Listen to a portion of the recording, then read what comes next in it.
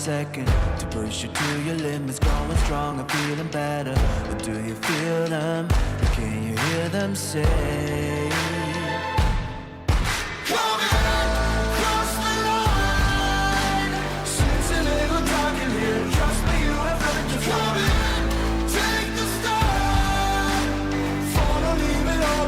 Welcome to the other side.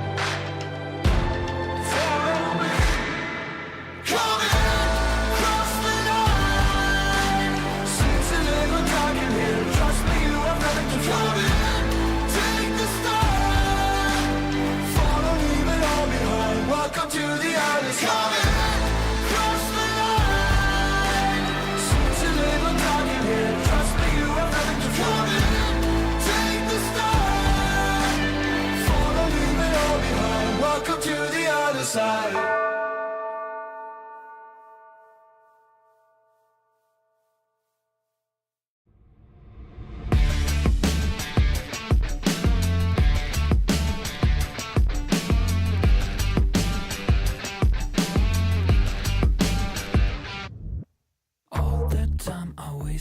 On something, growing up, I dreamed just nothing. Ooh, what are you? People talk loud, I get what they're telling me. I fucked up, but I didn't give a bit. Ooh, what are you? Hey, I gotta say, something's going wrong.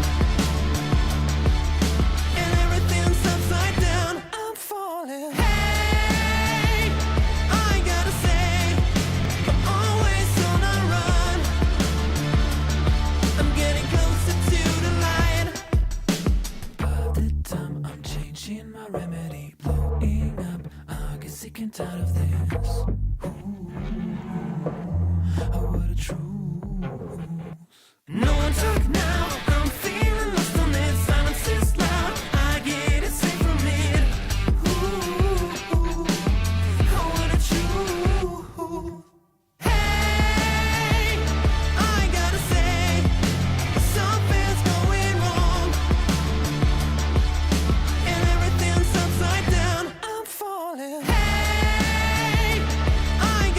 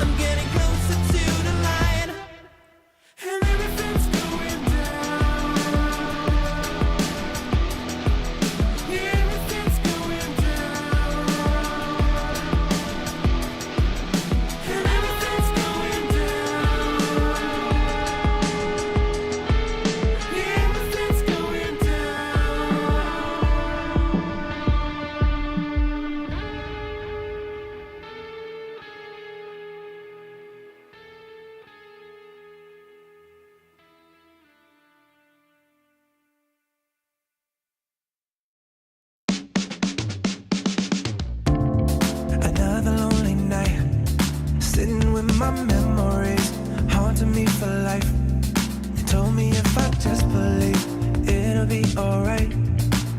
Do you believe it? Do you believe it? Yeah. Tell me honestly, do you really practice what you preach faithfully? It doesn't make you wrong or right. Judging me, how do you decide? How do you decide? Why you wanna lead with fear when you could go and lead with love? I'ma just stay right here, cause I can never give it enough. Hey pretender, come on, take me back down to the river and tell me all the ways that I'm a sinner. If I follow, will I be delivered? Am I delivered? Oh, defender, come on, take me back down to the river and tell me all the ways I should surrender.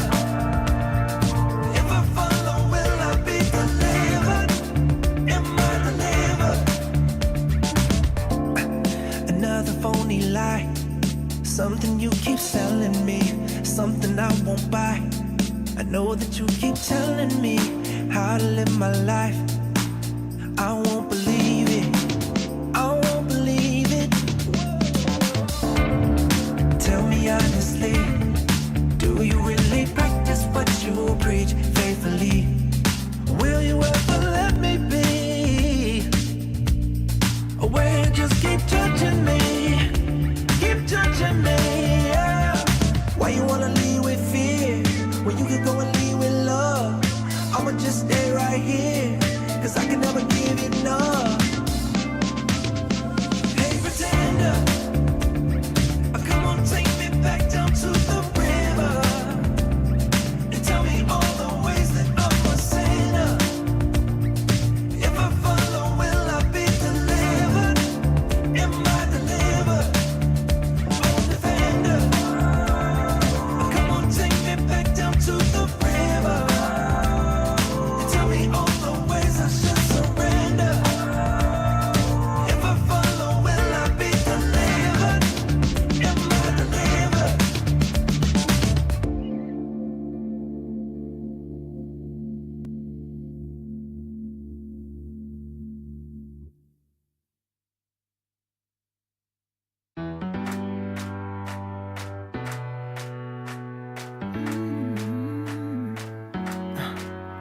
Am I wasting time? Cause I'm already gone. So long, can you stay the night? Cause you're the thing I want. I want. I know you're feeling different when you're stressed out, but even with no makeup you still stand out. Cause no one makes me feel the way you do now, like you do now.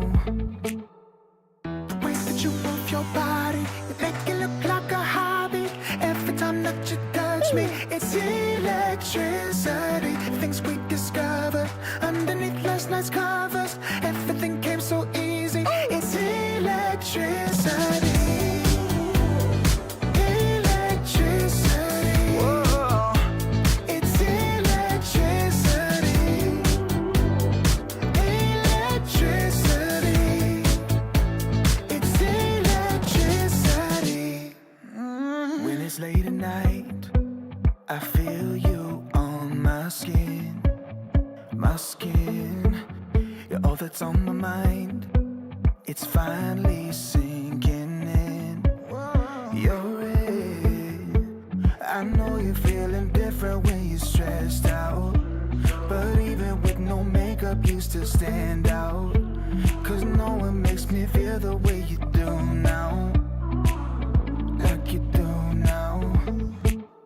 The way that you move your body, you make it look like a hobby. Every time that you touch me, it's electricity. Things we discovered underneath last night's covers.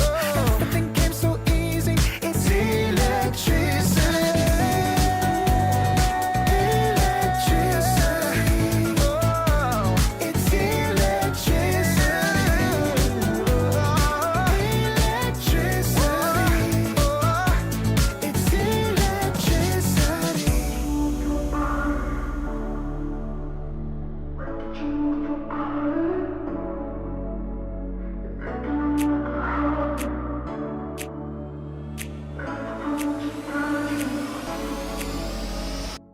that you move your body, you make it look like a hobby. Every time that you touch me, it's electricity. Things we discovered underneath last night's covers. Everything came so easy. It's electricity.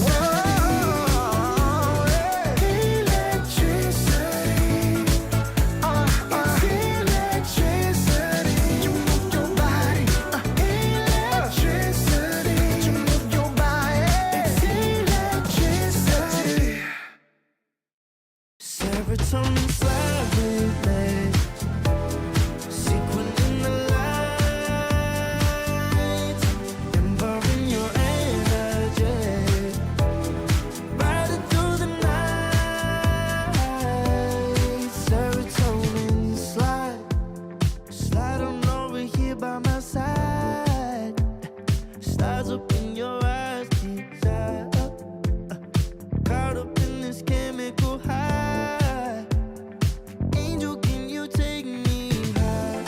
I'm on fire from the dopamine. You're all I need tonight. Promise I'll give you all of me, darling. Serotonin slide with me, sequin in the light, embarking your energy, riding through the night. Serotonin slide, slide, slide. Serotonin slide, slide, slide. Serotonin slide, slide up out of here like we're tired, but really we just about to get wired. Loving at the speed of light, your body I can help but admire.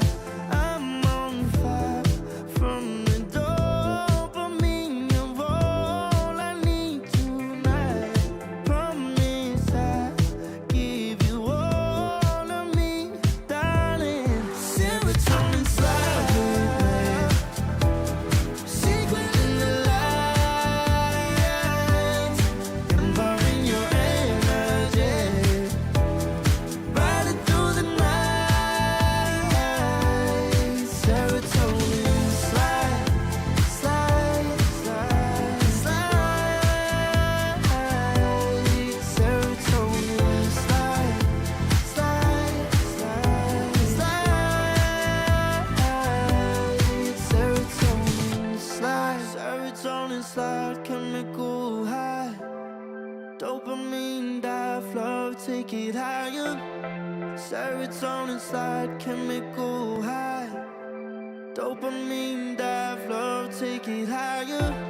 Serotonin slide, chemical high. Dopamine dive, love, take it higher. Serotonin slide, chemical high. Dopamine dive, love, take it higher.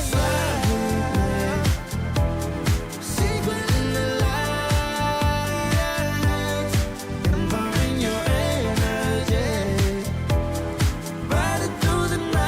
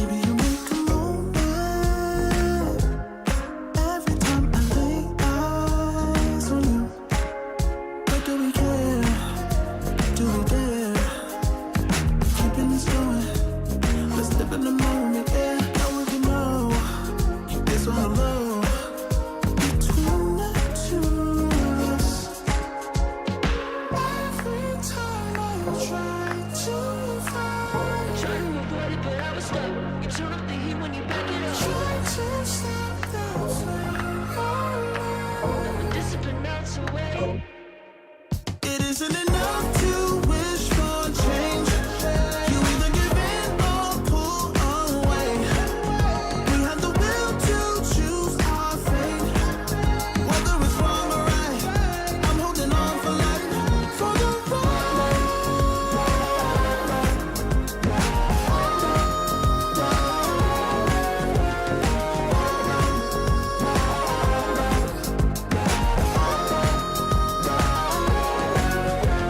Today we woke up, lying in a pool of shame.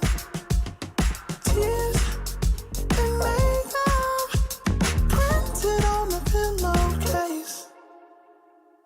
It's hard to apply restraint. I'm trying to stay away. It's so magnetic. Ooh, I gotta have it now. Let's keep it a private thing. I'll give you a secret name. Let's build a life on a lie. Every time I try to find, Try to avoid it, but I was stuck. You turn up the heat when you back it up. try to stop the flame your light. Discipline melts away. It isn't enough to wish for change. You either give in or pull away. We have the will to choose our fate. Whether it's wrong or right, I'm holding on for life, for the ride.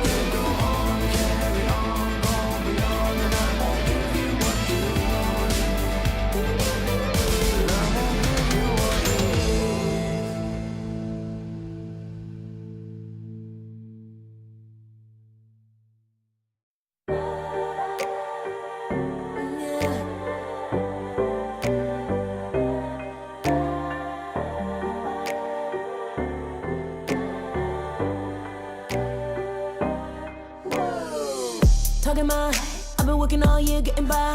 Looking for the high, taking all my time. Breathing in new life, feeling fine. Like I don't gotta be something society wants me to strive to be. Got my own energy. So magnetic in the spotlight. Shaping my own world with my own mind. Don't talk about me unless you alright. You gon' see I'm feeling real free, protecting my energy. I gotta protect my mind. I'm breathing in new life.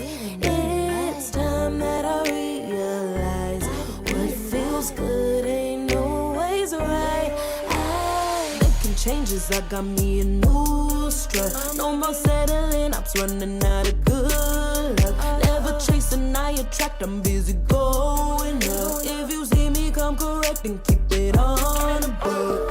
Get it, how I live it, that's the motto, how it goes. No more reaching in the distance, hit the lotto, I'm the one. Not denying myself anymore, I'm done with this. Sky is a limit, I'm living like widow. Energy, energy, energy. Feeling free. Energy. Gotta protect my mind. I'm breathing in new life. It's time that I realize what feels good ain't always right. I'm feeling good, feeling free. Feeling good, feeling free. All I need is me and my new energy. Feeling good, feeling free. Feeling good, feeling free. All I need is me and my new energy. Feeling good, feeling free. Feeling good, feeling all I need is me and my new energy.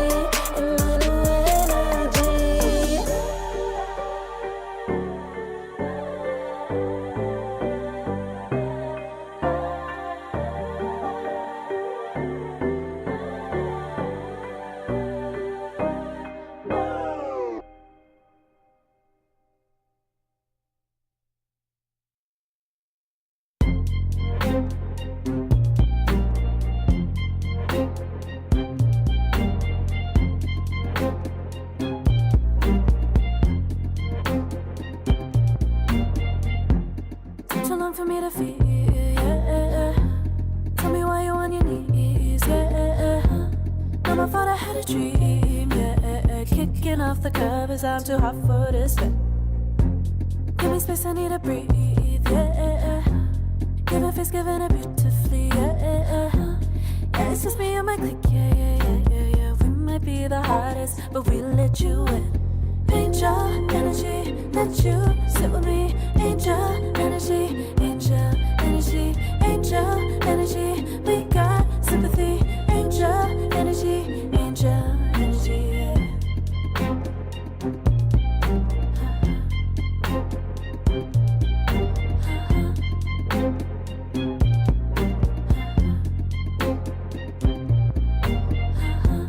Take the time to breathe and rest. Let yourself. Good morning, folks. Welcome to another beautiful day of Dota as we get into another closed qualifier here, Wagga. It's ESL One Bangkok, and we're covering Western Europe. Some exciting teams in the pool here. Yeah, we're definitely blessed. We got some real fun showdown here because we have both Tundra, Liquid, Gaming Gladiators all finding themselves here fighting in the closed qualifiers with only 2 spots to take. And of course, they're not alone, Gareth. We got Avalus, Panitzi are here, OG, Mouse, and Zero. Tenacity is sort of the up-and-coming team here to keep an eye on. They're a little mix of some known players, but mixed from all over the place. Yeah, I mean, super exciting, right? Thinking about, so ESL One Thailand, 12 teams, not the kind of, extended 16 or more that we get in some of the bigger tournaments, so a little bit smaller with that pool, which means, like you say, you've got Liquid, Gaming Gladiators, Tundra in the closed qualifiers, because the invited teams, all the teams that did well at the last Dream League, Falcons, BetBoom, Team Spirit, and Paravision, the 4 invited. And it's fun you say only 2 slots for Western Europe, because we're used to having 3 or 4. 2 slots for Western Europe and then 1 for each other region as well. It's going to be a really tight qualifier no matter what region you're in. Definitely. But, we need more slots here in Western Europe. It's just so high level. So I'm excited for the level of Dota the teams are going to bring. What are we going to see? Of course, this is, as we mentioned, 2 slots qualifier. So if they get knocked out here in the first best of 3, then they still have a shot. There's that lower bracket to go for the second qualifier slot, of course. Yeah, and our first series up should be starting in a couple of minutes. We'll get the draft ready as soon as that's up and running. Tundra, I mean, we kind of know this team, right? They're a known entity. We've seen them before. They've done very well over the past couple of years. A little alteration to their roster, now looking at this Nightfall, Lorinov 3-3, Saxa, and Whitemon setup. Had some pretty good times recently, but I think my eyes in particular, like you say, kind of up and coming, rising team is this Zero Tenacity side, because just looking at their roster and the flags on Liquipedia, that's already an interesting little factor. Yeah, for sure. Yeah, they're bringing some South America flavor together with Europe here, and we'll see exactly how they're going to mesh together. We've seen, a lot of mix between players joining in from different regions before, but this is a fairly new team for this. They came in through the open qualifiers, so they're one of the qualifier teams in the qualifier here. And they go up against the big dogs immediately. I think Tundra, they're a scary opponent, especially with the addition of 33. They're going to have to focus a lot on him. He's always a standout player, and we'll see how much they're going to tailor the draft to that as well, as we're going to get into the game soon. Oh, absolutely. Yeah, we'll get those picks and bans up shortly. And yeah, Zero Tenacity on a bit of a tear, a bit of a hot streak recently, going through these qualifiers, winning all the games, obviously. We got a bit of momentum, a bit of, a morale boost there, just heading into these closed quals, which, like you say, against the bigger teams can be a bit more of a hurdle. But Zero Tenacity, the roster, Dad and Theolacor, the 2 South Americans from Peru and Brazil, respectively. Then we've got Stoikov from Macedonia, who was recently playing in kind of, I don't know if it's NASA mixed team, Leviathan. And then we've got Mixer and LeBron. LeBron, of course, that experienced player we've known and loved over the past decade or so in Dota. And Mixer, kind of a new one to me, but I've seen some talk on Twitter, reaching pretty high levels of MMR. Yeah, definitely. He's reached 14K, of course. We've seen a lot of MMR inflation sort of this year. A lot of people hitting new highs with the double downs and all that. But definitely he's up there. He's one of the higher ranked players in Europe, playing out of Serbia, of course. But yeah, between him and his Serbian friend LeBron, the two of them, gonna have to represent here. LeBron bringing a lot of experience, but I think Theolacor also bringing tons of experience to this team. Yeah, I mean, most recently playing with Shopify Rebellion. He's played on a bunch of South American teams, from the kind of Brazilian squads in Midas Club and SG through to No Ping, Hokori in those kind of mixes with some Peruvian players as well. Yeah, definitely a player to look out for, and he's got some of those signature heroes which can be very annoying. His Rubik, his Mirana, stuff like that were always very irritating.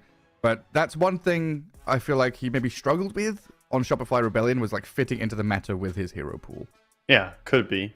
Could be that was, a problem for him then, and now to bring it into a new team, you have a new chance, and this is a patch, though, that we've been on for a while. The meta is pretty figured out, so the question is, how well can you utilize what is available? Let's bring it back to the draft a little bit here and what we have in front of ourselves.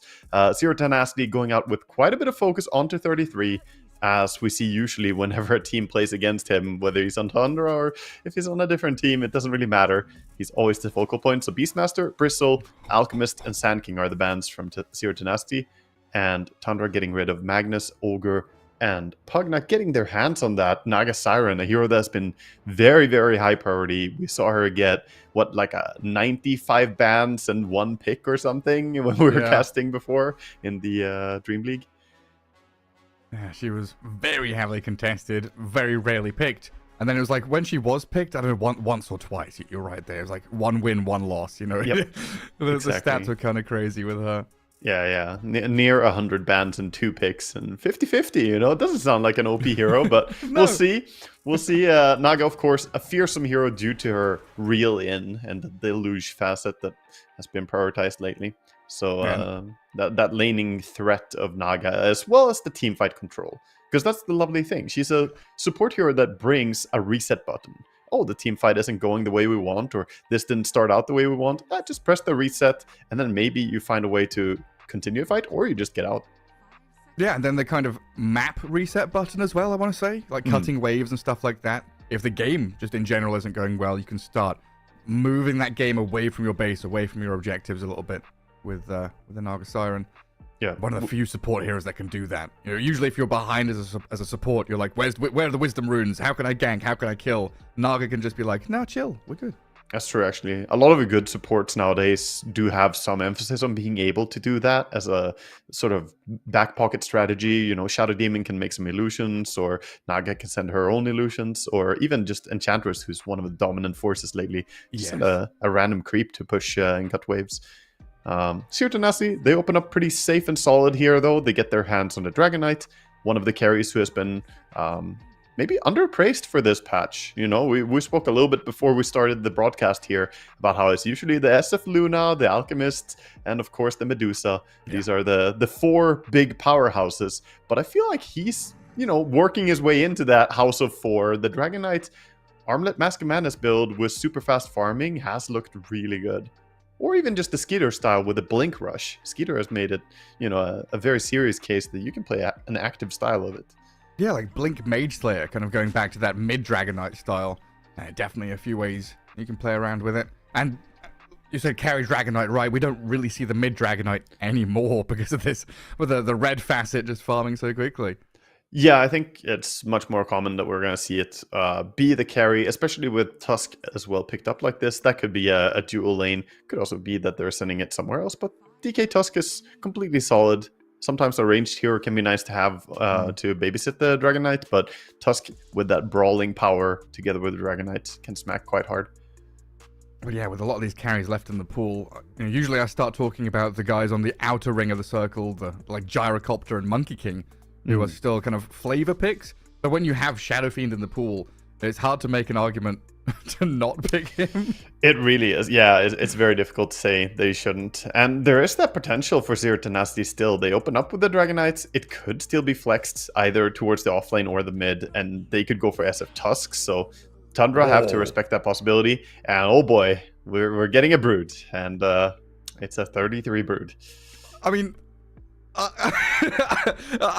no matter what era of Dota you're from, if you started watching, you know, in 2012 or 2022, you see a Naga and a Brood, shivers go down your spine. The opening of this draft is disgusting. You just know it's going to be annoying.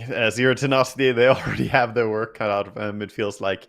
I also like how picking Naga made Brood more acceptable to pick, because Naga is a great hero against Brood. The song is fantastic for catching her. The end snare is great against her. So you took away one of the good supports for dealing with her. And now look at all the control they're substituting in the control here in the support slots, since Brood is a low teamfight control hero. So if it is indeed an offlane Brood, she doesn't bring that usual teamfight aspect of, hey, I'm the big spellcaster bringing something to control the teamfight. Now you have Dark Willow doing that instead, along with Naga. And, I mean, correct me if I'm wrong, from what I remember with Brood recently, it's been this Orchid build, right? Going for like kill threat? There are many builds right now that are being used, but yeah, Orchid it's sort of always been an option, and rushing Orchid, if you get it early, can be a devastating impact. If you take over the map using it, you usually just get the tier 2 tower for free. And seeing a Phoenix on the enemy team as well, that could be more incentive to go for Orchid, since Silence is so good against Phoenix. But I was thinking like magic damage into the Dragon Knight, try and like bypass his armor a bit. It's good, but we've also seen some other stuff, just straight up pipe rush on Brood, you know, the style from Ace playing a Brood Mother with more aura builds and Bracers, pipe, woohoo! Yeah, exactly, the old universal tank meta that we were doing then. But there are many different avenues you can go into. You can even go for some form of fast hitting like Echo or Diffu build. It really comes down to how they're going to finalize the draft, if they want her to take more of a carry aspect, or if she's going to bring that team fight control. Looking over to Zero Tenacity, though, having the Dragon Knight, the Tusk, and the Phoenix. They have great attack speed slow with Tusk and Phoenix in the same team. So auto attacks are going to be difficult to get out there with Tusk's Aura and the Phoenix Spirits. Yeah. Would you argue Phoenix is kind of locked into position 5 and Tusk is now looking for a lane partner? Yeah, I think so. And that definitely might just be it as well. We might see Tusk Visage pairing up and just have Phoenix 5 keeping the Dragon Knight happy. Could very well be how they want to run this. And Visage is a fantastic hero to have in this patch as well. He's been looking very strong, especially with that death toll facet, getting extra gold for every kill. You can really scale up quite quickly on him. Yeah, so some potentially strong, threatening lanes from Zero Tenacity here. And maybe that threat of early First Blood as well. Because we were casting that game, right, where the Visage... It was like off-lane Radiant Visage, and he went into his safe lane to look for First Blood. He kind of tri-laned it and looked for this early gold advantage. Yeah, and he got quite a bit as well in that game, if I recall correctly. The Death Toll can give you so much. Storm Spirits coming out here, a good catch hero and something to set up and initiate these fights. Because they had good resets and some good crowd control, but they don't have that single turret lockdown yet. A great way to get onto the Visage. Phoenix, magic damage against DK, and now banning to protect the Storm as well. He's a good hero to play around the Tusk and the Phoenix as well. They're heroes that don't bring any silence. Tusk has some stuns, but they're very telegraphed. It's very hard to lock down a Storm Spirit as a Tusk. You can just zip through your snowball on the way to him, and it misses. So if he hits a good timing here on Storm, he might be enjoying the field for sure. Bans coming out as well. Here's Zero Tenacity. Do not want to see a Medusa. That makes a lot of sense. Would have been a great hero against them.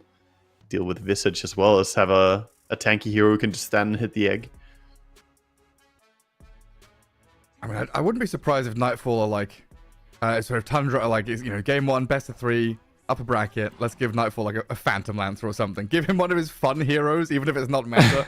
Having fun? Current patch? Just freaking go wild. Yeah, there's serious options like Shadow Fiend out there. How dare I suggest it? Yeah, how dare you? I mean, we have both Luna and SF still in the pool, so they are both definitely being considered right now for Tundra, and we'll still have yet to see what Zero Tenacity want to do with the Dragon Knife. It's gonna be carry. We're still assuming it is. So Tundra as well, assuming so. They banned out the puck, and because they have last pick, right? Could Zero Tenacity? Can you still like Huskar the Storm mid? Is that still super bad for the Storm Spirit? The Huskar is very good against Storm, but Storm is one of those heroes, even if you shut him down, like a level 3 Storm can jungle. Level 2 Storm can kind of jungle. You know, he's one of those heroes where even if you do destroy him in lane, he can fall back on stuff. I just get flashbacks anytime I see a destroyed Storm to, Sumail, TI5 days.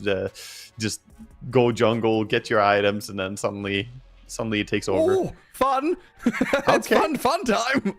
It is fun time. It could also mean that this is offlane TB and carry Brood. Because offlane TB has been on the rise lately. It is one of the hottest offlaners right now of this patch, Gareth. It is what people are doing. And carry Brood is definitely a serious threat as well. The flex. The Brood/TB flex. Sounds awful, dude. It's 3-3, so like... I don't know. I would argue that it's Broodmother offlane, but he should be also right. Yeah, it depends how innovative 3-3 feels. If he wants to be part of this rise with the Terrorblade, if he has been practicing it, or if he just wants to play his comfort zone. His Brood is fantastic, so makes a lot of sense to just let him play it. The Stoikov Ember Spirit. Oh, they're debating. Classic. They're waiting. We're picking. We can see the players haven't locked in yet. They're actually considering the TB. it. No, you play the TB. They're doing some rock, paper, scissors right now for who gets to play the Terrorblade and who has to play the Brood. 3-3 will get the Brood, it looks like, so Nightfall's on that Terrorblade. Goodness gracious me. What a world we live in. Well, Tundra, you said it early on, the support's kind of picking up the slack in terms of teamfight control and catch.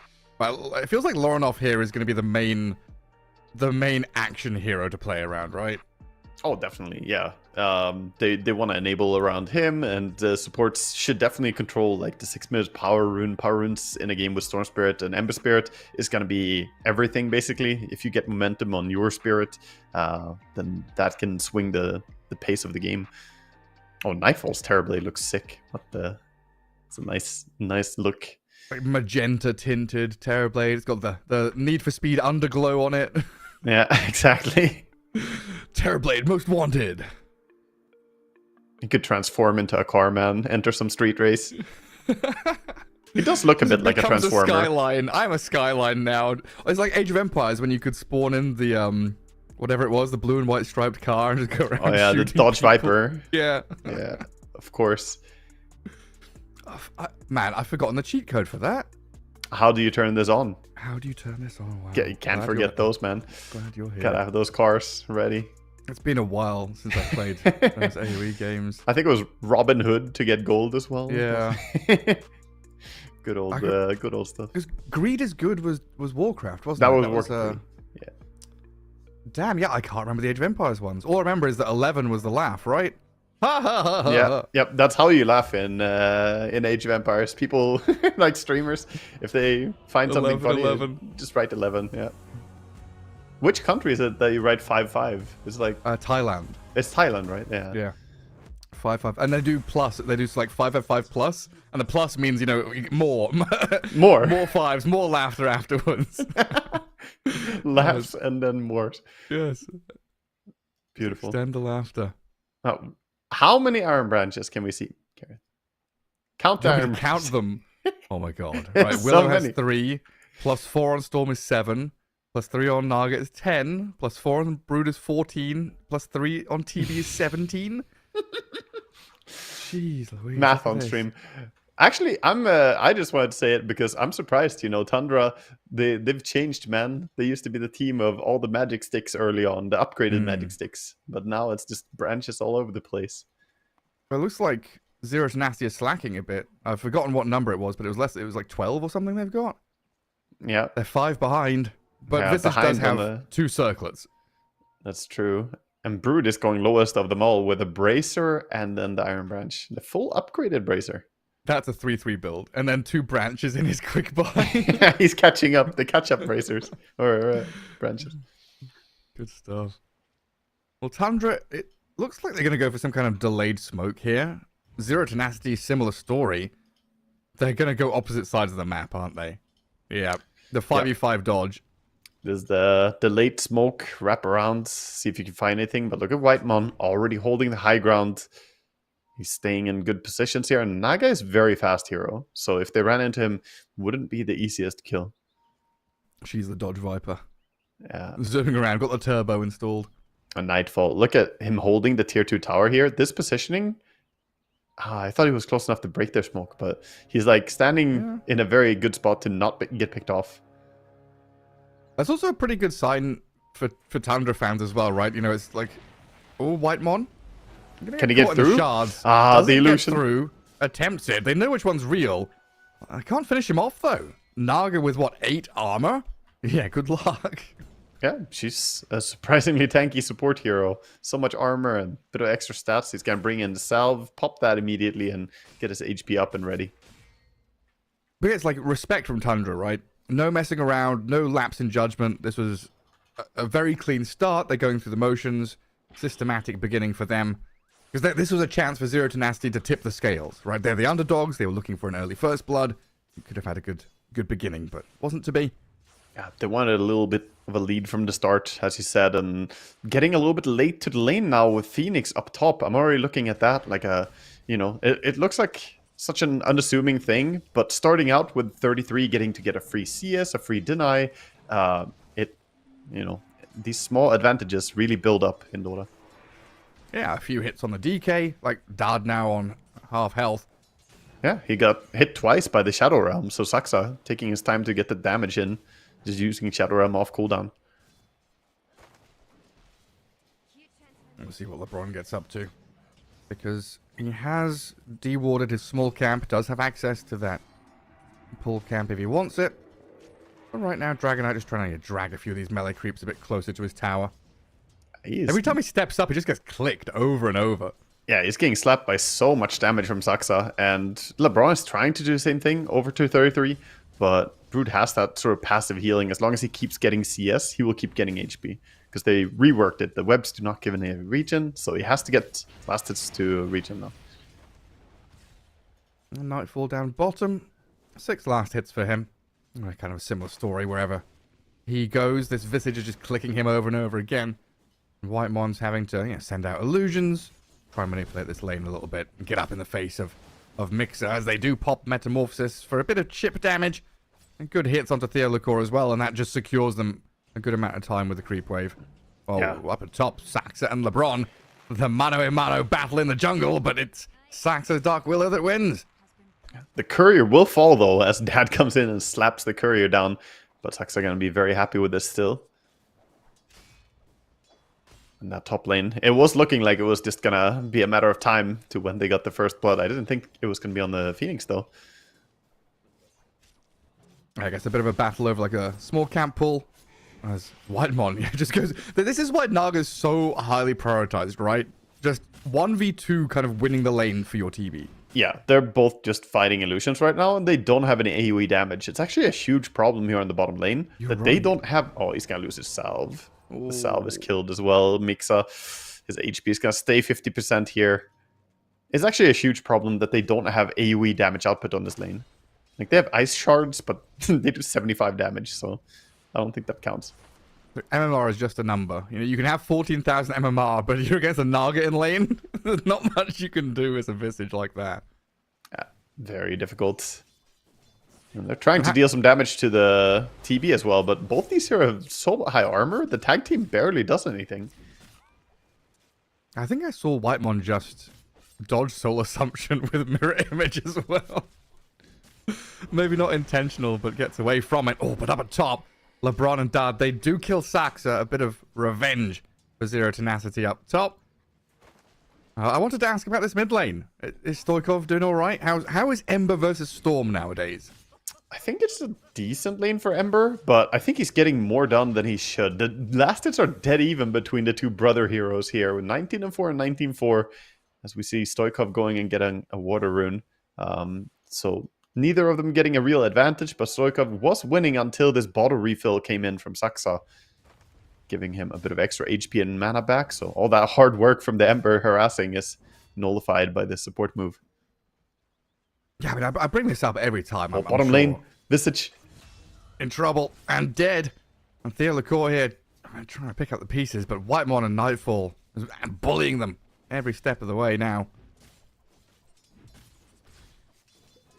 Yes. Every time I see this Ember versus Storm matchup, I don't know what, my brain immediately like clicks to the stream clip of Weeha and Eternal Envy talking about it. Right. And I can't remember which way around it was, but one of them said, Ember Spirit wins this. All I have to do is slight dodge your Remnants. Yeah. And then they went and played it in the 1v1, and it's like Remnant has 4-second cooldown, 3-second, whatever, and Sleight of Fist is much longer. And it's like, no, that's not how it works. And now you've got Static Slide. Is it harder? Yes, it's much harder to avoid getting continuous damage onto you, and that's why you see Loranov actually going for a 3-point static Remnant build here on Storm. No point in the Vortex yet. So he's just spamming that Remnant onto him. We can see taking one right there.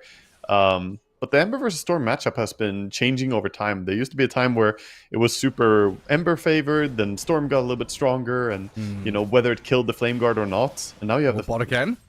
Nightfall took a lot of damage from that Soul Assumption, and another one's coming, but he pops the wand. Raindrops were there to help him out too, and Whitemon chases Mixa in trouble.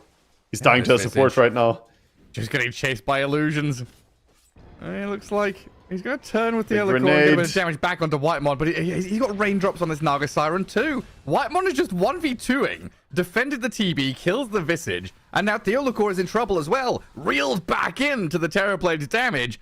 Oh, they can't quite finish him, but it's a bit of a disaster in that bottom lane for Zero Tenacity. Definitely a disaster. I was going to say as well, 1v2ing, and while you said that, his only stuff he had in inventory was a Raindrop and 2 Iron Branches, and he was just fighting, He used his Blood Grenade already.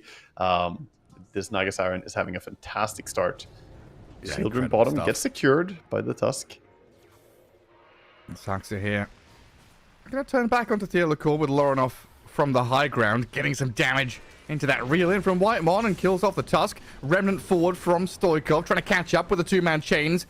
Saxa in trouble. Mixer trying to finish the job and should be able to. Stoikov's getting healed up by the Sunray, and the Storm Spirit can't take him down, so a 1-for-1 on the supports. Decent double bouncer in here as well for Loranov, so he's going to get himself his resources filled up again. But this is time that Visage had to, spend not being on lane. He's level 3.5 right now. Doesn't really have a home against the level 5 Terrorblade now. Lane is looking more than rough. A 7-minute Wisdom is coming up, and Naga, he's eyeing it. He's eyeing Visage first.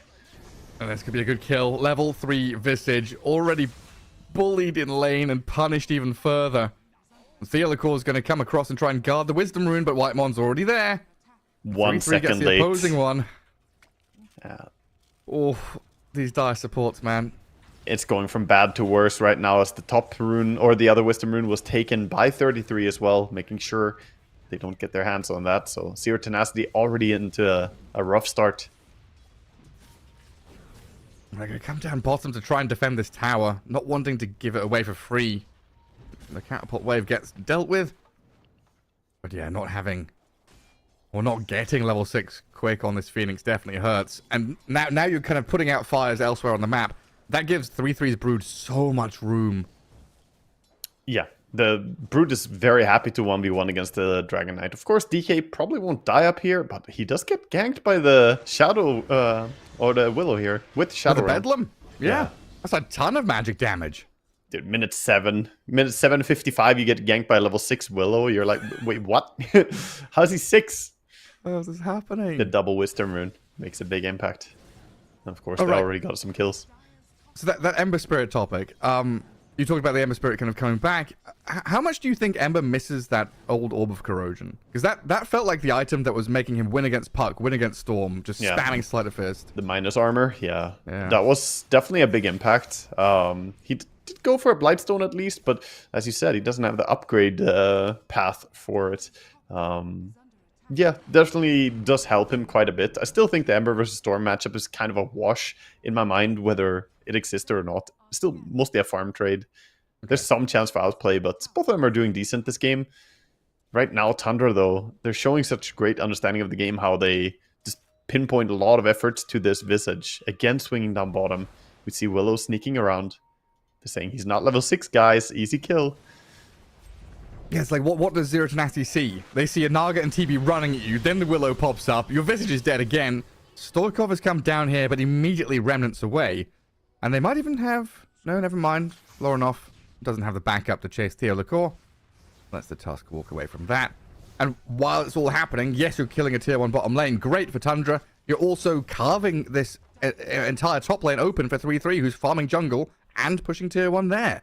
Yeah, he's getting so much gold, focusing on just killing neutral camps right now. The tower will fall eventually. It's all about speeding up his farm. And he's actually dead even with the Dragon Knights as well, but DK not going to be able to hold on to his tower, like you said. He's eventually going to fall here. Man, level 4.5 Tusk, minute 10. It's just suffering, man. Yeah, they need both the ultis. Phoenix still needs his. Phoenix is the higher level of the dire supports here. Actually, pretty high level for not getting a single Wisdom Rune. Almost level 6. And they're trying to run at this Storm Spirit. And they might just have him here with the chain stuns. Well executed from Zero Tenacity to pick off Loranov. And Whitemon might have walked into the wrong neck of the woods as well. 5-man rotation from Zero Tenacity to try and reel this game back into their hands a bit. That's a great read, though. The game is getting hard. Things are slipping out of control. What do? 5-man Dota. Look for a big kill. Kill the enemy mid. Absolutely amazing that they caught the Storm there. Didn't think they was going to get caught by just a level 1 Searing Chain, but they were close enough. Got there in time with the chain stun. Snowball was on point as well. And now we're looking at this kind of turning around a bit. That situation where Phoenix is now level 6. No longer completely doom and gloom. But that's the first move of many that need to come. They smoke to top. They want the Broodmother. With the Phoenix ulti available, could maybe bring him down, but Visage doesn't have the birds. And getting this slight chains is like impossible. And Whitemon is there to save. He's level 6 now. This is not happening anymore. Oh, hello there. Let's sees all of them coming. Song of the Siren. Oh, Supernova gets used. Whitemon, he's burning. does get the distance for now, reapplies the song, gets out of range of the egg. Very well done. They dive forward, but now you're into the arms of Saxa and 3-3, who could turn onto LeBron and kill off the Phoenix. Down he goes. Stoikov has to bail, and Mixer going for the TP, but it's optimistic as the Terrorizer's there. Saxa cancels it, gets the kill, keeping Whitemon alive and turning on that. Gareth, we have issues right now. The Visage is about to be half the level of Broodmother. Oh. The level 5 against soon-to-be level 10 Broodmother. This offlane could not have gone worse for Zero Tenacity. And Stoikov at least gets away from the net. But yeah, you see the radiant dots on the map, right? 4 heroes swarm into that top jungle. You're cutting all of the options here out of Zero Tenacity's pockets, and Ember Spirit having to run away from the jungle, being hunted by the 2 supports. Is he all right? They may have overextended Still a bit, being though. run at here. Saxa gets taken down. A good reaction from Zero Tenacity. You know, Stoikov screaming, help, come on, they're diving me too far. Yeah, definitely going deep for that. Looking for a kill on the Ember. Gonna fall, and that's a little bit of a swing back, at least, for Teal'c and the boys here. Teal'c sitting at 1,000 gold on his tusk, so wants that Blink Dagger so they have some more way of catching the big kills. Storm, Brood, these elusive heroes. Not gonna be easy to gank without it. Silver lining, this Dragon Knight not doing too poorly. Has Armlet getting pretty quickly into his Mask of Madness. That's Drum's Echo Saber on the Brood coming out. Yeah, so exactly, going back to the Brood topic there, I wanted to just touch on that. You know, many different item builds available. The drums makes a lot of sense. Early, really good for buffing your Spider Army, also to buff up the rest of your team. And the Echo Saber does signal he's going to go for a right-click build. And they jump the DK. Lorinov poking his head out into this bottom lane. Saxa steps up with the Terrorblade as well, and Nightfall can start unloading damage onto Dard. Dragon Knight dropping lower. Tanky fella gets back behind his tower, but in comes the rest of Zero Tenacity to blow up Saxa and Whitemon. They kill the 2 supports. Dragon Knight did die in the end, it looks like, to a Whitemon illusion or something. A ton of people coming down here, so all the attention is down on bottom lane right now, but Tundra are not in a position to really punish it up top. They are going for the mid tower, however. Storm and TB wasting no time. Wait, that fight recap is wild, actually. Like, you lose your DK, kill 2 supports, you come out doubling that net worth swing. Yep. Well, every single kill matters so much when you're behind. I keep harping on it, you know, feed away a single kill, it can give a big swing. Better prodding on the Ember Spirit mid, but Searing Chains on 2? Trying to find some kind of reaction they can elicit from Zero Tenacity, losing their Naga. Yeah, a little bit late on the attempt to song there. She tried to get it off at the end, but couldn't really get it before it was too late. It looks like the name of the game really is group up and play. Get around this Visage, push some towers, get some gold in your pockets. Yeah, they lost the tier 2 top though, the Broodmother getting the better trade. So sure, tier 1 mid goes down, but tier 2 tower opens up a lot of things here. They can start taking over the outposts and threaten to go high ground even with the Brood if any move is too far out. Whose job is it to deal with the Brood?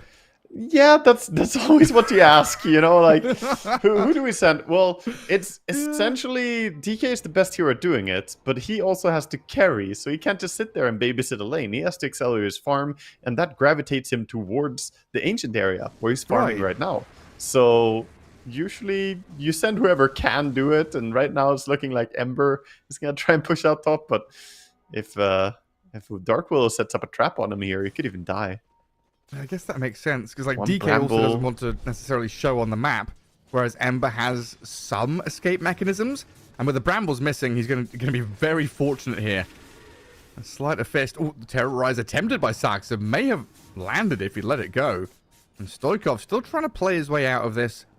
It looks like he's got enough up his sleeve. He did kill the spiders as well. The Mage Slayer dealing some extra damage as well, and double sleight, using it twice there. Spiders do go down.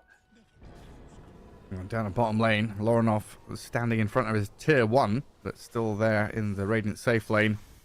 Catapult wave with Visage and Tusk approaching, but that Observer Ward in behind them near the river entrance sees this time top. everything they're doing. Ember got caught. One Bramble connects, and that's all he needs. Follow up with the Terrorize. Ember cannot leave. So done by that's the Saxa. dangerous part. You send the Ember, but he's not really the man who's best equipped to push out here. This did give some time for the DK to farm. He's looking to buy a BKB and then a Blink, but they might need Blink before this, Gareth.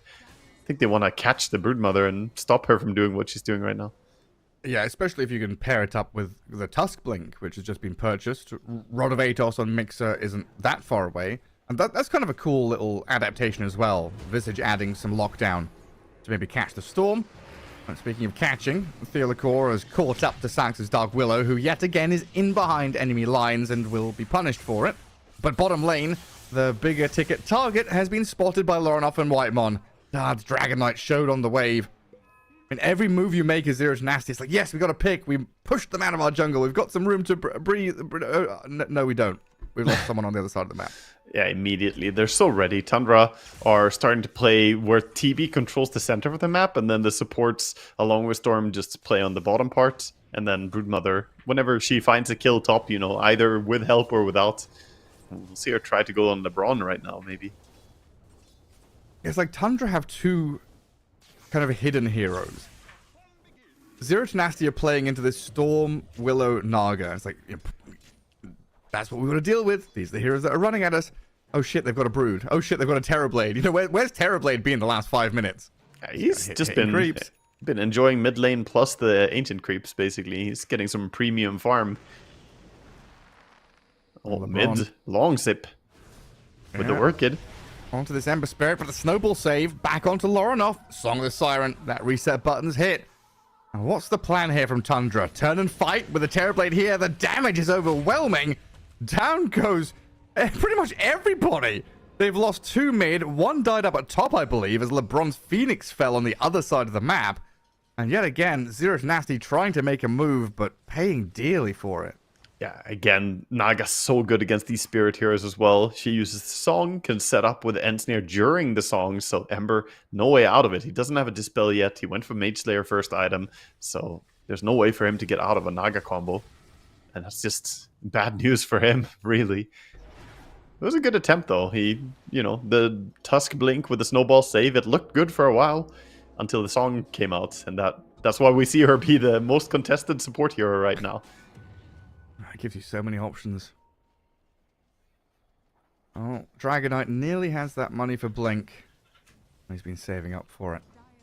Yeah, he is falling behind a little bit in farm, though. He's sitting about 2,000 and then some gold behind here. Broodmother actually leading the way, dominating the top part of the map so hard. Just TP away. There we go. High ground vision. See what's coming.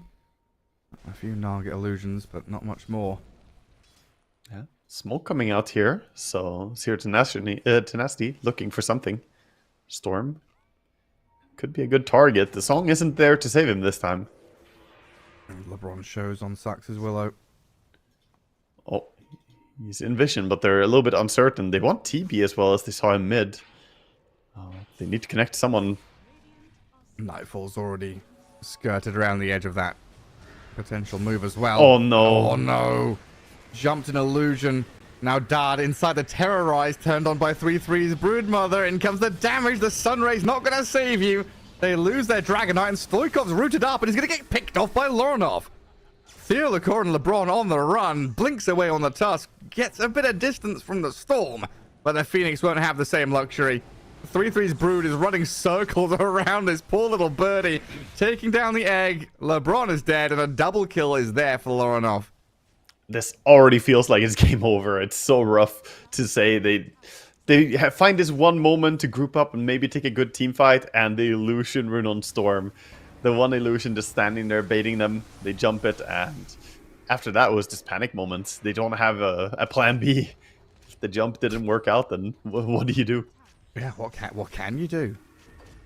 Down 15k. All your towers are crumbling. Tusk is considering stealing some Wisdom Rune, but actually we see Dark Willow going back to defend it, and he thinks better of it. I think he's gonna run away. Yeah, maybe realizing he's not fast enough. Yeah, so again, double Wisdom Rune. Was that all the Wisdom Runes? Did any Wisdom Rune go the way of Zero Tenacity? They got very one. good question. Yeah, okay, they got one. They got 1. Yeah. Of 6? Yes. Owie. Yeah, it's painful. The experience lead is pretty brutal this game, not just the golds. It's not often we kind of look at that. 16 levels. But it's minute 21. Yeah, it's I mean, you have a level 17 brood out there. The supports right now are level 13 and well, almost 13 and 13 right now on the side of Tundra, and the highest level on the side of Zero Tenacity is level 13. So Willow is higher experienced than everyone on Zero Tenacity. That hurts. That describes the story of this game pretty much. And it all goes back to that laning stage, right? The bottom lane. Naga solo won that lane pretty much. Yes, TB is a strong laner, but he didn't need to be. That could have been any carry, I think. And Naga would have done the same thing to that Tusk Visage lane. Oh, we got to a point in the draft where I'm saying, let's pick a Phantom Lancer, you know? Yeah, they had the luxury of slotting in whatever carry they felt like, for sure. Have some fun. Well, Theolical looking for some fun up top. The Invis rune. Lurking and looking for Saxa. A pretty tanky Willow. He didn't snowball stun her. Hiding in the I Shadow get her Realm, but he's dead in the end. Yeah, the Sunray doing a lot of damage, just burning her down. But meanwhile, whenever you do anything anywhere, Spider runs out of nowhere and hits your buildings. And as soon as that glyph is over, 3-3 in Nightfall. Oh dear God, the damage. Straight up to the high ground again. Illusions and Spider. They're going to lose a lane of barracks here, huh? Yeah, this is fast. This is falling so rapidly. I mean, the melee, maybe not the ranged. He's popped meta. Okay, Nightfall. Nightfall wants to go for an early lunch or something. He's like, let's get this over and done with. Yeah, Stages. He knows he can go here. What are you gonna do to him? Right now, you don't have an answer. Slowly spamming down. They jump the Broodmother. The 3-3 very tanky. They've got a big Sunder on a Dart's Dragon Knight. Trying to finish him off. The Sunray, a bit of covering heal. Not enough. DK dead. 3 heroes gone. GG called.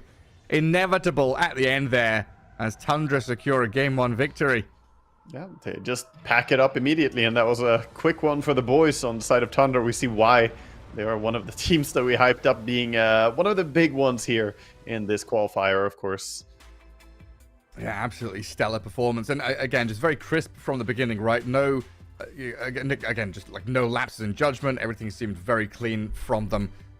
With that kind of delayed smoke, scouting things out, making sure no one died to first blood, and then laning this Naga Siren. You kept talking about it because it was such a key element. Naga is so highly contested in terms of just being permanently banned. This is a good showing why. Yeah, definitely. I'm surprised looking at the stats after the game. By the way, 33 ended the game with 0 deaths, but also 0 kills. He actually didn't kill any hero. He had 11 assists on his brood.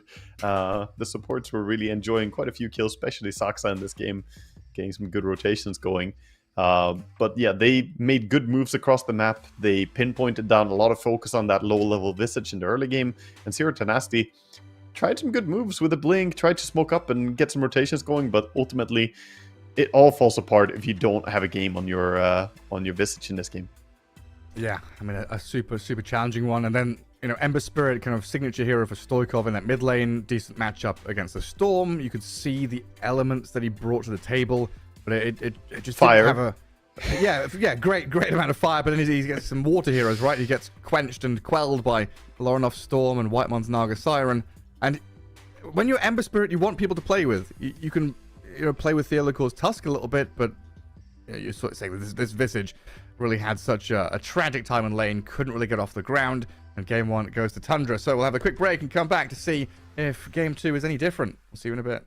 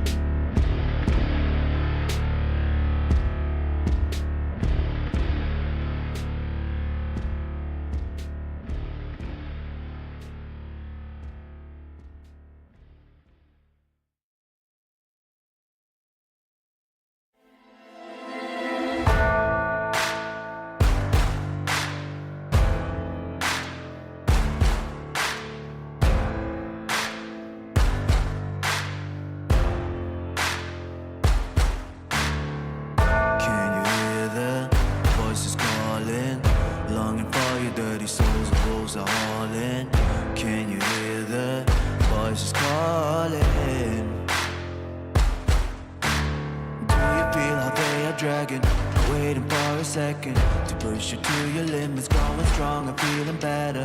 But do you feel them? Can you hear them say?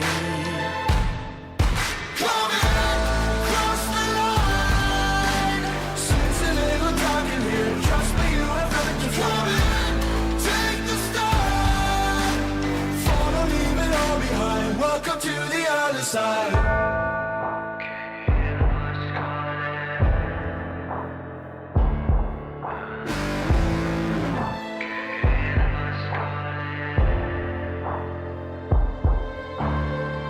Do you feel how they are dragging?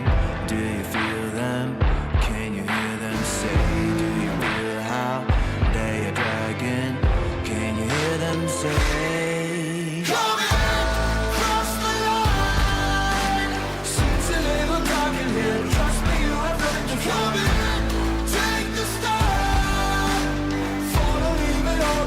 Welcome to the other side.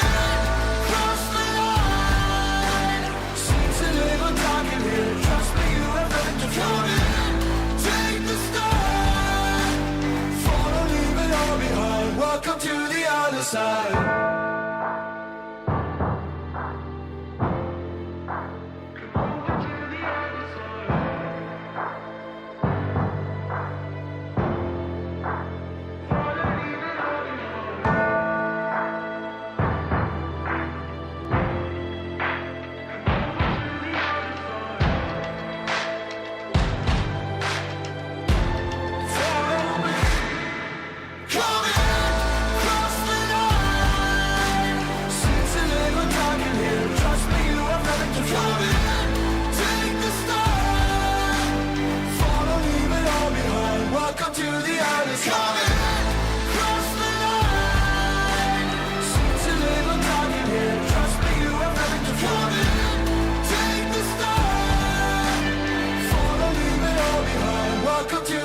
Side.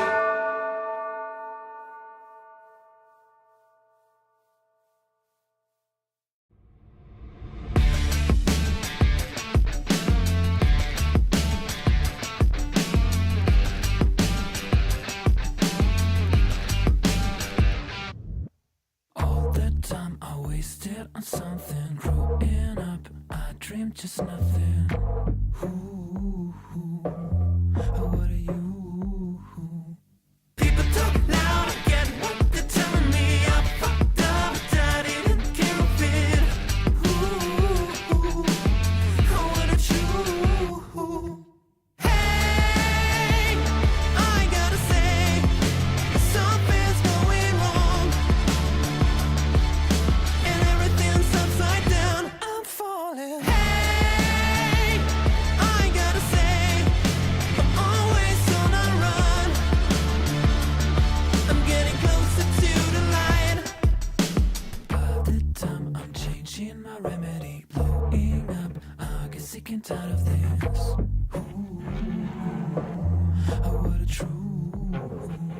No one talk now, I'm feeling lost on it. Silence is loud, I get it safe from it. Ooh, what a truth. Hey, I gotta say, something's going wrong,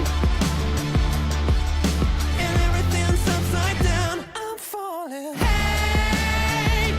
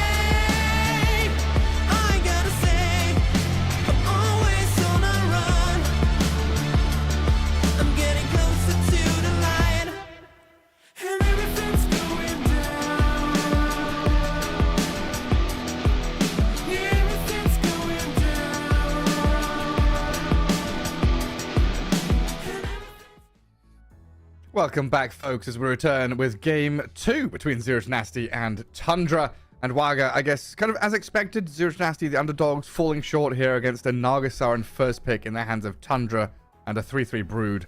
It looks so scary. Yeah, it was scary. I mean, they tried something, but I think you can't really let Naga through, ultimately. They went into this game, of course, like I said, they're going to focus on 33. He's this target player that you have to prioritize. But something tells me that Naga is just unacceptable to give away. When you saw that high ban rates on her recently in recent tournaments, it's for good reason. And they demonstrated beautifully here how Naga basically single-handedly won the bottom lane for them. And then the game became so easy for Tundra to pick apart. Zero doesn't ask you, though. The good thing is, they didn't really get outplayed, per se. I think they can agree that this was a draft issue for them. The offlane just didn't work at all against what they went up against. So, in one way, it's good to lose on a draft because you don't feel like, oh, we can't beat these guys. They're too good. No, you can definitely do it. You just get yourself an even foothold here. Yeah, because, what was it, Tusk Visage lane? That Visage has always been a hero where in laning stage, if you die a couple of times, can fall away very quickly. We saw it a couple of years ago when Juggernaut was in the meta. We just have these like Juggernaut, Maiden, or whatever lanes. You just kill the Visage or Veno 3 times. That's it. Game's over. I think here Mixer had kind of a similar story, but like you say, we'll find out if they can kind of get rid of the Nagasar and give themselves some better, stronger lanes because there were some good moves. There's a good recovery 5-man moves, good attempts at taking things down, but man. I just keep coming back to the fact that Nightfall could have literally played any hero there and felt comfortable. I really think he could. Yeah, that lane was completely babysat. We talk about the post fight being the babysitter of the carry. That was the perfect, hush little baby, you'll be fine. Don't even know that there's any off lane when Naga is fighting 2 heroes at the same time on her own and killing people. We do have a similar game, though, in the regard to the draft, because, again, we're going to have a game where Zero to Nasty are with last pick, meaning that they're giving away first pick to Tundra, and we'll see if they ban out the Naga this time. Surely you change up the draft. Yeah. There we go. There it is. They adapted, Gareth. From here on, completely new game. Lesson learned. It's one of those things, you try game 1 in a BO3. Against a team like Tundra, I feel like you kind of have to try some weird stuff, but yeah, letting an Naga through is a little bit too weird. Yeah, they're going to get rid of both that and the Brood Mother, as nobody wants to get brooded twice in a row. That doesn't feel good, so even getting brooded a single time is a pretty bad experience. Tundra banning out the Ogre again, that we saw them ban in last game as well. Is this specifically to Zero, or are they just respecting that hero a lot? Like, we've seen a bit of Ogre, but I feel like this hero is normally prioritized this highly. Yeah, I don't know if it's like specifically against LeBron. I remember there were stats from the end of Dream League where Ogre had been picked, like 14 times and won 10 or something. Like he wasn't really a high end pick priority, but when he was picked, he was doing well. So maybe it's one of these things where like in scrims or whatever, Ogre has been going up the pecking order and is becoming more and more annoying. But I don't have a clear answer. Oh yeah, they have been playing it as well. Zero to Nasty have been using the Ogre a little bit in combination with like TA and Gyrocopter. Gyrocopter, one of their best heroes, by the way, that they've been successful with. They actually have an absurd KDA average on Gyro in their last 4 games. The KDA, can you guess it? 60-4. I don't have a specific number, but like I think the ratio. How many kills or assists per death for Gyro in 4 games? Oh, like 8.5. 17. What? Yes. 17 is their average KDA on Gyrocopter the last 4 games, I believe. Which I like looked twice. I'm like, what? For every death, he killed 17 people. Yeah, killed or assisted. So yeah. And that's pretty remarkable. So they had some, obviously a game where it was 10, 1, and 7, which that does add up. That tracks. Right. I'm stupid. You said KD. My brain just did not put assists in there. I was just thinking kill death. Oh yeah, you're like a classic shooter player. Yeah. Assists don't matter. COD stats. That would get you a pretty high rating in some of the shooter games if you had 17 kills per death. Yeah, it'd be pretty freaking good. Just early morning brain, not woken up yet. Game 1's done. Game 2, starting to warm up a bit. And we do get the draft developing a bit more as well. Shadow Demon first pick by Tundra. And one of those upper echelon supports that we were talking about earlier on. And then a Sand King for Zero Tenacity, who... I feel like we saw him get banned quite a lot during Dream League, but I don't know if we got him picked a lot. We saw some picks, but yeah, not massively picked, I guess. But he was picked here and there. He's still a good hero, but I do think some of the teams are starting to go away from Sand King because he's a bit predictable now. But he still does deliver very solidly in what he does. He's a solid laner, hard to shut down. And he flash farms pretty fast, and then he becomes this big team fight threat, where with Bloodstone, you kind of have to kill him, but it's difficult to do so because he just heals up too fast. If you don't kill him, the Sandstorm and the Epicenter just kind of kills your team. Yeah, I guess the one game I do remember was that No One game, where he got kind of crushed in lane. Oh, yeah. I know which one you're talking got contested. Yeah. He was falling behind, but then he recovered. He got a blink. He got Bloodstone, and fought back really well. He was able to actually hold on to the game. Even though he lost that game, it still was a very good performance. Sand King can definitely swing the game. Yeah, he bounced back big that time. We'll see how the story is going to be for Sand King in this game, but we do see Tundra this time bringing in the Phoenix. So they're going to get their hands on that. And having the Shadow Demon and Phoenix, I always love this combination. Not only because, obviously, Shadow Demon is a great hero in the current patch, but being able to disrupt enemies when they try and kill the egg can be such a... It's easy to forget, like, oh, guys, we can kill the egg, and suddenly they disrupt the guy with the highest attack speed. It's like, oh, no. Oh, we can't kill the egg anymore. Yeah, then having double support saves on Dragon Knight, too, who's already innately tanky. You go on a DK, he gets disrupted, Sun Raid. Yeah, good luck with that. Ooh, who's that? Okay, spicy. Bringing in the Coddle. Hero that we have not seen that much. And there's that Gyrocopter. Oh no, they're putting the KDA on the line here, Gareth. The stats. The stats. Yeah. Don't ruin the 17. They're going to have to get at least 17 here against Tundra. Keep it going. Well, it's like Gyro, we see a fair amount. He's on that kind of second ring of popular carries, like Monkey King and stuff. Clockwork is a very popular support. Yep. Clockwork, Gyro, nice lane. Sand King, mid or off lane. Kotl is the one where it's like, where has he been? I've forgotten he was a hero. He was very popular as a mid lane hero not that long ago. I did see some people running Coddle mid recently with the recall facet. So, because nowadays the recall is bound to the facet, right? It's so long since I saw a lot of Coddle even, that I didn't even realize that the recall allows him to call himself to enemies or to allies as well. It's like, what? You can teleport yourself to allies? Yes. Yeah, he can travel to people. Yeah, I'm a professional caster. I knew that for sure. I didn't know it. I was in a game playing against a Coddle, and suddenly he just travels away to an ally. I'm like, wait, he doesn't have travels, but recall works that way now. So we've seen a little bit of that, but it's very under the radar. It's so underplayed that it surprised other people in the game as well. And I wasn't playing with randoms. It was a high ranked game. I straight up don't believe you. Yeah, it's so odd. Yeah. No, I promise he can teleport. I saw the horse do it, man. If alt cast teleports Keeper of the Light to the target ally instead. It sounds weird, right? You got the Tinker treatment. You get a free travels built in. Incredible. But of course, you do have to sacrifice Solar Bind for it. And Solar Bind is a fantastic spell. So not having a Solar Bind does take away a lot of your kill potential. It relies more on the momentum of outnumbering your opponent and outmaneuvering them.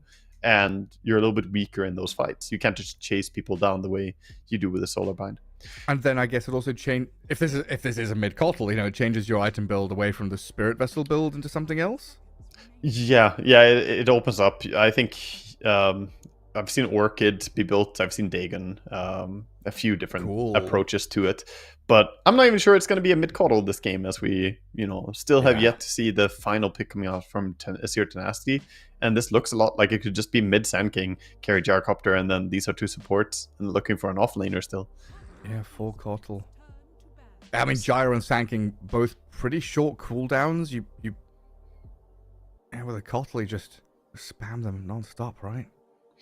True. It's pretty good. You could also do stuff like cast the chakra on clockwork to have really low cooldown on the power cogs, or even double rocketing people. But rocket is more of an afterthought in the current patch.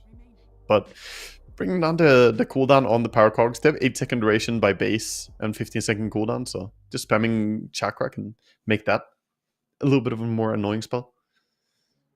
Well, we'll see where they go next. Monkey King's the ban from Tundra for now. And Tundra did grab up this Doom, so looking like the Dragon Knight Phoenix lane, Shadow Demon Doom, and then a mid-hero for Loranov to come out last, which is going to be the Storm Spirit again. I think the Doom was a good reaction to seeing Gyrocopter as well. Gyro is one of those carries who relies on being unkillable. Like, oh, I have Aghanim Scepter and Satanic, so you can't kill me. Even if you chain stun me, I can just stay alive. But Doom kind of says, nah, nah, man. I press this button, and then you need a different escape plan. Yeah, multiple ways to kind of get on top of him as well now with Storm, Doom, and Dragon Knight. Invoker for 0 tenacity. So offlane, Sand King, Clock, and Kotl, the 2 supports. Yep. That's the way it's going. Looks like it's going to be that. On the very least, we could say that it should be an easier time this time on that offlane to not have a disaster happening. Because Sand King is a little bit more reliable in the early laning stage than Visage is. Visage, he can fall on the fact that he's so squishy, but Sand King going up against the carry Dragon Knight here should be quite happy.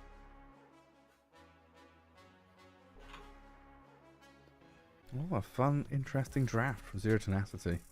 Stoikov Invoker here I think rounds out the draft very well. I wasn't really sure about their draft until then, but I can see it. Bring some alacrity for a Gyrocopter later on, get the extra damage going, and Invoker into Storm is a very good lane for him.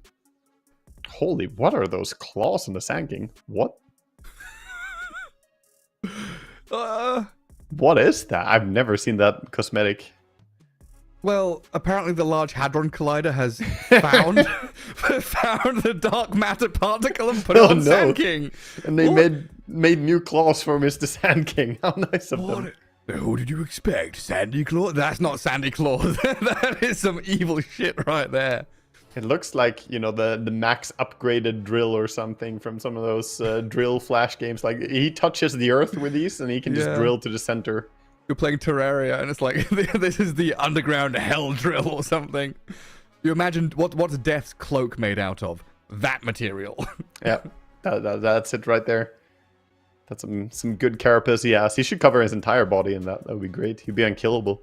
He's killed Enigma and stolen parts of his body to wrap his claws up. It's a bandage. It's a claw wrapped up in Enigma, wrapped up in a mystery. Damn.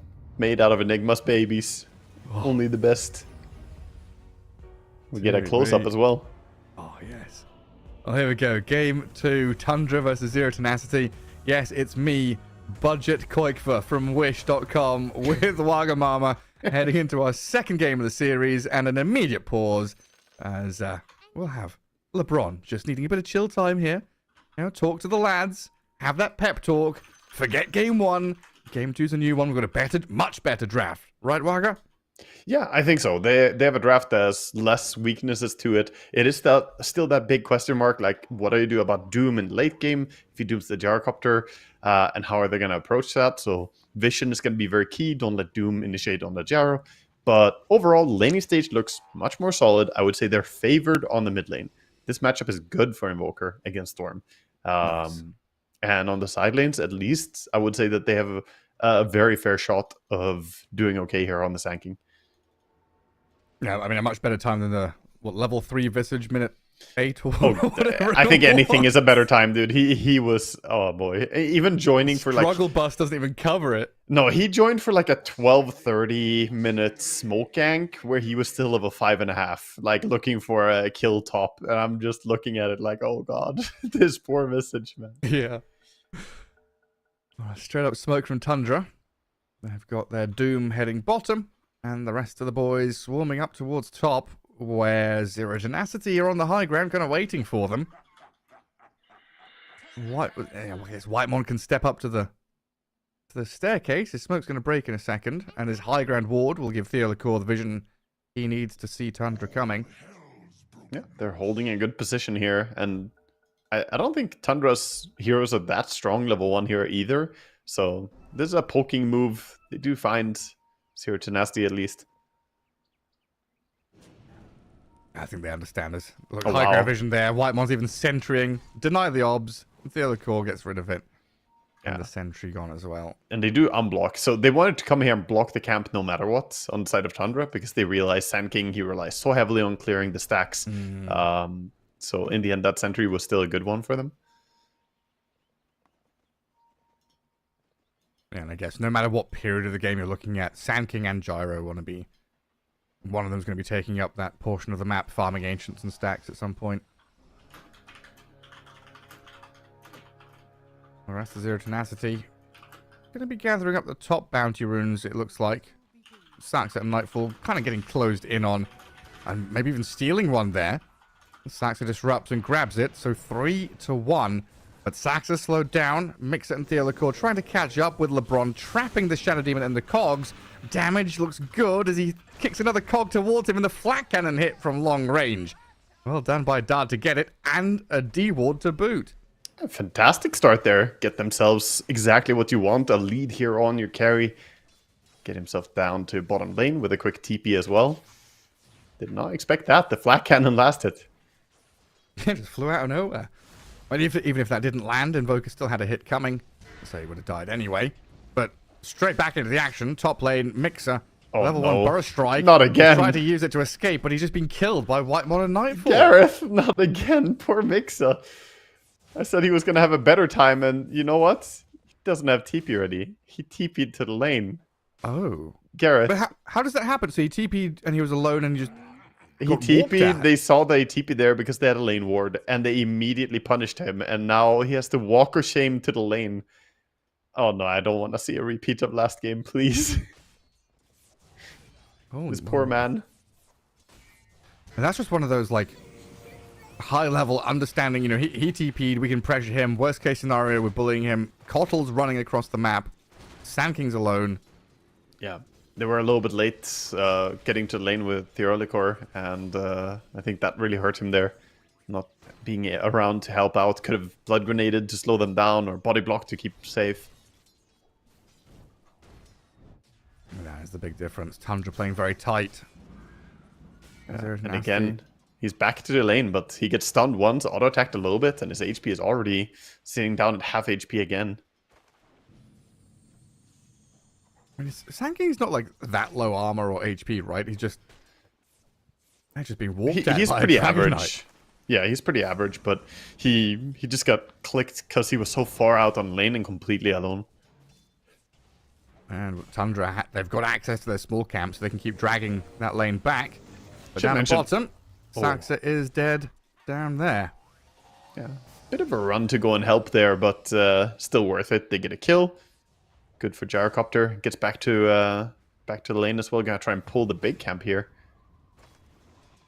I was gonna say that mid lane, Lorinov is doing a great job so far, outplaying this Stoikov Invoker. 16 for 6 versus the 11 and 1.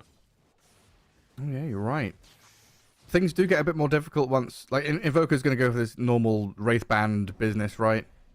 Yeah. Yeah, he should be going for the double Wraith Band, and then we'll see if he goes for the Witchblade or the Mage Slayer. That's usually the two options. I'm a little bit partial to the Mage Slayer. I think that it works better. But both builds are pretty okay. Saxa making use of his disruption to get the Lotus. Looks like Theolicore's taking the lane here as Mixer goes and kills the small camp stack that's been made for him. A situation where you don't really want to play the straight honorable 2v2. Not ideal for a Sand King, though, at this point. No, it's definitely not ideal, but he does get a lot of these last hits, so he gets himself some nice farm.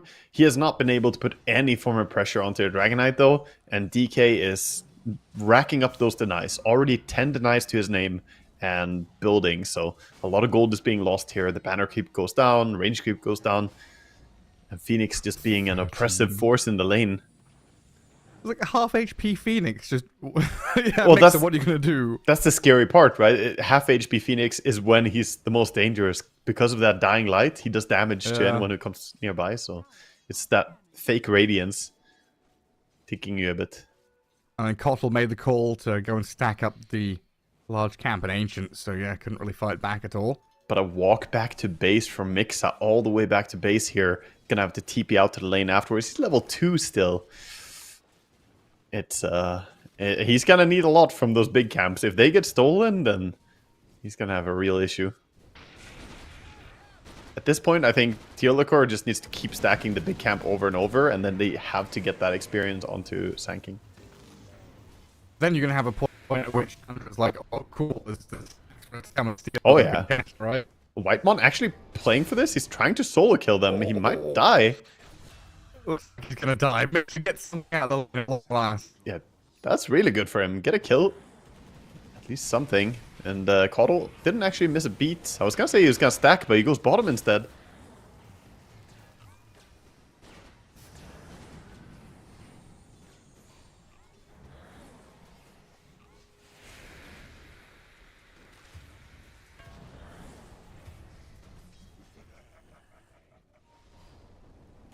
Yeah.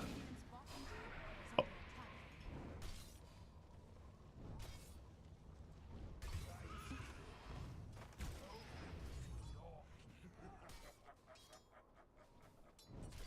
Yeah, pops a salve as well. He's gonna start healing. He buys himself face boots here and gonna send them out to himself, so he's gonna rebuild. Meanwhile, top Mixa being left by his Kotl, tried to make a play for contesting some of these pulls here, but goes down to the gank from Phoenix again. Or not even gank, just brought down by the Phoenix, along with the Dragonite. And Phoenix, he's in there. Oh no, he's got his hands in the cookie jar, Gareth.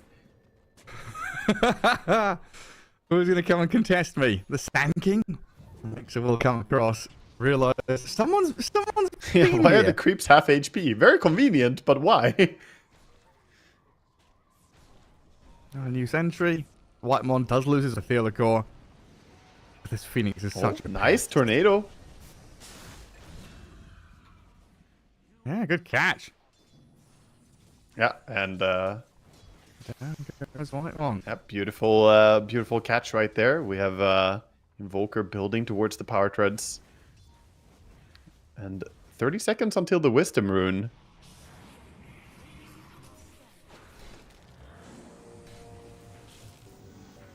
Sanks are ready and waiting for him. Can't really kill him off. LeBron has the backup of Stoikov. Like Loronosh is going to have to give it up.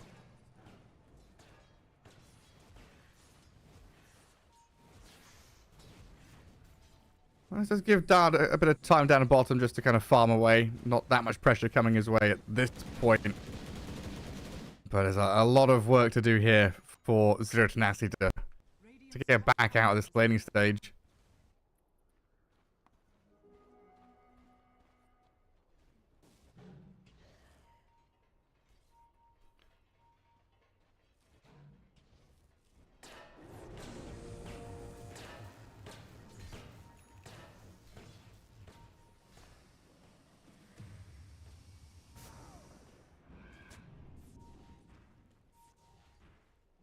Looks like we're having a few little problems on the tech side of things. Might be back now. Just going to hit the reconnect button and hopefully sorts it itself out. I like this from 3-3. Phase boots, null, heading into drums. Yep, A move from Zero Tenacity is like, where's the Phoenix? Where's Whitemon? He's being a thorn in our side this entire game. Guard the rune and kill him. Yeah, he gets punished again, but he has really been the one stretching in. You know, the aggressive tendril of the Tundra lineup has been this Phoenix sort of poking. Meanwhile, Saksa, though, also chasing after Dad, trying to mess with him. Doom goes out. Yeah, straight onto that gyrocopter. And look at the rainbow TPs. Zero Nasty wanting to come in quickly to defend their gyrocopter. Storm Spirit's here, though, finishing off the job. 3-3 gets the kill. Now, Teolakor is slowed down and pretty low HP. Could get chased. Illusions are running forward. Storm doesn't really have a lot of mana to zip. So Tundra just going to have to step back for the tower. But this means Zero Tenacity have stepped forward and want to turn and fight this, as Whitemon wraps around in from behind. LeBron does kill 3-3, so a good pick on the Doom there. They might lose a few, though. LeBron and Teolakor both picked off, and Stoikov's Invoker a little isolated. Low mana pool, low resources for Tundra. Whitemon He's just fighting. keeps running at He's this got magic Invoker. stick. No way can this Phoenix 1v1 the Invoker. Stoikov gets the kill as Whitemon was left stranded by the rest of his squad, and Dad has found Saxa lurking in the trees. Shadow Demon getting hunted down with a cold snap, and the damage from Gyrocopter here should be lights out for the Shadow Demon. And with that, they're actually getting themselves ahead in kill score here. Seer Tenacity biting back hard against Tundra, who may have overstepped a little bit, to say the least. Completely out of mana there on all their heroes, basically trying to fight up. And Invoker winning in a man fight against the Phoenix, even without using his 20 stick charges, was never in any real danger. Okay. I didn't realize he had a little one charge. Yeah, as well. he was just sitting there like, Phoenix, what are you doing? You can't beat me. He was very happy about Phoenix's position right then. So kills starting to look better for Seer Tenacity, but I'm still concerned here. Look at the CS. Look at the net worth. That Dragon Knight is enormous. 5.5k net worth, uncontested, 0 ganks on him. And I've seen this story before. He is really up there with Luna and Shadow Fiend in my book for heroes that can be, let's say, a powerhouse in a game. You know, if they get a good start, you just center your play around him. Already has the armlets. And and extra gloves of haste. Extra gloves of haste, yeah, it's just casual gloves, which I think is fine.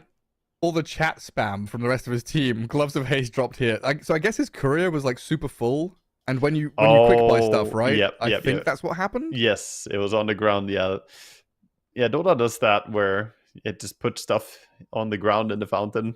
Sometimes you look over, you have a random circlet there or something.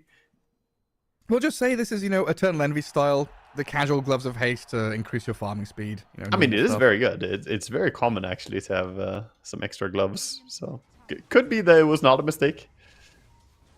Yeah, I mean, in the last year or so, there was a hero... My memory fails me. There was like a specific hero that would do this very commonly. Wraith I'm King? trying to remember. Wraith King did it all the time. It was. Yeah, you're right. Maybe more than a year then, wasn't it? Yeah. It definitely was Wraith King. Yeah, the old Wraith King days. He was definitely the big hero for that. We still see it whenever people do pick him, but I haven't seen... God, I can't remember the last Wraith King I see now. Skitter probably played at some point. Oh, the giant chase down on Nightfall? A little bit too slow, though. Tanky Dragon Knight. Just walks away from them. While Loranov takes a few hits in that mid lane. Tornado, but the cogs not going to be able to do too much to him as he zips away. I was going to be surprised that he didn't go for Mask of Madness on Dragon Knights, Armlet Mask of Madness being so common, but you can't have Nightfall not go for a BKB, You can't do the Nightfall then. True, you can't live up to your name. Yeah. I'm glad he went back to Nightfall and it didn't stick with the Psyker name change. Right. Yeah. Oh, another Doom bottom. Right onto the Gyrocopter, who's completely stranded down here after his tower fell. And that's going to be the end of the Gyro for now. Such a bad feeling when you get doomed and try to run away and you realize that, nope, my HP is definitely too low. There's no one can deny me anymore because that's not even a thing. So you really just pick your favorite place to die. That's all that's left to do. No! They killed the Kobold. Oh, The little prospector. he was just looking for gold. Oh, how many shovels do we have in this game? Ooh, let's have a look. Neutral Only item 2. status. So it's mainly Tundra that are digging. They got 2 shovelers already. But we have double safety bubble on the side of Seer Tenacity. Come on, Saxa. That's an arcane ring. Fair enough. Well, LeBron has found a bit of a catch on 3-3 alongside Theolacor, who brings the Invoker straight to this bottom lane. Saxa can't save him, so the Doom's dead again, and the Tornado kills him with a cooldown coming. Shadow Demon chased down by LeBron. A lot of damage will come his way with that Illuminate clipping him in the end. I like the move to keep playing bottom here by Seer Tenacity, despite the fact that Gyrocopter has been killed off twice down here, and the area is dangerous to play. If he was to swap away from bottom lane, that means these can start farming the Ancients, and they need that for the Sand King right now.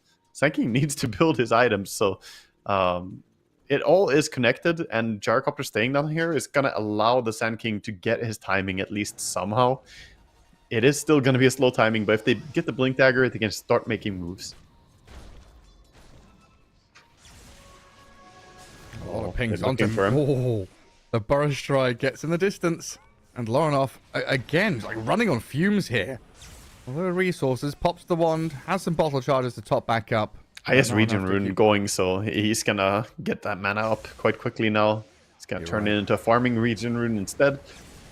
Really get the Electric Vortex. And closing in on his first item too. Yeah, it's gonna be the Orchid again, same as we saw from Lorinov last game. Orchid just to play aggressive here. And the Invoker did decide to go for the Mage Slayer build, so the Witchblade, sorry, not the Mage Slayer build this game. We've got the Kobold Cow. Every time a Kobold comes up, Tundra sending it to scout in behind enemy lines and dying. It's very useful. It's the same reason why Naga Siren and TB, these heroes, are so strong right now. The fact that they can provide vision as well.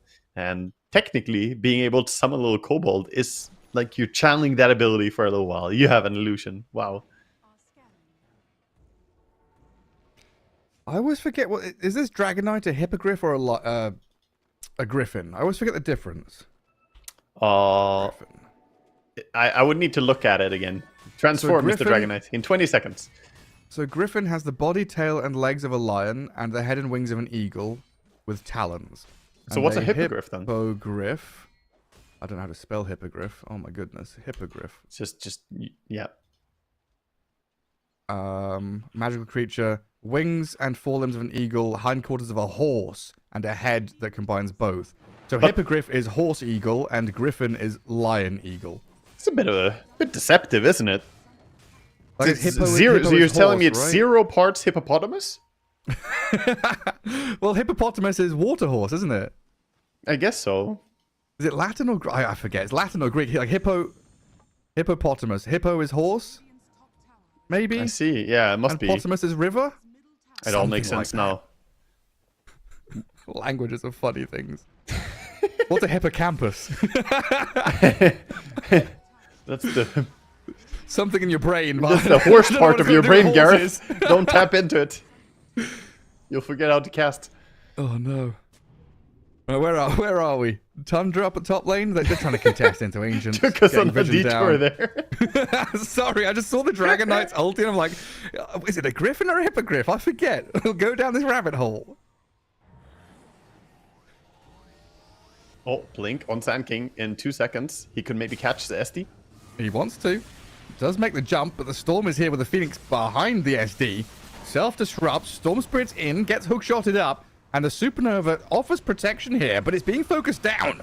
Stoikov and Theolokor get the takedown on Whitemon and Lorinov, and maybe even a bonus one, but Mixer misses the stun, still gets the takedown on the Shadow Demon, while 3-3 shows himself. The spam pings and a flurry of movement forward from Zero Tenacity, wanting that +1. They'll be happy with 3 and a bit of map space for themselves for now. Amazing stuff coming out from them. They got the Blink Dagger and they started making stuff happen. I like that they showed up in force there and just brought down the egg very quickly. And the mana burn onto that poor Storm, playing into an Invoker plus a Clockwork. You get EMP'd, you get cogged, suddenly the mana that you thought you had completely gone. And that's a huge pretty- swing for them. A hefty swing back. Again, kill score, net worth, a bit of map space. Zero Tenacity now able to actually play forward see and the play the Doom. game that they've been wanting to as they see the Doom, get the catch. Mixer running back, though, a little afraid of what's lurking in the shadows here. Just trying to play back as Saxa disrupts up the Doom, but shows himself in the meantime on Nightfall. He comes into the fray, looking for at least a trade as they do find the kill on 3-3 and quickly evacuate. Yep. Sand King did choose his favorite spot to die. He He TP'd the died. base. So, he dies where he's going to spawn again. But again, good takedown to kill off the Doom at least. They get something there. Dragon Knight does show up and show that damage output. He did also go back for the Mask of Madness. He had a BKB queued up before the Mask of Madness, but he added that. Now he has both of them. Witchblade, Dragonlance, Invoker, Orchid, Cottle. And this is such a different game to game one. This is now seeing Zero Tenacity actually have items, have the ability to play forward, and like make moves of their own. Game one was very much react to, 3-3, react to Tundra, what they're doing. Yeah, by this point in the previous game, they basically were dead already. And we're 18 minutes in. It's only a 2k gold lead here for Tundra. And that's It's a nothing you game. can't overcome. So, quick silence on the Phoenix. Sunstrike thrown out. Whitemon has the supernova again. Does this But work? I think the supports have got it.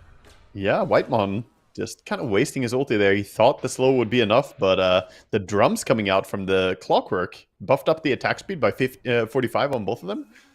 Popping that active. So he didn't expect them to bring him down, but drums are great against Phoenix. Theodore, this Orchid and Recall bringing Invoker top. Sees the Doom. Storm Spirit and Dragonite are both here, though, and the Kotal realizes very quickly that's not where he wants to be. Oh, and no. now he's brought Stoikov into the waiting arms of Tundra, who just seems so ready for that.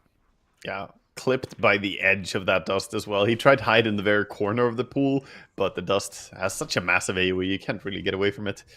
Gets caught. And then Whitemon straight back down to bottom, back into the dewarding battle. He's going to see LeBron again, like, not this story again. Hook-shotted. Pavis, not saving him. Dead once more. Oh, Mixer, though. that's the ulti. Very Can he clip low. him? He's thinking about going in onto Lorinov here. And what's Lorinov's mana situation? Oh, Gyrocopter's the bigger target. Does he get brought down by Nightfall? Storm Spirit does get caught out by the Sanking and Clockwork. Lorinov dead. Tundra reacting, though. 3-3 still has a Doom. And Nightfall's Dragonite trying to shift his body towards the Clockwork as quickly as possible. Sanking's got out of there. And LeBron just buying time now, delaying what seems like an inevitable death. Yeah, he's just going to Pavis up, hunker down, and run as deep as possible here and say, you know, it's fine. I made them run backwards at least. They're not taking a tower on my death. As Whitemon was doing some borderline feeding now, dying 7 times already on this game, but they did follow it up with a good kill onto Gyrocopter with SD chasing him down. And the ulti is back online again on SD, so looking for another kill. Yeah, pretty much green lights across the board for Tundra. Mixer trying to finish off his pipe. A recipe away. Oh, they're going for a Tormentor steal. Are they? They're looking for a kill, but now that they're here, they're going to say, you know what, Dragonite, you kill this in like 2 seconds, so let's just take it. Very nice. And then, what, 30 seconds early to the Wisdom Rune if they want to stick around and kill some Ancients. Push this lane.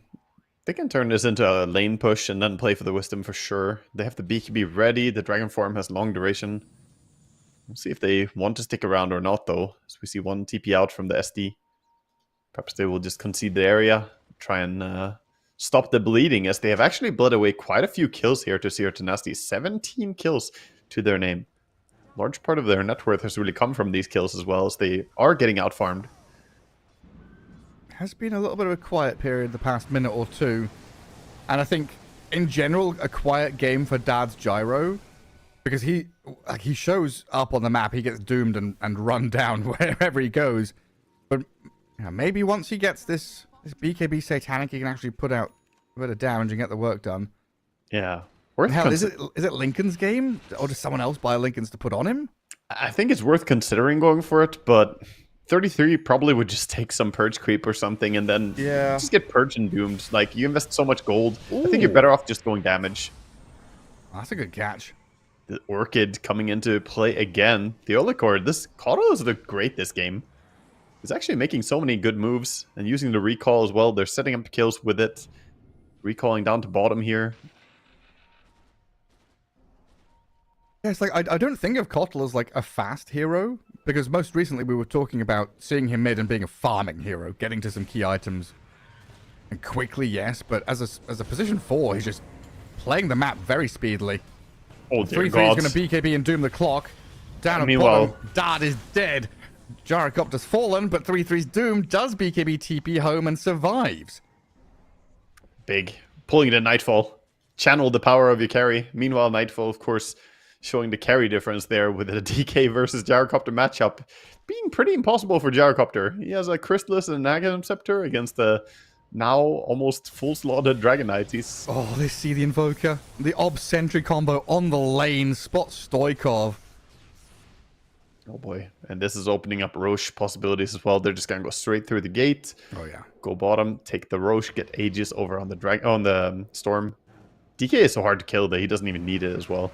And like how quickly the game can change, right? Speaking about this period of play where it's gone from Radiant winning a few team fights, getting some big pickoffs, avoiding the big ganks, and Tundra just they flick a switch, they see opportunities. Yeah, okay, fair enough. They've set up for it with that Ob Sentry. They've set up for it by defending that bottom lane. And I guess Whitemon's warding has been top-notch to see this Gyro and this Invoker pretty much every step. It has been. It's also reaping, you know, the fruits of your hard labor here. Like you're getting rewarded for having had that free farm Dragonite. He is enormous because of how the entire game has been going. He has not died a single time. He's not been ganked a single time, really. And now he's saying, you know what? I'm a big threat, and you have to deal with me. Daedalus is online. He's going for more damage output as well. He's just, getting absolutely enormous. He's got one Hyperstone queued up right now. Wonder if it's going to be Moonshard next. Even if you put two Hyperstones in your quick buy, you can't buy it quickly due to a quick buy bug. So he's just efficient. He just puts one. One at a time. Well, there's another catch up top. I was just about to say it's been a pretty tremendous comeback story from Mixer. Don't Dragonite. Such a sad time. Dragonite does BKB, and the Sunray behind him just keeps him topped up, taking very little damage. Whitemon always been forced to use a Supernova there. Could have walked back into the Sunray. Storm Spirit zipped forward, silenced up immediately by the Keeper of the Light to protect Stoikov ever so barely getting out with his life. It's like playing with fire, getting close to his Dragonite right now. He's so dangerous. His DPS is insane. Good saves there. Good read by Whitemon as well, using his last second Supernova to stay alive and protect his carry as well.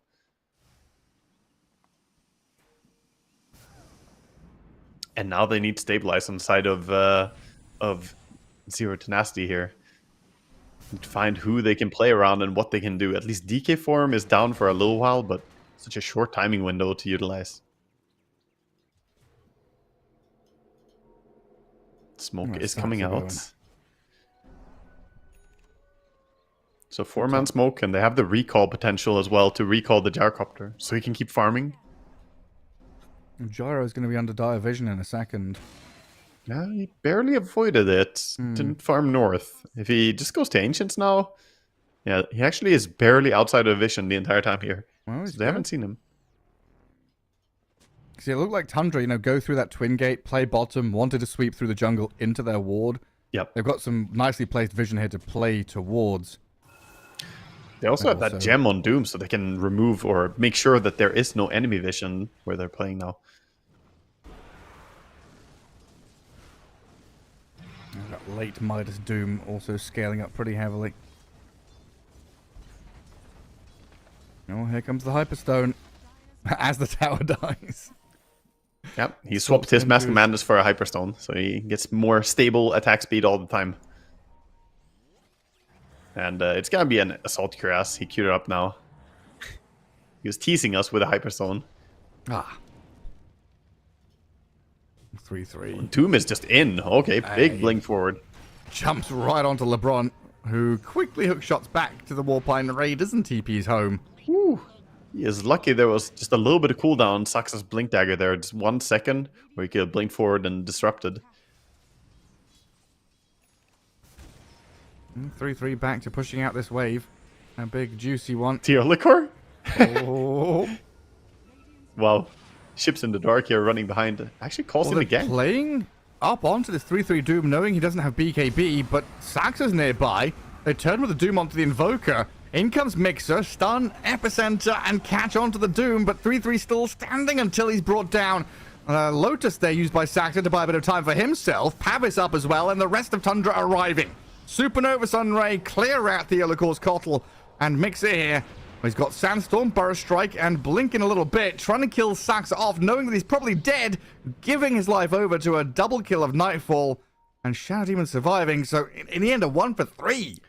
You know what was the crucial turning point for that fight? It was SD and his shard. He removed the Orchid on the Doom, so Doom could get his Doom out onto the Invoker. Oh. So otherwise, that gank would have worked out really beautifully. They were like, oh, he doesn't have BKB, we can just go on him, I'll silence him and kill him. But SD was in the shadow, just looking for it, you know? It's true in his name, he was lurking in the fog there, and just purged his Doom. Yeah, I mean, we talked about this double saving support from Tundra with Sunray and Disruption, and then the kind of that hidden factor. You're right. The shard comes out, suddenly has an additional save. It's great. It's such a fantastic thing to have. It's one of the best shards, and they did make that play earlier on where they went for the double Tormentor take. So getting the shards from that is really value. Chain stuns on the Storm. Lorloff's going to BKB this time, though. And LeBron will pay the price for it. And they're going to zip further forward looking for Mixer. Not able to find him as he breaches back up onto the high ground. Yeah, there's a gyro in this game. It's kind of felt, in my mind, hard for Dad to convert his net worth into impact. Yeah, his net worth also isn't really that high, to be honest. You know, he's 8,000 now, almost gold behind the Dragonite, his counterpart. So, while he's had a decent game on Gyrocopter, it hasn't been fantastic. A lot of that could be because he hasn't been allowed to farm that premium ancient area. They might get the gem here from Shadow Demon. That's a good pick-off for them. Yeah, nice swing. Recover the gem, get some D-wards. They're getting ganked right now, though. They're all around them. Oh my god, the Doom is here. Throws it onto the Kotl. Storm zips in, sees the Invoker. Call down Throne, and it looks like Nightfall's struggling to stick on a target. Whitemon's chasing up to high ground to try and defend the Storm. Sunray cancelled. Lornoff in trouble. Mixer's out of mana, though, so the Sankin can't really rejoin. They're relying on his dad, Gyrocopter, to try and deal the damage, but Tundra is so tanky, and Nightfall's dishing out some serious damage. Kills him off, and the catch is here from Saxa. Stoikov will get away, but Tundra are going to turn and trade their Storm and Phoenix for 3 kills. Yeah, you just see the difference here in the carry potential. The Dragonite just forces the Gyrocopter to run away. He did a good job taking down the Phoenix Egg, but he cannot take down the big powerhouse of the Dragonite. And even killing off something like Doom when he pops BKB right now is becoming more and more challenging. Zero Tenacity, they are very, very firmly falling behind in the gold. 16k lead after that fight. Bottom? Might find a pick here as the BKB is on cooldown. The Doom gets caught by the Invoker. Oh, you're right. Does hang get on the a blink? second. Ah, Stoikov's got it. That was close. Blink was just about to come off. I mean, it feels like this next round of items for Zero Tenacity really has to do a lot of heavy lifting. I'm curious to see what Invoker buys, but I'm really starting to wonder, is it Rapier time for Gyro already? Yeah, it's almost within that territory. He's queuing up the Satanic, and I'm just not sure that it's it. Like, Satanic is good on Gyrocopter for many reasons, but as we covered, the Doom prevents that healing, so as long as he locks the Doom on the Gyro, that Satanic could be dead weight. I would love to see him just go for a Daedalus here, or maybe straight into Rapier, like you said. Just ship it for damage, and, you know, shoot and pray. They do have a huge item coming in soon as well. Theorlicor is closing in on Hex on his Coddle. So 900 more gold and he will have it. Yeah, it's so easy to look at these cores. You know, I'm asking, what's the Gyro doing? What's the Invoker doing? Where's the Sand King? It's like, Coddle is pretty, in a pretty good spot. Yeah, I mean, that's one of the things Coddle usually does quite well as a support, is he can bring a lot of big items out, being able to shove lanes so well. So we'll see if he can get some clutch catches with that Hex, because against the BKBs on the side, the triple BKB on the course on Tundra is keeping them way too safe. And one extra Hex could give them the chain stun duration to kill someone. Kind of nice seeing 3-3 go for one of these older school builds on the Doom as well. The Midas Blink Octarine Refresher Orb coming through with the multiple Dooms, and likely, you know, Aghanim Scepter or something later on down the line. But not, I don't know, not really utilized. Oh, he's just going to straight on the Coddle here. Yeah, one slap, one Doom, and that's going to be it. Coddle. He's dead. Sadly, you can run all you want, but you're not getting away from this. That's going to delay his Hex as well. Storm actually zipped in. Hello, For the Storm. experience? I don't know, to steal his kill, I guess.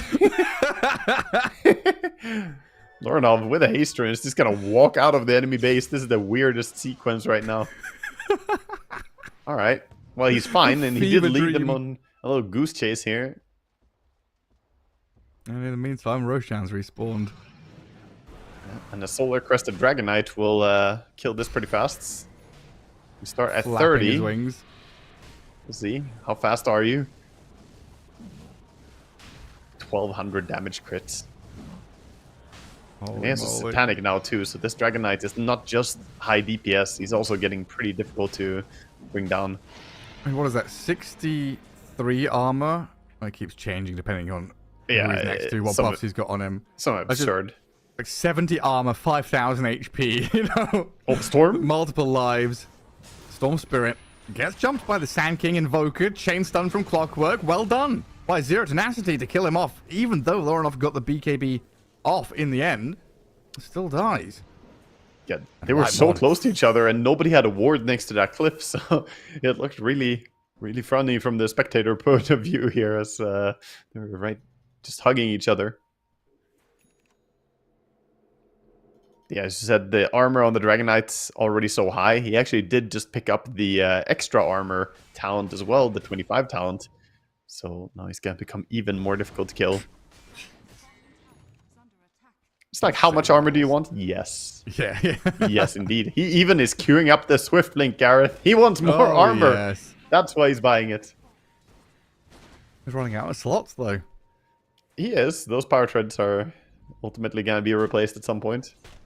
Sand King fighting some ward.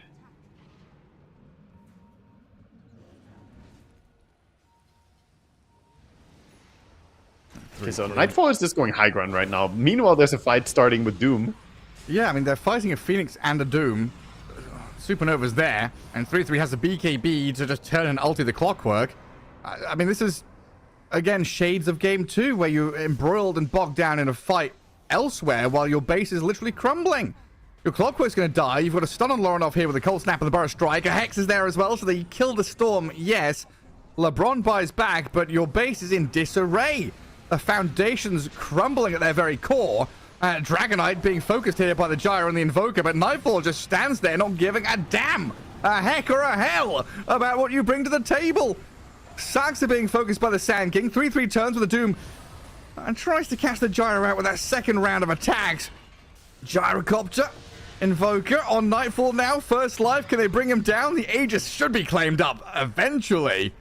And back up for Tundra, kind of lurking to the top right of the screen, looking at Nightfall. He's gonna do it! The move! The namesake move of Nightfall himself. By the gods, he did it. And Clockwork had Hookshot on cooldown. The only way they have to stop it. Sadly, not available at that time.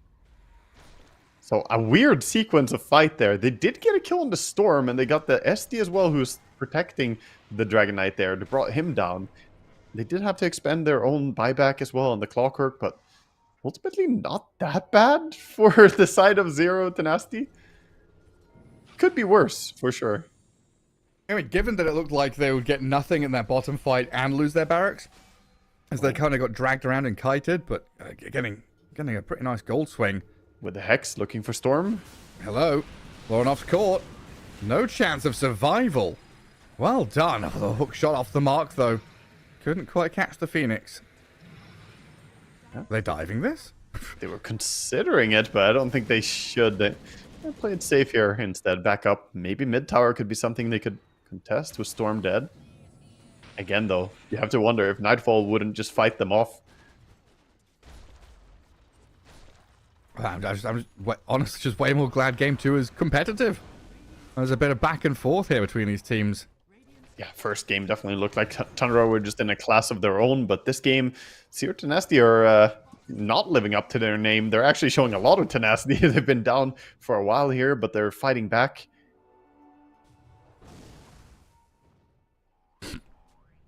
Did he need the shield rune? He wants more. Oh my god. Yeah. This, the health bars, they're starting to look a little bit crazy now on the Dragon Knights. I mean, he is fat. That is a large Dragon Knight. Yeah, and he's looking at that Tormentor like they need more shards. They already took 3 Tormentors this game. Could get another one. and none on Zero Tenacity whatsoever. Yeah, all these shards going the way of Dire. It's going to be the one for Nightfall this time as well. Probably not the most impactful anymore, the Fireball, but everything helps. Can cancel a Blink Dagger, perhaps. That's the only Good one against the left. Sanking. Oh, What that's does he useful. get? What does he get as his neutral? Oh, he got the Ancient Guardian as well for Dragon Knights. That's a lot of damage. Ascetics cap for Storm as well, so a bit more protection when he gets jumped.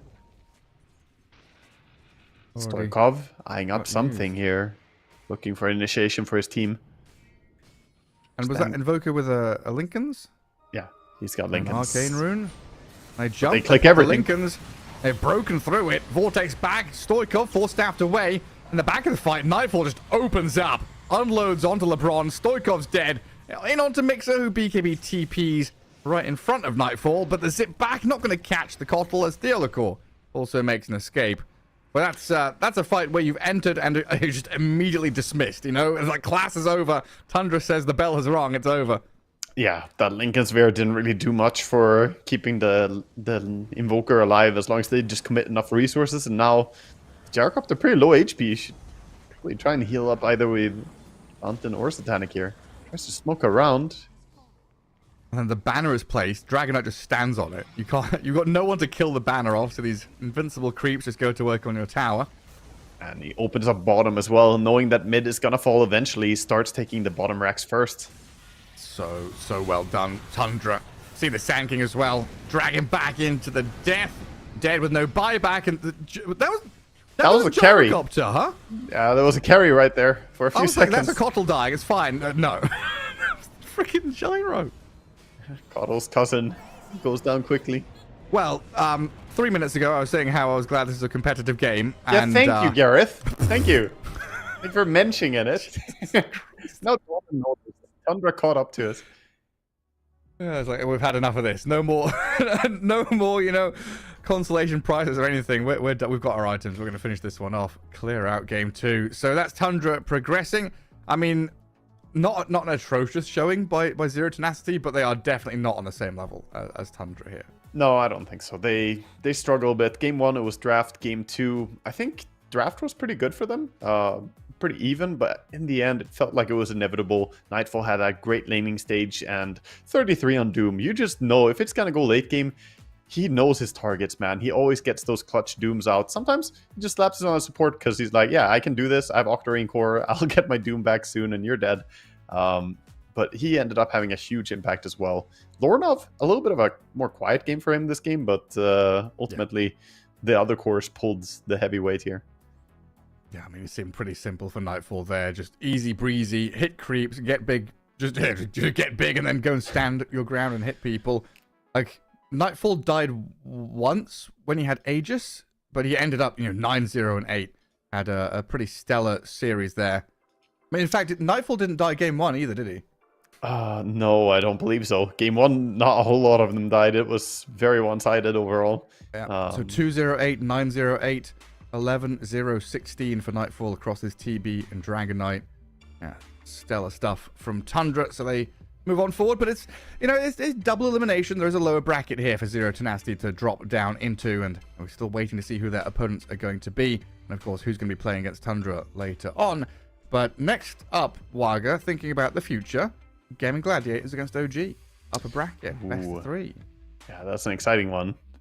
Do you have any expectations going into it? Because I think Gaming Gladiators should probably have it in my eyes, but also OG, they can deliver, like we've seen them kind of fluctuate with their roster, how they deliver basically. Yeah, I mean, I guess they've had some like growing pains on both sides. Duracho being replaced by Watson. I remember at the end of Dream League when Gaming Gladiators kind of got knocked out, Celery was not happy with their results in an interview he did, and was just like, yeah, we kind of expected these growing pains, but not expecting them to last as long as they did. And then OG, I've felt like for a little while now, have been in this constant state of flux, trying to find the roster that they want to be in. But I kind of think this, 23 Savage X Nova addition to 9 Whisper Ari, it could be the one. Yeah. it could be the one. I'm a huge fan of Xnova. I hope it works out for them. You know, I'm so happy to see him playing with them. So I'm super stoked to see that match coming up. Yeah, so we're going to have a bit of an extended break. We're running on the fixed schedule here, not running schedule, waiting for the other series to kind of wrap up before I start our new one. So I think we've got about a 2-hour break before Gaming Gladiators versus OG. So get yourself some lunch, stay hydrated, go for a run or something, get some exercise, get out your chairs. I'll see you in a bit.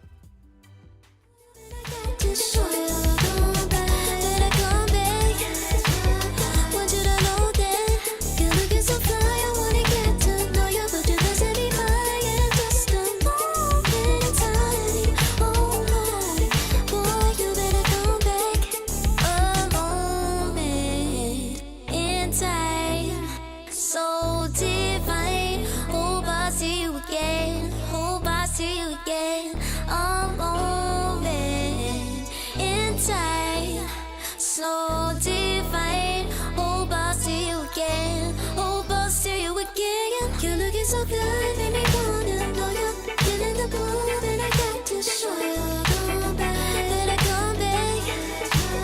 Want you to know that you're looking so fly. I wanna get to know you, but you doesn't be mine. And just a moment in time. Oh Lord, boy, you better come back.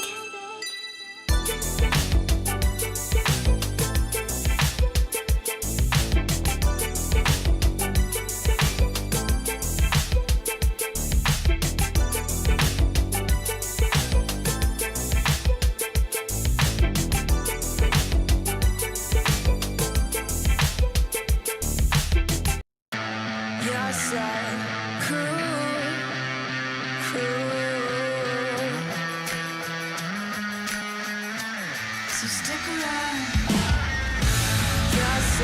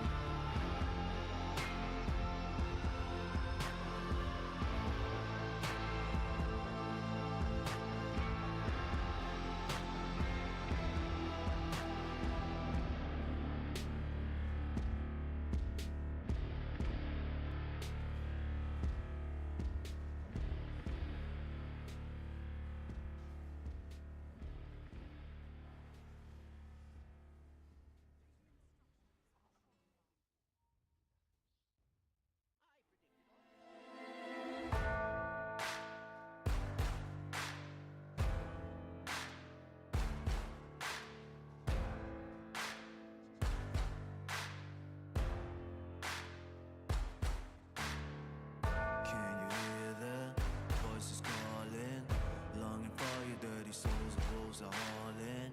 Can you hear the voices calling? Do you feel how they are dragging, waiting for a second to push you to your limits, going strong and feeling better? Or do you feel them? Can you hear them say?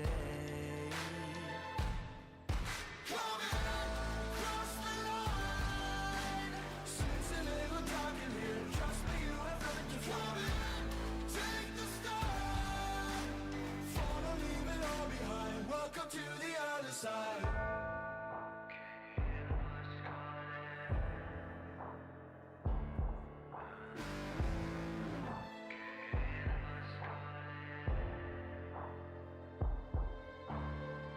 Do you feel how they are dragging? Do you feel them? Can you hear them say? Do you feel how they are dragging? Can you hear them say? Come in, cross the line. Since a little time in here, trust me, you have nothing to come in. Take the start. Follow, leave it all behind. Welcome to the other side. Come in, cross the line. Since a little time in here, trust me, you have nothing to come in. Take the start. Follow, leave it all behind. Welcome to the other side.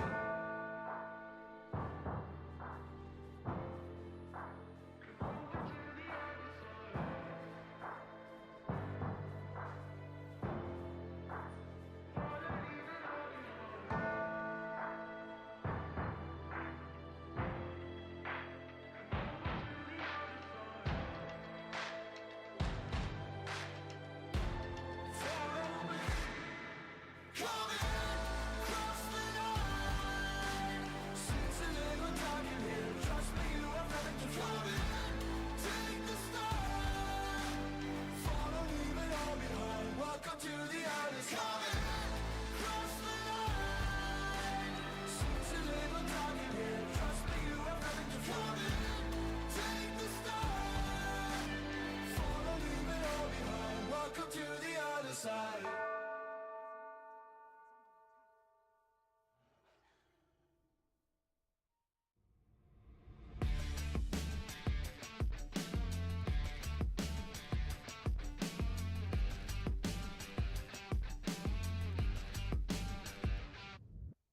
All the time I wasted on something. Growing up, I dreamed just nothing. Ooh, what are you? People talk loud and get what they're telling me. I fucked up, but I didn't care of it. Ooh, how wouldn't you? Hey, I gotta say, something's going wrong, and everything's upside down. I'm falling. Hey,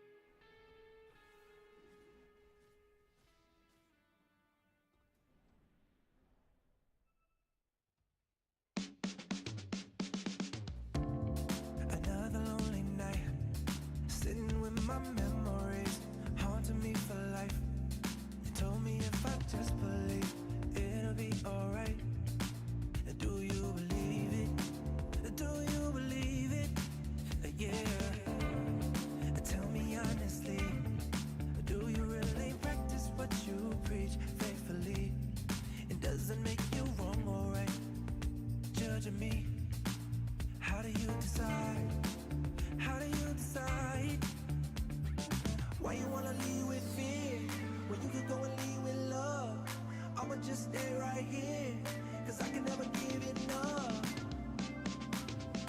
Hey pretender, come on, take me back down to the river and tell me all the ways that I'm a sinner.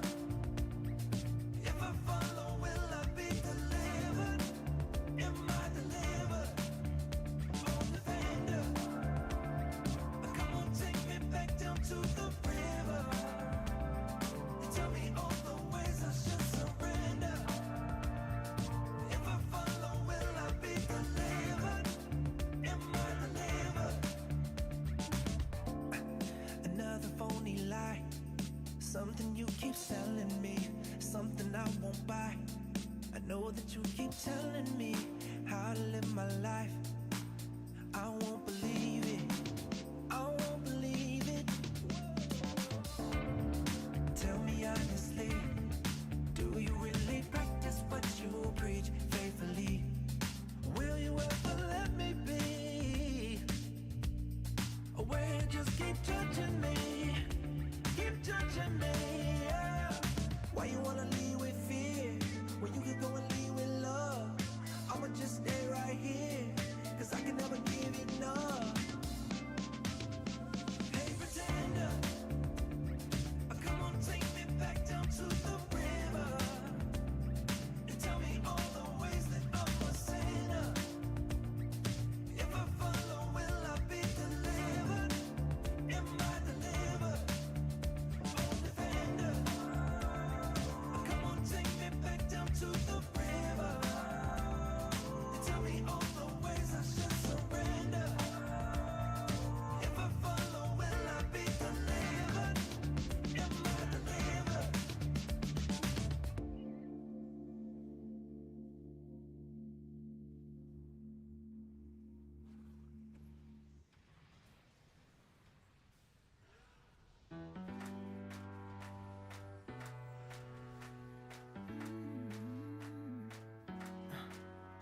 Am I wasting time? Cause I'm already gone. So long, can you stay the night? Cause you're the thing I want. I want.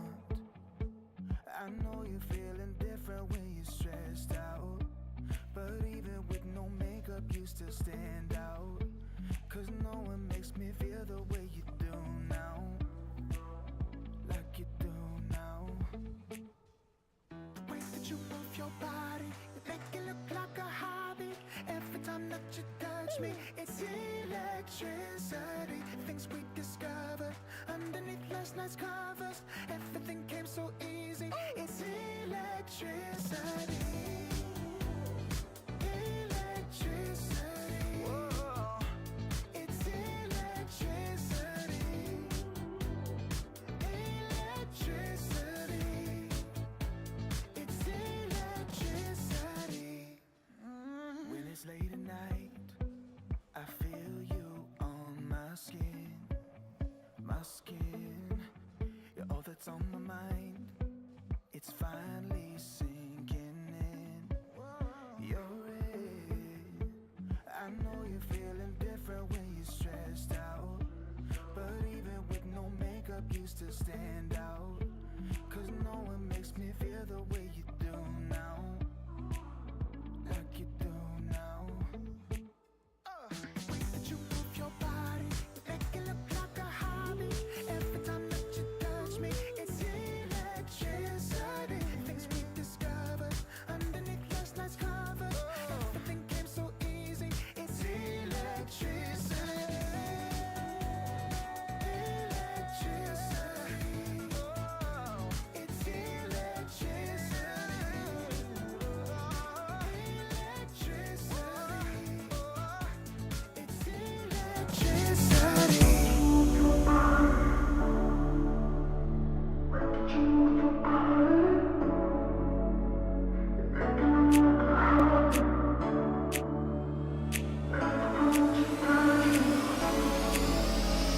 way that you move your body, it make it look like a hobby. Every time that you touch me, it's electricity. Things we discovered underneath last night's covers. Everything came so easy. It's electricity.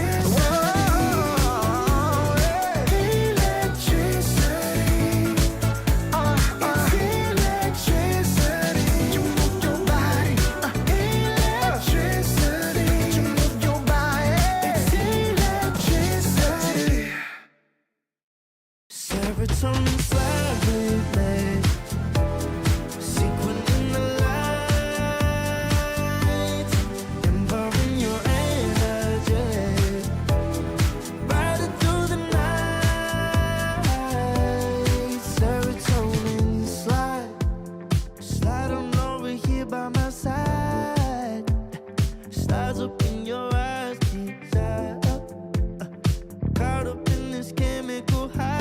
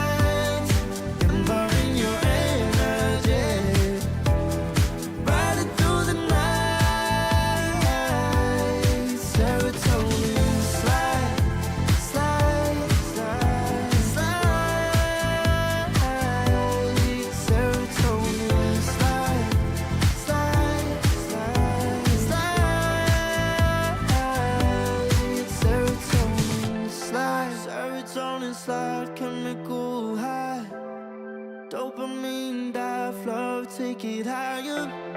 Serotonin slide, chemical high, dopamine dive, flow, take it higher.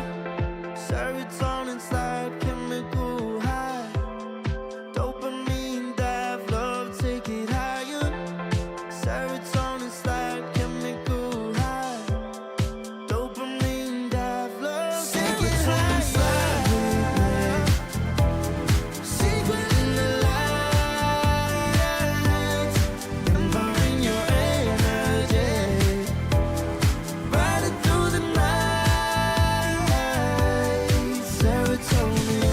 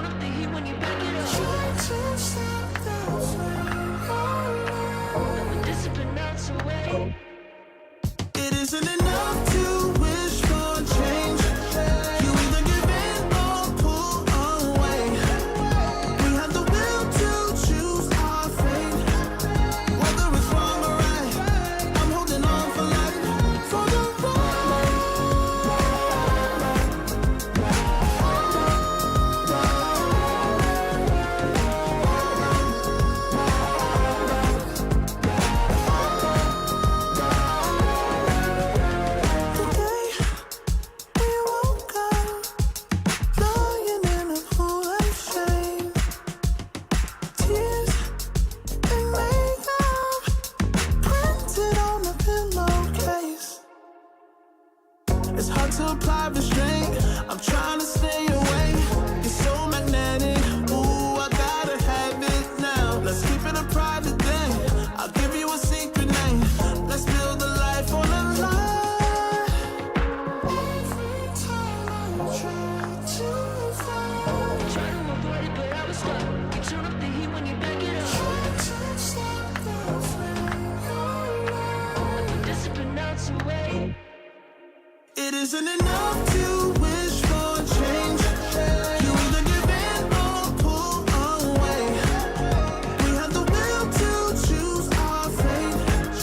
Whether it's wrong or right, I'm holding on for life, for the ride.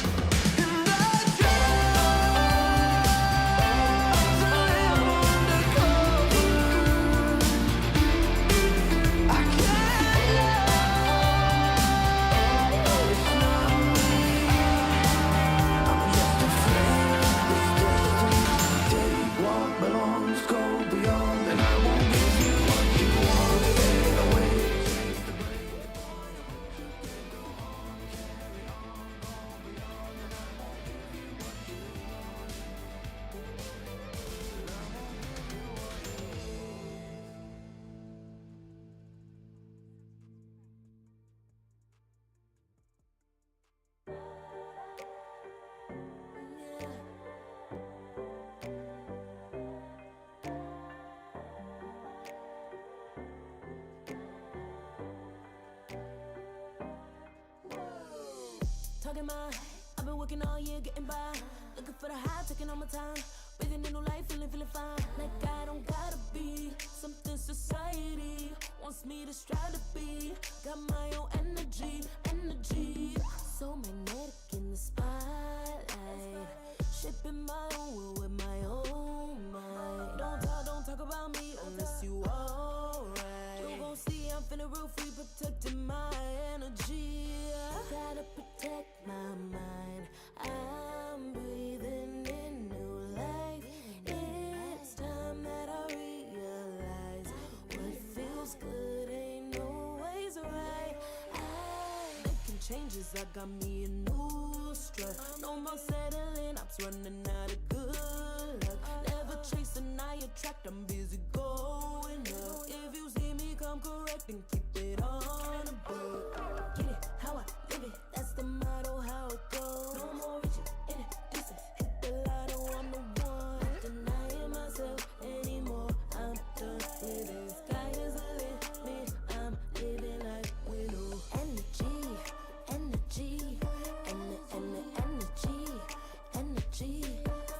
feeling free.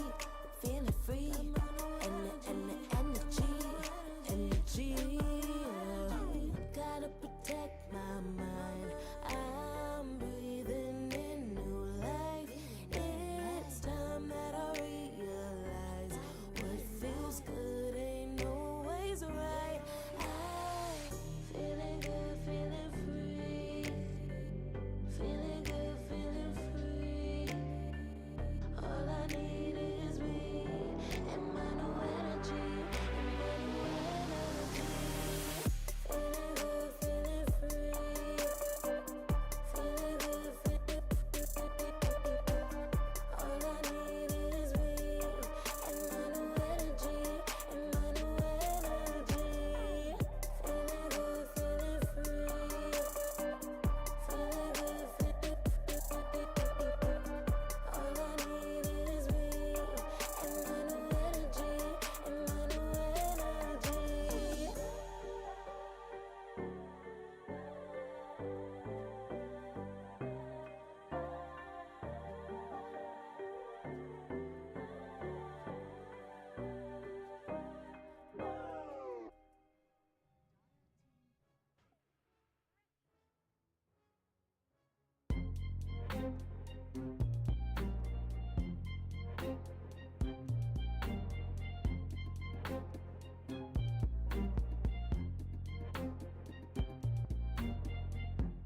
Took too long for me to feel, yeah.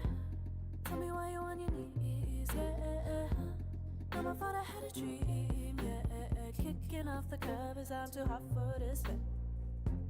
Give me space, I need to breathe, yeah. Giving face, giving it beautifully, yeah. Yeah, it's just me and my clique, yeah. We might be the hottest, but we let you in. Angel energy, let you sit with me. Angel energy, angel energy, angel energy. We got sympathy. Angel energy, angel energy.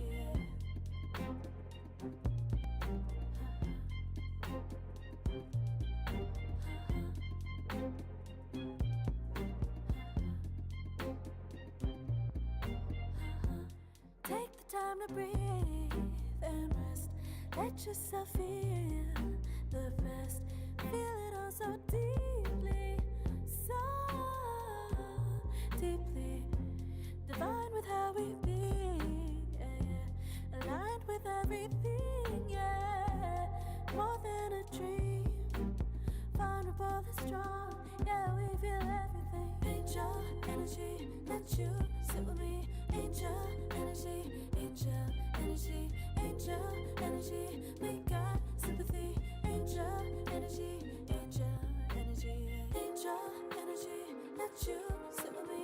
Angel energy, angel energy, angel energy. We got sympathy. Angel energy, angel energy.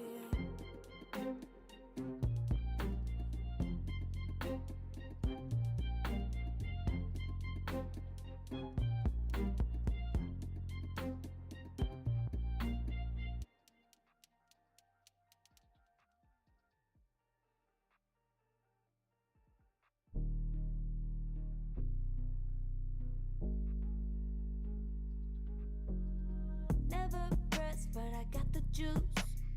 Taking the lead, that's just what I do. I make mountains move with one hand tied, and still this world ain't satisfied. Everywhere I go, they stop and stare. I tell the truth, I take it there. Call me vicious, persistent, overzealous, that's fine. Main character energy, I stay taking what's mine. You need a foot on the gas, or put my name on the line. Main character energy, I'm just taking what's mine. And it's written in the stars, I'm a king like my sign, yeah. Raising the bar, the jaws drop like a surprise. Don't be mad about it. Don't be mad, don't be mad. Don't be mad about it. Don't be mad, don't be mad. I don't play the game, now I make the rules. Cards close to the chest, and I don't play no fool. Don't be mad about it. Look, yeah, my name stay in the mouth. Legs got broke, they said cast her. I'm the 911 response in a disaster. I don't ask, I just take. Treat the world like a man, I just blow them away. Yeah, I'm a #1 fan. Don't need a bark, I'm a bite. Switch me on, dark need light. Don't need pity, don't need spite. I just plop, plop, plop on sight. Could take your girl in 2 seconds. I just flash her a smile. I make petty look pretty. They run an inch, I run 3 miles. You need a foot on the gas, I'll put my name on the line. Main character energy, I'm just taking what's mine. And it's written in the stars, I'm a king like my sign, yeah. Raising the bar, the jaws drop like a surprise. Don't be mad about it. Don't be mad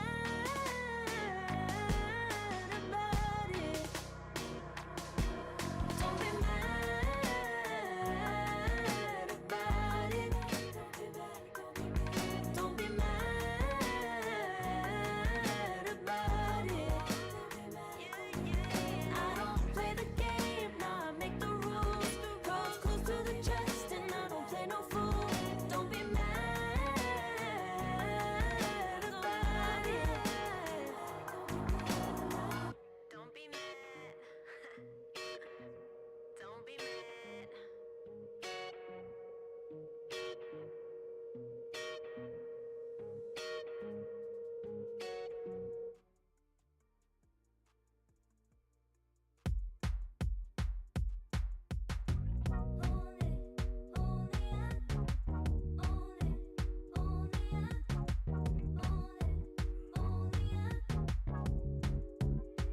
Like a moth to the flame, I'm attracted when the doubts start saying my name. I can go there easily, and it's hard to maintain, 'cause I know it's not the world I know, it's me.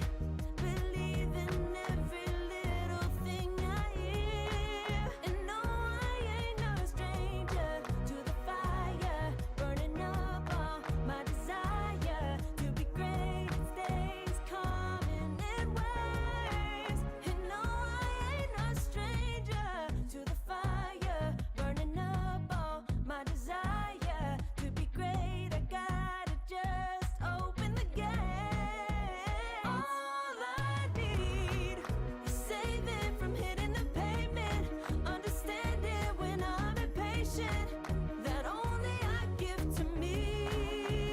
All I need is a little love in lonely places, the strength to stare fear in the face, that only I give to me.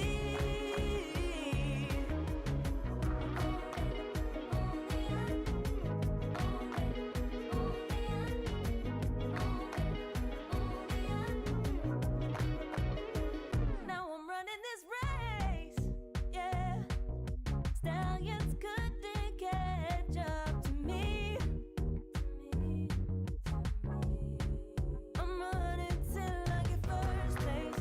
I'm running till I get everything, everything I ever wanted in my dream. No, I ain't no stranger to the fire, burning up all my desire to be greatest days coming in waves. And no, I ain't no stranger to the fire, burning up all my desire to be great. I gotta just open the gate.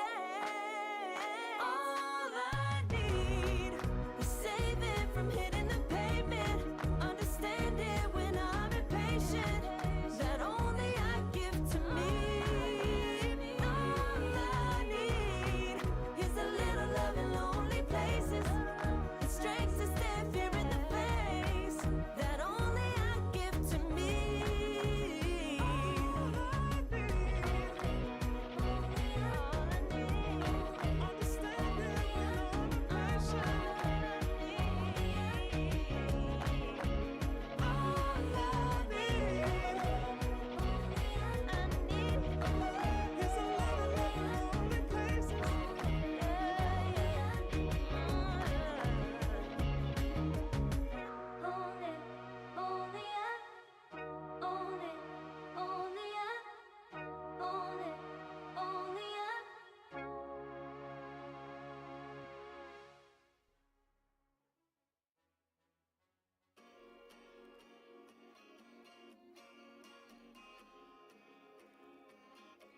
Yeah.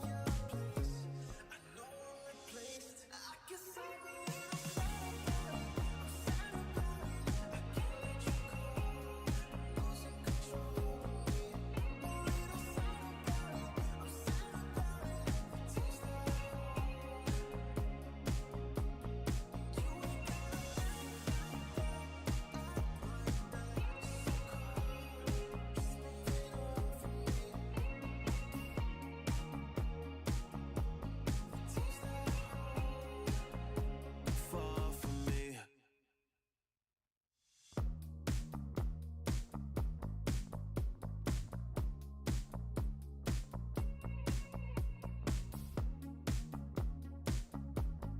Girl, what's this shit about? You told me I was different than them. Now you got yourself another man. I hate to see you out with him. I guess I'm a little sad about it. I'm sad about it. I can't let you go. I'm losing control of me. A little sad about it. I'm sad about it. The taste of it. You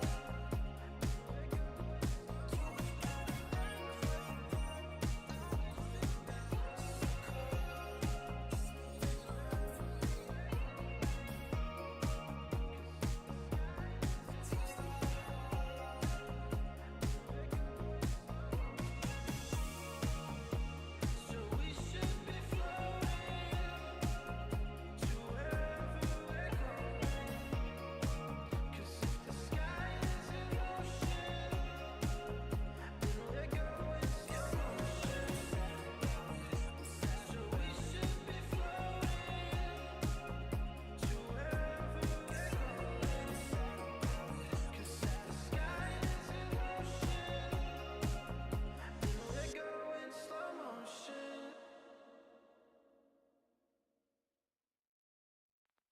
I pack my suitcase, headed out the door. I keep my shoes laced. 2,000 miles away from home. A couple dollars in my pocket, never stopped the boy before.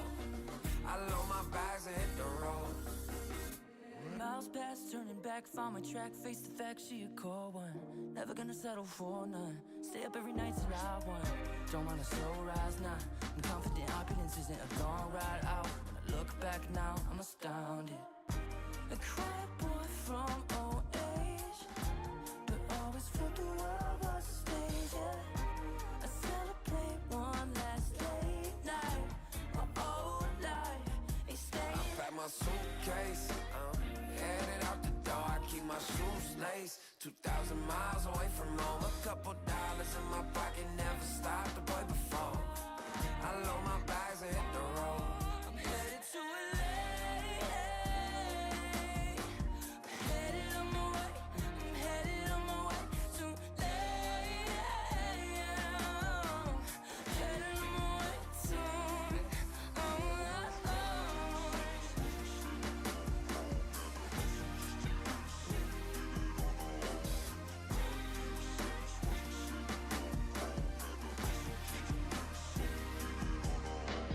Couple thousand miles, throw it on the dash.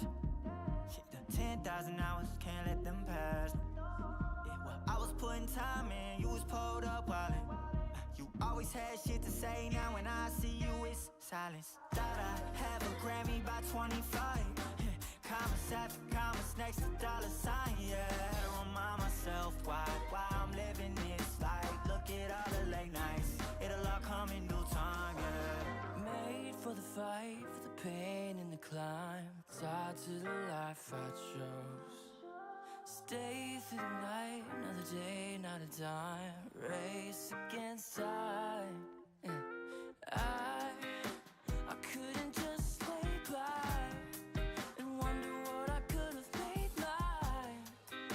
I'm closing on the moment, no one's gonna hold me down. I pack my suitcase, headed out the door. I keep my shoes laced. 2,000 miles away from home. A couple dollars in my pocket, never stopped the boy before.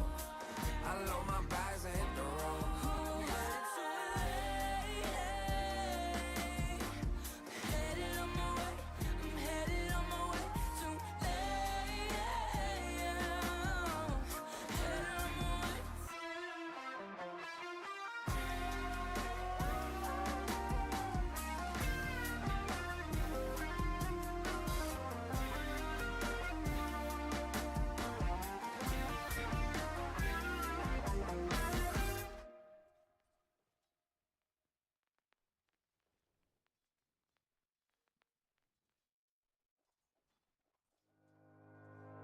Think about it every night when I close my eyes. You're on my mind.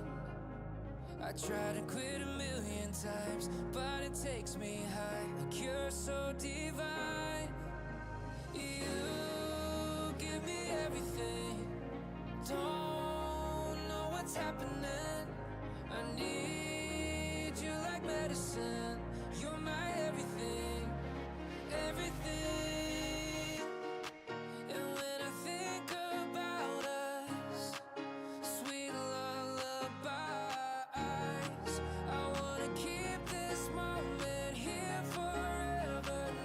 Good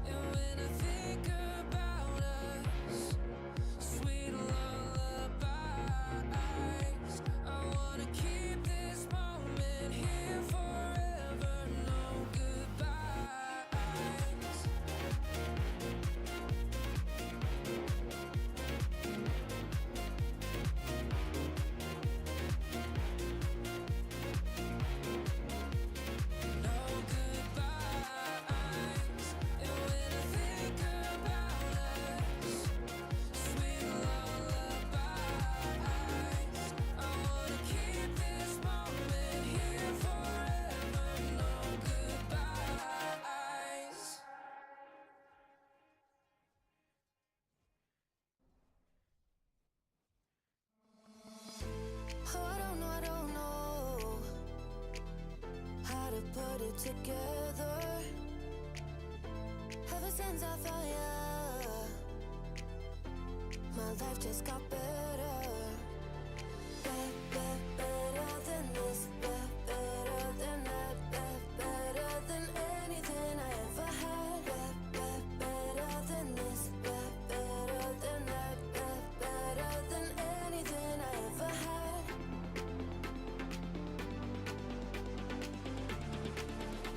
Than anything I ever had.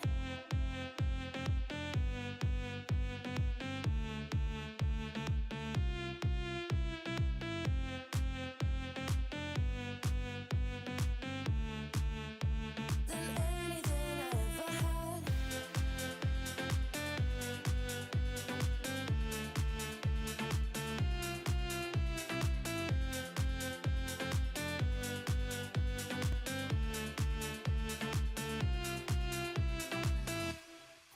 Every time I start to doubt if I'm good enough, looking straight in your blue eyes makes me feel better. Better than this, better than that, better than anything I ever had.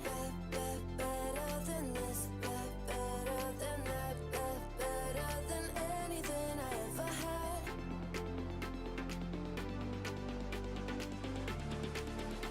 Than anything I ever had.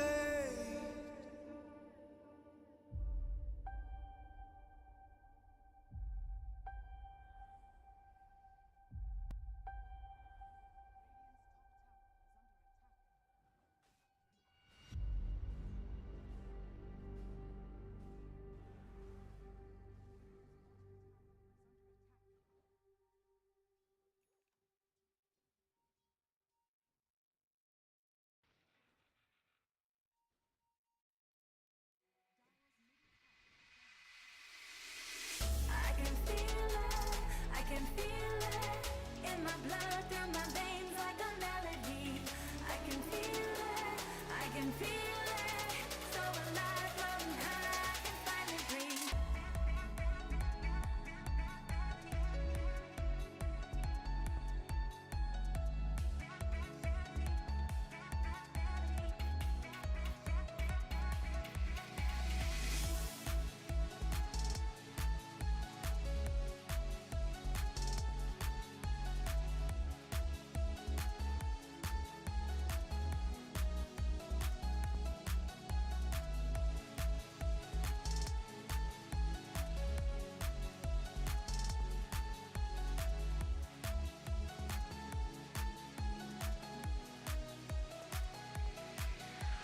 Lately, I've been feeling lonely.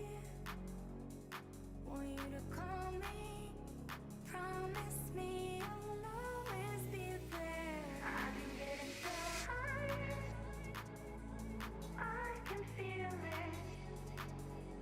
I can feel the gravity is pulling me away, pulling me away.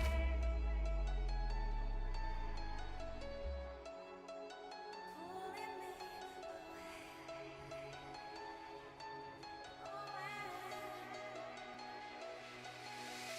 I can feel it in my blood, through my veins like a melody. I can feel it, so alive, floating high, I can finally breathe.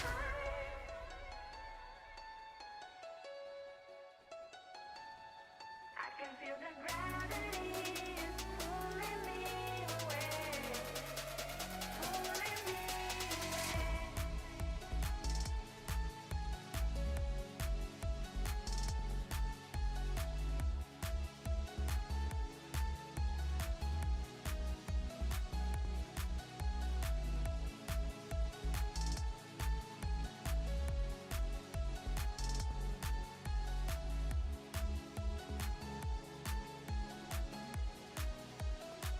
I've been getting so high, I can feel it.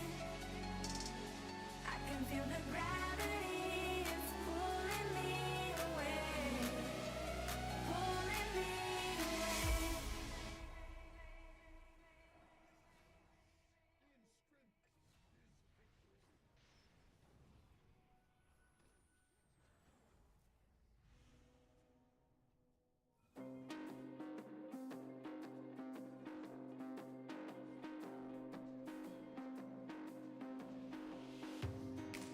I'm becoming all that I can be.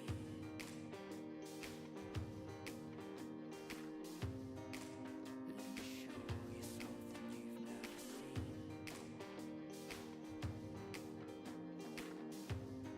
Time to get up and dust yourself down.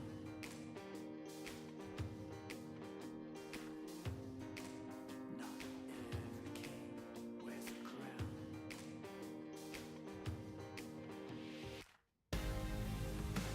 So take me to the finish line, 'cause you're never gonna stop me trying. Yeah, what's real is never gonna die. So take me to the finish line. Take me to the finish line.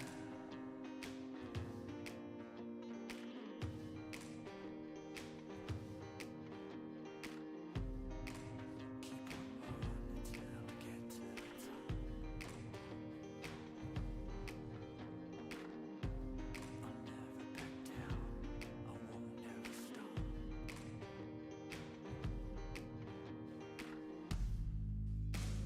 Take me to the finish line, 'cause you're never gonna stop me trying. What's real is never gonna die. So take me to the finish line. Take me to the finish line.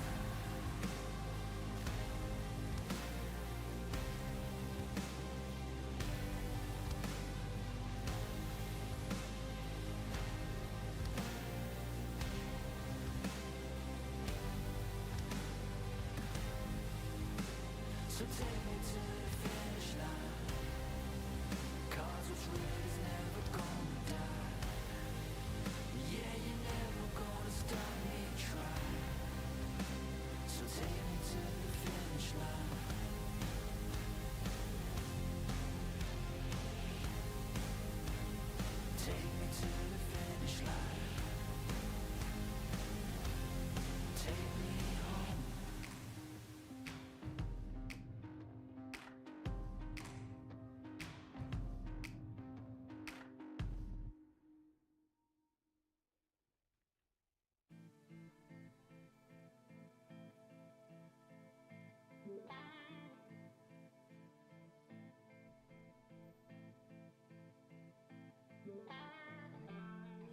Takes more than money to force a change. Takes more than time to heal the pain. Heartbreak will light the fire. Heartbreak will light the fire.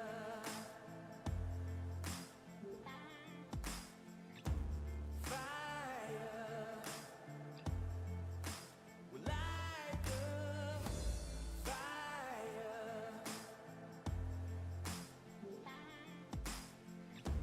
Fire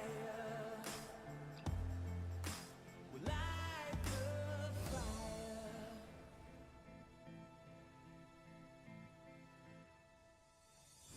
Takes more than money to force a change. Takes more than time to heal pain. Heartbreak will light the fire. Heartbreak will light the fire.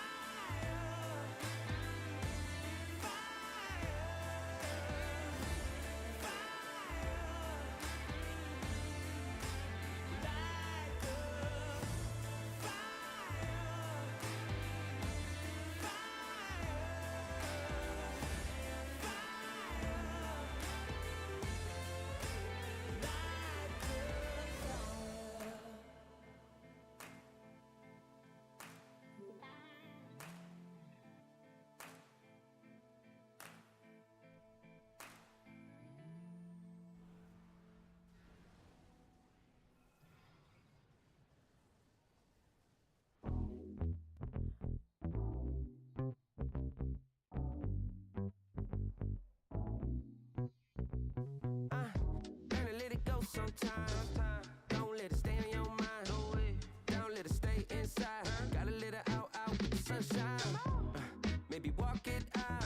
Sometimes gotta scream and shout. Let them know that you're here, no doubt. Took a long time, but we here now. I know you're ready for the hardships. Know you're ready for the progress. I know you living your truth, but don't forget to always stay honest. So do a little dance, do a little wiggle. Yeah, it's your turn. Yeah, learn how the universe works. Yeah, come on. Can't control the world, but I'm trying to control myself. Yeah, I'm trying to control myself. Yeah, we can't control the world. Yeah, but baby, I just can't hold it. I'm just trying to control it, control it. Yeah.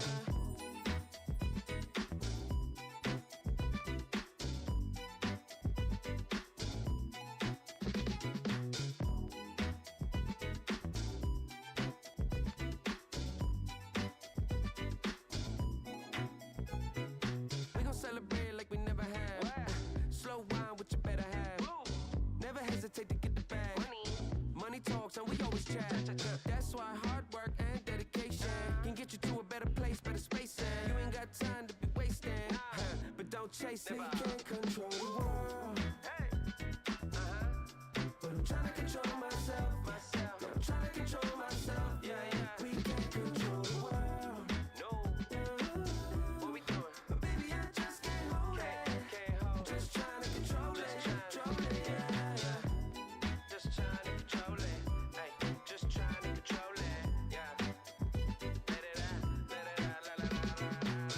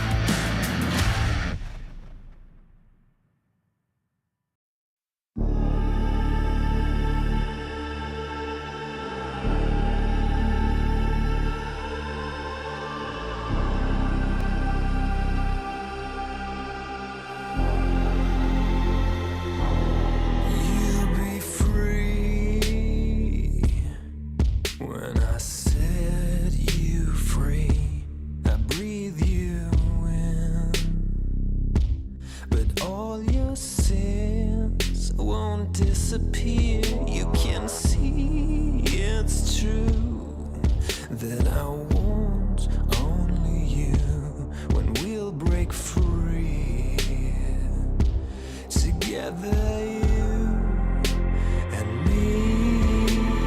Take me in your arms and let us rise high up to the stars where we can fly. So come with me and pray. I want you to play my games and fulfill my black desires. So break my heart and leave me. I only need your body. So I'm saying I'm in love with you, but I don't care much about you. When you've gone, I would find someone new. I cannot lose. Fall into my arms and let us rise high up to the stars where we can fly.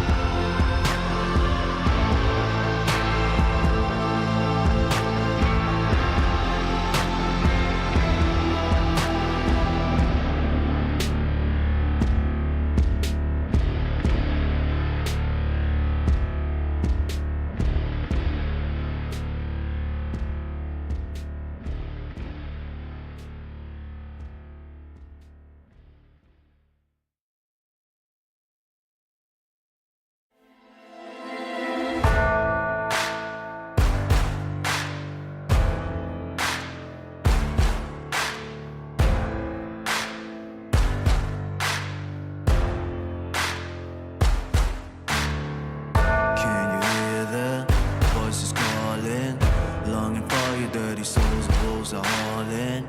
Can you hear the voices calling? Do you feel how they are dragging, waiting for a second to push you to your limits, going strong and feeling better? Or do you feel them? Can you hear them say? Cross the line. Seems a little dark in here. Trust me, you have nothing to fight. Take the start. Follow, leave it all behind. Welcome to the other side.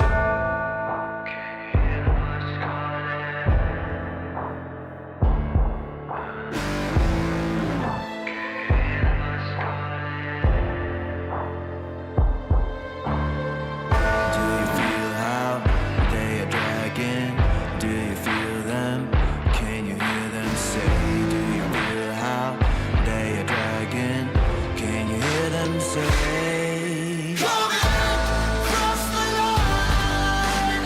Seems a little dark in here. Trust me, you have nothing to fight. Take the start. Follow, leave it all behind. Welcome to the other side. Cross the line. Seems a little dark in here. Trust me, you have nothing to fight. Take the start. Follow, leave it all behind. Welcome to the other side.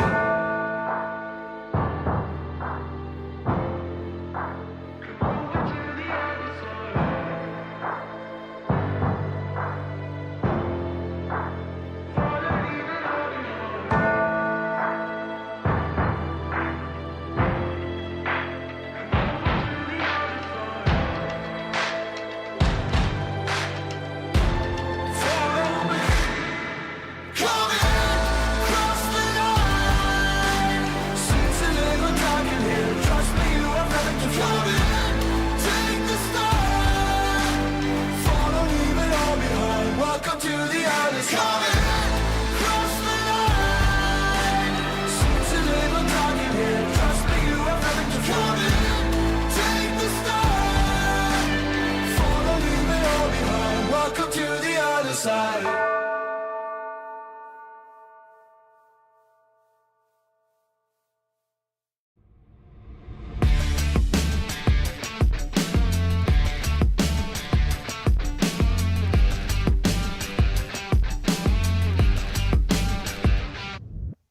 All the time I wasted on something. Growing up, I dreamed just nothing. Ooh, what are you? People talk loud, I get what they're telling me. I fucked up, but I didn't care a bit. Ooh, what are you? Hey, I gotta say, something's going wrong. And everything's upside down. I'm falling. Hey, I gotta say.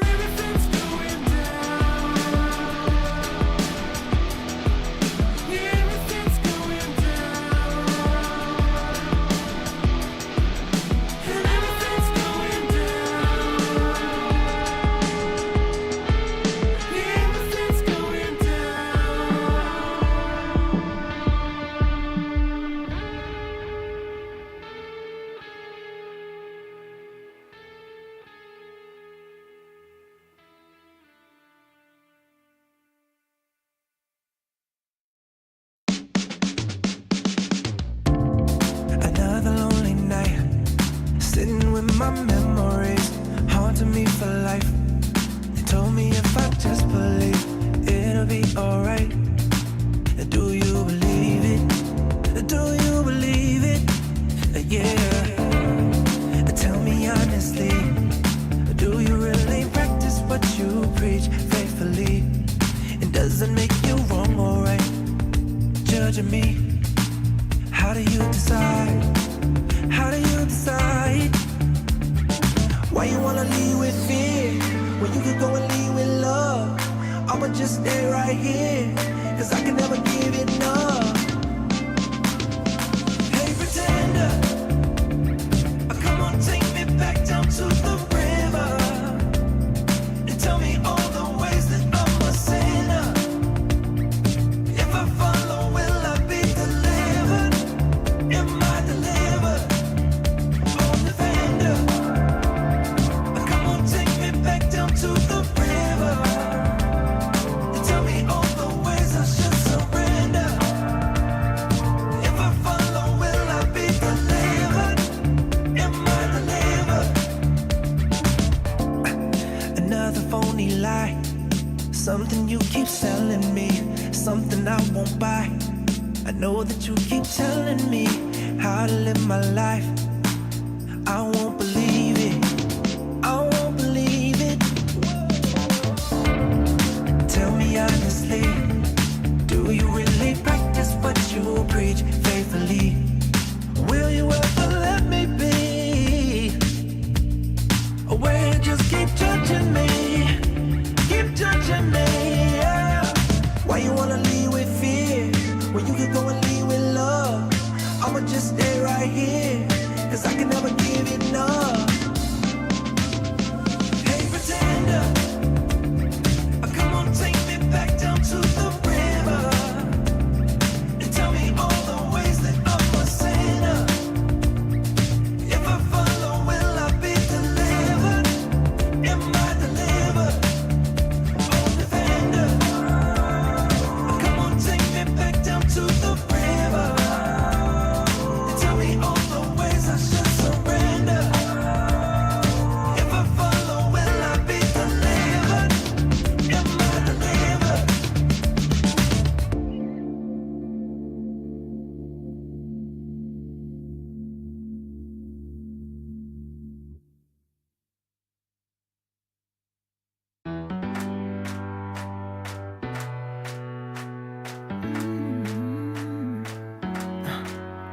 Am I wasting time? Cause I'm already gone. So long, can you stay the night? Cause you're the thing I want. I want. I know you're feeling different when you're stressed out, but even with no makeup you still stand out. Cause no one makes me feel the way you do now, like you do now. The way that you move your body, you make it look like a hobby. Every time that you touch me, it's electricity. Things we discovered underneath last night's covers. Everything came so easy. It's electricity. Electricity. Whoa. It's electricity.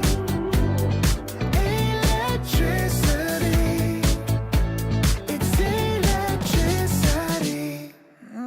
When it's late at night, I feel you on my skin. My skin. You're all that's on my mind. It's finally sinking in. You're it. I know you're feeling different when you're stressed out, but even with no makeup you still stand out. Cause no one makes me feel the way you do now, like you do now. The way that you move your body, you make it look like a hobby. Every time that you touch me, it's electricity. Things we discovered underneath last night's covers. Everything came so easy. It's electricity. Electricity. Oh, it's electricity.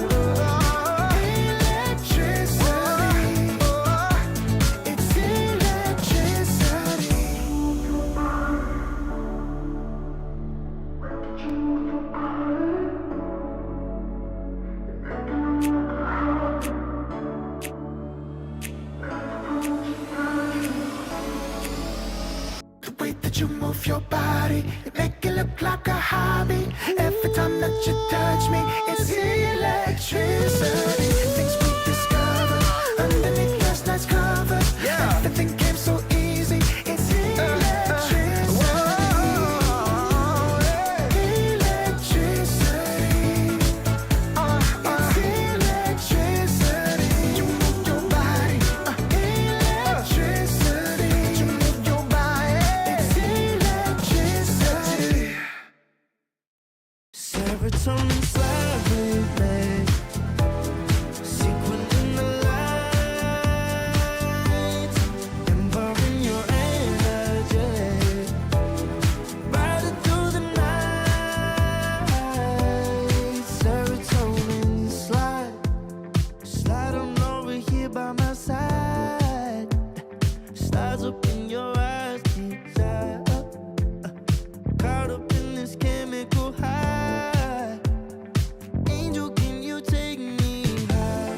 I'm on fire from the dopamine. You're all I need tonight. Promise I'll give you all of me, darling. Serotonin slightly late, sequin in the light, empowering your energy, riding through the night. Serotonin slide.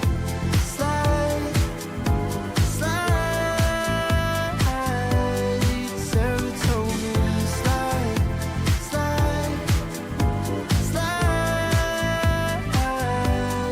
Serotonin slide up out of here like we're tired, but really we just about to get wild. Loving at the speed of light. Your body, I can help but admire. I'm on fire from the dopamine. You're all I need tonight. Promise I'll give you all of me, darling. Serotonin slightly late, sequin in the light, empowering your energy, riding through the night. Serotonin slide. Serotonin slide. Serotonin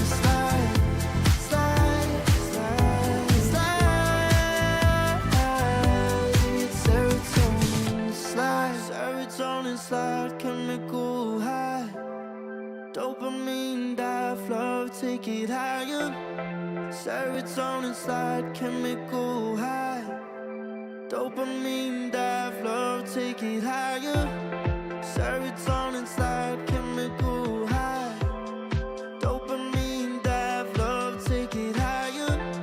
Serotonin slide, chemical high. Dopamine dive, love, take it higher. Sequin in the light, empowering your energy, riding through the night. Serotonin slide.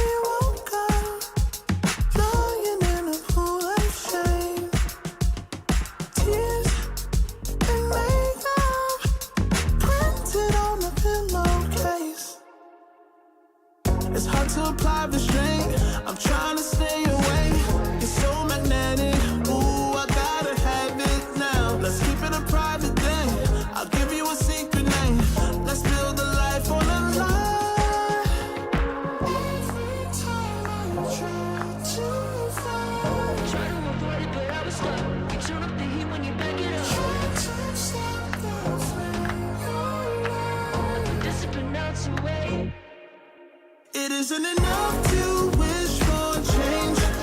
You either give in or pull away. We have the will to choose our fate. Whether it's wrong or right, I'm holding on for life. For the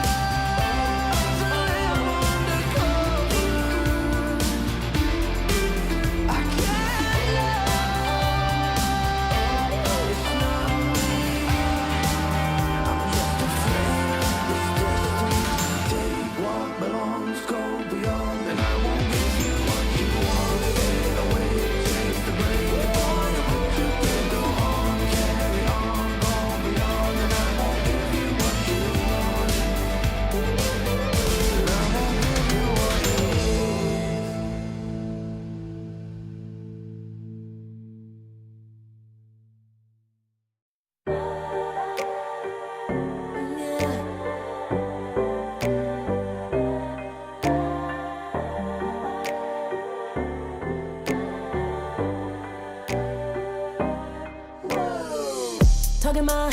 I've been working all year, getting by. Looking for the high, taking all my time.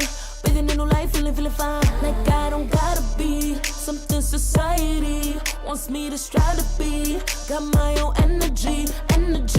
So magnetic in the spotlight.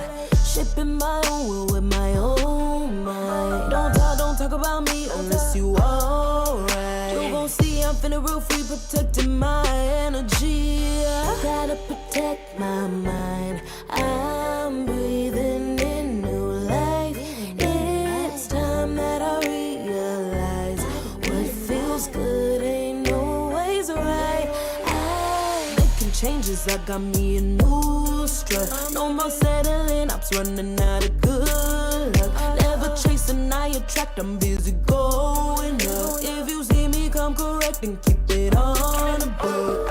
Get it, how I live it, that's the motto, how it goes. No more reaching in the distance, hit the lotto, I'm the one. Not denying myself anymore, I'm done with it. Sky is the limit, I'm living like widow. Energy,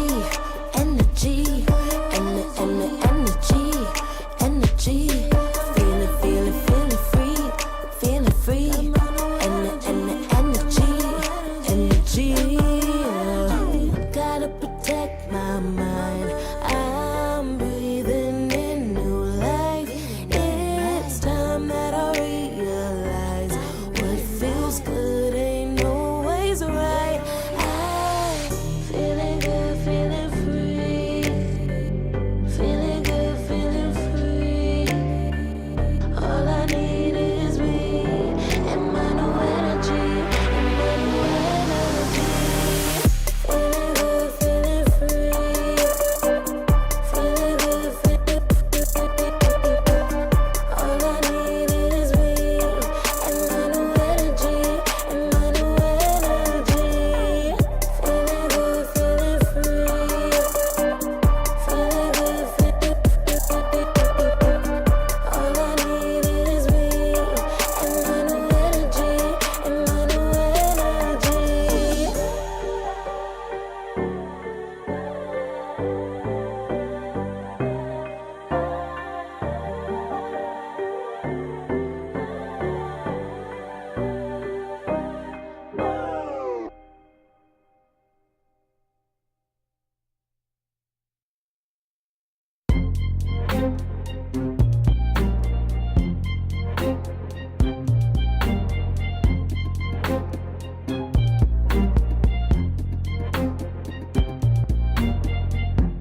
Took too long for me to feel, yeah.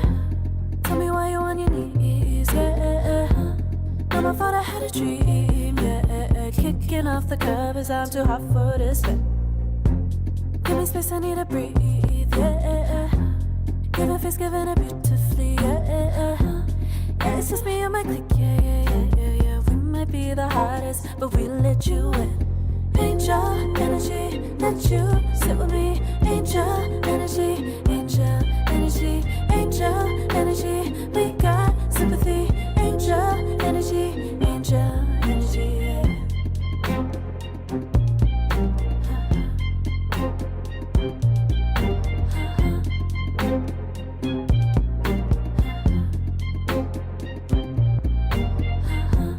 Take the time to breathe and rest.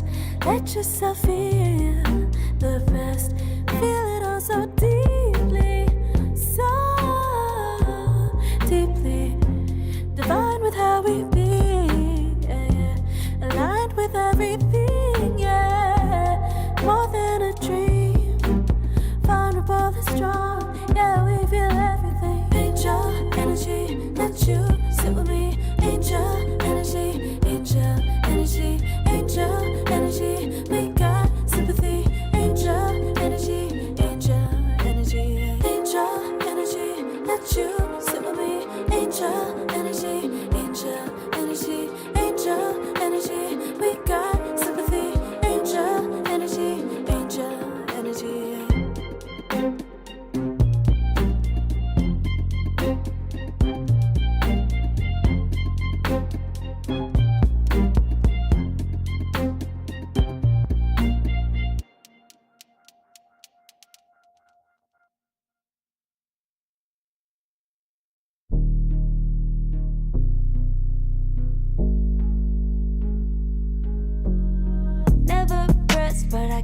juice. Taking the lead, that's just what I do. I make mountains move with one hand tied, and still this world ain't satisfied. Everywhere I go, they stop and stare. I tell the truth, I take it there. Call me vicious, persistent, overzealous, that's fine.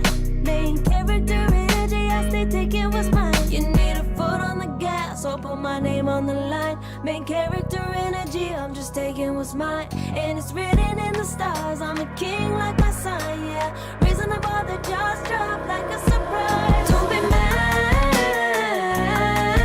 about it. Don't be mad, don't be mad. Don't be mad about it. Don't be mad, don't be mad. I don't play the game, nah, I make the rules. Cards close to the chest, and I don't play no fool. Don't be mad about it. Look, yeah, my name stay in the mouth. Legs got broke, they said cast her. I'm the 911 response in a disaster. I don't ask, I just take. Treat the world like a man, I just blow them away. Yeah, I'm a #1 fan. Don't need a bark, I'm a bite. Switch me on, dark need light. Don't need pity, don't need spite. I just plop, plop, plop on sight. Could take your girl in 2 seconds. I just flash her a smile. I make petty look pretty. They run an inch, I run 3 miles. You need a foot on the gas, I'll put my name on the line. Main character energy, I'm just taking what's mine. And it's written in the stars, I'm a king like my sign, yeah. Raising the bar, the jaws drop like a surprise. Don't be mad about it.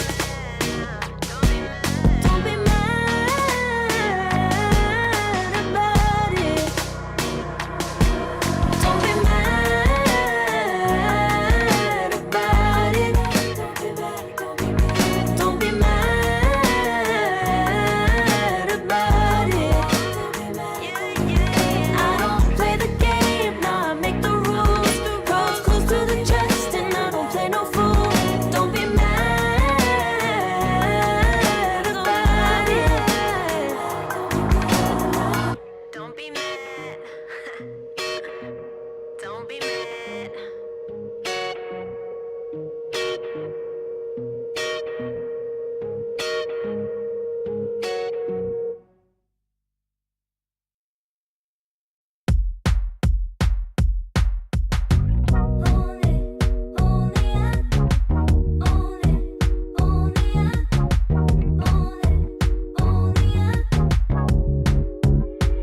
Like a moth to the flame,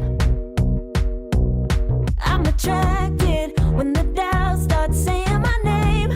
I can go there easily, and it's hard to maintain, 'cause I know it's not the world I know, it's me.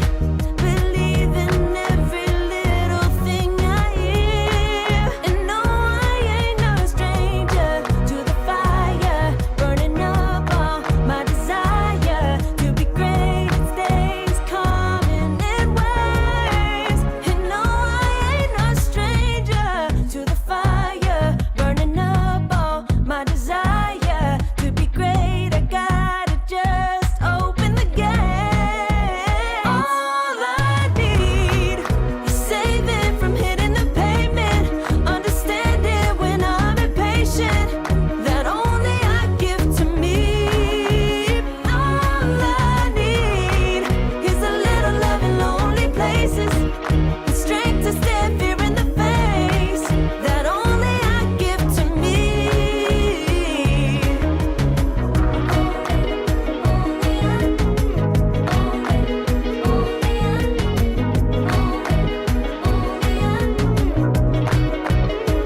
Now I'm running this race, yeah. Stallions couldn't catch up to me. I'm running till I get first place. I'm running till I get everything, everything I ever wanted in my dream. No, I ain't no stranger to the fire, burning up all my desire to be greatest days coming in waves. And no, I ain't no stranger to the fire, burning up all my desire To be great, I gotta just open the gate. All I need is saving from hitting the pavement. Understand it when I'm impatient. That only I give to me. All I need is a little love in lonely places. The strength to stand fear in the face. That only I give to me.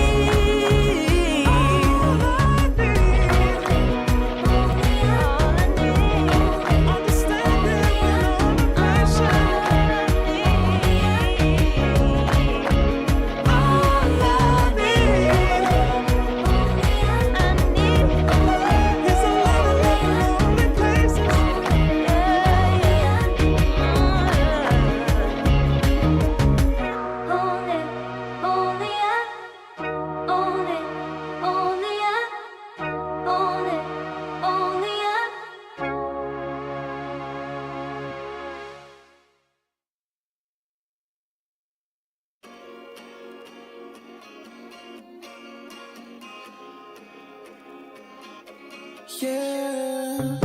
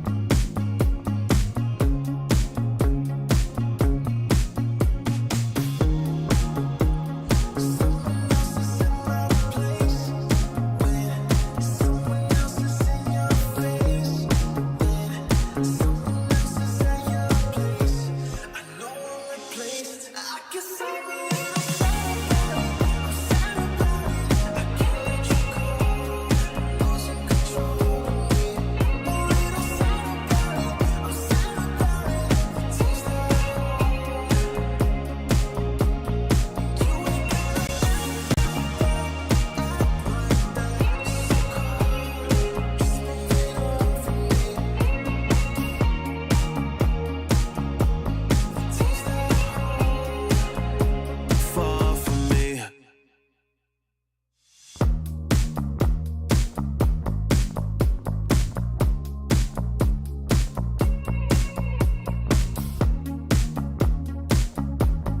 Girl, what's this shit about? You told me I was different than them. Now you got yourself another man. I hate to see you out with him. I guess I'm a little sad about it. I can't let you go. Losing control of me. A little sad about it. I'm sad about it. Taste the You ain't gotta act like that.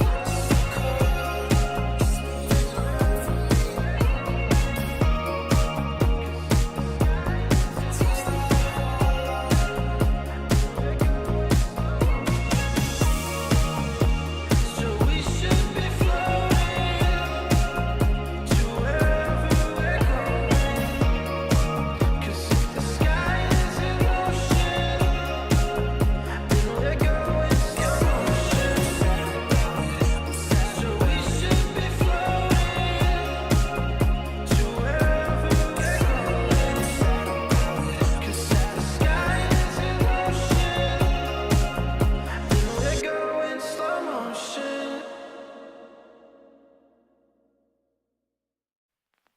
I pack my suitcase, headed out the door. I keep my shoes laced. 2,000 miles away from home. A couple dollars in my pocket, never stopped the boy before. I load my bags and hit the road. Miles past, turning back, found my track, face the fact she a cold one. Never gonna settle for none. Stay up every night till I won. Don't want a slow rise now.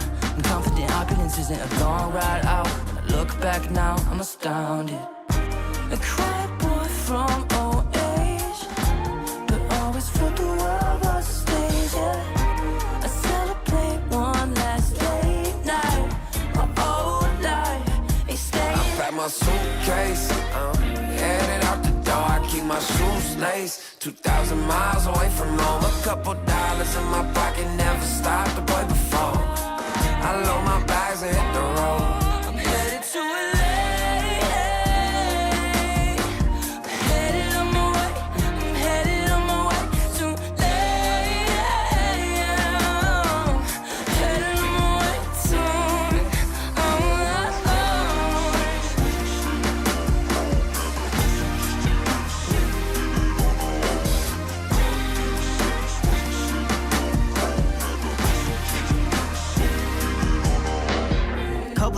miles, throw it on the dash.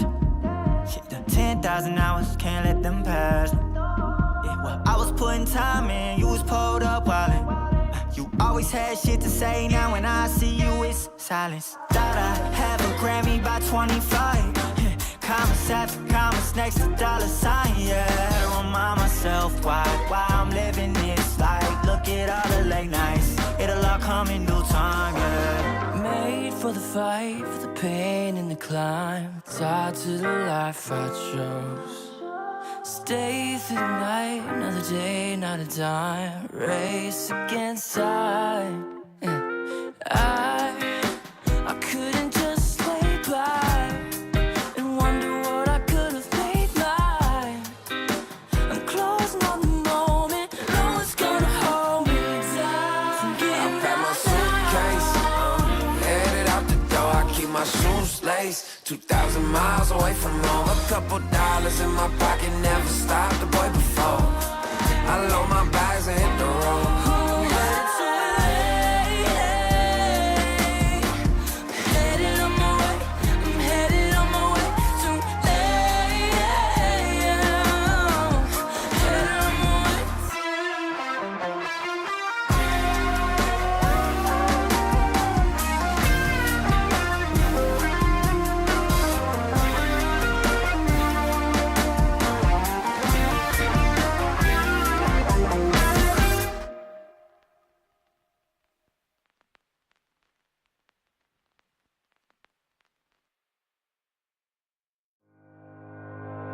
Think about it every night when I close my eyes. You're on my mind. I try to quit a million times, but it takes me high. Like you're so divine. You give me everything. Don't know what's happening. I need you like medicine. You're my everything, everything.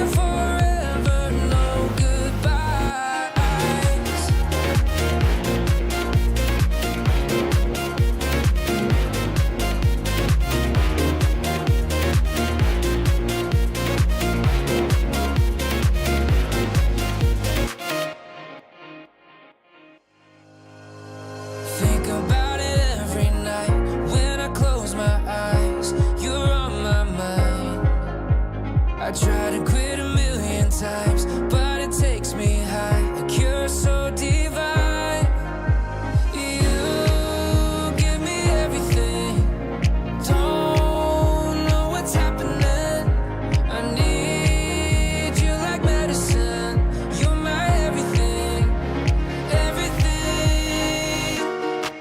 And when I think about us, sweet lullabies, I wanna keep this moment here forever, no goodbyes. And when I think about us, sweet lullabies, I wanna keep this moment here forever, no goodbyes.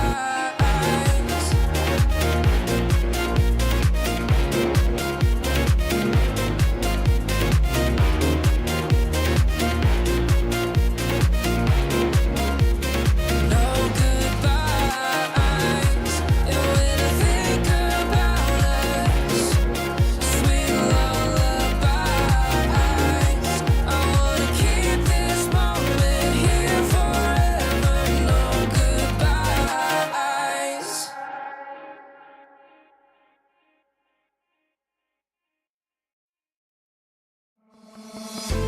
Oh, I don't know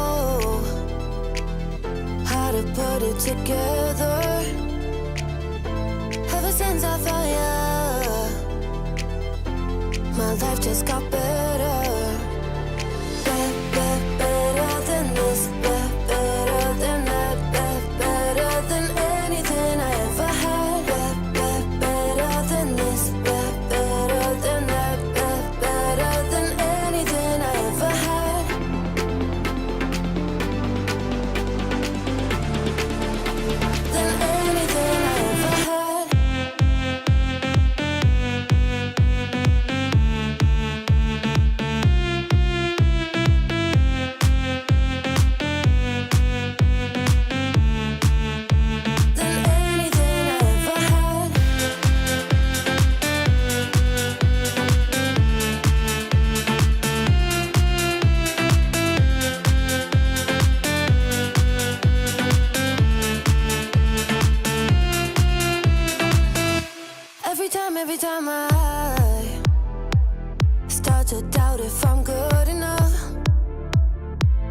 can strain your blue eyes. Makes me feel better. Better than this. Better than that. Better than anything I ever had. Better than this. Better than that. Better than anything I ever had.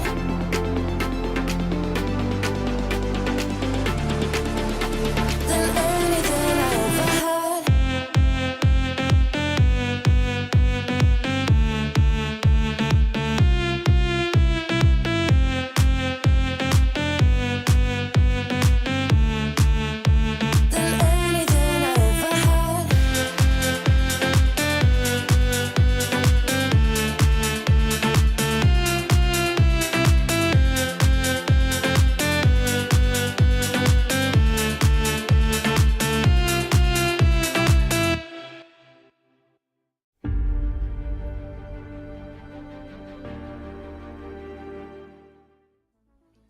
Welcome back, everybody. Here we are with ESL One Bangkok Western European Qualifiers. We've got ourselves our second series of the day after a bit of an extended break. Hopefully everyone had a nap, a drink, a run, a swim, whatever it was, Wagga, as we head into Gaming Gladiators against OG coming up next. Yeah, and hopefully they got themselves ready for this as well, because it's so important here. You know, there are 2 slots in this qualifier, the Western Europe, but you don't really want to go into the lower bracket. It's scary. You got to go all the way. You cannot lose a single series then. So first game going to be important here for these teams. We just previously watched Tundra looking pretty solid in their game against Zero Tenacity.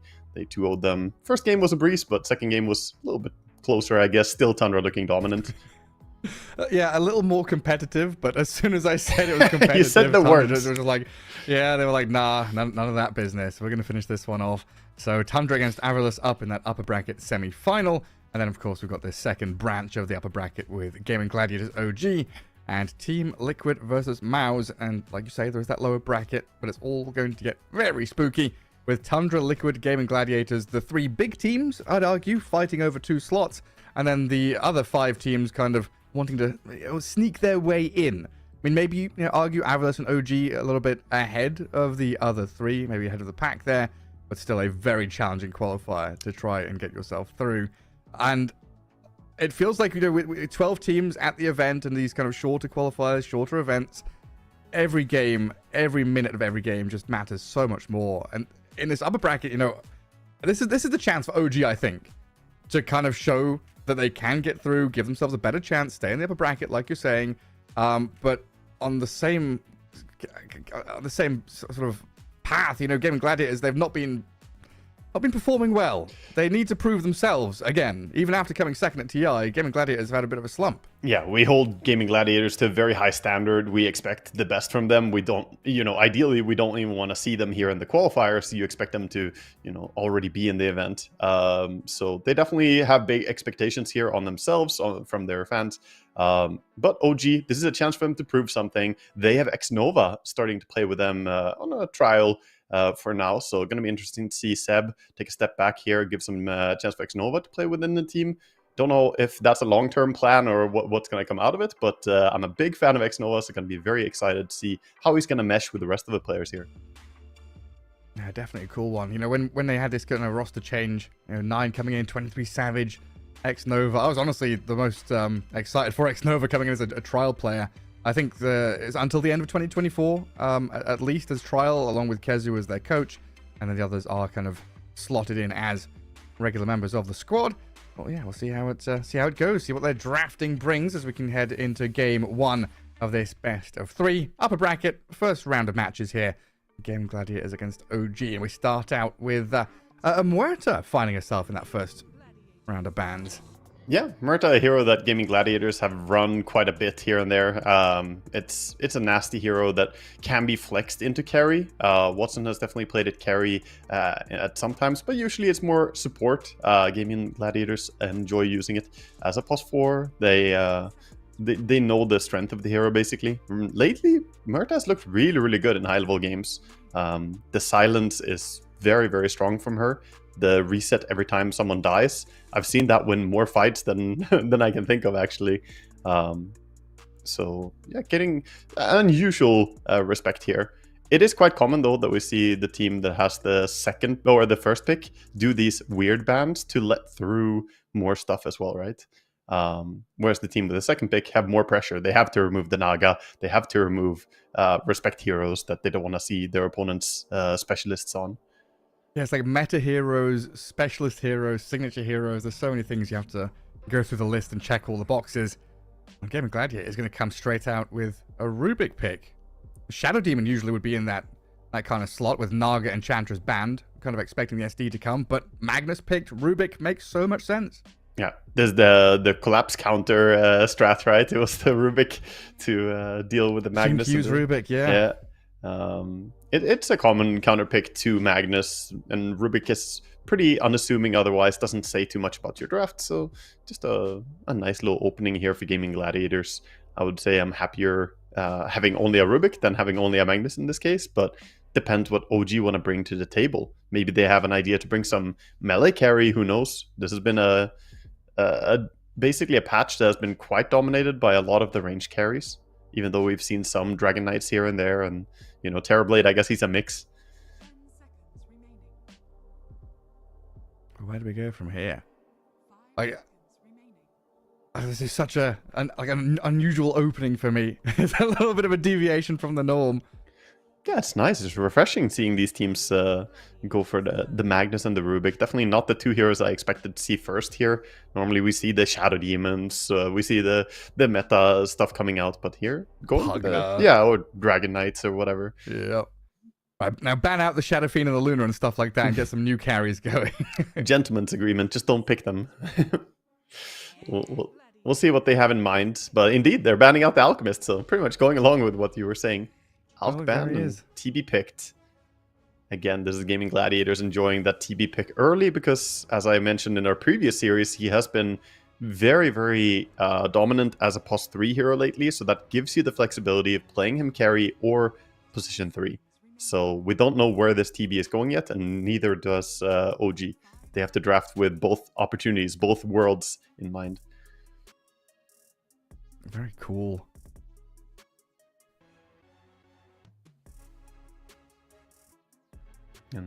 Kind of want to see this Magnus in the hands of Whisper, honestly. Yeah, I expect it should be a Whisper. I know Malrine played it a couple of times at Dream League, and as the mid Magnus came out a little bit. It just doesn't strike me as the type of hero that I want to see Malrine on. I think he's better on heroes that are not so cooldown based, not having to rely on that RP cooldown. But with the Visage pick here, we might see a repeat of it. See some type of stuff like that. Yeah, I was just thinking about Malrine playing mid Magnus. I don't think it's a 9 hero that he'd want to grab. That is Visage now a 3 and Magnus is mid, or is it? Visage hasn't been played as a support recently, at all, has he? No. Visage is almost guaranteed to be the offlaner here for OG, so that does shove Magnus more towards that mid lane. It's possible still to run pos 5 Magnus, can be played, or even pos 4. Oh, right, yeah. Ari did that a bunch. I remember a year and a half ago, they tried a lot to kind of slot in this position for Magnus. It is very Ari style to do it. Ari enjoys some of these cheeky heroes on support. Flappy Birds, Visage Phoenix. We just need Winter Wyvern and stuff like that to go and fill the slots. Yeah, so this is very possibly then Whisper and Ari on the Magnus and Visage running the combo on the offlane, and that they're setting up their safe lane with a Phoenix to start, which is a good way to address the possibility of an offlane TP. Get a lot of magic damage in there.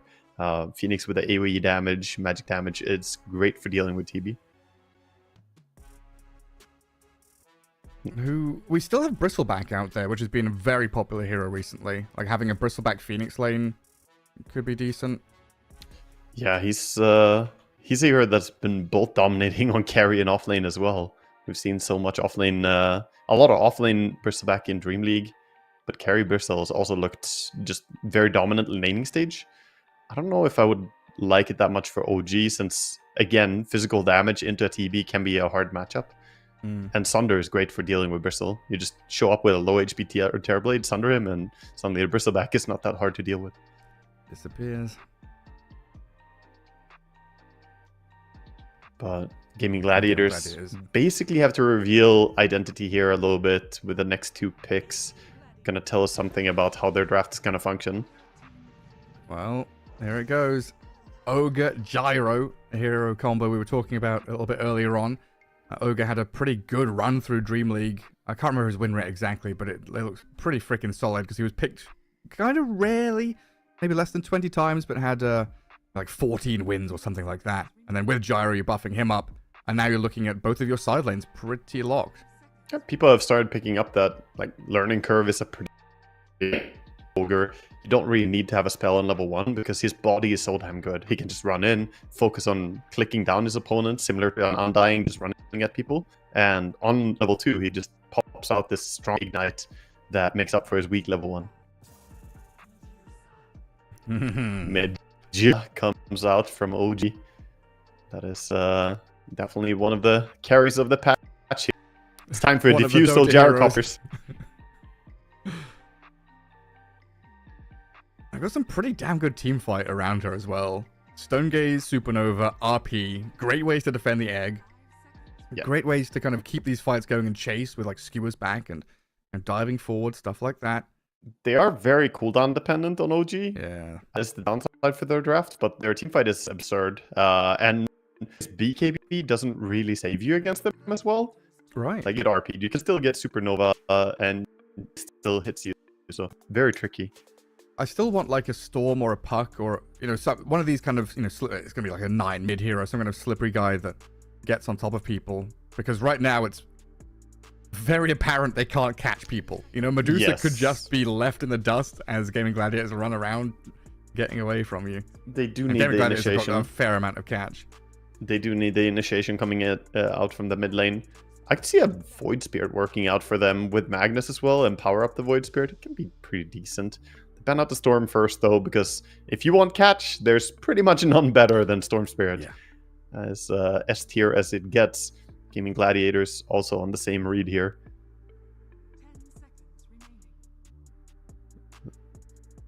I mean, I'm not even sure what they want to remove. They could remove Puck here as well if they're worried about the silence against Terrorblade.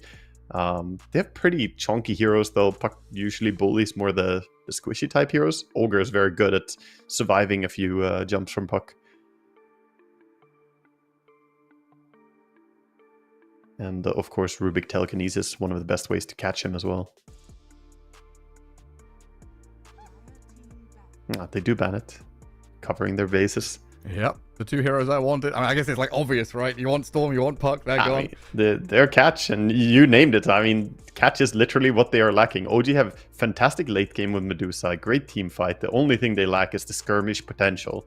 And now Gaming Gladiators have greatly limited it, and they still have the last pick for themselves. So if OG picks something that they rely heavily on from mid lane, they could cheese pick, baby. There's Huskar in the pool. There's a lot of stuff that could happen. So... yeah, it's dangerous. Because you know that this draft from OG is going to hinge a lot on the mid laner. It's already pretty obvious. The rest of them play a little bit slow.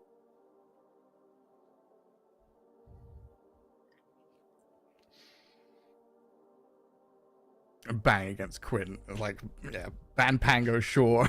And then what? Ban Pango 2024. Play a real hero, goddammit. Ban it in 2025 as well, because, you know, it's Pango. You're talking about cheese, like mentioning Huskar, there's still, like, Monkey King out there as a really irritating hero. Yeah. They banned the Huskar. I mean, Earth Spirit's still available. Invoker, okay. 9 Invoker. This is like a greedy teamfight lineup from OG. It's pretty slow, isn't it? Like, it's greedy, it's teamfighty. It does scale well into the mid and late game for OG, but I just struggle to see them really have the pacing. And Gaming Gladiators, looking at them, there's so much tempo coming out of it. It sounds weird, but offlane TB actually hits on early timing. The moment, if he rushes, like whatever power spike he goes for, if he goes pipe, it's huge. If he goes drums Yasha, it's going to be Gaming Gladiators going for the Void Spirit instead here. The purple boy. Yeah. I mean, Invoker was a solid pick because it doesn't have a strong like counter in lane. There's not many heroes that dumpster an Invoker necessarily. But they say Void Spirit will give them the chance here to set up the team fights for themselves. Gaming Gladiators definitely not as big on the team fight front. They basically have Call Down, and that's about it. That's their huge spell to play around. It is going to be off lane. It's going to be Ace on the TB. How do you ever catch Quinn? You Cold Snap Tornado and RP? Land some birds on his head? You rely on items, I feel. You're going to have to get some form of stuff like Atos on Visage or something to get the setup. Sorry, finish your point. Yeah, I just want to say that I think the Bloodlusted Gyrocopter probably stands a pretty good chance here, even going late game against the lineup of OG. I think he can get pretty big, considering Watson farms really fast too. Mm-hmm. I mean, I think this is quite a nice looking OG draft. I just don't know how it plays. You know, I've not seen anything like this in a while. Very, like you say, very reliant on cooldowns, very reliant on like outplaying and setting up team fights in specific places, specific ways to get these greedier, kind of later Medusa Invoker heroes off the ground. But I wanted to ask, did you see the stat about Quinn's Void Spirit? I think Knoxville put out a couple of days ago. I have not seen that. So he put out a list of the longest win streaks on heroes that players had. Okay. And, you know, there's people up there like Mid One Invoker, 20 win streak. Solo Shadow Demon, 20 win streak. Dark Margo Tiny, 20 win streak. Quinn on Void Spirit had a 29 game win streak. God damn. Can you imagine winning 29 pro games on a hero in a row? It's not ongoing. It has been broken, obviously, but absolutely ridiculous, this guy on this Who hero. stopped it? Who took the kill streak? Which That's team a good did it? question. That's the answer that I want. But yeah, that's obviously comfort zone. I was about to say, I've seen him play this a lot. You know, it's definitely a hero he really enjoys. And against Invoker is not really the most pressing lane for a Void Spirit. He can get away with it. Yeah, definitely interested to see how it's going to play out. I do fear a little bit for OG's tempo going into this. There was Goblak Kotl on that list as well, which were 22 wins. Oh, wow. You can remember Goblak back in the day? Goblak, I love that guy. He's I don't think tall. I've ever put him on Kotl, you know? He's like Treant and stuff like that. First time I ever met him, he was leaning over me, towering over me. And I was in Ukraine at the Cybersports Arena. And he just leaned over me and he's like, "You play techies?" And I'm like, "Oh God, I'm gonna get beat up." and he's like, "I'm Goblak." I'm like, "Oh, thank God." He's like, "I love techies." So I was real concerned for a moment there. But, sigh of relief. Yeah, that was well over. That was probably over a decade ago. But call the Starladder security guys to come over. Dude, help! I was just in a game and suddenly this huge presence over my shoulder. Yeah. Oh, there we go. Game 1, best of 3. We're in the upper bracket for ESL One Bangkok. OG against Gaming Gladiators. And Waga, how important are the lanes for OG in this? Is this a game where if things get out of control, the like losses snowball? Can Gaming Gladiators accelerate quickly? Do OG rely on a timing? I would say that OG, they need at least 9 to have a good start so that they can let him make moves across the map. And 9 is very good at playing his Quaswex Invoker. He knows how to look for openings and, you know, find the weak spot in the opponents.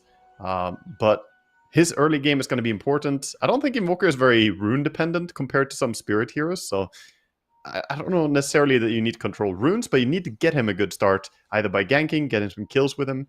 Bottom. This is always funny.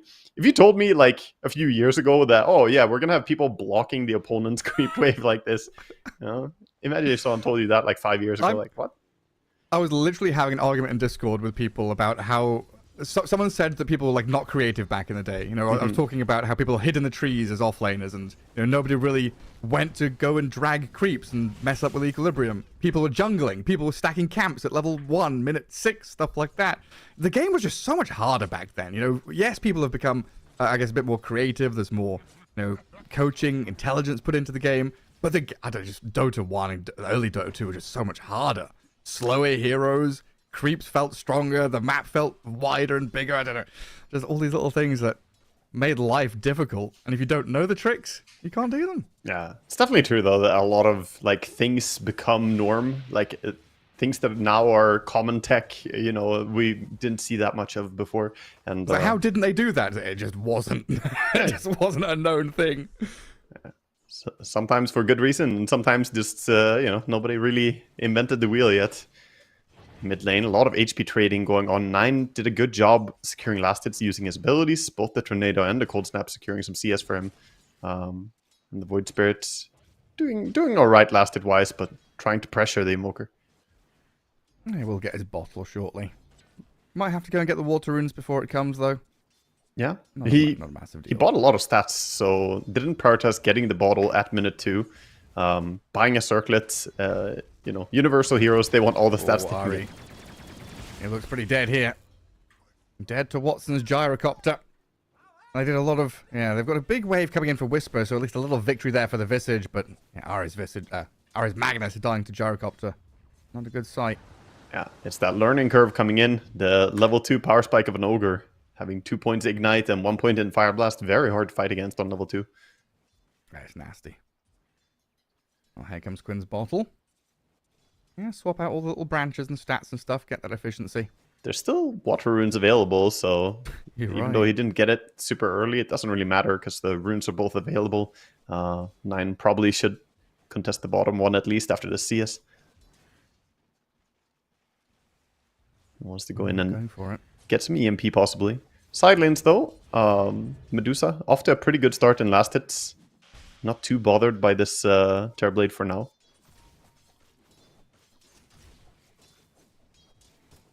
Offlane Terrorblade, huh? Yeah. We're seeing there these offlane broods, offlane whatever it is, from some of these guys like Ace and Amar playing carry from a position 3. Offlane is really Celery. the... He's dragged under tower. That's a good one from Ari. Yeah, caught him. Watson doing whatever damage he can here to Whisper, but Whisper's gonna be very happy with that, you know, kill happening as well. He's already getting himself experience on the Visage. Not gonna have a repeat of what happened to Zero Tenacity earlier. So far, last hits across the board looking amazing for OG. And primarily, this Watson Gyrocopter has not had an easy time CSing. They keep shockwaving and just nuking him, just throwing out whatever damage they can. Yeah, it's pretty annoying. 9 last hits when he's constantly like chasing Ari, who's running around, skewering away, being a bit of a pest, but very good early laning stage from OG. All top. Another board in their cause. Nice swing as well coming from Magnus going for the water in there, so they prevent the Void Spirit getting a refill. Gonna stay thirsty for a little bit longer. And this offlane Terrorblade, he kind of just plays like normal item build for Terrorblade, right? Like you might slot a pipe in there as maybe the weird one, but apart from that, it's like BKB, Manta Scardy, stuff like that. Yeah, it's quite common. You might see Manta Styles, and he could go drums as well. Is another pretty common item. But the power is usually in that he doesn't need to go hard into the support build, or like offlane build. But I already see that he has the pipe queued up, and playing as the Visage and Visage Phoenix, I completely respect that. Yeah, fair amount of team fight there.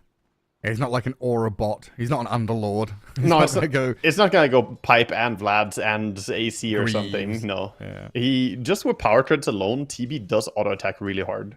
So it's still similar to carry TB and damage output. And is obviously one of the big reasons pretty solid against these Lunar Shadow Fiend Medusas with that reflection, create an illusion of them, turn the damage back on them. Kind of curious if we'll start seeing like Darkseer and stuff like that again. Yeah, I mean, we have SD and we have TB, so yeah, you get more of the illusion heroes in here. The Darkseer used to be one of the big ones, but even heroes like Luna, they don't rely that much on their agi nowadays. It's like Kanda, you know. So Yeah, true. illusions aren't that strong because of it. Oh, Medusa having a bit of a Salary. mana burnt. He's licking his lips right now on Ogre. He wants this kill on Medusa. They saw him coming. Observer ward on that twin gate. He sees the Ogre arriving from the northern side, and it's going to watch Watson coming in, but it might be too little too late. 23 Savage, 19 Wand, pops it, has a Mango to boot, and now Tofu, the one that gets turned on here, as OG bring a number of heroes to defend their Medusa, kill off the Rubik. Ari's not going to be able to catch up to anyone else, but good reactions and a very solid early game from OG with a greedy lineup. Matters a lot. I love Watson just going through the gate, looking at the fight like, nope, and then going through the gate again. That's 150 mana for a little sightseeing tour to the enemy safe lane. All he decides is that, nope, I'm gonna go and farm instead. Meanwhile, Celery, being an ogre. Getting pushed and pulled around by the Magnus a bit. Oh, get the last hit with the death toll. Extra gold. Ding, ding, ding, ding, ding. A bit of bonus money for Whisper. Ari being... Not Ari. 9. I see the parry in 9's name and my brain just says what it sees. 9 getting poked a little bit. As they do bring a couple of heroes mid, but not too bothered. As X-Nova will be able to stack up Ancients, get the Wisdom Rune. And Ace will do a similar thing on the left-hand side of the map. Yeah, Wisdoms get claimed 1 for 1, so no discrepancy there. And the rotation down to bottom lane from Quinn has been spotted by this observer. So not really gonna connect to anything. Yeah, I'm just thinking about that move. Very classic Gaming Gladiators, right? Back when they had Duraccio, they would do that even like minute 4, minute 5 move through the Twin Gate, try and activate their carry as quickly as possible. Trying to do a similar thing here with Watson's Gyrocopter. Not paying off. OG felt it coming, already had the preemptive ward. And Quinn felt that EMP as well. 9 burning away a lot of his mana there. He pretty much needs the next power rune now, spawning in 10 seconds. Already have Magnus controlling the bottom one. He's gonna go top in contests. Tornado is on cooldown, he can't really secure this rune.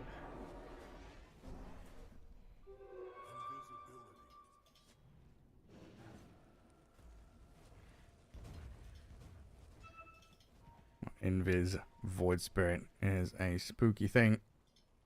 Let's see if he can actually use it. He's got to go back to base to regen, but might... I don't know, he's going to have to TP to lane deep. He's never going to use that, is he? Never mind. Goes Invis to walk back to base. Yeah. A little bit awkward for him. He didn't really have enough resources to do anything there. So back to base. He's looking if he can find a kill somewhere. Maybe going bottom. Finding a kill on that Visage could have been big before he gets level 6. He's just about to hit it. He's sat in base for a while thinking about where to teleport to, but in the end gonna go back to mid. Of course, this is one of the big things about Medusa as well. It's a hero that's very hard to gank in lane. So when he's looking for that TP out on Void Spirit, like, can I go to enemy safe lane? Well, it's a Medusa. You can try, but you need like several thousand points of damage to bring down a Medusa, it feels like. 5 heroes. Yeah, even this early in the game. She has Magic Stick, she has Mango. And instead clear some stacks. Get some more of these neutral items going. Oh, amazing to get the Shovel when you have a mid-hero with Bottle. Yeah. Shovel is basically infinite resources. Well, slow and steady these first 10 minutes. 3 kills for OG. Slight net worth lead. The action comes top onto the Phoenix with a Terrorblade Metamorphosis. Celery and Watson there, grouping around Ace to get a kill and push this tier 1 tower a bit. Yeah, this time the move is going to work out for a Gyrocopter. He's going to stay up here as well, probably going to make a permanent home for himself as the bottom tower is going down to the Visage right now. 23 Savage being run at here. Damage is coming, but not enough lockdown to stop him. Can't cancel the TP, and that's a pretty nice EMP with a tornado out of 9. That's gonna put Gaming Gladiators off the map for a bit. Like Tofu's out of resources, Quinn's looking a bit sad. Yeah, EMP is one of those real slowdown spells. It just takes away the breath from the opponent and makes sure that they have to recover for a little bit. Sort of winding them. And meanwhile, Medusa, yeah, she did have to TP out, but she gets back top lane pretty quickly, and she will be the stronger one going up against the Gyrocopter. Bit of a brawl mid. Quinn dancing in and out, knowing that the lockdown is lacking, with Magnus still sat at level 5. No Supernova for X-Nova either, so he'll just die to a Fire Blast out of the level 6 Ogre. No, Celery's cracked his ultimate. Yeah, very nice. He did already have it though, because he's level 5, right? Oh, he got the yeah. learning curve. Boy learns fast. Bonus that he's level 6 then, isn't it? Yeah. I mean, he gets more points. More points and everything is always good. But yeah, always weird that he has an earlier power spike now.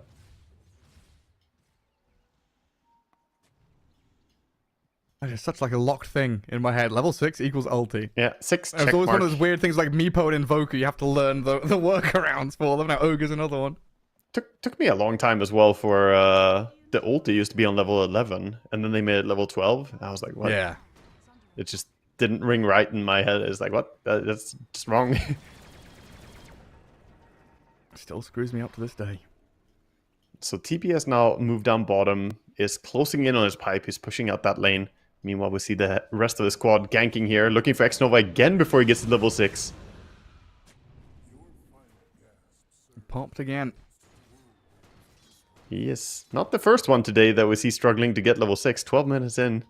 Still just 5 flat. Didn't need to get That's this a boy rough some one safe for him. farming.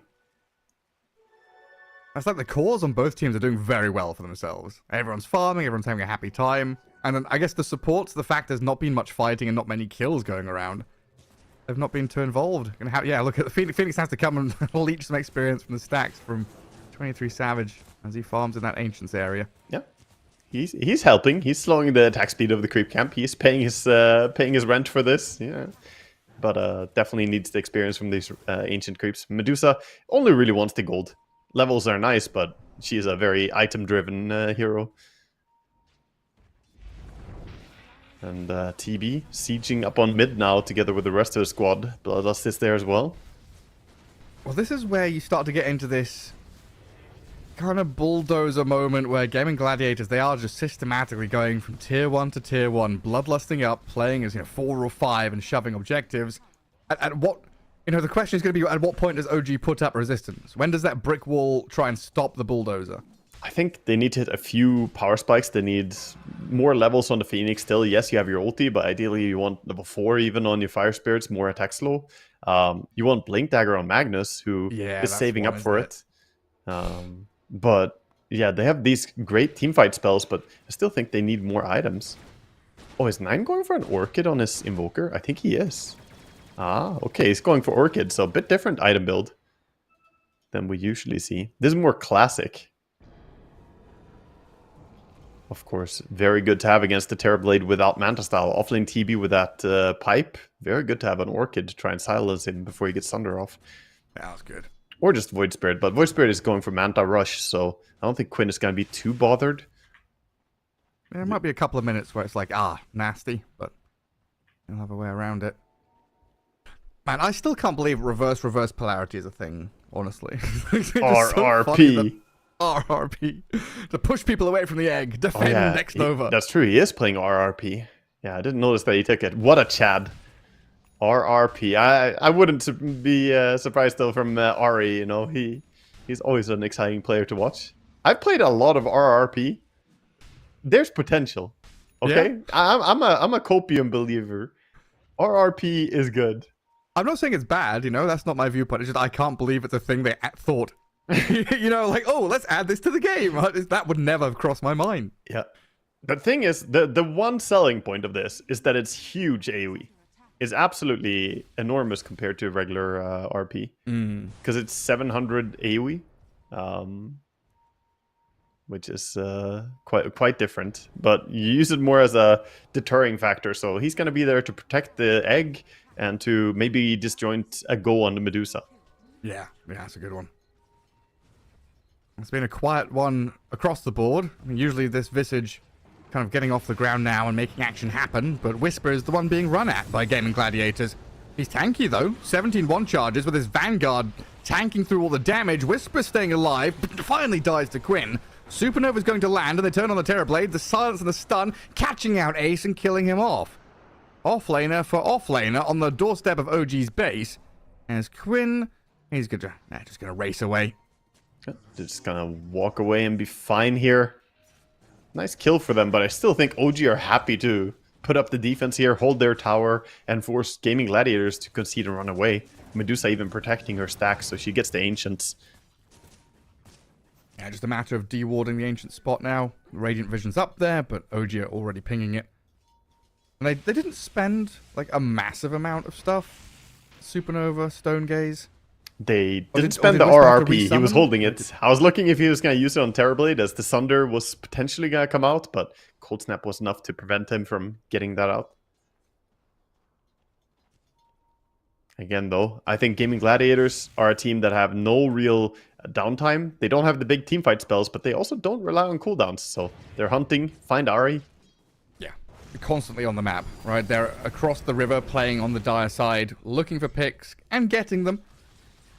Yeah. Starting to build this lead up little by little. TB, easy lasted there with the reflection coming in. Just kill participation. He did, yeah, all the damage on his own, definitely. 88 damage at the end. Good stuff. Good spot. At least a bit of room for OG to carve out that bottom part of the map, but they're playing under Radiant Vision. Game Gladiators know exactly where they are, and looks like Watson's going to signal that fact as the gyrocopter looked like he was heading over to Ancients to continue farming.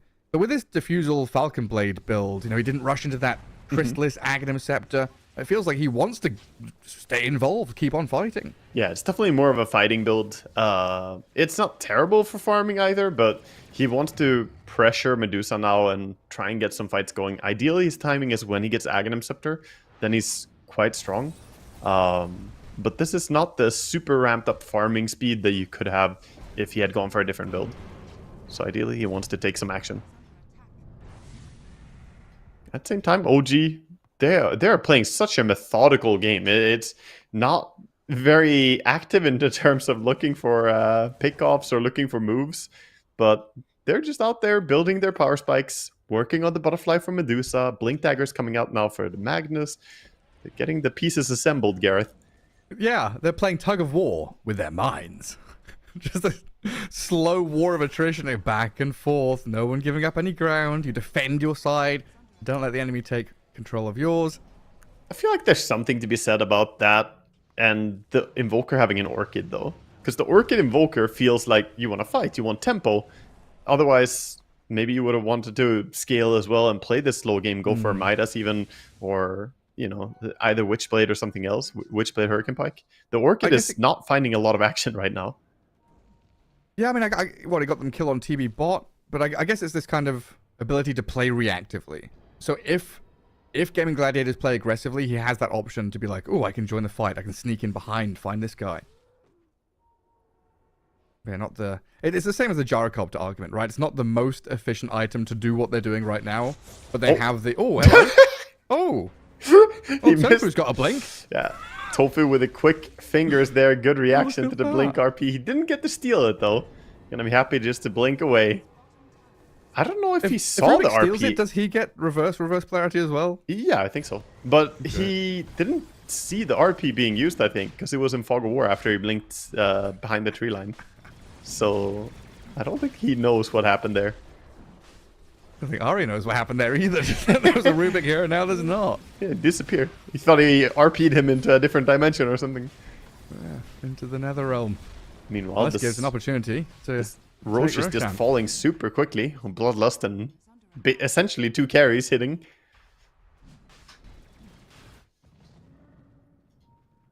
And this is the thing as well. Shard on TB is the big reason why TB can be played +3.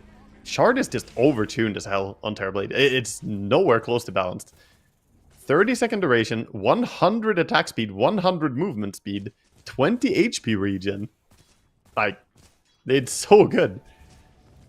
Some wild stuff. Yeah, it is one of those things that wasn't used at all until it got overbuffed, and now I think it's just in illegal territory. It's way too much value.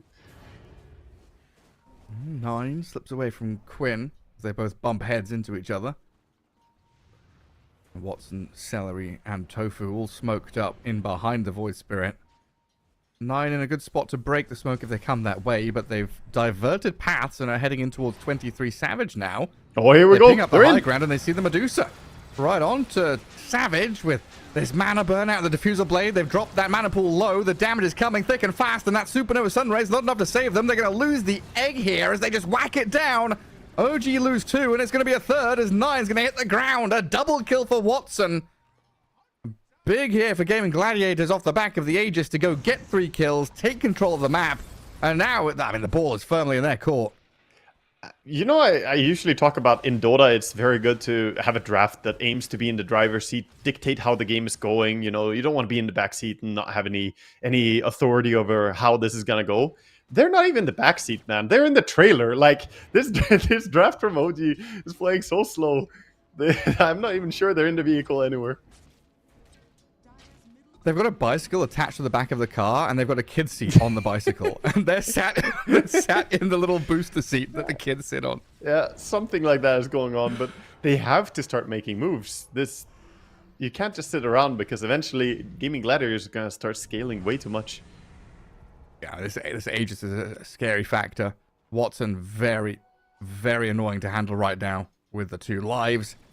And, you know, OG did well in lane stage. They've done well these first 20 minutes to kind of play through the greedy draft, get to their primary items, but it is make or break time kind of now to use those items. You know, you've spent this time to get there, invested your energy, your efforts, to get to a point where maybe you feel comfortable, but Ari being under a sentry ward definitely doesn't help. He's got smoke, so he's fine. You're right. He's just looking right now. Looks similar to being Invis, but he's looking for a chance to catch something. I don't know if he wants to spend RRP here on the gyrocopter, since he has the Aegis. I was like, why is no one else smoked? Why is it just... I thought Ari had picked up an Invis rune or something. Yeah, I think he intentionally wanted to like solo smoke and not make it look like there's a smoke coming, and find that surprise grab. Still though, that's 1 smoke down. Just classic blind play-by-play stuff, you know? They do have a Medusa going for them on OG though. All things said, you know, they're playing slow, and it's not really them controlling how the game is shaping out, but Medusa is ahead in farm by 2,000 ahead of the Gyro. It's just her counterparts are hurting a bit from this being such a passive game. Death Toll Visage is similar to Bounty Hunter. It wants to have kills happen. It's, you know, what the entire facet is built around. Tormentor slowly being taken here. Visage still has that, like, Invis Ags business, right? Yeah. That's his So we could... Silent Astigrade. So if we get a little bit later, we could see this kind of, you know, split pushy Visage being very annoying and playing the map wide. We don't might. know if OG can play wide when they want to team fight as 5.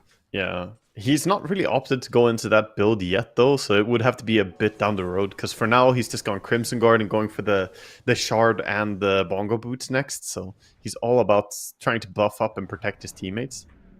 Stay alive.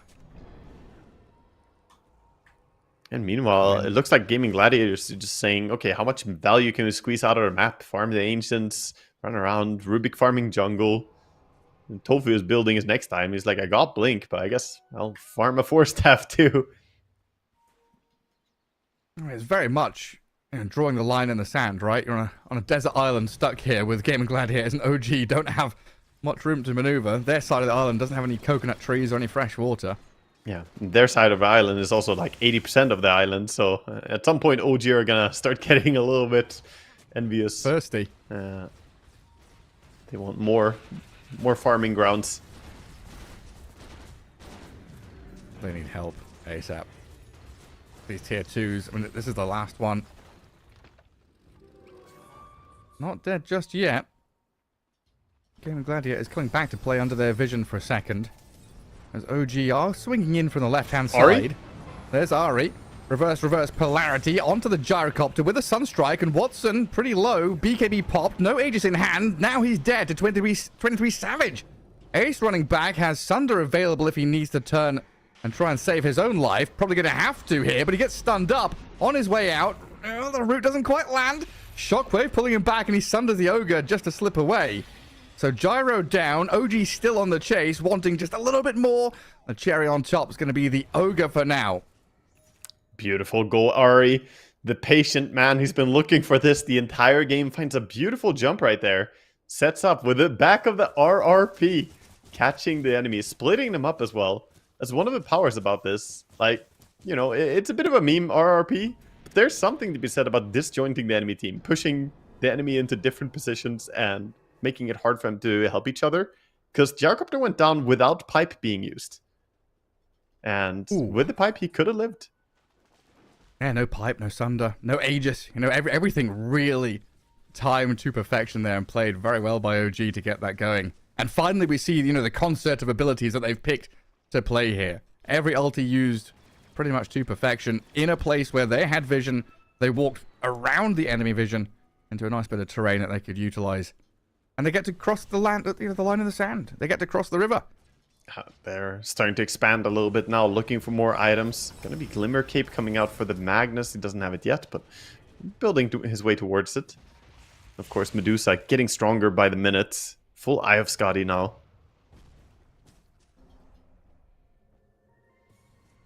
Spooky Medusa.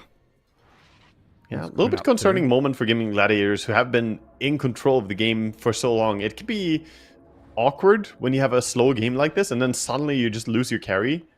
And that can take the courage out of a team to take more fights. But I think Gaming Gladiators need to take more fights. They need to play on the cooldown of OG.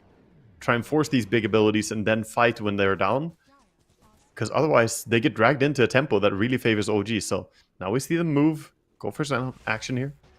Because now OG are in this kind of rhythm where we're waiting for Roshan. All the OG ultis are back up again. I mean, the first point of contact here is going to be 23 Savage. Oh, the stolen RP. With the reverse polarity right onto this Medusa, burning all of her mana, nearly bringing her down. But the mana style, the mana pop back up. 23 Savage still alive, turning, slowing Watson down with the Skadi. Supernova lands. 9 here, trying to back away from Ace and Quinn as they run forward, and Tofu straight back on top of 23 Savage. Rubik, he's got him. Does die for it, but the Medusa falls, and so will X-Nova. 9 jumped on again by Quinn. A dominating streak for this Void Spirit. Gaming Gladiators are poking and prodding, forcing OG to use their ultis kind of early there. Yeah, they forced out defensive ultis. They had to go and save their carry. It was definitely a panic moment for them as they try and go react to Medusa being caught out. And once those abilities are used, that gives green lights for all of Gaming Gladiators to just overrun and overwhelm their opponents. With the speed on the Terrorblade, Gyrocopter, with the Bloodlust in there, they all just rush over their opponents. And also this Eggman, I feel bad for X-Nova in this game. It's not easy to get off an egg that's not going to get killed. Too much attack speed.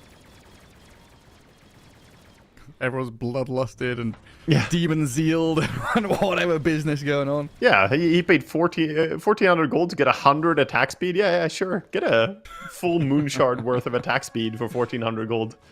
Oh, hello. Nearly, at least. That's not an item we see a lot. Oh. Halberd on the Terrorblade. Yeah, it's very specifically designed to counter the Medusa. Halberd... Ace has always been a player who picks up Halberd, by the way. I've cast a lot of his games, and he always is eyeing opportunities to use Halberd. It's not an item that he buys all the time, but he will look for the opportunity for it, and this is a great time. Medusa, being a ranged carry, suffers from the long duration. Against ranged heroes, 5 seconds duration Halberd can be pretty brutal. And she doesn't want to buy a BKB as well. Yeah. Otherwise, the counter to Halberd is to just press BKB. Then you don't have the effect on you anymore. Or, you know, it's there but it doesn't do anything. But since she doesn't want to buy it, that makes it a little bit awkward for her. She can get controlled now. Yeah, we had it in the qualifiers. No, in Dream League, right? There was, maybe it was an Enchantress or something. It was against the TA. I was like, oh, we've not seen Halberd in a while. Specifically against these range carries. A nifty little pickup. We'll see if he can use it in this upcoming team fight, though, because OG are in the Roche pit, which has been scouted by a couple of TB illusions. 23 Savage, not too deterred by this, though, just stays in the pit.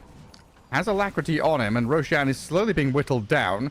Again, Gladiators there in the back. Quinn starting to poke Whisper's visage. Watson on the left-hand side trying to shuffle in through the little chasm. The RP. Ari goes in with the RRP. Gyro caught out under the sun rain. Watson's just dead. Gaming Gladiators, a rare misstep here as they try to maneuver into the Roche pit. Still chasing 23 Savage, but Rubik has RP. He's looking for it. They're going for this Medusa, but she's got plenty of HP, plenty of mana left. X-Nova's still alive somehow. Should finally die here as Tofu does come in with the RRP. Visage the target. Down goes Whisper, and Gaming Gladiators without their Gyrocopter still cruising through this one. Ari's dying to this Terrorblade of Ace. The big man from the offlane's coming in to play. A double kill. It's huge. Oh Who my needs God. a Gyro when you've got a Terrorblade as your offlaner? Yeah, this Terrorblade is unironically stronger than the Gyrocopter anyway at this point. Even though he built a little bit awkward here from a carry perspective, it's very effective. He's got evasion from the Elven Tunic, he's got tons of magic rest from the pipe, and he's got even more evasion coming in with the Halberd. He just doesn't die. This man does not die to anything on the side of OG right now. I think he can walk into the center of the team fight and just ask them what are you gonna do. Pose the question. Yeah, I mean, stolen reverse polarity.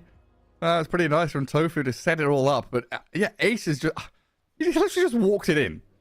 Okay, yeah, this is what we've seen a lot lately, though. This is the recent trend. Terrorblade is a very annoying hero from the offlane. He doesn't really care about anything, and now he's going for the Octarine. This is also standard Octarine because it's very cooldown based.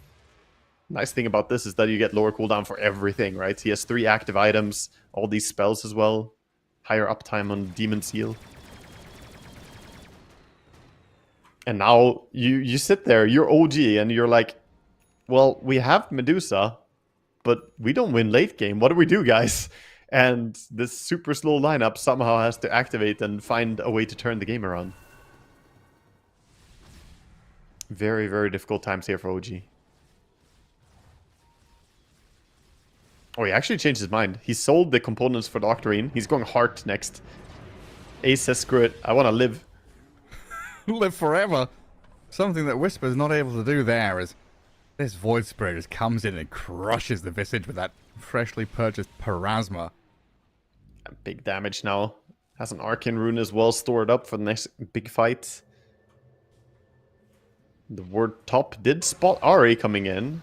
So Tofu goes up, lifts him. He tries to walk away from Tofu, Hitches a ride. I don't think it's that easy.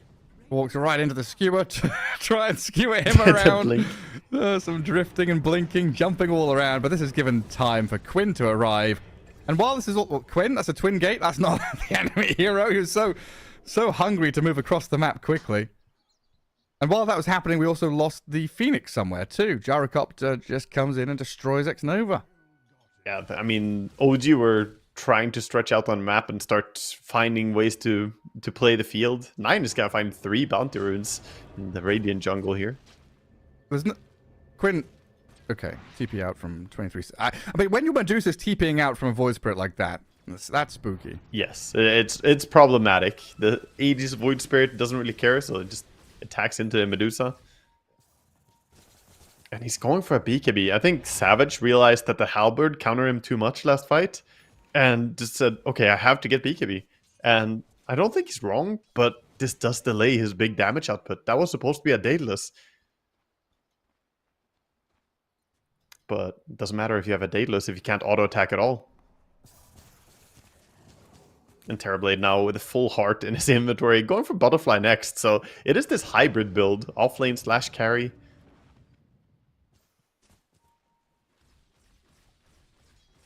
It kind of looks like cheating seeing Terrorblade run around at 550 movement speed all the time. Like, why are you hasted?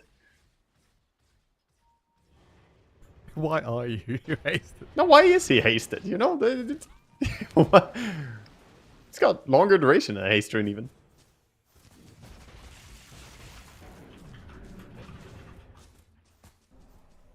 I know there's something busted about that. How is this hero allowed to be played in the off? Like, when it was position 5, it's like, haha, funny meme, Shadowblade, Dagon, you know, Armlet, Sunder meme, whatever. Yeah, at least this it dies real. easily. Yeah, this is real. Exactly. At least the Shadowblade Armlet meme, you know, one mistake and you die. I think Ace could make a consecutive line of mistakes. He could make a generation of mistakes here, and he'll still be fine. I don't know how he dies. Whisper showed himself for a brief moment, and then he's gone. I mean, it's really like Patrick the Observer's hovering over Tofu every second. It's just like, Rubik, you know, picked into the Magnus is just proving such a pest. Stolen skewer, stolen reverse polarity, whatever. Just a telekinesis is irritating in its own right. Yeah, Tofu is playing a great game here, and watching the TB Illusion start sieging up high ground. I think Gaming Gladiator is starting to feel that this base looks pretty welcoming. Yeah, thank you very much. Say goodbye to your tier 3s. OG, show us what you've got. The banner, living just barely 1 HP out of 24. And Quinn putting down a bunch of remnants. Making the approach quite difficult. I think he dodged that EMP with a nice dissimulate. 13 seconds on his Aegis here. Timing out soon. I like that they're not even committed to the push. TB is farming somewhere else, and OG know he's farming somewhere else, and still they can't deal with the push.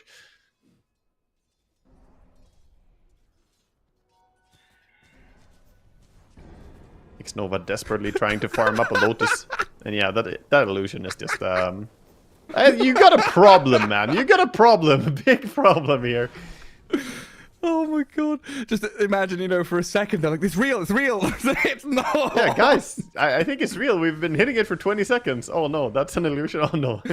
I for sure would have been blinking, skewering that TV illusion. So if it takes us 20 seconds to kill an illusion. Tofu's here.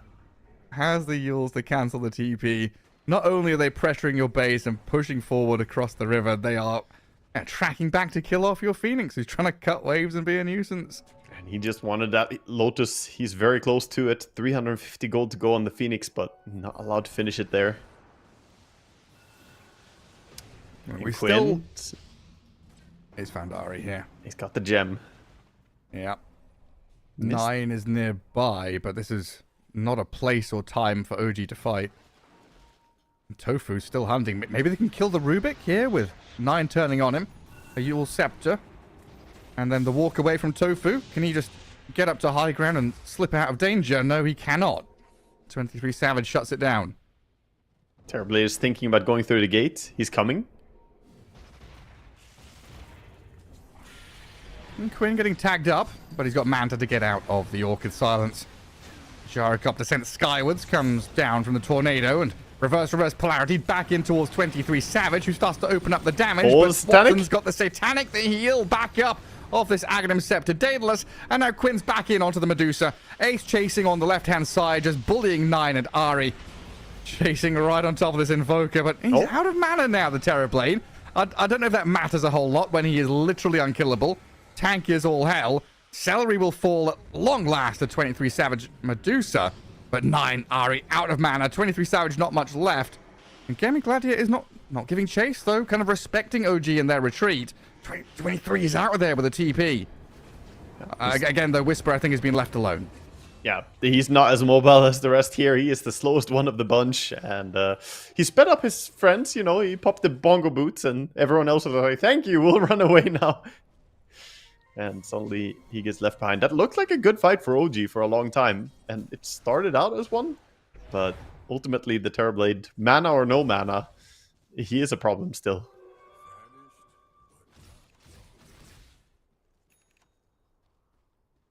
He also disassembled the halberd to make the butterfly, by the way. So getting that a little bit earlier. He still has the recipe, so might go back for the halberd again. But he has queued up Ayasha right now? I don't know if he will go S and Y with Manta style. Okay. Maybe he wants this status res. Yeah. It would be a double Yasha, but... Sand, right? Yeah. He could just sell the Sanj and buy like a Daedalus or something as well. He has a lot of options here. We'll see what he ends up doing. He's had like he's already had so many evasion items, by the way. He has Aviana's Feather and he had Elven Tunic earlier. He's had 4 different evasion items this game if we don't count the basic component.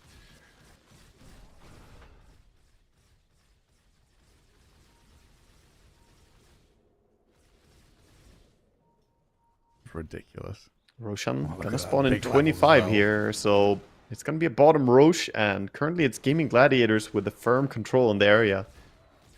We're gonna hit level 25 on this Gyro and TB, like before Invoke hits level 20 potentially. 9 still at level 19. That's a big levels for the 2 cores on Gaming Gladiators. I just watched like 2 Medusa illusions and a ton of other things hitting a TB illusion. Oh, they're connecting with Void. Yeah, Quinn is in. He spots 3 of them, and he's basically just solo killing X Nova while being surrounded. Reverse polarity's there onto the Void Spirit. Can they kill him off? Yes, they can. 23 Savage with his BKB up has shredded the Void Spirit, gets onto the Gyrocopter now, and Watson, he can't lifesteal through that. The Medusas come into play, and Ace, even with all your evasion, you're still going to get stuck in the mud here, hexed up, and chased down with a brilliant skewer back from Ari into the Sunray, and 23 Savage able just to stand his ground, launch arrows out, and get the job done. Finally! Finally, OG can make it work. I'm actually very confused about this fight overall. It worked out for OG, but Gaming Gladiators, they were in control of the Roche pit. Roche was spawning in like 10 seconds, and they just run up and take a fight over on the outpost instead. So kind of serving this fight up to OG. OG make the most out of it, but now they're going to be the ones taking Roche. Comeback? It's real? They're definitely fighting for it. This is an awkward game to read. And the Hex on Invoker as well, he's getting pretty strong. One more item on him and he's looking pretty ready to take these fights as well. He needs the BKB to feel safe. But Hex and Orchid, he definitely is posing a threat to the unkillable status that we've previously ascribed to some of the Gaming Gladiators heroes. Definitely being questioned. Definitely one of those weird ones where, you know, a greedy OG lineup with some hefty team fight did well in laning stage, then kind of had this stall moment where they, like you said, were waiting for items, waiting to be ready. Gaming Gladiators exploited that perfectly, got a bit of wind in their sails in the mid game, and it started to look like they were cruising. But now we're hitting this late game period when we've got this, you know, empowered up Medusa with Sunray onto this Magnus and Invoker scaling pretty heavily as well. And Gaming Gladiators also with a pretty nice late game lineup themselves. Things are going to start getting spicy, and we start to get into this situation where, you know, it's that classic bell curve thing of, you know, the noob in Dota is like, vision lets me win team fights, and then the middle of the bell curve is like, no, skill and button clicking is the best. We get to late game pro Dota, vision wins you team fights. Yeah, who sees who first, who gets the jump? And I think they also have something else now that can win you team fights. The Medusa just hit 25, taking the Tormentor and the Wisdom Rune here. He has the split shot modifier talent, which is amazing. Both Daedalus, Eye of Skadi, and his Facet as well, benefiting from this. It allows him to apply the 80 attack speed slow from the Facet to everyone as well when it procs. Oh, wow. I'm not going to lie, I was getting ready to write OG off in this game. Same. I thought, you know, one more Aegis here for Gaming Gladiators, and they should be in a good position to just go high ground. They're still 10k gold ahead, and they're still looking very powerful. But OG are showing their teamfight is very fierce. They have the double Hex as well, with a Hex on Visage, Hex on Invoker, and Refresher Shard as well on Magnus. That's a whole lot of control coming out now. It is. Like, a Gaming Gladiators, I think I saw TB trying to go back and rebuild the Halberd, and Gyro going for Sanjanyasha. They're trying to find ways to, like, new to the Medusa, try and deal with the big team fight that's coming their way. Well, they get every tool available to them. And 23 Savage back to defend his base. TB ended up going for the BKB in the end, so I think he felt the Hex last fight was too much. He doesn't want to get controlled by these Orchids and Hexes anymore. And mana burn. Like, he's getting mana burn, and then he literally can't do anything. Yeah, one like, EMP. He actually relies on, like, spamming Reflection and using Sunder and stuff like that. Oh, smoke coming out from both teams. And they found X-Nova. A quick, simple pick there onto the Phoenix. And a jump from Quinn, but he's hexed up. They're turning on him with the RRP. Stolen? And the damage comes too quickly, but Tofu's in with a stolen one. Not quite fast enough to save Quinn's life. And it looks like Gaming Gladiators kind of considering re-entering this fight onto 23 Savage. But knowing he's got Aegis, not the best place to do it in the river. Yeah, we have a refreshed RRP ready as well. Medusa, very low mana. So does still have the Aegis, but maybe they want to take that down. They're trying with these TB illusions and the reflection being very annoying. Like 23 Savage, stop hating yourself. Dying to a freaking Medusa reflection. Looks like he wants to die at this point, just stepping into them. Use that Aegis up. Yeah. Where's Rubik? What's he got? The lift up. Telekinesis into Fire Blast for now. Reflection again, while Ari is on that top left-hand side, maybe looking for an entry point. But Ace is doing a very good job skirting around the edges of the fight and keeping tabs on them all. Yeah, he's looking for Ari all the time. Look at him. Look how fast he is. BKB's up to make sure he doesn't get EMP burnt. On to 9, but the telekinesis up, and the illusion basically just kills him. Without too much effort, Gaming Gladiators come back in, knowing the ultis are down, knowing there's no real BKB play here from OG. Ari's TPing home, and that's left 23 Savage completely isolated. Whisper and X-Nova trying to bail him out here, but Tofu again with that reverse polarity. is just going to bring the Medusa to her knees, if she's got any. Whisper flapping his wings back into the base, and Tofu just keeps giving chase.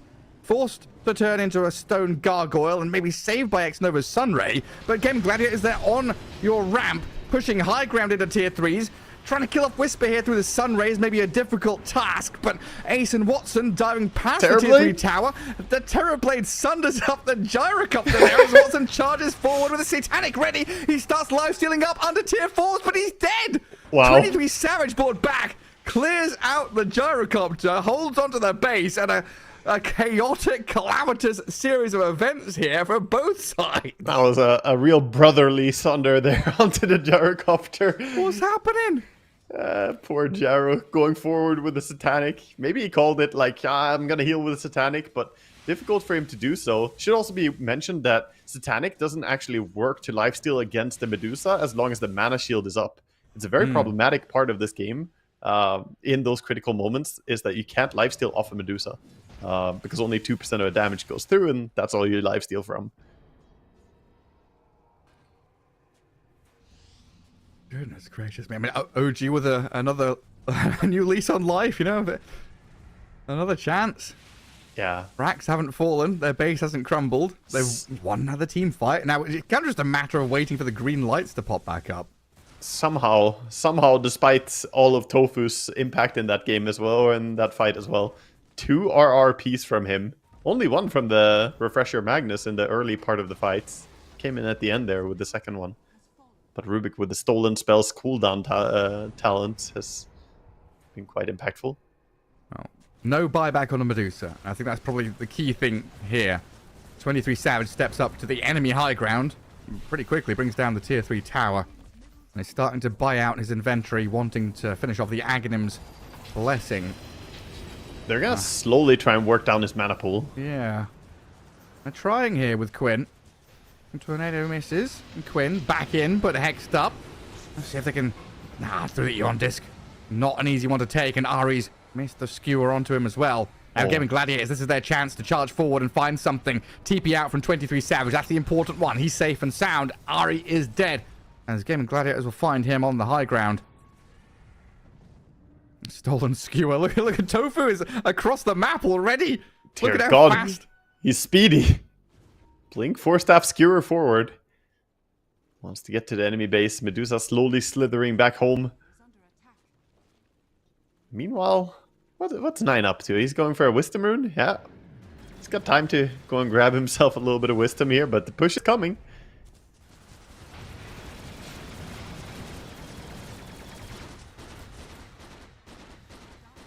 They're in your base. Knock, knock. Void Spirit with the Aeon Disc cooling down. 20 seconds on it. I guess Ari doesn't want to buy back without ulti, right? No, not really. I mean, his RP is the same time as his respawn, so it doesn't make sense to buy back anyway. Right, wet mid-fall. No creep waves in the base, though. Backdoor regen apparently doesn't matter a whole lot, though, against Gaming Gladiators, who just pummel down the tier 3. Oh. Metamorphosis Terrorblade going to work. Yeah.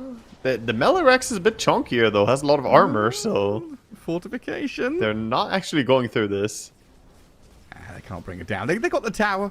That's good enough. A set of racks mid. I think OG pretty happy that's all they lose. Yeah, definitely happy not losing more when they don't have Magnus around. But they're going to immediately look for something themselves. They smoke out. They see the Terrorblade here.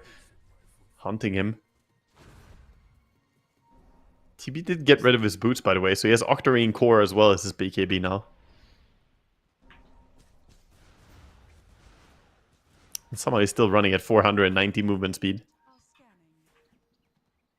What are your shoulder muscles called? Are they deltoids or... You've got a lot of muscles there. Deltoids are some of them, yeah. Yeah, I'm just wondering if... Oh, Quinn. He's in on this Medusa. Does have that Eon Disc yet again to kind of bail him out of danger as Watson and Ace approach from the right-hand side. I'm just wondering if 23 Savage has been to the gym because he's got the weight of the world on his shoulders at this point. Be all and end all. Terrorblade carries. Leading the way forward here. They're hunting 9. He's going Invis trying to run away, but can they find him? The gem? Yeah, Quinn's got the gem. Sees the Invoker, hexes him up. Looks like he's going to be able to take him down, while 23 Savage tries to go to work on the Gyro, and Ogre can't finish them off. Ace walks into the Medusa and trying to run away with a shockwave. Actually drags him back a little closer. He BKBs up. Reverse polarity pushes him around. It's stolen again. He's still got Sunder ready, though, and they just cannot kill him off. MC Hammer, the Terrorblade over here, cannot touch this. He turns and slays Whisper. Infinite evasion from the Terrorblade keeps him alive. 3 die on OG. 2 have buyback.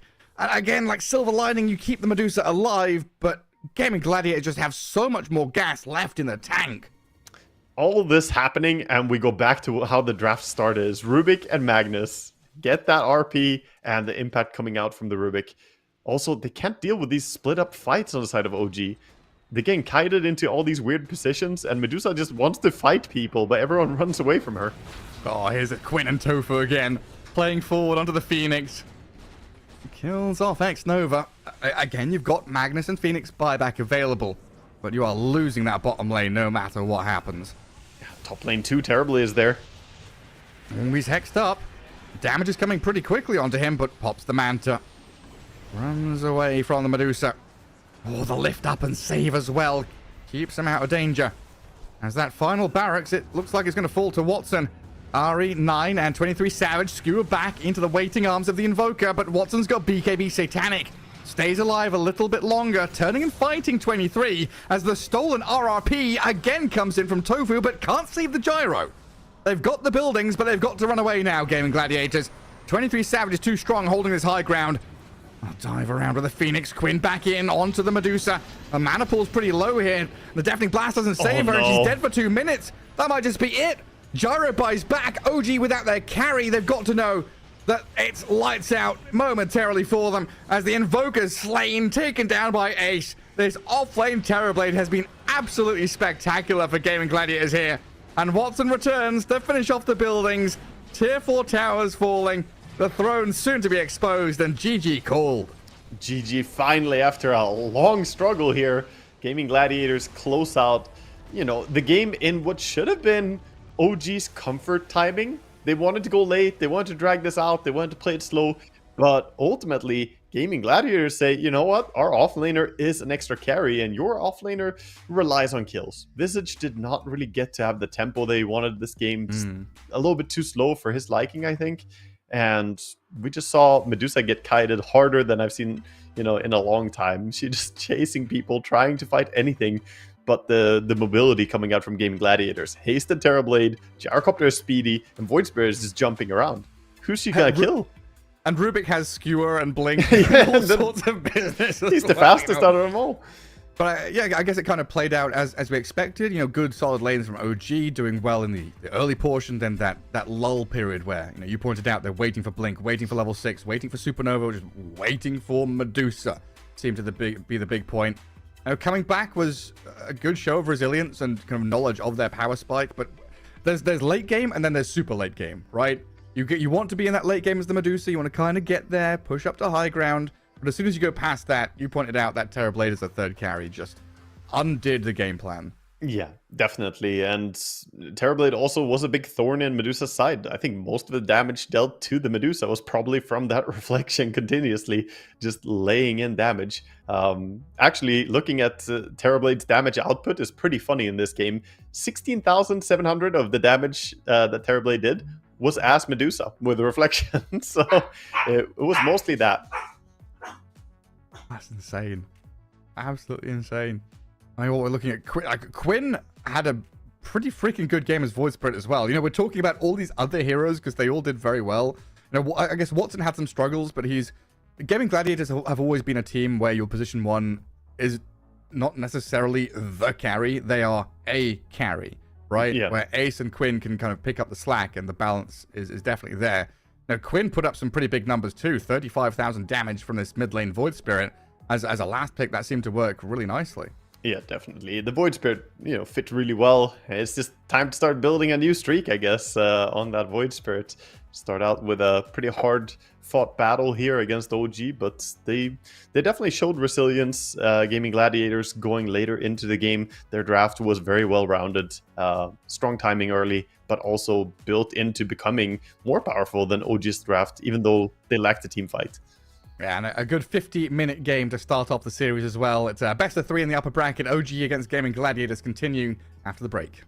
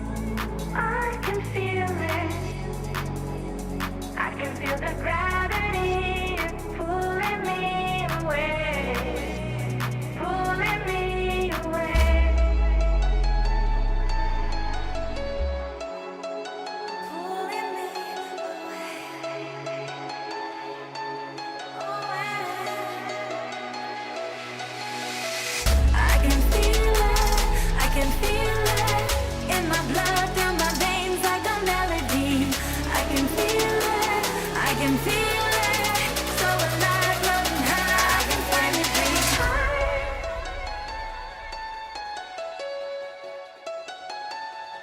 I can feel the gravity is pulling me away, pulling me away.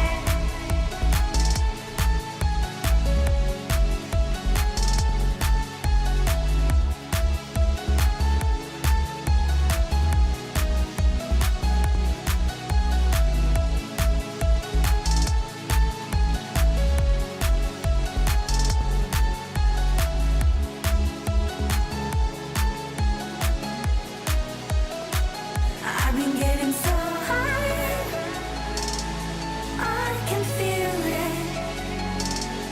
I can feel the gravity is pulling me away, pulling me away.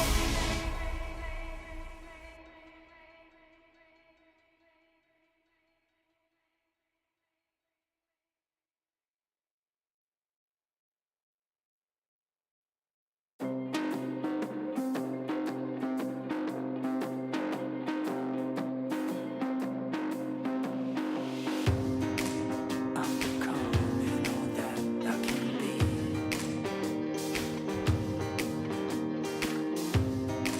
Let me show you something you've never seen.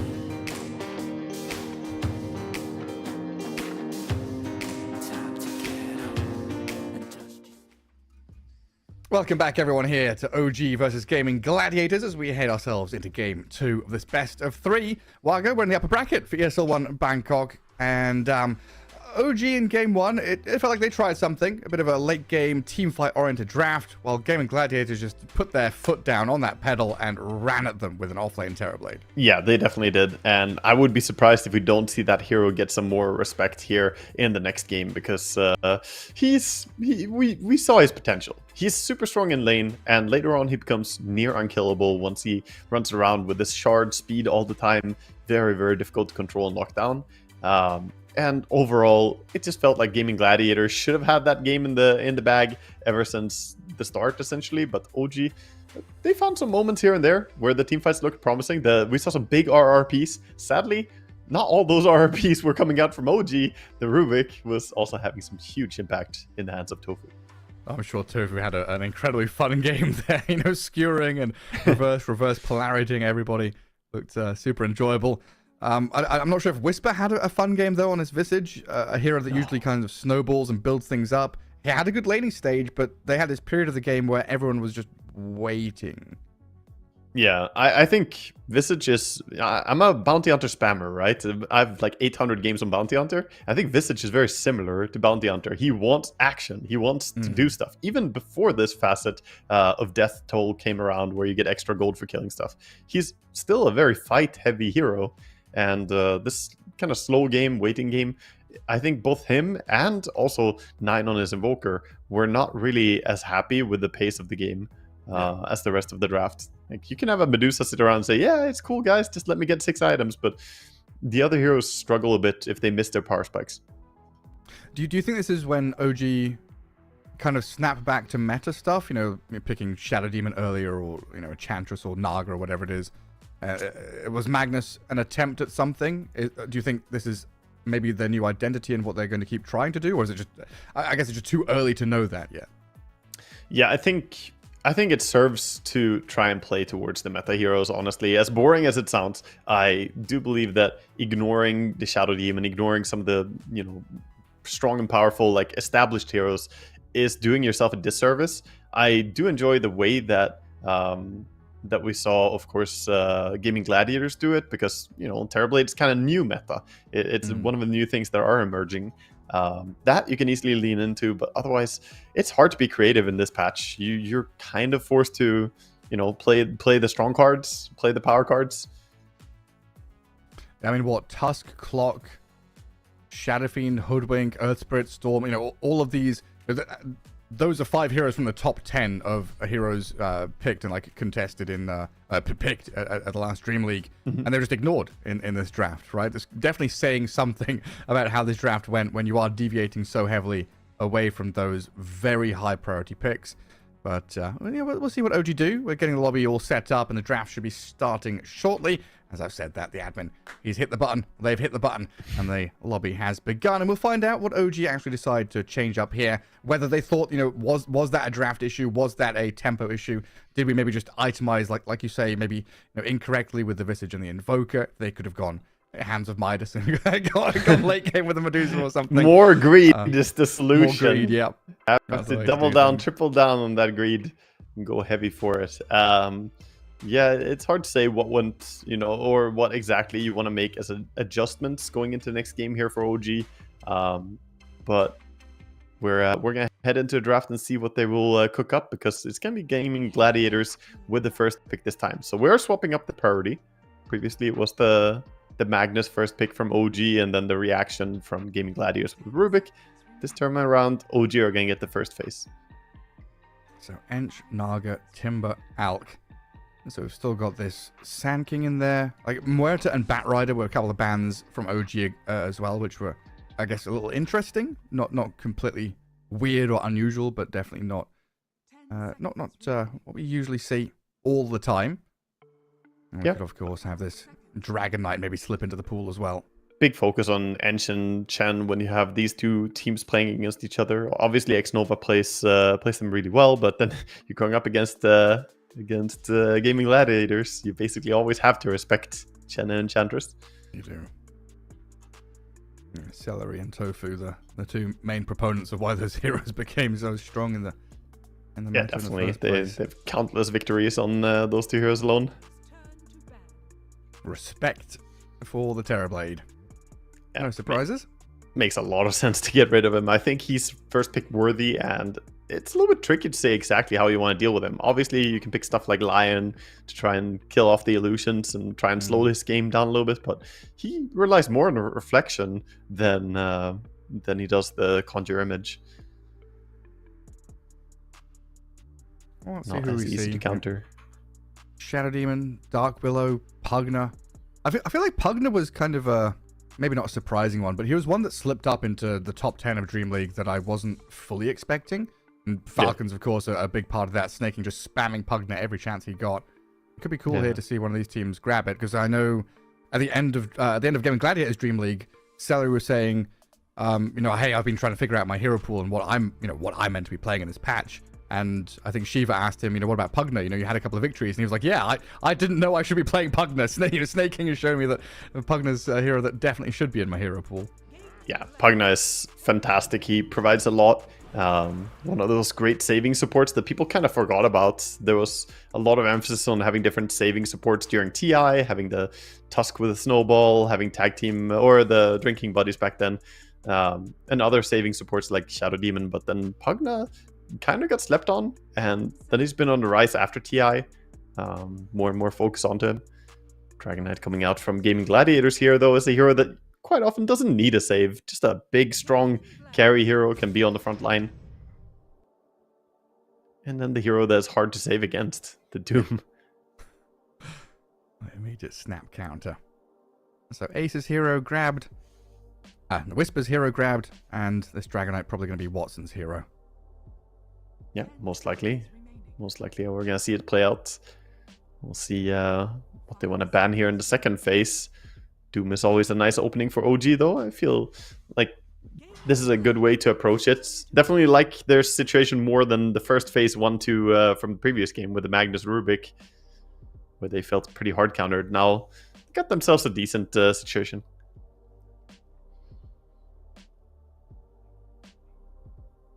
A bit of targeting to 23 Savage with the Morphling ban. Yeah, get rid of more of his level 30 heroes. He did get to play his level 30 Medusa, but the Morphling is probably something he's more known for. Well, do you ban the Medusa here? Like that was something that OG kind of built their draft around. I don't know if I... maybe. Maybe. It depends a lot what Gaming Gladiators want to run in this game. They dealt with the Medusa pretty well in the previous game, so after winning against it, I don't think you have to ban it. You can say like, oh, leave it in. It always feels bad to pick a carry that you just lost with. Not that to say that it was Medusa's fault, but it puts that little anxiety in the opponents, like, oh, can we really rely on her? Can she carry this? A little doubt nagging away at you in the back of your head. And I guess with no Magnus in play, you don't want to, you don't need to ban a Rubik or anything like that right yet. We might start considering like that Monkey King mid that has come out, a Pango for Quinn. Banning Quinn heroes here probably feels good. Yeah, think so. We'll see what OG want to prioritize as gaming gladiators. They're pretty versatile team. They have a lot of heroes that they can play. Obviously, you targeted down a lot on the supports already. The Naga, the Ench, the Chen. There's so many cores available now. Yeah, I'm just sure Quinn feels like the kind of guy where it's like, you played Invoker against me, we beat you, now I'm going to play Invoker. As OG, I'd ban that. If I'm not playing it, I don't want you to play it. Yeah, Invoker would be irritating to go up against as well for OG. If you play Doom, you never feel good about being mana burned. It's awful. This hero relies so much on his spells, otherwise he's just a useless body walking around. In the last game we saw the Terrorblade just run around, but he could at least slap people. Ooh, the Hoodwink comes out. One of the Ari special heroes. Go for the Hoodwink. Get themselves a hero that can bring some control, does damage. Where was she? Yeah, she was top 10 picks at Dream League. 52.63% win rate, so not too bad. Definitely a decent win rate with the amount of games she played, 57.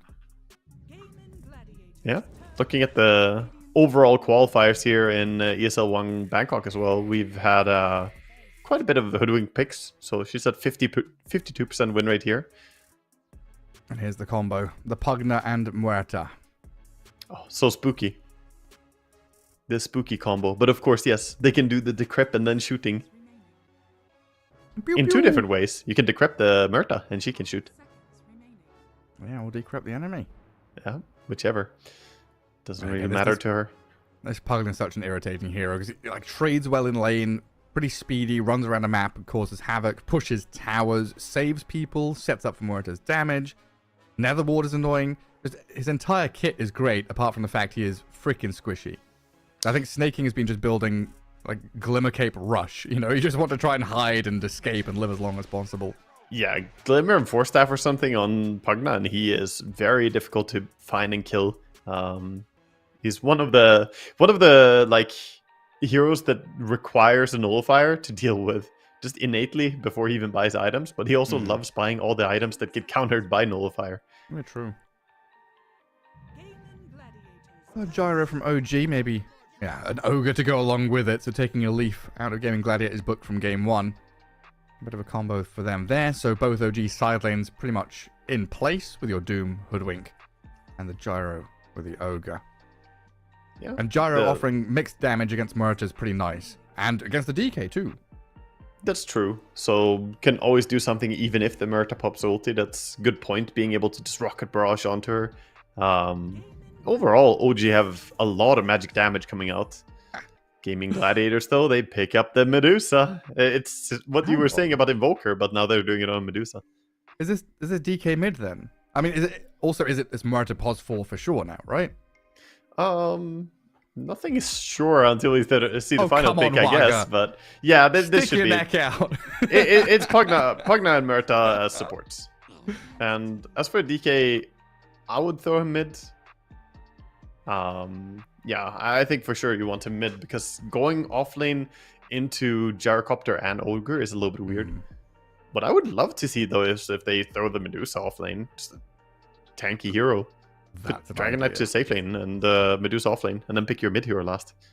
So Ace has gone from playing Underlord and Brood to now playing TB and Medusa.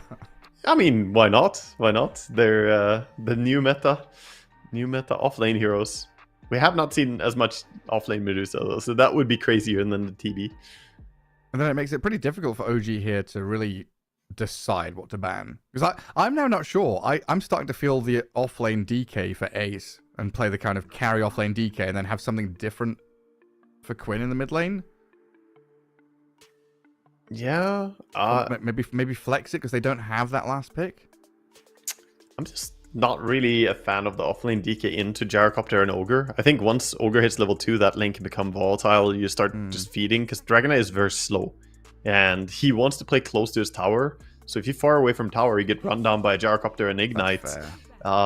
That's the concern that I have with that lane. Well, Centaur and Dawn, the 2 bans. And get rid of some alternatives for the offlane here. They also think an offlaner is missing. And then Anti-Mage, the ban against this Medusa. No matter what's picked, you still want to kind of cover your bases there. Yeah, we've seen a lot of games of Medusa just getting hard countered by AM. The Mana Void can do a lot. We've seen offlane Medusa or offlane Anti-Mages into Medusa. Yeah. And ultimately it's just an annoying threat for Medusa to deal with. Yeah, it's like putting Doom mid isn't completely wild. It used to be a thing we saw a lot. Monkey King ban at the end and a Pangolier pick for Quinn or Ace?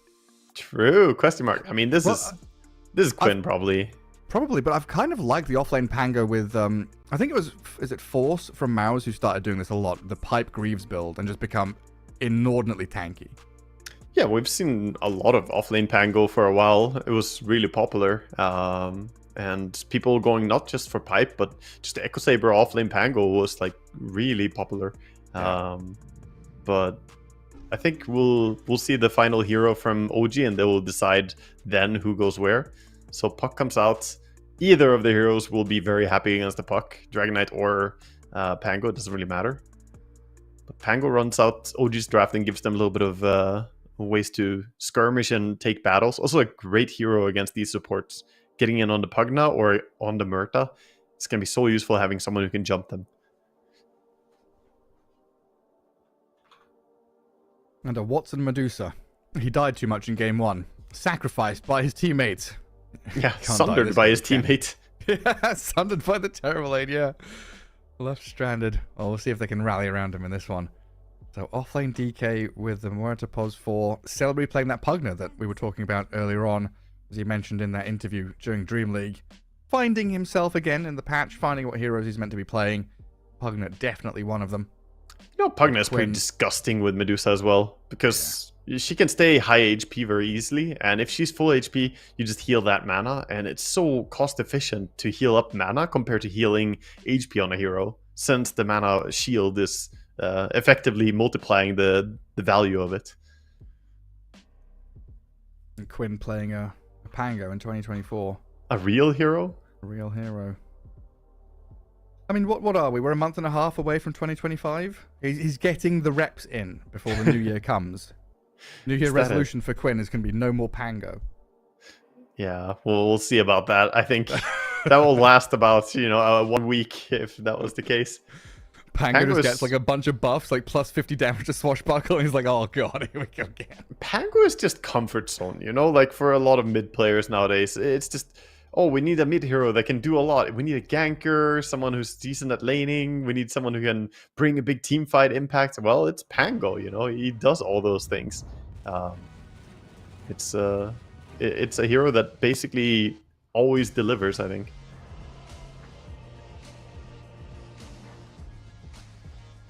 Are you leaning one way or the other? Because I feel like the way that game 1 went and looking at this draft, I'm again kind of leaning Gaming Gladiators. I don't know if I'm just being, recency biased. Mm-hmm. I mean, I'm a little bit recency biased in the fact that I think Gaming Gladiators are the more expected team to win here. They're very confident going into this matchup. But draft-wise, if I didn't see the team names, I would enjoy OG's draft quite a bit. I think it's got good ideas. Yeah, good catch, good magic damage, a lot of nukes. Yeah, I like it's a very stable draft. Whereas there's... Deny the ward? Nah, Celery got it. Damn, they timed that one. Celery with no items. Yep. He just ran out. I don't know, he's saving for something, I suppose. And he's got everything coming on the courier now, I think. I think you're right. He just ran out, right? Smoked up with obs and sentry. He's like, I'm getting there first. Yeah, just rushing quickly.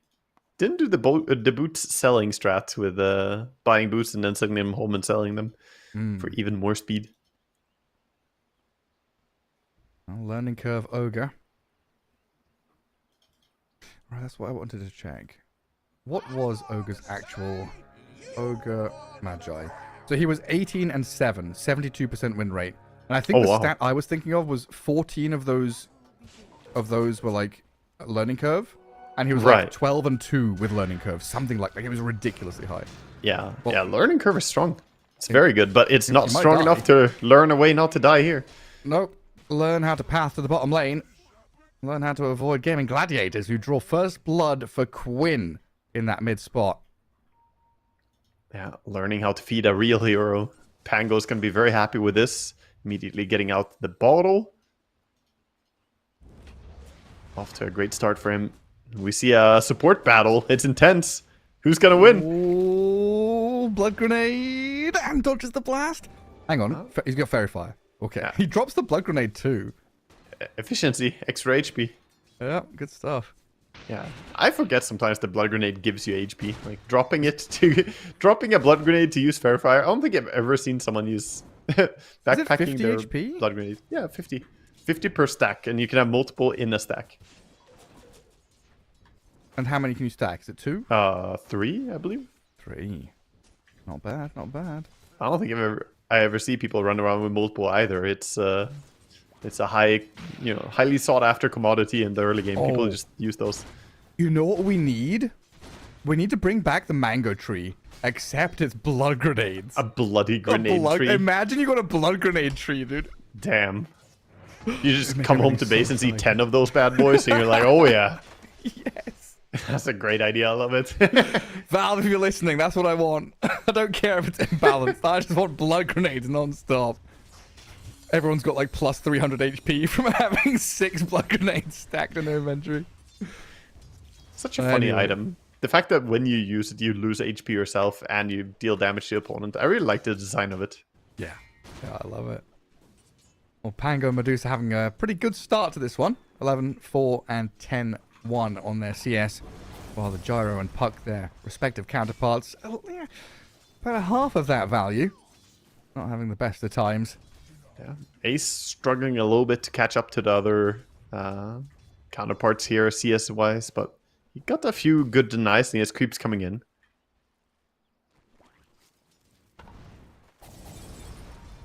Next Nova going to chuck some spells over at Ace. And try and keep 23 Savage farming here with a bit of a half pull into that large camp. Yeah, the flak cannon dealing whatever damage it can, along with the ignite. This is going to be a lane where they have a lot of like slow damage just coming out from the side of Radiant. And there it is. Ace going to have to enjoy taking damage bit by bit. Now, this is where you said that Ace kind of wants to be in front of his tower, right? Yeah, wants to be as close as possible to the tower, but at the same time, they need to be in a position to contest these camps. Because now the Ogre stacks up his small camp. So he's prepared to do a double pull or a stacked pull on the small. The lane is starting out very well for Radiant. Coming out nicely. In that mid lane, I mean, it's Quinn on Pango, but my goodness. Give 9 a breath of air or something. Like 12 and 1 against 22 and 5? Yeah, Is it meant to be like this? He's definitely winning. I think Pango is very favored in the lane. Later on, it's annoying with the ulti and whatnot. But laning-wise, Pango can't really juke anything against... Puck can't really juke anything against Pango. There's nothing to trigger the Puckish innate. So the only thing you can do is run under tower and try and disjoint some tower attacks. But Pango's abilities do not get disjointed. And Pango is a melee hero. So you're losing out a lot of value as Puck laning against this. It's like go jungle and hope there's like a ranged satyr or something. Yeah. Something to heal up. He's going to look for a tower to get some shot in, perhaps. Try and grab those water runes where he can as well. My Gyrocopter taking a lot of damage bottom. They've stepped up on 23 Savage here with Tofu and Ace. Chasing this Gyro down. They've got a Breathe Fire at level 2, but the dead shot misses. Tofu, a rare miss there. And next Nova's going to walk across and maybe even look for a kill. Ignite and a few punches. Oh, Tofu's he's got in 12 trouble. wand. Fairy Fire, not fast enough to use it. Just gets stunned and killed. Yeah, just Xnova bringing the brute method of bashing him down there. And that somehow works out in their favor. I thought 23 Savage was going to die for sure. He's back on the tower, gets past 2 tangles. Going to heal up a little bit here. Still very low HP though, so he's sending out a salve, I believe. Or no, he actually isn't. His courier just arrived, so... That does mean that he might be an initial target here when they come back to the lane. Some stacks being built up as well. Yeah, a lot of stacks. 9 made some stacks for himself as well on the mid lane there. Preparing jungle as the mid lane is not too easy against Pango. His lane up top's funny as well. Hoodwink and Pugna are both very good trading heroes. Just constantly clicking each other, skirting back and forth, both pretty quick and hiding in the trees. Having a battle over the small camp and the jungle up north. Yeah, they're both good, but Ari is winning the trade a little bit, and that allows him to sneak in here and put some deep vision, keeping tabs on Watson farming. Looking to maybe steal something, or at least just leech the experience. Yeah, because the Pugna's made the long walk back to base. All the way home. Ari comes in to try and, steal a couple. Get a bit of chip damage onto Watson. So annoying. He just keeps auto-attacking the creeps. Mid lane. Tofu's walked in here. Arcane Rune was there for Quinn. Tofu pops the wand to try and stay alive, but it looks like he's about to die to 9. Finished off and killed, while Quinn does go in with a Rolling Thunder, looking for Xnova, but pushes him to low ground. In the meantime, Whisper's killed Watson up at top. With this little roll and play in the river, Xnova gets surrounded by Celery and Quinn, but the stuns, they've got the damage. No further lockdown. A nice attempt by Xnova to TP. Yeah, also but nice a lot going on there, Waka. Also nice attempt by him just hugging the tree line there, making sure that he would get pushed up to the high ground again by the Pango if he got knocked. So, kind of mind gaming, but Pugna coming in and helping does make sure that he dies. And then with the Pugna leaving that top lane, Medusa dead to the Doom. And that's not even with an ultimate, right? That's just Doom and Hoodwink. Ari was setting up on him for quite a while and dealing some chip damage, so it was quite easy to bring him down with all the harassment he took already. And now Doom level 6 on the back of that. With a mana burn creep as well. Yeah, very, very high damage against Medusa to spam that mana burn. The laning stage breaking down. This is usually around the time when we see these gyros kind of go through Twin Gate, make a play into the opposing safe lane. 23 Savage. Yeah. There we go, you called it. you know what he's going to do. But also, they already have the Observer Word, of course, so they know this rotation is coming. And Medusa already wisely farming back and away into her deep jungle. It's like, if I can read that move, exactly. anyone can. Exactly. Watson also is sensing this rotation coming out. Yeah, knows exactly what's going on. Oh, 9 taking a lot of damage. That's an awkward pause. Right as the swashbuckle. I was going to say, 9 was just stood there not doing anything for a couple of seconds. Yeah. That's awkward. That's an awkward moment for sure. Quinn is lying down mid-slice here. Draw me like one of your Damn. friends, girl. How you doing, Pangolier? Don't. Oh, that is such good sportsmanship, honestly. Yeah.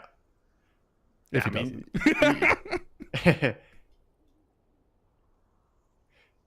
But yeah, it became apparent that 9 just, wasn't there.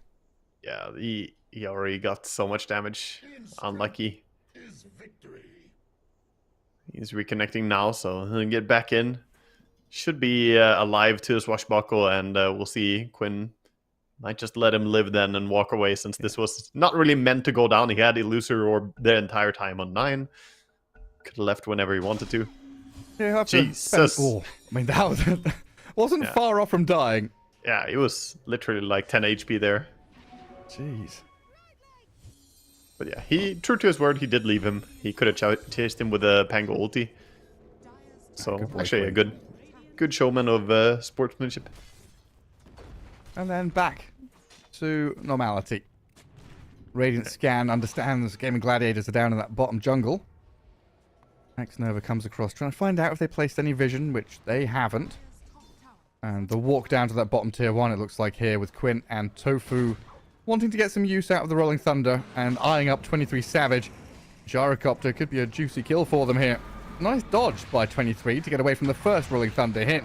But inside the calling and the bounces landing from Quinn, he's stuck on the ramp and it's a little bit awkward now from the Pango. Ace has come in, though, to help secure this, it looks like, with the breathe fire, just enough to take him even through the raindrops. Oh my god, Dragon Knight with a solo kill. Just a breathe fire. How easy to bring down the enemy What carry. a sick outplay, man. Wait, Ace did the same thing last game with a reflection. He did. This is a pattern now, Ace. Just Modus oh, operandi sorry guys, of I'm a little Ace. bit late. I'm a bit late to this gank. Yeah. Oh, well, I can help now. Like, guys, stop picking me such slow heroes. Like, I've got to buy a shard on Terrorblade to catch up to you. Like, I've got to buy Blink on DK. Sneaky, man. Sneaky. Pretends to be such a nice guy, but he really just wants to last it. Well, currently dead even. 3-3. Less than 1k lead. Gaming Gladiators, it still feels like they're the ones who are making things happen, kind of pressing forward into enemy territory, getting on top of people, these kind of ganks and team fights. And OG, there's a big shift from the old OG, right, where they were always the team diving towers, making stuff happen, and this OG feels very reactive in this series. Yeah, they are. And partly, I would say that is maybe because of 23 Savage and his playstyle. He's not a sacrificial carry. He is a traditional hard carry type player. He wants to farm. He wants to get big. He did make a move there with the gate earlier, but other than that, we haven't seen him really open up. He hasn't been part of any kill yet. And of course, last game with the Medusa, you know, doesn't get much more hard carry than that. And OG putting some focus on that top lane with a couple of obs and sentries and guard up the northern jungle. X Nova, a bit of vision down in the southern one now, so a bit of cover there for the Gyrocopter to tuck in farm camps, and then we start to get into this period where we consider heading to Ancients as 23 Savage in the next couple of minutes. Yeah, you want to upgrade his farming area, because bottom lane is not looking too comfortable. The Dragon Knight is being oppressive, shoving the lane in. They are gonna just trade farm. DK says, okay, I killed your creep wave, I'm gonna run in jungle a little bit. He has his Mage Slayer coming out on the Dragon Knight, so he'll be ready to get involved. Speaking of which, we have a smoke coming out with a Doom. Going through the gate, they're looking for a Dragon Knight. Might be in time to get him on this camp. Oh, it's a little bit too late. The Wandering Whisper. Oh, Ace. He's moving back towards the small camp. He wanted a little bit more. A little greedy from the Dragon Knight, so he gets doomed up. Ari, Bushwhack, and Infernal Blade from Whisper, but now in comes Quinn and Tofu. They've saved the Dragon Knight. They've turned onto Whisper's Doom. They're going to have to try and escape from the call down and the damage landing out the Gyrocopter, but Watson, an additional force, arriving in as 9 jumps in, aggressive from Puck, and he'll die for it. Yeah, all 5 so quickly from both teams here. Great read and reaction by Gaming Gladiators. Quickly there with the Pango ulti. Sort of going through the enemy team and also defending his friend. And that's Doom on cooldown, so resources spent by OG. Sure, you used your roll, but Doom is the longer cooldown that you care about. And that opens up an opportunity now. Siege up mid. Pugna has a lot of points in the blast, maxed out. It's got to feel so good for Gaming Gladiators, right? Like all the things you said, and then the fact that Medusa joins the fight, gets involved, and is next to the Ancients to continue farming. And then the rest of the team just like walks down mid and says, we've got Pugna with blast to hit this tower. Yeah, she didn't have to walk very far away from her farming grounds, whereas OG, they did bring all 5 of their heroes to that area, and then they had to disperse back onto top lane. So more time was invested for them. And all those small things add up, man. Ogre showing some resilience in defending his tier 1 tower. The Ignite does some damage, but Ace doesn't care too much. Here comes Ari with a Bushwhack and a Sharpshooter. Life Drain is there. They'll blow up the Pugna first, get rid of that heal on the DK, but Quinn, another good Rolling Thunder there to connect onto the Ogre and turn back and trade. So tower down, support for support. Time to retreat, though, for Gaming Gladiators as they've spent their big teamfight ulti. Trying to back Quick. away from OG, who were setting up to move. Quick quelling blade there from Watson, cutting out the Hoodwink tree as well, cutting the Dragon Knight free before he even got stuck, basically, from the bushwhack. I thought it was Dragon Knight doing it, but he doesn't have a quelling blade, so... Oh, you're Watson. right. Watson very heads up. Yeah, I didn't even see the bushwhack barely, like, it just disappeared. I saw the tree. The tree went. Yeah. I thought it was a DK, but he didn't. Yeah, I guess he didn't even turn around. That's Watson good. on the money. Gotta have friends looking out for you like that. Wisdom runes are spawning, and neither team looks to be in a position to contest and steal, so 9 is gonna refill his bottle using the Radiant Wisdom rune. But that means It felt power like a hard rune. game for 9. Like, he was last pick, right? Yeah. Challenging. Yeah, it's a little bit tough playing Puck versus the Pango, I think. The matchup is awkward. Lane matchup is not as easy as you might think. And then playing into a DK with that stun can be annoying too. Yeah, we haven't really gotten to the point where that becomes annoying. Like, the Blink Dagger is coming up soon. He has it actually flying out now for Dragon Knight. Yeah. So, with the Blink in hand, this is where Puck starts to be at risk. Yeah, I guess it's also like 3 very tanky cores that the Puck can't like solo kill or finish off with just a little bit of help. It's just Puck has to aim Pugna and we're out of this game. Yeah, Try and catch up. he relies a lot on the flow of the fight overall. Like, Puck is great for going in the backline. The Pugna and Murta are great targets, but he doesn't have enough damage on his own. This Observer Ward does not see Savage. He's hiding in a good spot behind the cliff.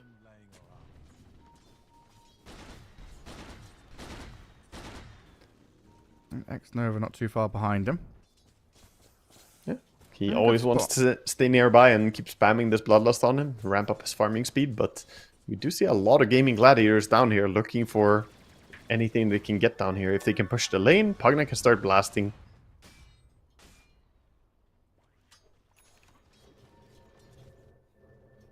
And they've had a lot of time up top here for 9 on this Puck, and Whisper's doomed to get some farm. So it looks like that comfort is going to come to an end. Quinn speeding all the way across onto the Doom, and the TPs from Gaming Gladiators make that 5-man move to kill him off. There's something very satisfying about watching the Pango get faster and faster with Thunderbolt facet. Yeah. The rolling speed increasing is, I don't know. Things go fast, I smile. Acceleration! Yeah, very good to reach people far away like that. This does buy some time for his team on the side of Doom, though. Puck working towards the Blink Dagger. Maybe with that Blink and with the BKB coming up in Doom soon, they will start making some moves. We do also have BKB being built early by Gyrocopter, so they will hit a strong timing on OG. Not too far away from now, like 2 minutes from now, they will be ready. Does that Thunderbolt actually say how fast? What are the numbers? I don't fully understand it, but I think it maxes out at 665. What is Whisper Right? just dead again? Ooh, looks like he's tanky enough. With Wand and Lotus still to play with here. Even turning to kill off the Pugna Ward as it's OG's turn to react and return fire. Kill off Celery. An eager move from Gaming Gladiators, but without the Pango, the Rolling Thunder was missing. They can't kill the Doom. Yeah, a little bit too close to the tower as well to keep fighting. Dangerous play to try and get a pick off. But Doom survives, gets himself to BKB, so he has that coming out now, I believe. Should be on his courier, yeah. Blink stun on the Ogre. Quickly dispatch with X-Nova. Yeah, Ogre dies, but you don't really care too much about an Ogre. It's an Ogre. Ahri, however, has to be careful not to be a follow-up feed. Respect the Diffusal on the Pango. Timings are coming in, so we have BKB Doom, BKB Gyrocopter, and Blink on Puck. All 3 cores on OG just got some power spikes hit. Meanwhile, on the side of Dire, Pango is going towards an Aghanim Scepter next, but it's a long way until there. He's about halfway there. Such a big item, though. Oh, denied shield rune. Tofu right under the nose of Whisper. And OG kind of bunkering around their Ancients area, protecting 23 Savage as he gets himself towards the Aghanim Scepter. But it also looks like he's wanting, has he been managing against Medusa, shift into Diffusal Blade. Yeah, makes a lot of sense. Just a good item to add. And I think I like this order of purchase better from Savage than what we saw in the previous game. Oh, blinked on by Dragon Knights. Just a harass, really, though. The two of them can't really burst him. It's like, can we elicit a response from OG? You know, blink stun a gyro. How many termites are going to come out of the woodwork to come and save their queen? It looks like Whisper here. That's a big termite. It is. The big, angry warrior ant, or whoever he might be, with 9, chasing Celery up to the north.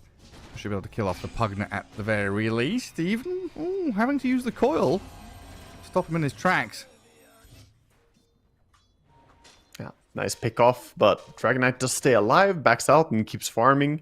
So, not the biggest pick-offs. Very calm and sort of tentative game. Fight come out yet. Whisper still looking for a chance to use his Doom. He is under a ward, so not gonna find anyone right now.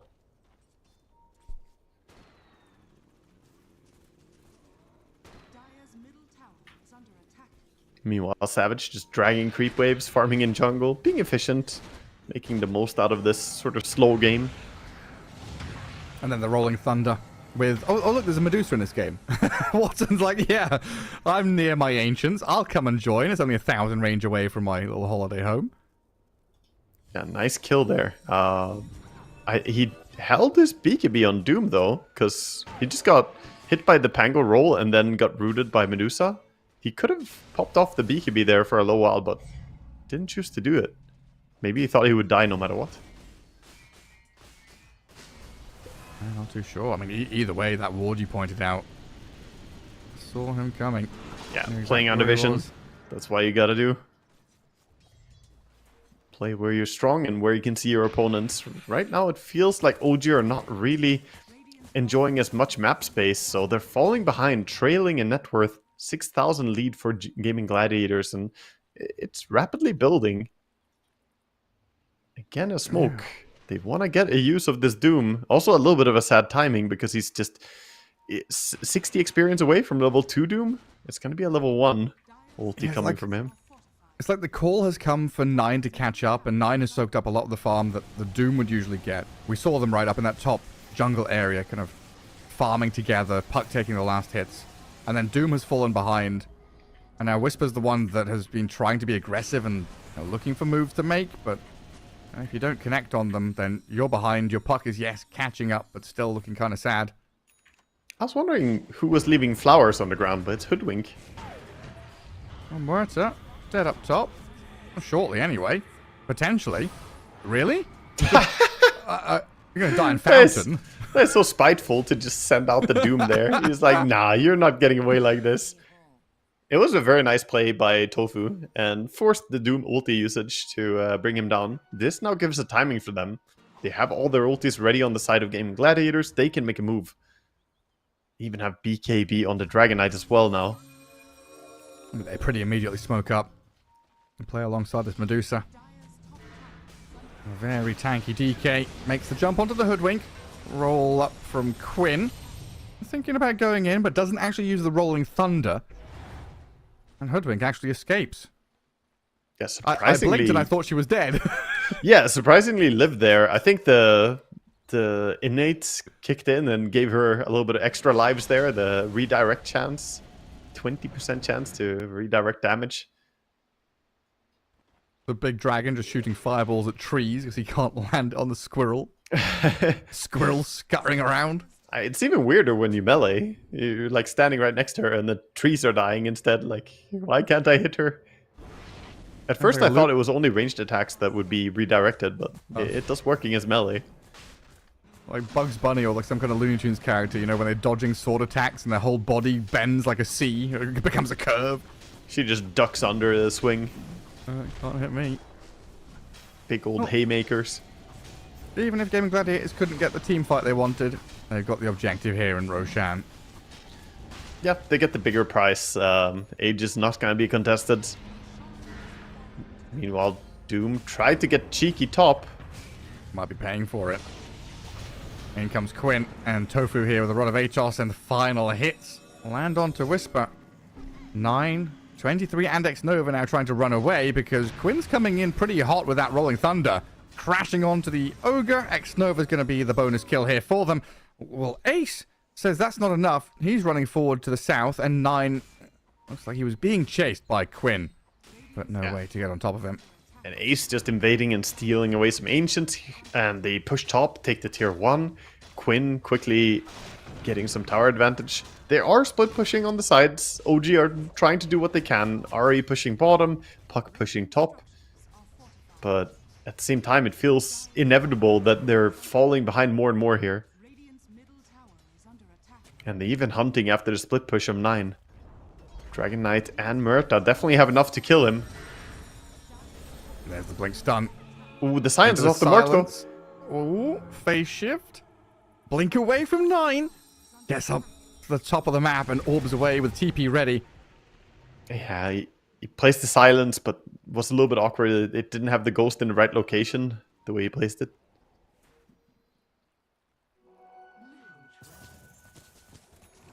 It's similar to like trying to put down a Bramble Mace when you play Willow, putting down the calling when you play Murta. Gotta make sure you aim it correctly. But here you just didn't have the time or the positioning for it. Yeah, not quite on the mark. And OG kind of using that time to take the Tormentor, get a little bit going for themselves. Did you see what Watson added, by the way, as his third item? I really like this choice. Ooh. So he chose to go for Orchid in this game. Well, OG. Mid. And making a move onto Ace. BKB for BKB. Whisper. Fake pumps the Doom. He's not going to chuck it at him this time. Not gonna use it because there's no way that he's gonna die. Ace way too tanky, but this gives them an opportunity to go on the bottom. Yeah, they smoke back up and try and return fire onto Tofu, straight up dooming their Muerta. In comes the Rolling Thunder from Quinn, though, to the back lines on the Puck and the Ogre, causing some issues there. They've lost Tofu, but Puck's the trade. That's big for Gaming Gladiators, as X-Nova's left stranded by his Hoodwink and Doom. They're running and bailing to the left-hand side, and Gaming Gladiators clean up, go back to killing tower. 9 got a little bit too close to Watson, and that Orchid on Medusa, we were talking about it before the fight. It comes in, silences him, and he just goes down. You don't have a dispel item. Well, Ace TP'd out of mid lane, then ran down mid lane and died there anyway. Listen, yeah, I don't know why he's doing mid again, but maybe he's being summoned to mid. Some unknown powers are drawing this man towards him mid. in. Yeah. Hidden Naga in the game. She's there. She's so damn strong, she pulls him even though she's not in the game. Yep. Well, that was a tier 3. Yeah, so it was. They took the tier 3 and quickly out. No desire to stay around. Pagna blasts a little bit here. Might stay for a while longer. Cheeky celery. Should ultimately probably back away as the rest of his team are on the map and showing on top. I mean, Gyro and Doom are suffering some difficulties here against the Pango and the Muerta. 23 Savage has to BKB TP to get out of there. So many BKB TPs this game. I thought we'd had enough of that from the last series. Yeah, Freaking Nightfall. he would be proud. He would be proud for sure. The dodge on the Atos. The Glimmer Cape into the Invis and Celery. Oh, he's walked into X-Nova. Puts down the Nether Ward, decreps himself. In comes Ace onto the Hoodwink. Sharpshooter off the mark. Pugner juking and jiving all over the place with another Glimmer to go. He's dodged away from a lot of danger, but he's eventually going to die. But a trade out of nothing. Let's see if Ace can survive, because the Dragon Knight's being run at by this Doom and Pug. The rest of Gaming Gladiator is coming in from the north. 9 poking again with a blink and the jaunt. Gets away from them, but OG still don't feel comfortable. Yeah, definitely. And now they're in a weird spot. They're behind as the creep waves are coming in. There's already a creep wave mid. They're cutting next wave, but they could just go. They already have a creep wave mid, so the barracks are open. No backdoor protection. GOHG. Up we go for the barracks. The backstab is coming, but they know it's there, so Ace going first towards it. Smoke break, calling used. Quinn with the Rolling Thunder. Stunning up the Gyrocopter straight up onto 23 Savage. A lot of damage comes his way, and he's dead before he can use a single bloody thing. A double kill for Watson. Medusa emerging victorious in this fight as Whisper charging in onto this Dragon Knight might be able to bring him down. The Doom lasts a little while longer. Back in Fountain, he's dropping lower and lower as Whisper survives, but the Dragon Knight's alive. He survived it. Whisper's died. 3 gone, 4 gone from OG. The puck came into the fight and immediately dispatched with by Watson. Yeah, the Orchids, now a Bloodthorn, even worse, more damage coming out. Puck has queued up the Eul Scepter, is trying to get one, but doesn't have enough gold yet. And that Parasma, maybe it was too much of a commitment. It's a big, heavy item before getting a safety item. This is twice now, or 3 times already. The Orchid has really done him in. And straight onto the second lane of barracks, forcing the glyph. Watson just repositions quickly to cut out that bottom wave. Tier 3 dead, and the barracks soon to follow with a double damage rune here on Quinn. Dear God, he shoots fast on Watson. Look at that attack speed. The Bloodthorn plus Butterfly is already such disturbing attack speed. He's shooting more than... He was at 0.31, so more than 3 hits per second. Now it's 0.34. It's like one of those A10 Warthogs just coming in with a massive minigun in it. Just Yeah. laying down some serious covering fire. Third lane of barracks, not long for this world, honestly, the way the Gaming Gladiators are going. Yeah, no, they're going in with the roll. There we go, on to Whisper. Quinn, the second connection. 9 tries to jump into the back with a 3-man coil. He's held them away. Quinn, though, back on towards 23 Savage to force the BKB quite early on. And the Gyrocopter, even from the high ground here, struggling just to kill off a Celery Pugner. They got the takedown on him, but they're going to lose so much for it. 23 Savage is dead with no buyback, so Gyrocopter's out of here. 9 is stuck behind enemy lines, scouted, and might just get blink stunned if the Dragon Knight can find the line.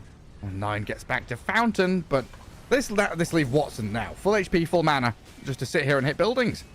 Yeah, we haven't even seen Pugna really come into play and start healing the Medusa. She never really feels threatened in these fights. And I don't see how they can stop this Mega Creeps. 44 seconds. This is going to be more than Megas. They're going to go for the throne as well. No reason to stop. OG. They're scratching their heads. They're like, what can we do? How do you stop the Snake Lady in this patch? I don't know, man. I mean, they tried to play it in game 1. Yeah. Now they're suffering against it in game 2. She has a Daedalus now as well. Dear God, the damage is here. It looks like it's time for OG to have like one last-ditch fight. 9 jumps in and just dies. Yeah, HOTT-OGO down to the lower bracket, I think, is the way they're going to go. Yeah, this is just fountain farming time now for Watson. Hopping in. That Orchid purchase was just such a good stroke of genius, honestly. I don't see a lot of Medusas choose that into their item build, but Bloodthorn is a very good carry item still, and it just hard countered exactly the one hero that OG relied on. The puck needed to have some action, needed to have some clutch play, but just was completely nullified here in this game. Yeah, absolutely crushed it. I mean, Gaming Gladiator is looking, better in game 2 than they did in game 1. OG, trying something in game 1 was a little bit fruity, looked kind of interesting. Game 2, I don't know what the issues were. It just felt like Gaming Gladiators played crisp, clean Dota, and OG. I guess the point I made earlier on about OG constantly reacting. Maybe there's a thing there to look at, and making your own moves gives you more options, makes you feel more in command and control of the game, which OG just never had the chance, really. OG were definitely outmatched. They didn't look as confident pushing out the lanes, and Gaming Gladiators had a better read on the map. They got a lot of good pickoffs. They got a lot of action around their Pango, by the way. He was part of 18 out of those 20 kills, so almost every single kill the entire game was on the back of that Pango rotation. Also, big shout out to the Merta, who's part of 16 of these kills. So, of course, the two of them were basically the killing squad. Whereas on the side of OG, they tried to get some Doom rotations. They tried to get the big ultis out, but a lot of times they didn't really connect on the target they wanted. Dooming Medusa always feels bad as well. One of the big things that we didn't really touch on during this game is that I love Medusa as a carry against Doom. Because even if you do get doomed, so what? You don't care at all. it doesn't really change anything at all. So yeah, great game by Gaming Gladiators. I think the draft was good, but they definitely had a better read on the map as well.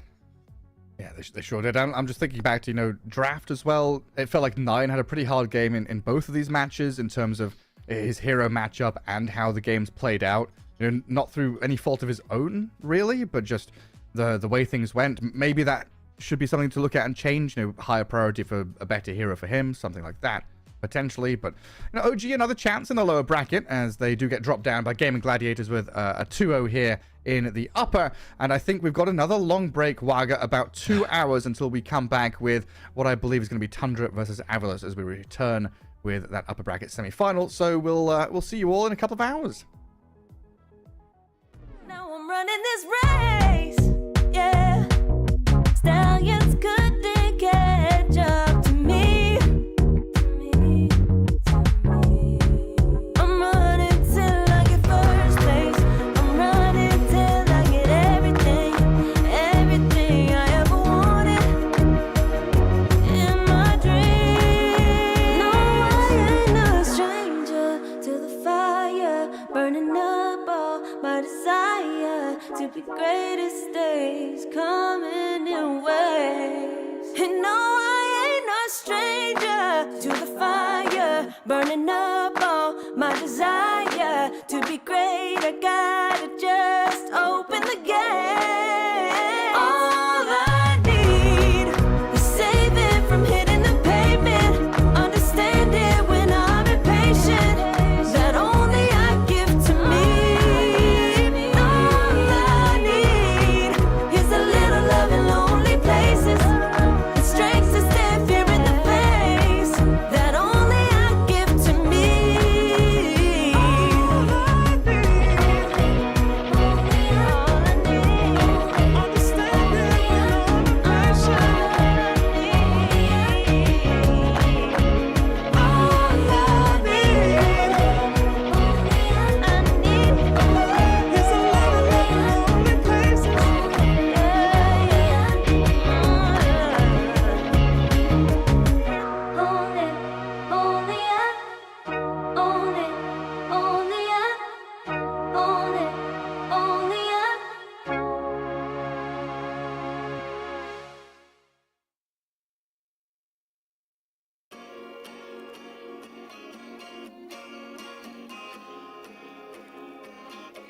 Yeah.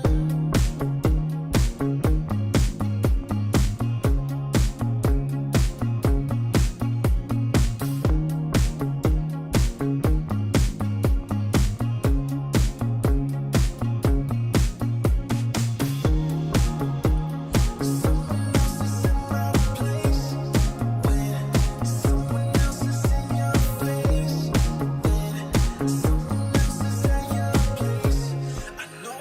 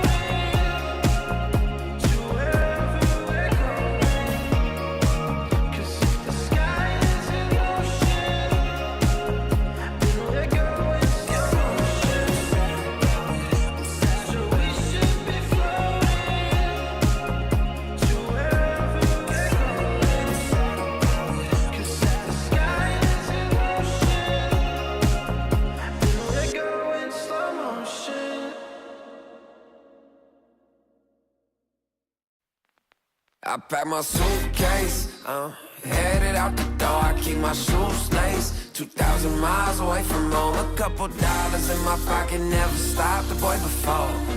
I load my bags and hit the road. Miles past, turning back, found my track, face the fact, she a cold one. Never gonna settle for none. Stay up every night till I won. Don't want a slow rise now. I'm confident opulence isn't a long ride out. When I look back now, I'm astounded. A quiet boy from old age, but always felt the world was a stage, yeah. I celebrate one last day, night, my old life, they stay. I pack my suitcase, headed out the door, I keep my shoes laced. 2,000 miles away from home, a couple dollars in my pocket, never stopped the boy before. I load my bags and hit the road. I'm headed to LA, I'm headed on my way, I'm headed on my way to LA, headed on my way to,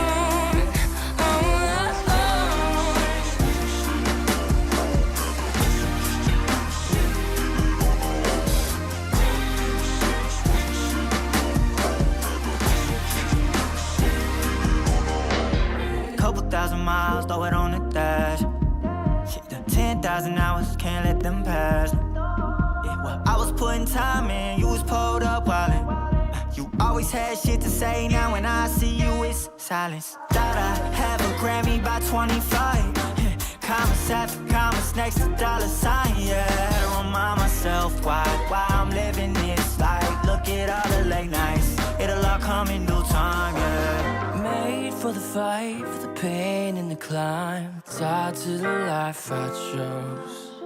Stay through the night, another day, not a dime. Race against time.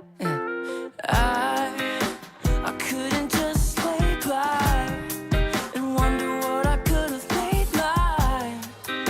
I'm closing on the moment, no one's gonna hold me down. I pack my suitcase, headed out the door, I keep my shoes laced. 2,000 miles away from home, a couple dollars in my pocket, never stopped the boy before. I load my bags and hit the road.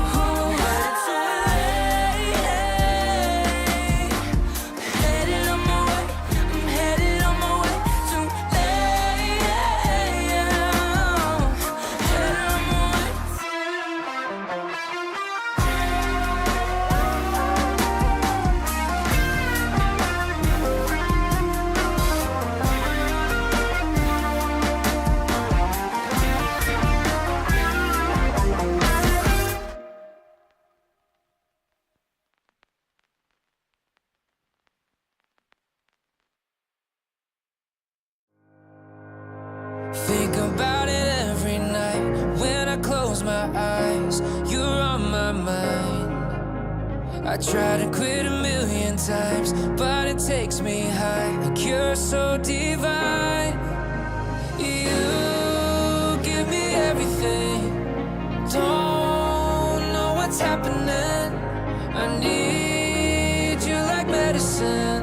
You're my everything, everything.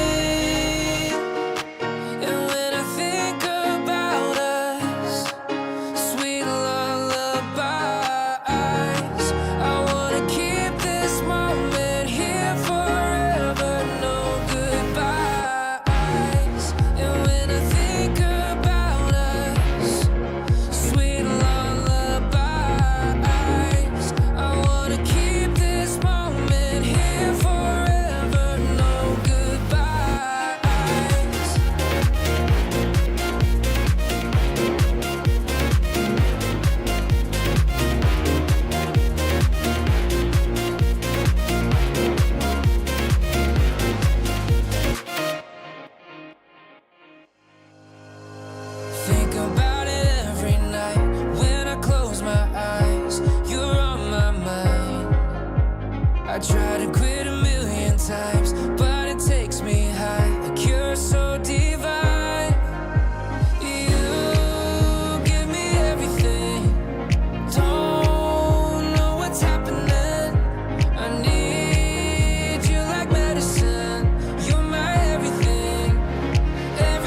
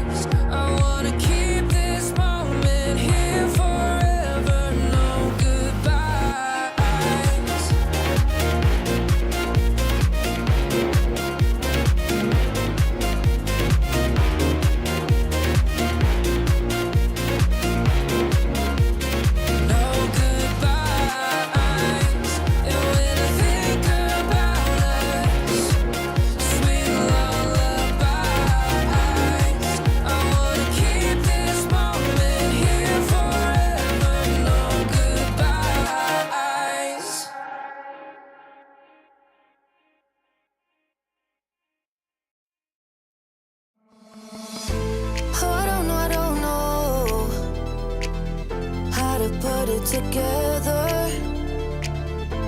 Ever since I found you, my life just got better. Better than this, better than that, better than anything I ever had. Better than this, better than that, better than anything I ever had.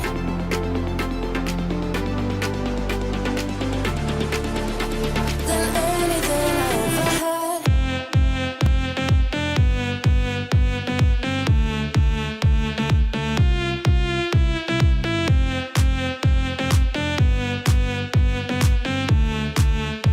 Than anything I ever had.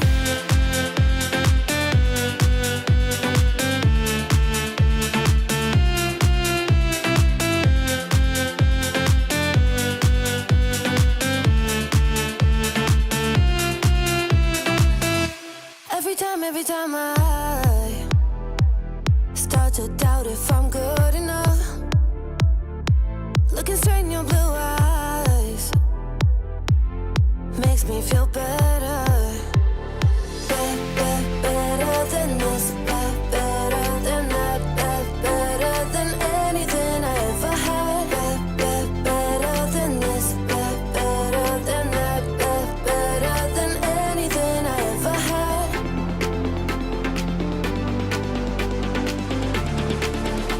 Than anything I ever had.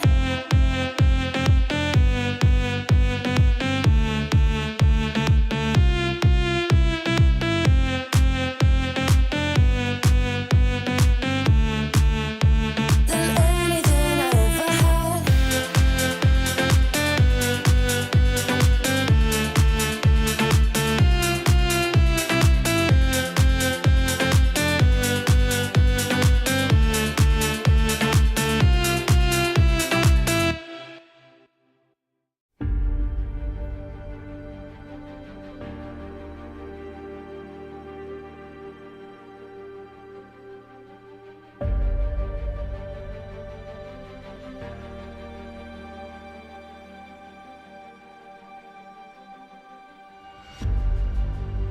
Earth is suffering, trouble is rising, mountains are melting, there's gonna be nothing left to breathe. Raise the sirens now.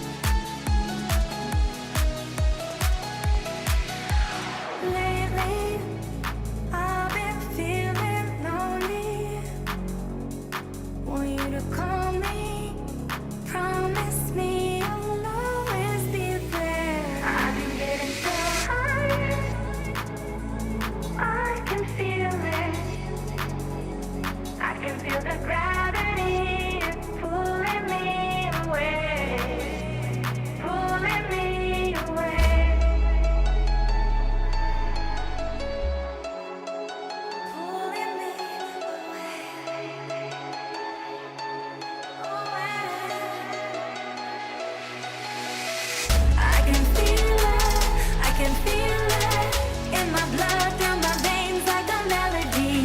I can feel it, I can feel it. So alive, floating high, I can finally breathe.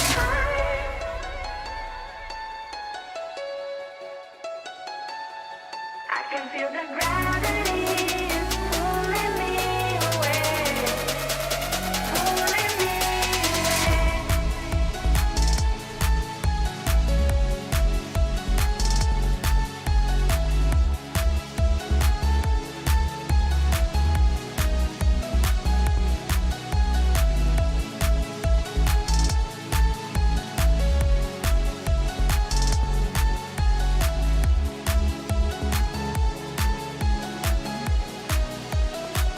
I've been getting so high, I can feel it. I can feel the gravity is pulling me away, pulling me away.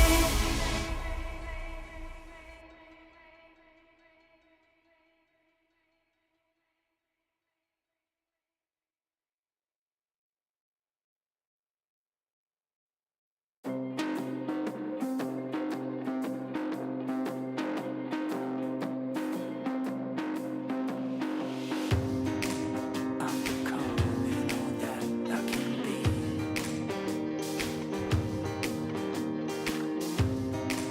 Let me show you something you've never seen.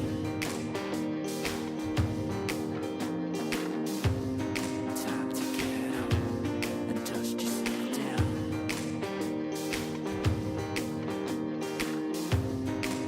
Not every king wears a crown.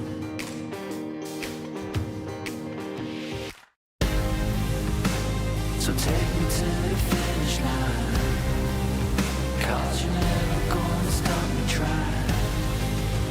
Yeah, what's real is never gonna die. So take me to the finish line. Take me to the finish line.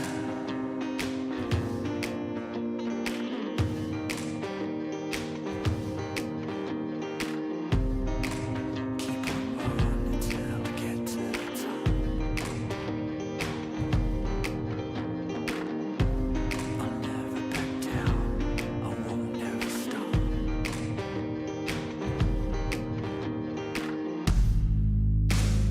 Take me to the finish line, 'cause you're never gonna stop me trying.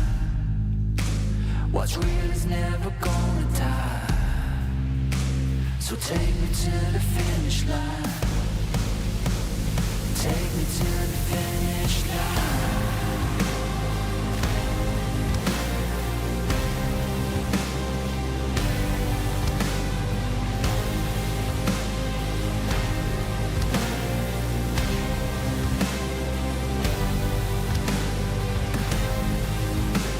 So take me to the finish line, 'cause what's real is never gonna die.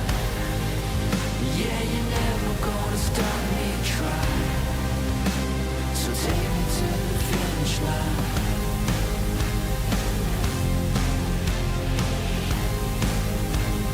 Take me to the finish line. Take me home.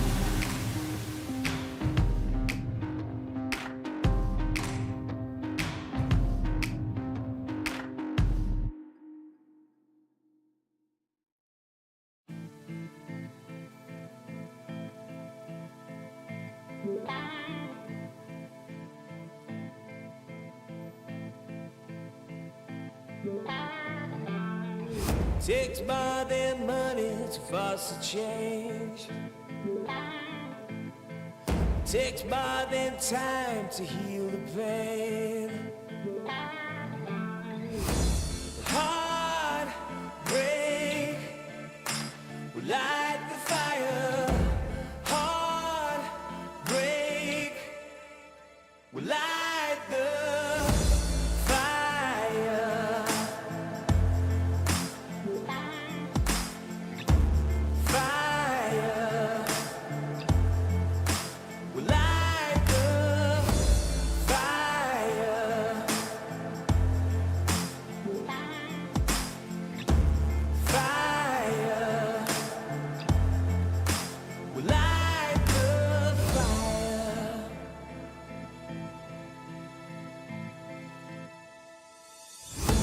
takes more than money to foster change. It takes more than time to heal pain. Heartbreak will light the fire. Heartbreak will light the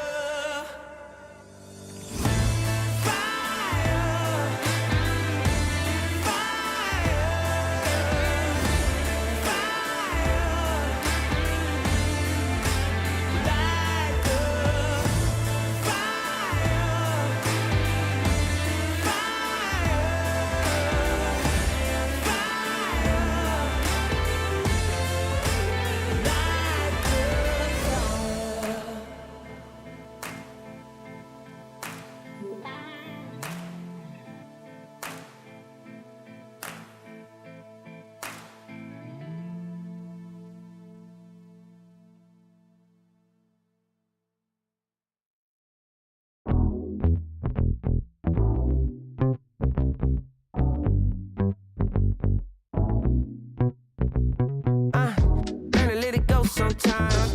Don't let it stay on your mind. Don't let it stay inside. Gotta let it out with the sunshine. Maybe walk it out. Sometimes gotta scream and shout. Let them know that you're here, no doubt. Took a long time, but we here now. I know you're ready for the hardships. Know you're ready for the progress. I know you living your truth, but don't forget to always stay honest. So do a little dance, do a little wiggle, yeah. It's your turn. Yeah. Learn how the universe works. Yeah, come on. Can't control the world, but I'm trying to control myself. Yeah, I'm trying to control myself. Yeah, we can't control the world. Yeah.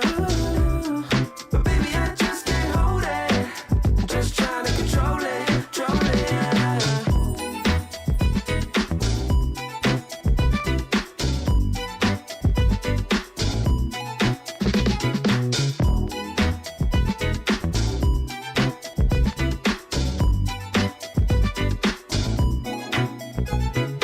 We gon' celebrate like we never have.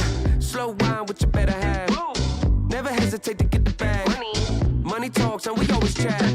That's why hard work and dedication can get you to a better place, better space. You ain't got time to be wasting. But don't chase it. You can't control the world. But I'm trying to control myself. Yeah, I'm trying to control myself. Yeah. We can't control the world. What we doing? But baby, I just can't hold it. I'm just trying to control it, yeah. Just trying to control it. Hey, just trying to control it, yeah. Let it out, let it out, la la la la la.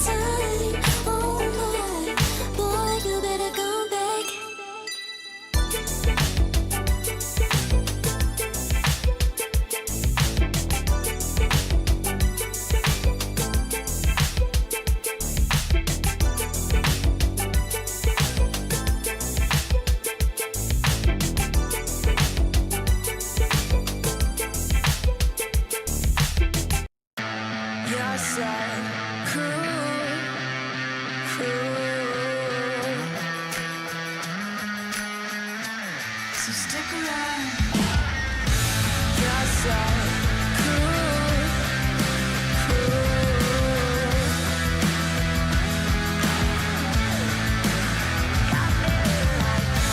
Yes, I could.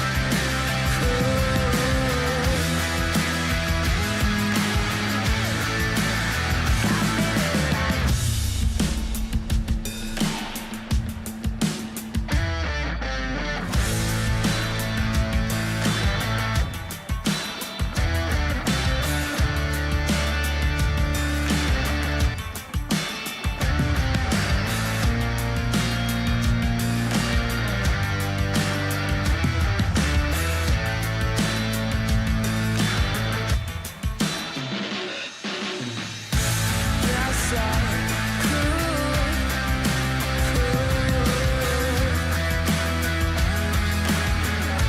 So stick around. Yes, I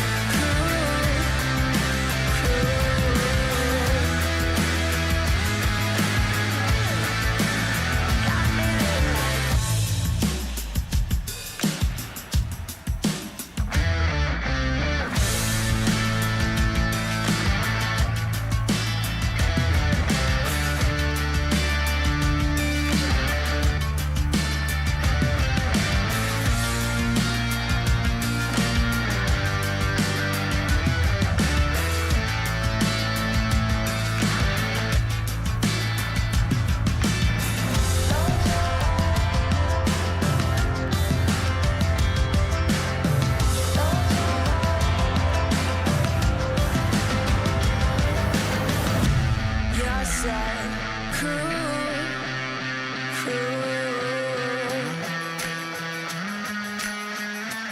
So stick around. Yes, I could.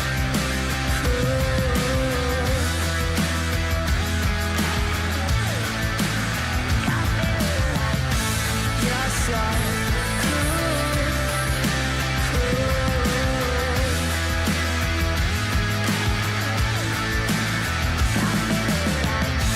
Yes,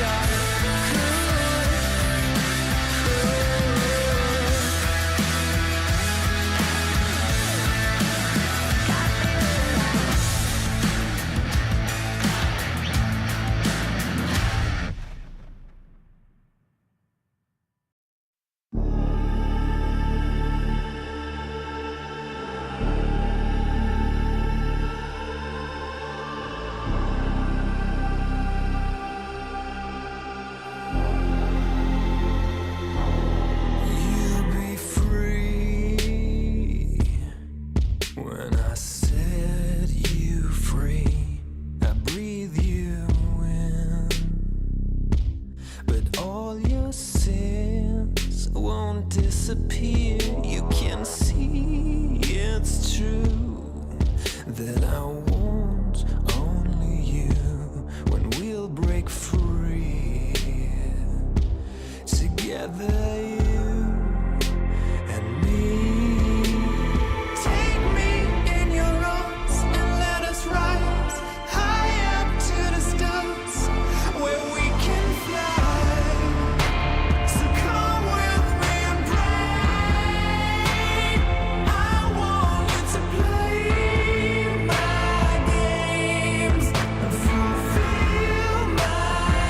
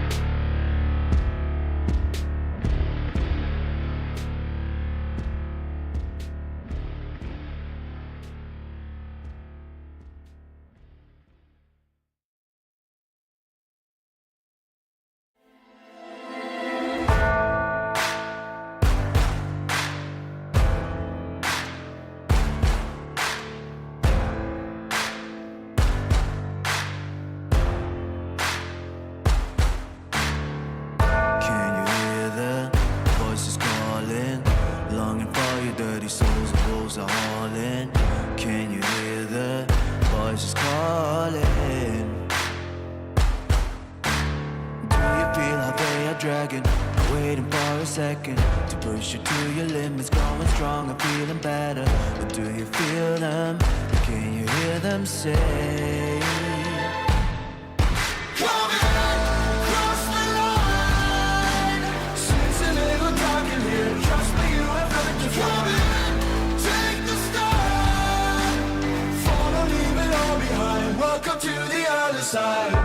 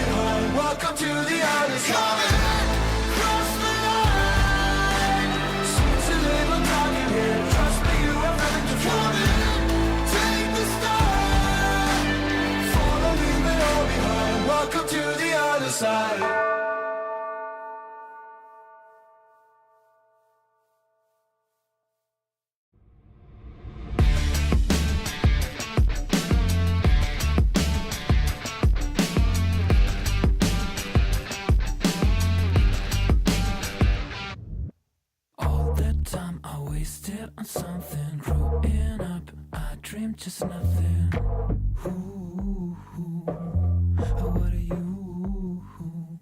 People talk loud, I get what they're telling me. I fucked up, I didn't give it. Ooh, what are you? Hey, I gotta say, something's going wrong. Upside down, I'm falling. Hey, I gotta say, I'm always on a run. I'm getting closer to the light. By the time I'm changing my remedy, blowing up, I get sick and tired of this. Ooh, what a truth. No one talk now, I'm feeling lost on this. Silence is loud, I get it safe from it. Ooh, what a truth. Hey, I gotta say, something's going wrong.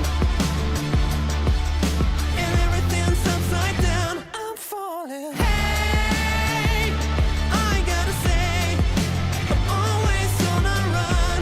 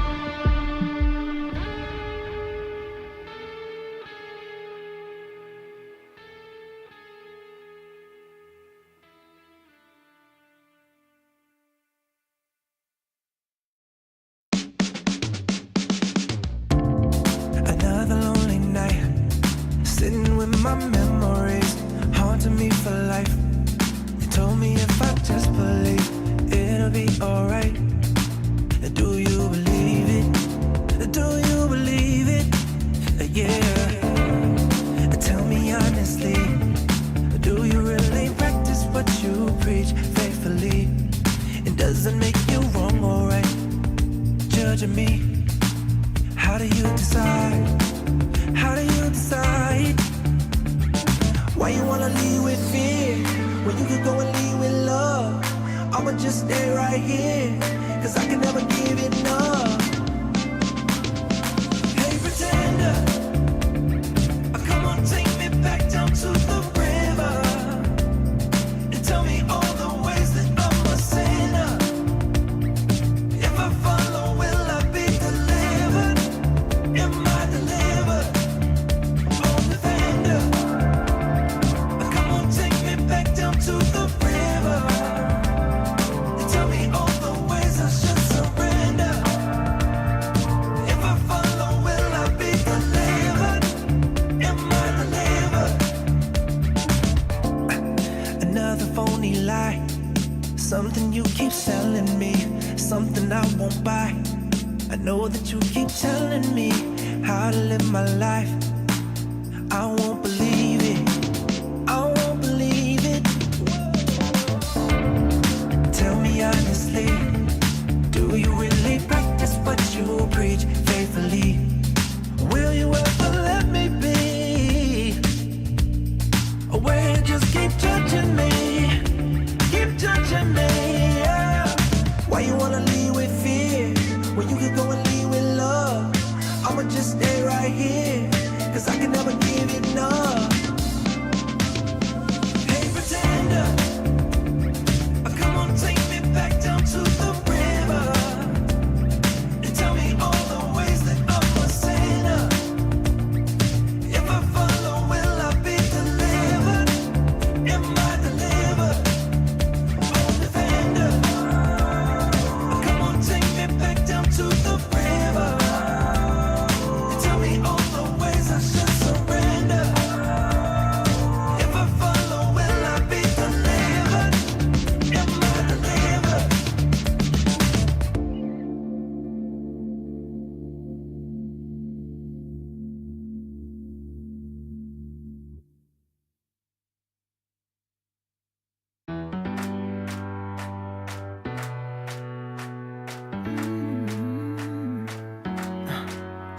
Am I wasting time? Cause I'm already gone. So long, can you stay the night? Cause you're the thing I want. I want. I know you're feeling different when you're stressed out, but even with no makeup you still stand out. Cause no one makes me feel the way you do now, like you do now. The way that you move your body, you make it look like a hobby. Every time that you touch me, it's electricity. Things we discovered underneath last night's covers. Everything came so easy. It's electricity. Electricity. Whoa. It's electricity. Electricity. It's electricity. When it's late at night, I feel you on my skin. My skin. You're all that's on my mind. It's finally sinking in. You're it. I know you're feeling different when you're stressed out, but even with no makeup you still stand out. Cause no one makes me feel the way you do now, like you do now. The way that you move your body, you make it look like a hobby. Every time that you touch me, it's electricity. Things we discovered underneath last night's covers.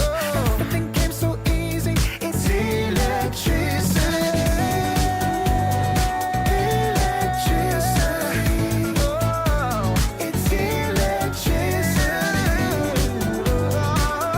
Electricity. It's electricity.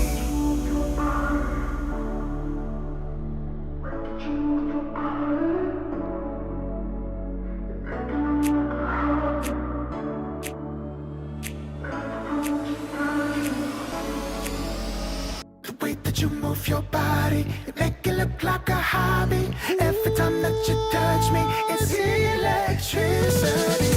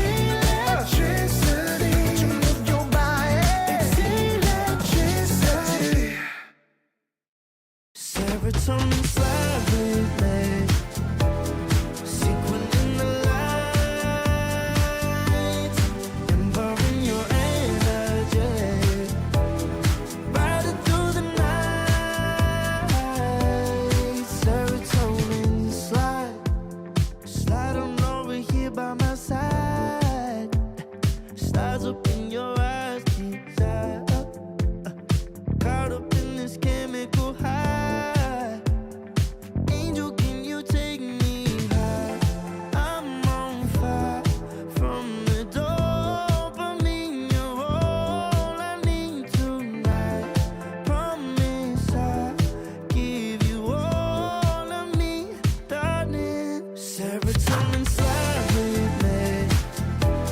Sequin in the light, empowering your energy. Riding through the night. Serotonin slide, slide, slide. Serotonin slide, slide, slide. Serotonin slide. Slide up out of here like we're tired, but really we just about to get wired. Loving at the speed of light. Your body, I can help but admire.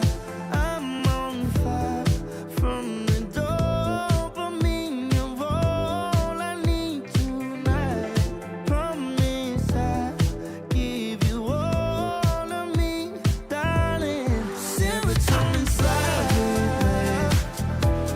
Secret in the light, empowering your energy. Riding through the night. Serotonin slide, slide, slide, slide.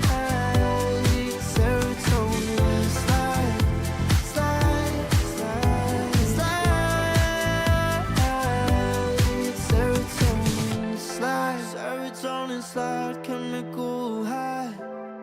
Dopamine dive, love, take it higher.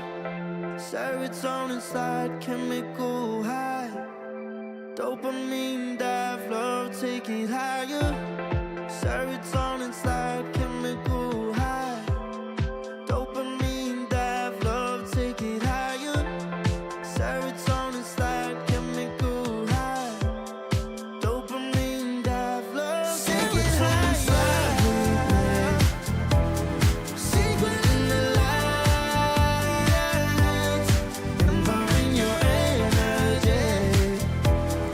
Riding through the night. Serotonin slide, slide, slide, slide. Serotonin slide, slide, slide, slide. Serotonin slide.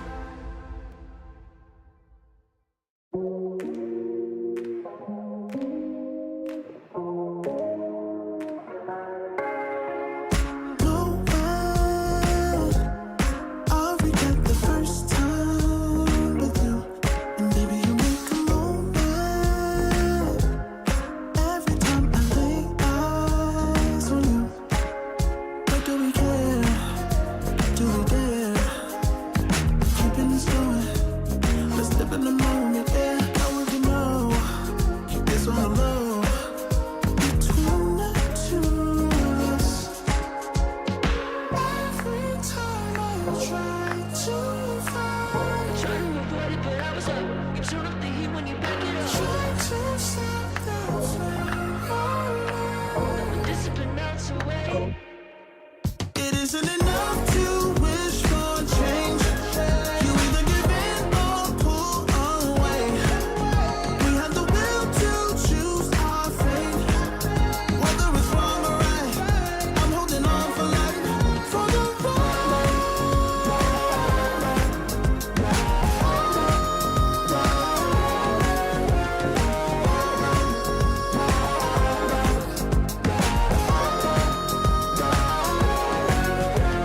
the day we woke up, lying in a pool of shame. Tears and makeup printed on the pillowcase.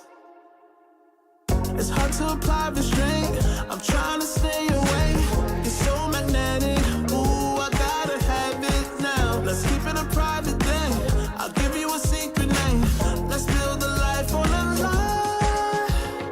Every time I try to find, Try to avoid it, but I was stuck. You turn up the heat when you back it up. try to stop the flame of love. The discipline melts away. It isn't enough to wish for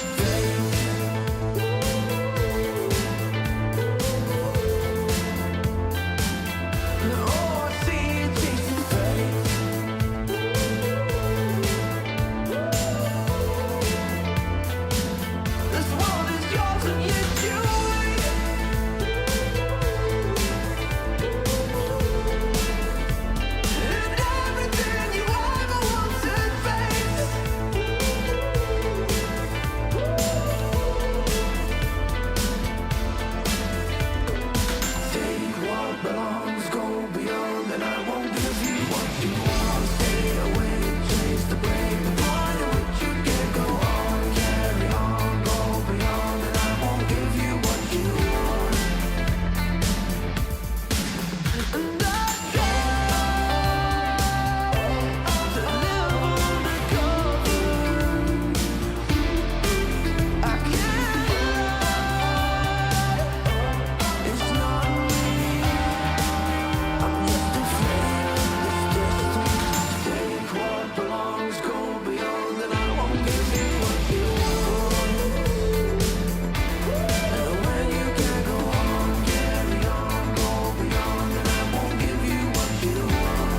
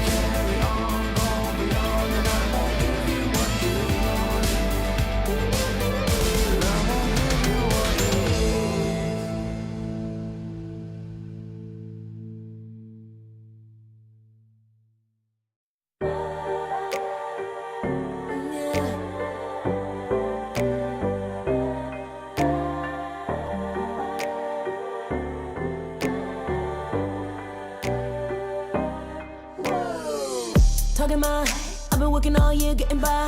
Looking for the high, taking all my time. Breathing in new life, feeling fine. Like I don't gotta be something society wants me to strive to be. Got my own energy. So magnetic in the spotlight. Shaping my own world with my own mind. Don't talk about me unless you alright. You gon' see I'm feeling real free, protecting my energy. I gotta protect my mind. I'm breathing in new life.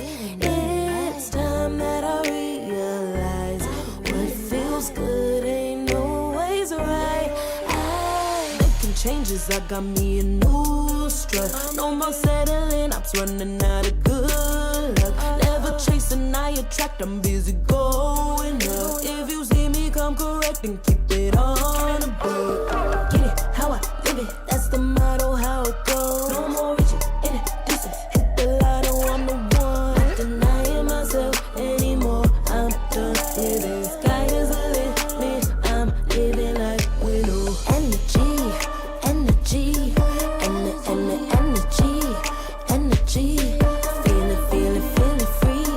feeling free. Energy. Gotta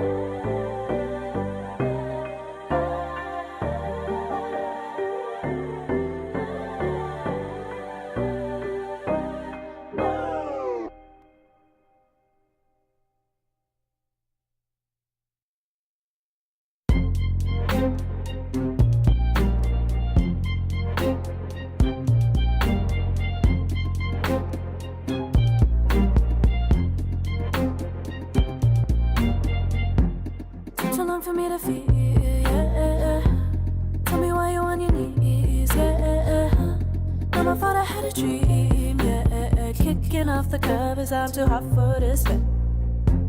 Give me space, I need to breathe, yeah. Give a face, giving it beautifully, yeah. Yeah, it's just me and my clique, yeah. We might be the hottest, but we let you in. Angel energy, let you sit with me. Angel energy, angel energy, angel energy. We got sympathy. Angel energy, angel energy.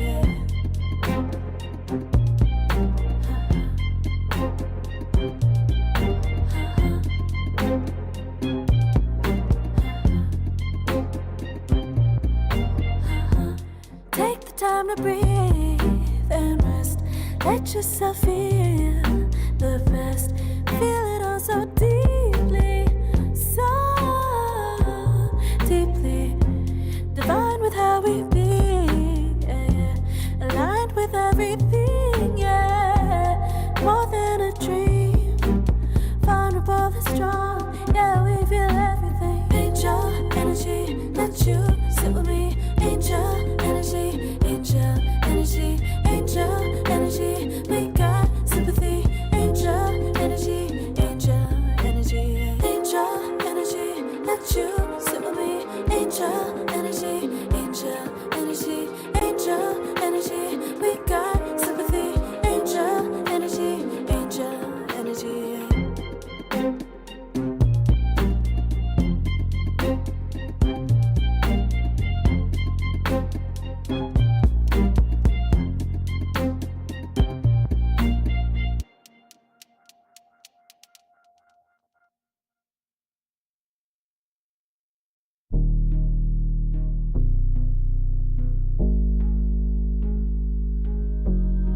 Never pressed, but I got the juice. Taking the lead, that's just what I do. I make mountains move with one hand tied, and still this world ain't satisfied. Everywhere I go, they stop and stare. I tell the truth, I take it there. Call me vicious, persistent, overzealous, that's fine.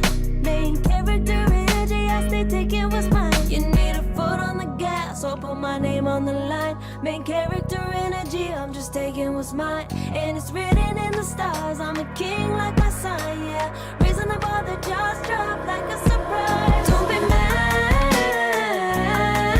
about it. Don't be mad, don't be mad. Don't be mad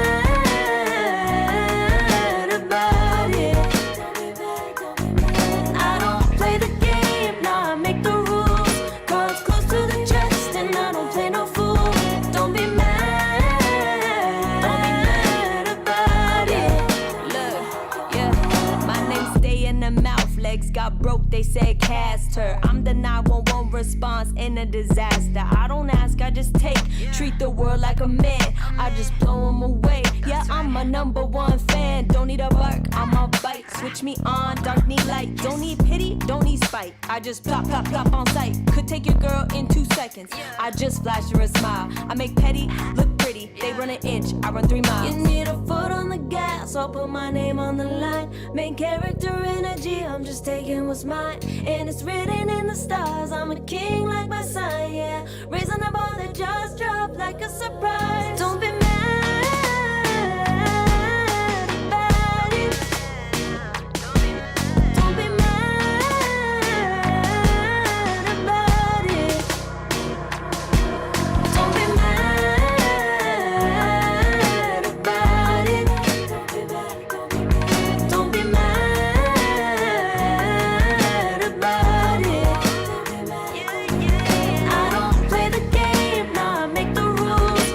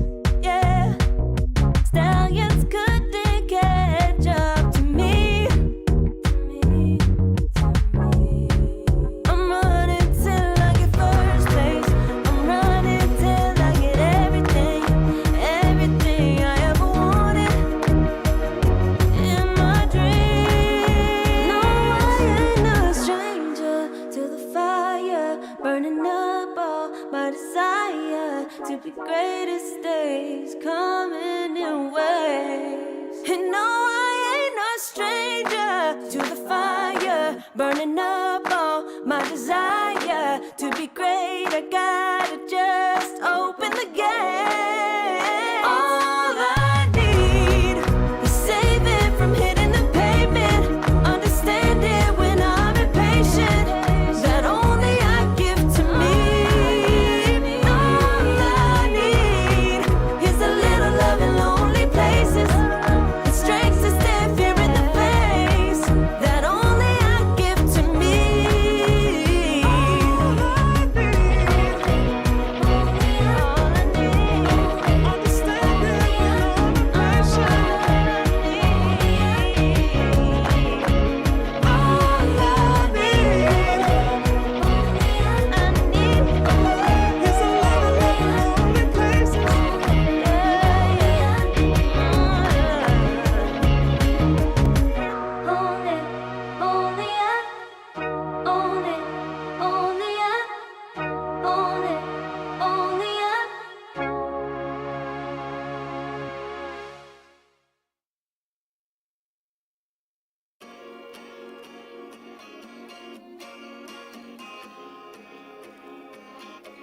Yeah.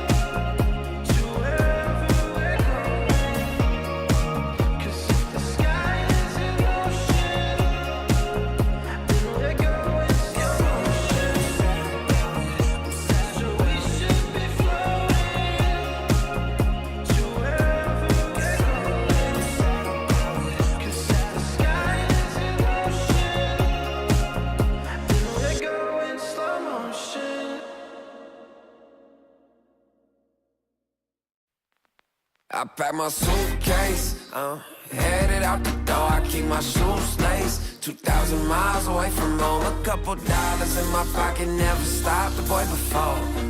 I load my bags and hit the road. Miles past, turning back, found my track, face the fact, she a core one. Never gonna settle for none. Stay up every night till I won. Don't want a slow rise now. I'm confident opulence isn't a long ride out. When I look back now, I'm astounded. A quiet boy from old age, but always felt the world was a stage, yeah. I celebrate one last late night. My old life ain't staying. I pack my suitcase, headed out the my shoes laced. 2,000 miles away from home. A couple dollars in my pocket, never stopped the boy before. I load my bags and hit the road. I'm headed to LA. Headed on my way. I'm headed on my way to LA. Headed on my way soon.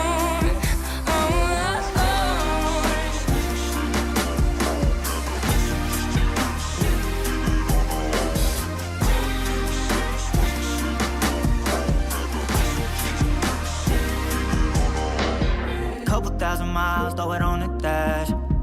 Shit, the 10,000 hours, can't let them pass. Yeah, well, I was putting time in, you was pulled up wildin'. You always had shit to say, now when I see you, it's silence. Thought I have a Grammy by 25.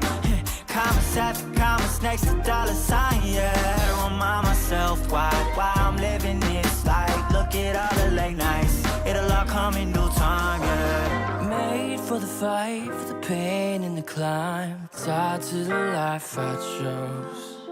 Stay through the night, another day, not a dime. Race against time.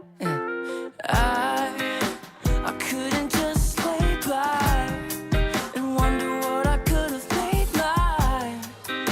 I'm closing on the moment, no one's gonna hold me down. I pack my suitcase, headed out the door. I keep my shoes laced. 2,000 miles away from home. A couple dollars in my pocket, never stopped the boy before. I load my bags and hit the road.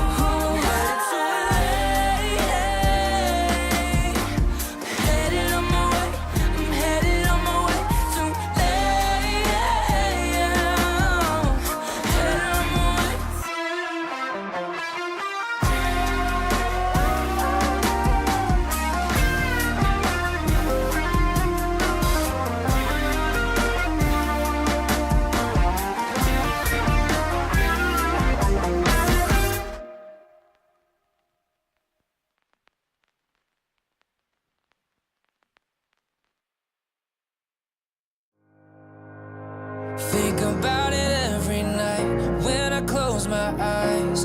You're on my mind. I try to quit a million times, but it takes me high. Like you're so divine. You give me everything. Don't know what's happening. I need you like medicine. You're my everything, everything.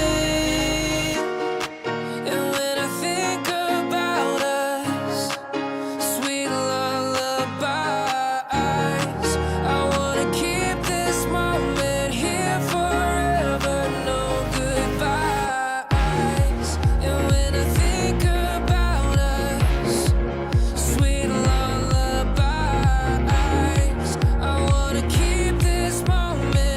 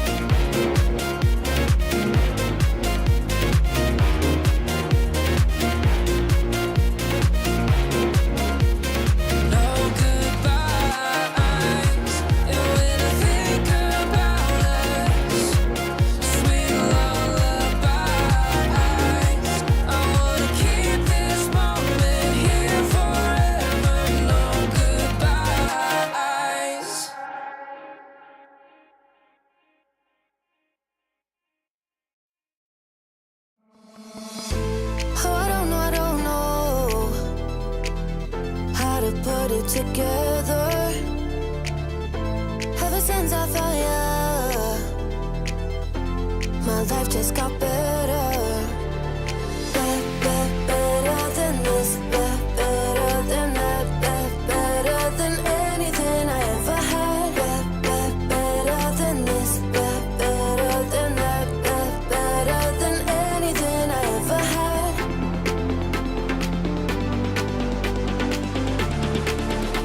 Than anything I ever had.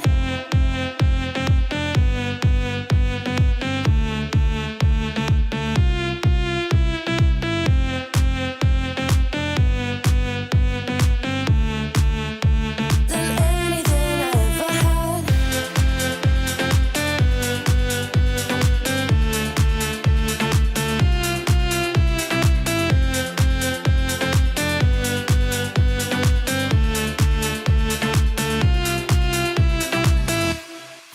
Every time I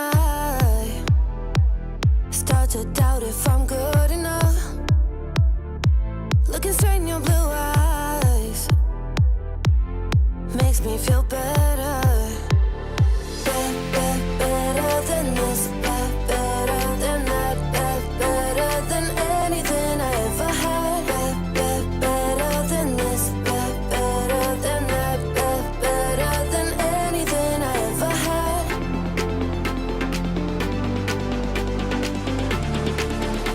Than anything I ever had.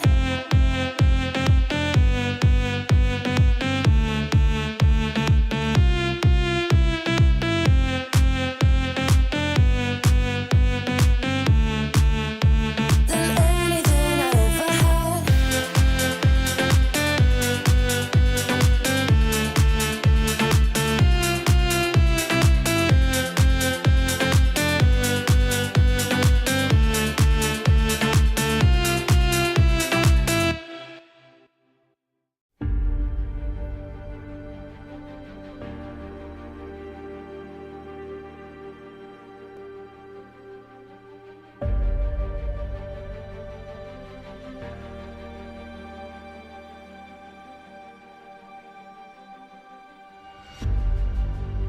Earth is suffering, trouble is rising, mountains are melting, there's gonna be nothing left to breathe. Raise the sirens now.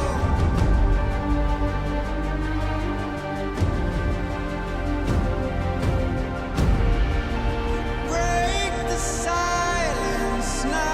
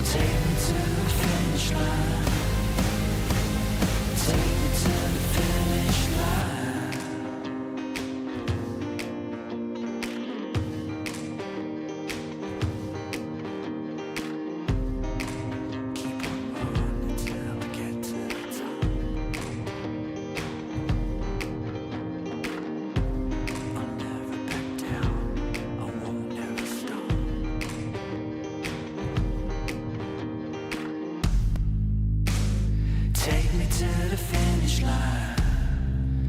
'Cause you're never gonna stop me trying. What's real is never gonna die. So take me to the finish line. Take me to the finish line.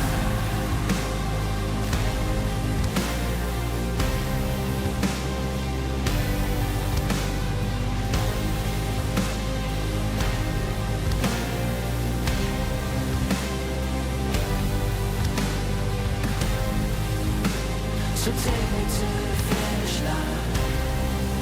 'Cause what's real is never gonna die.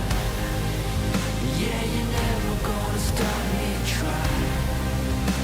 So take me to the finish line.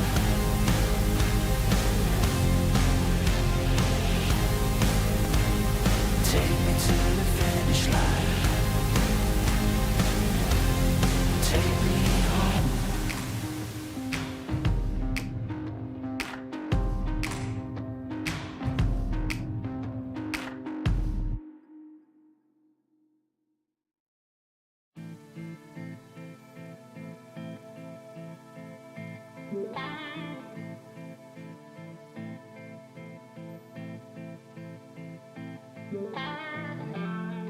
Takes more than money to force a change. Takes more than time to heal the pain. Heartbreak will light the fire. Heartbreak will light the fire. Fire will light the fire.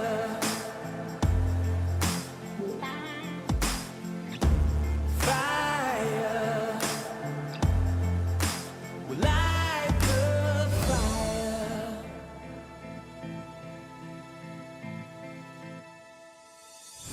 Takes more than money to force a change.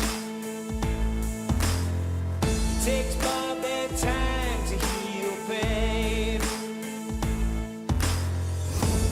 Heartbreak will light the fire. Heartbreak will light the fire.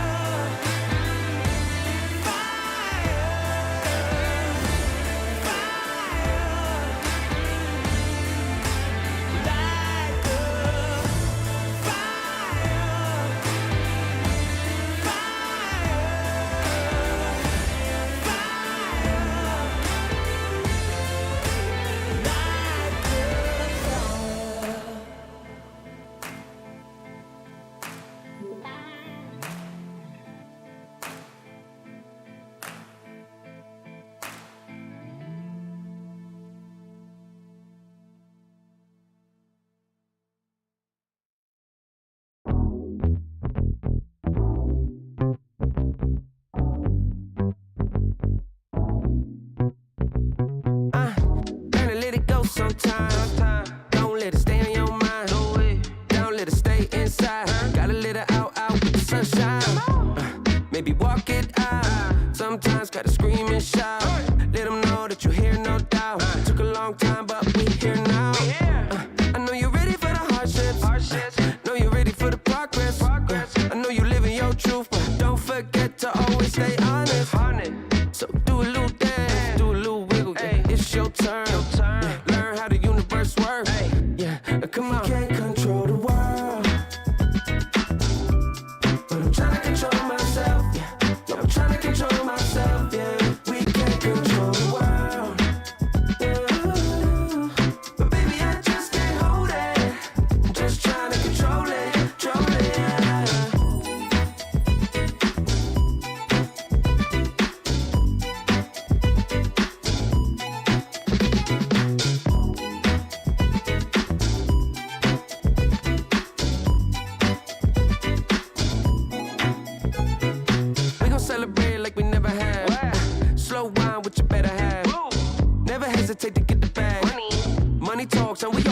That's why hard work and dedication can get you to a better place, better spacing. You ain't got time to be wasting, but don't chase it. You can't control the world,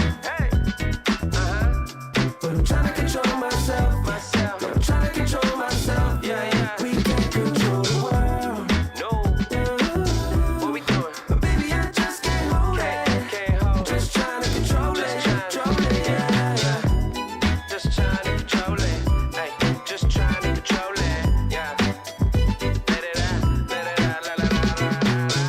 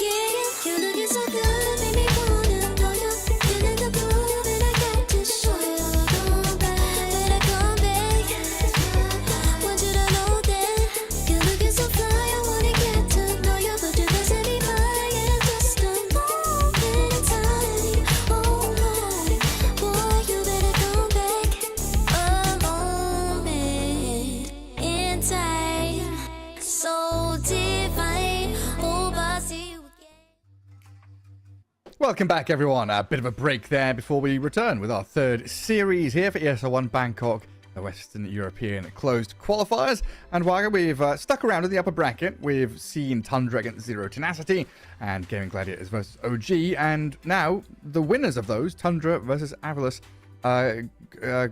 Sorry. Well, Avalus versus it's a little bit of bait. We didn't watch the winners of that one. Exactly. Go ahead into the upper bracket semi-final, and that's what we're going to be watching. Because Avalus took on Pyanitsia, and that was a 2-1 game. So Pyanitsia did take a series or a game off them in that series, but Avalus ultimately the winners. And now we're gonna see them face up against Tundra, who looked very dominant in the first series of the day. Yeah. They absolutely just showed a class difference between them and Zero Tenacity, who, as expected, they were the qualifier team to come in here. They're one of the teams going through the open qualifier to this closed qualifier.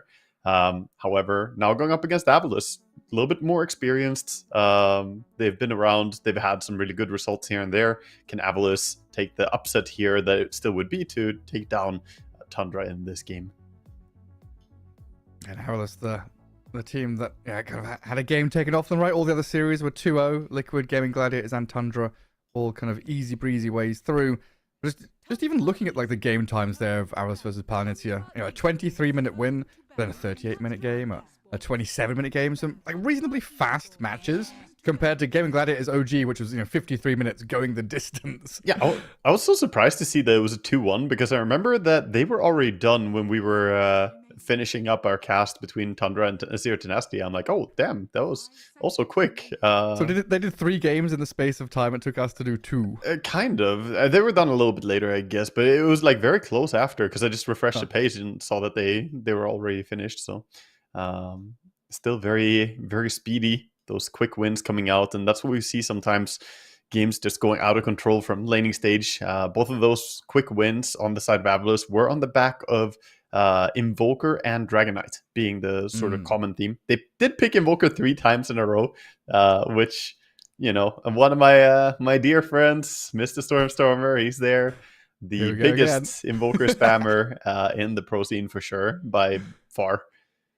Very good on the hero because of it.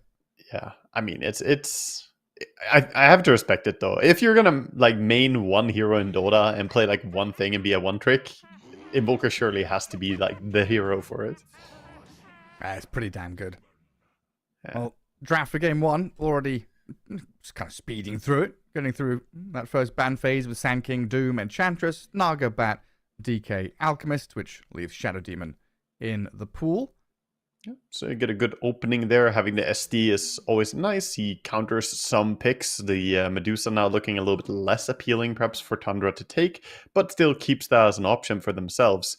Also quite good if you do see the Terrorblade coming out from the opponent. You have the Shadow Demon who can soft counter it in a way. You can make your own illusions. Whether it's offlane or carry TB doesn't really matter. Kind of cool how this has gone. Like the Doom ban led to the Alchemist ban, right? And then the Alchemist ban has then left this Beastmaster in and kind of allowed him to be picked. Yeah, that's very true. I like you bring up that little chain there, because when you see Doom banned, the Alchemist should be respected. He thrives when there's no heal mitigation like that. And people don't really play AA. Like, that's the other heal stopper, right? But AA is just a shit hero, so we don't see too much of him. Whereas Doom is obviously fantastic still. But yeah, Beastmaster coming out, 33. Again, one of his best heroes.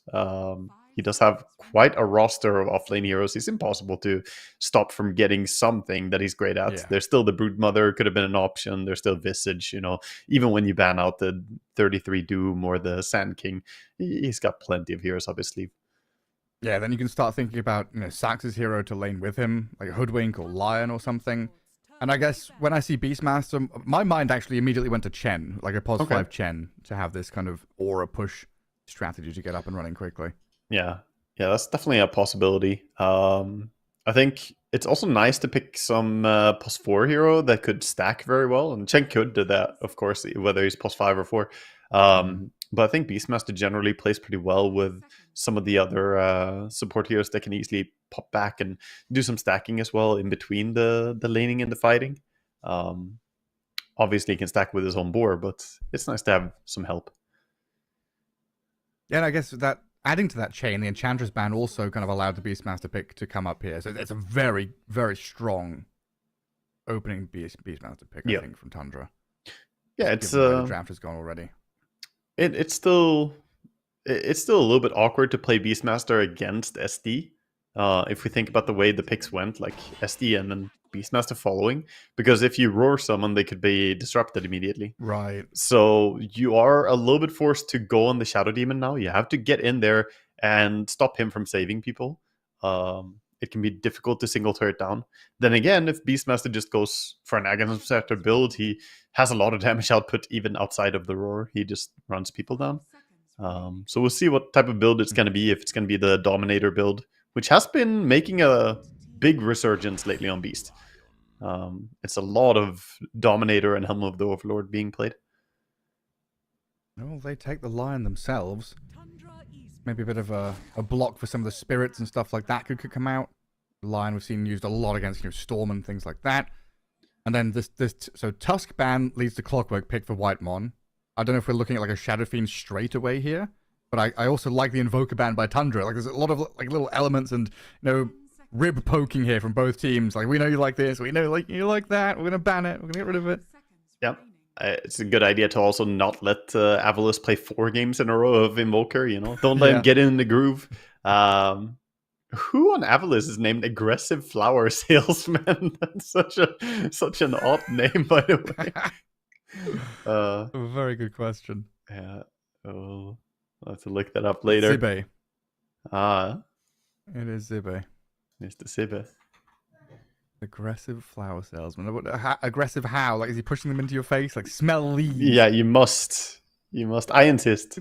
I'm allergic to lilies. Please. It wasn't a suggestion, Gareth. Buy these flowers now. You must. My guess here is Hoodwink Shadow Fiend. To pick. Yeah, I like that. That gives you 2 nice side lanes. SF with some minus armor against the Bristleback can be a good thing to have. And honestly, I don't think SF is too threatened by the SD and the Lion. It's pretty fine to play against it. There's one. There's one. Can he get both? Can he? Is it?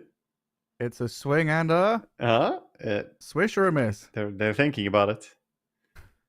Other options like the Gyro Luna stuff? It feels like the most obvious to go SF here. You have Clockwork. It's amazing, and you're against SF or Bristleback, which SF minus armor is just great to have against. And you have the single turret lockdown for SF to thrive. I think you're really like Ursa or something wild here. Yeah, watch them bust out some, I don't know, Sven.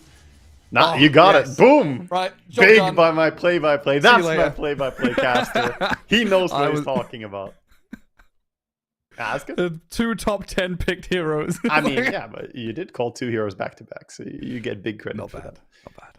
Yeah. I was never calling that Dawnbreaker pick, though. I'll say that right now. No, I honestly would not have called that one either, because obviously a Bristleback can be that flex between 3 and 1, but the Dawnbreaker coming in, it's giving them more layers to their save now. So they have the disruption, but they also now have the continuous save with the healing, with the stun threat.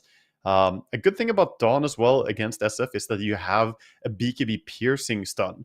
The Dawnbreaker ulti, when she comes in, that's a BKB pierce. So SF cannot just pop BKB and throw out an ulti. That can be stopped now by Dawn. So that's a great thing to add into the mix. There's a lot of disruption from both these sides, right? Like hook shots, roars, bushwhacks, Dawnbreaker, Solar Guardian, Lion with all his stuns, actual disruption from Shadow Demon. Mm-hmm. There's a lot of good stuff. I actually like either of the support core combinations coming out from Avalus on the side lanes. I don't know if the Lion wants to play with the Dawn or if it's going to be SD. Either works. SD setting up and Dawnbreaker can go up and land her combo quite easily. It's not too bad. And looking at Avalus' last couple of drafts, they played 4 games of Dawnbreaker in a row. 1-1, lost 2, and then 1-1 just recently against Palanitsia. So I guess if I'd done a bit more homework, I could have called it. Yeah, Dawnbreaker has been also seeing a bit of a rise again, just generally with pretty self-centered, heavy like item progression build is rarely the sacrificial offlaner. Is no mech, nothing like that. It's about building yourself up, getting that Echo Saber, getting double hits going. You want her to ideally get to a point of having like maybe a pipe harpoon or something, and just be big and strong in the fights. Do these Tundra bans tell us anything about the mid lane? Because we're looking for both mid lane heroes now, right? Yes, both teams are saving their mid pick for last. We might see Storm coming out again from Tundra. Like, they were running it in the first series of today. He's not banned, and they banned out some heroes that Storm struggles against. The silences from the Puck and the Earth Spirit. The Invoker also would have been a little bit annoying with that EMP and laning stage. Obviously, he did great against Invoker before today, but this is a different spammer, you know? Maybe the argument is Lauren of Storm or Lauren of Timbersaw. Which one do we ban? Which one are we more afraid of? Or just the the Viper's a good ban. Okay. Viper ban coming out. And Bristle suffers quite a lot against that. So if it's carry Bristle in particular, right? I love that, because we have seen it before. We saw the saddest Bristleback in that game. No one Viper, but I can't remember who the Bristle was. Oh, dude. Was it XM? Was that the XM game? XXS, sorry. It wasn't XM, yeah, XXS. Yeah, exactly. And they snagged the Storm for themselves here on Avalus. I think this actually fits their draft super well. It also gives them something to kill the Hoodwink. Storm generally is hard to kill with a Clockwork Hoodwink support duo, such Telegraph disables. Scar. Is it? I don't know. I mean, Huskar is a possibility. I'm thinking like Monkey King, perhaps, even for Tundra here. Oh, yeah. It's available. And also a good matchup against the Storm. And a hero that you can really get some tempo out of to play with the supports. And Beast and Shadow Fiend can be greedy on the side lanes. Monkey King is nice, but Huskar, man. Huskar. You want Huskars? It's all fun and games until SD gets Aghanim Scepter. Yeah. And then there's a fair amount of lockdown here between Lion, SD, Storm Spirit. And they do have some good damage. Like Bristleback can be a threat to Huskar as well, the damage. Oh, they go a little bit more classic. Just take the Pango. When in doubt, mid laners return to Pango. So Pango against Storm in that mid lane. Dawnbreaker Lion lane? Yeah, should be. And then Shadow Demon Bristleback. Okay. Shadow Demon Bristle versus Beastmaster Hoodwink. That feels like a lane that Tundra could kind of run away with. Could. But it should be a pretty highly contested lane. The question is, how fast can 33 get his helm in that lane? Getting the extra armor is going to be very important against Bristle and his physical damage. So if he can get a good start on Beastmaster, that would be huge for him. Then the kill window kind of closes for Bristleback to be able to kill him. But yeah, that lane sounds very fun. It should be building up for some good action. Yeah, that's the one I'm going to be watching for sure. Like Clock SF, I've seen enough of that. Yep. Lion, Dawnbreaker, they could offer some kill threat. Shadow Fiend if he ever gets out of position, but Bodyguard Clock should always be there. Yeah, I think the most exciting is going to be that safe lane from Avalus coming out. And mid lane, of course, Storm should have a pretty good time against the Pango with the static slide. Pushing those remnants into melee heroes has been very oppressive from Storm lately and generally sees quite good success. Later on, though, if we take a step back, look at bigger picture, I kind of like Tundra's draft, man. You have the SF ulti, you have the Beastmaster for a single target, you get the Pangolier as an added on top control, and then both Clockwork and Hoodwink bring so much disable. And normally when we see this much disable, you're like, oh, but surely they gave up something. They don't have that much damage, right? Yeah, but there's a ton of damage in Tundra's lineup.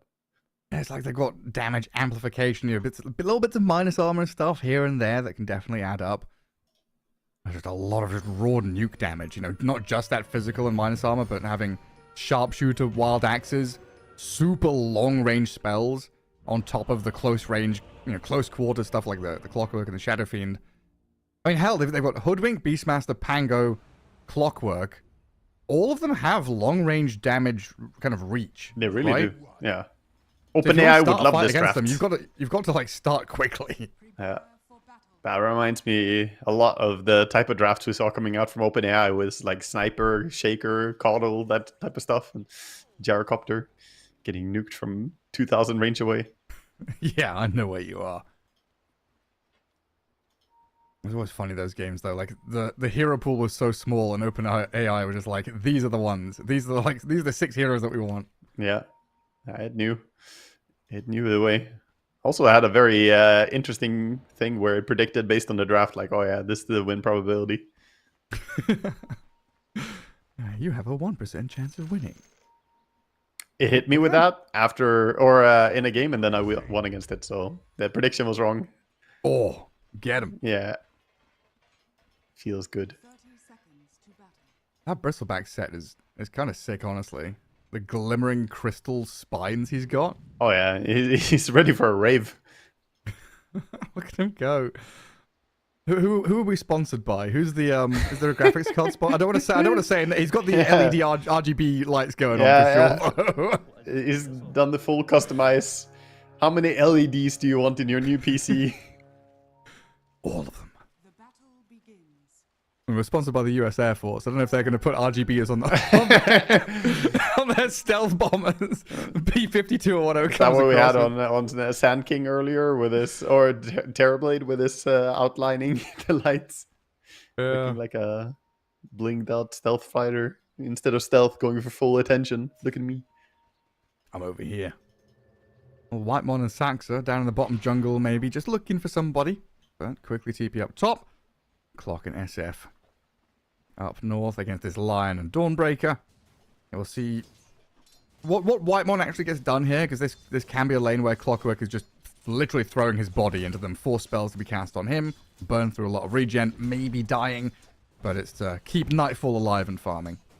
Yeah, I think Whitemon perhaps could get caught out in this lane, but we'll see. He has a sentry to block the enemy camp here, and he has one more to unblock his small camp. So he could just play towards the pool as well, and he should be quite fine. Nicely done by Seneko, using the illusions to block the large camp, so not needing a sentry on it or anything. And already he's got access to his small camp too. So pretty good start there for Avalos in the bottom lane.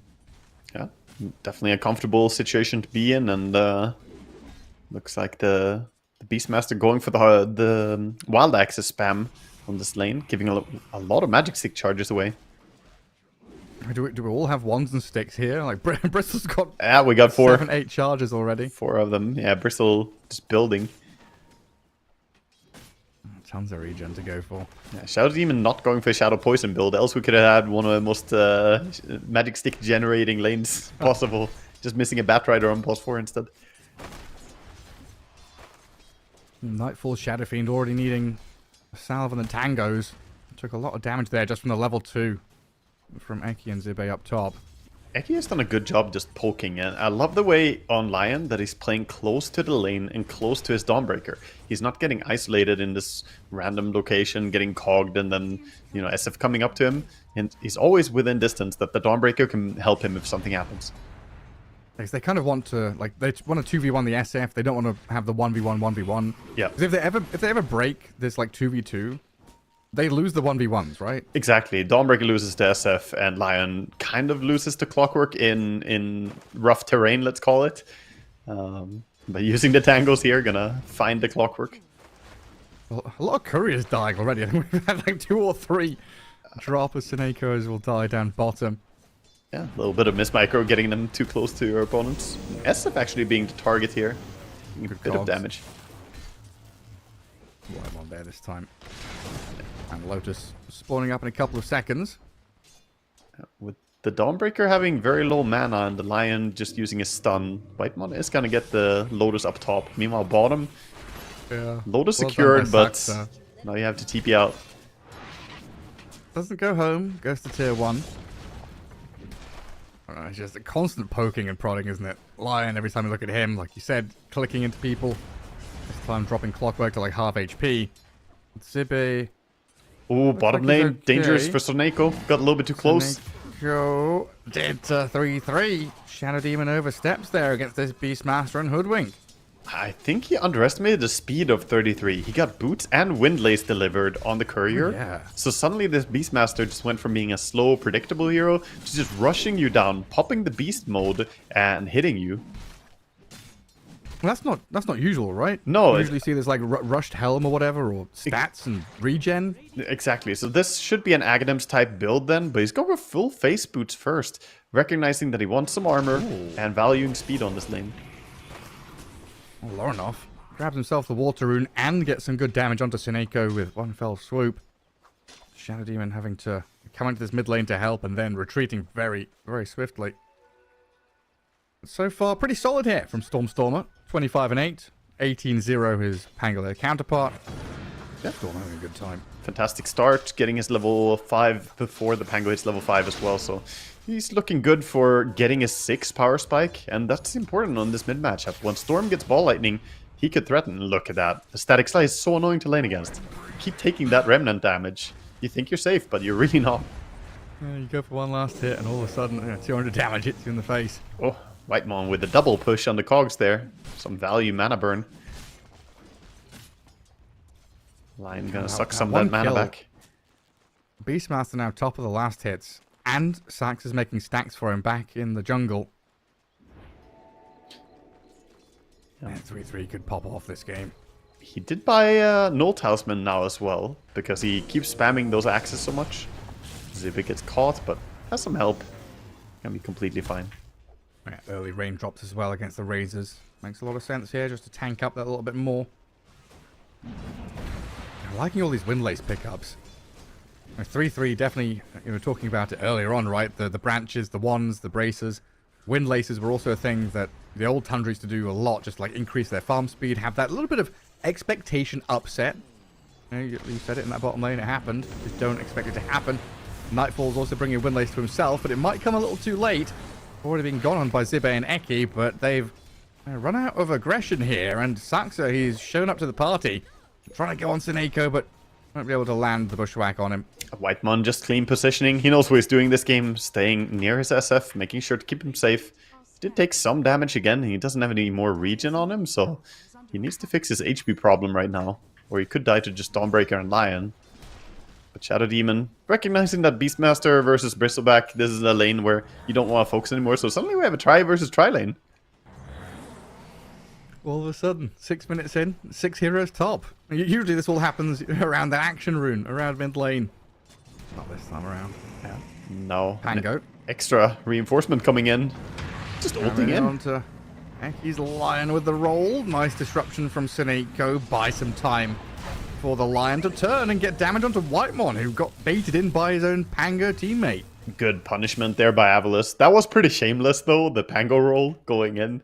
Like, yes, your hero is very strong at ganking like this, but good save coming out. They didn't panic on the side of Avalus, and they even get the punish. Oh, look at 3-3. He realizes everyone's top, and he just goes in on Smiling Knight, and I think he's got this. Oh, another set of wild axes. He doesn't even need it. Just punches him down. Yeah, he just built up enough wild axes stacks, and they really, really deal a lot of damage over time. And then, of course, look at the damage from the right clicks. 11 auto attacks. He basically just smacked him down with his Facebooks. It's not even wild axes. I thought he spammed more of them, but he just auto attacked a Bristle to death. He just kept punching him. Yeah. Incredible. Well, 33. Leave it to him to know the limits of the hero, and I guess the Bristleback found himself a match that he couldn't really stand toe-to-toe against. Apparently not. Can we actually do a Windlace check? It feels like everyone and their mums has got a Windlace in this game. We have 3 Windlaces on the side of Tundra. There it is. Clockwork. I guess Clockwork doesn't have boots yet. Couldn't afford them. Eki, similar story. Yeah, it's the poor man's boots. Getting gone on by Stormstormer. Not too many ways of escaping. He's level 8 Storm. Saxa throws a bushwhack at him, but Pangolier is held back by the disruption, and the shield rune just grabbed up by Stormstormer as that deny was coming in. So we should be able to pop the shield and even ball away if he needs to. Just holding his ground for now as Lorinov bounces back and forth off the walls. That's the second Pango ulti not getting any value at all, though. This is pretty costly. Pango needs to get something when he commits his ulti like this. Unlike Storm, he is cooldown based. He is a hero that doesn't do that much when the roll is down. And now he's getting zipped on. He's surrounded here by Eki, Seneko, and Stormstormer on his head.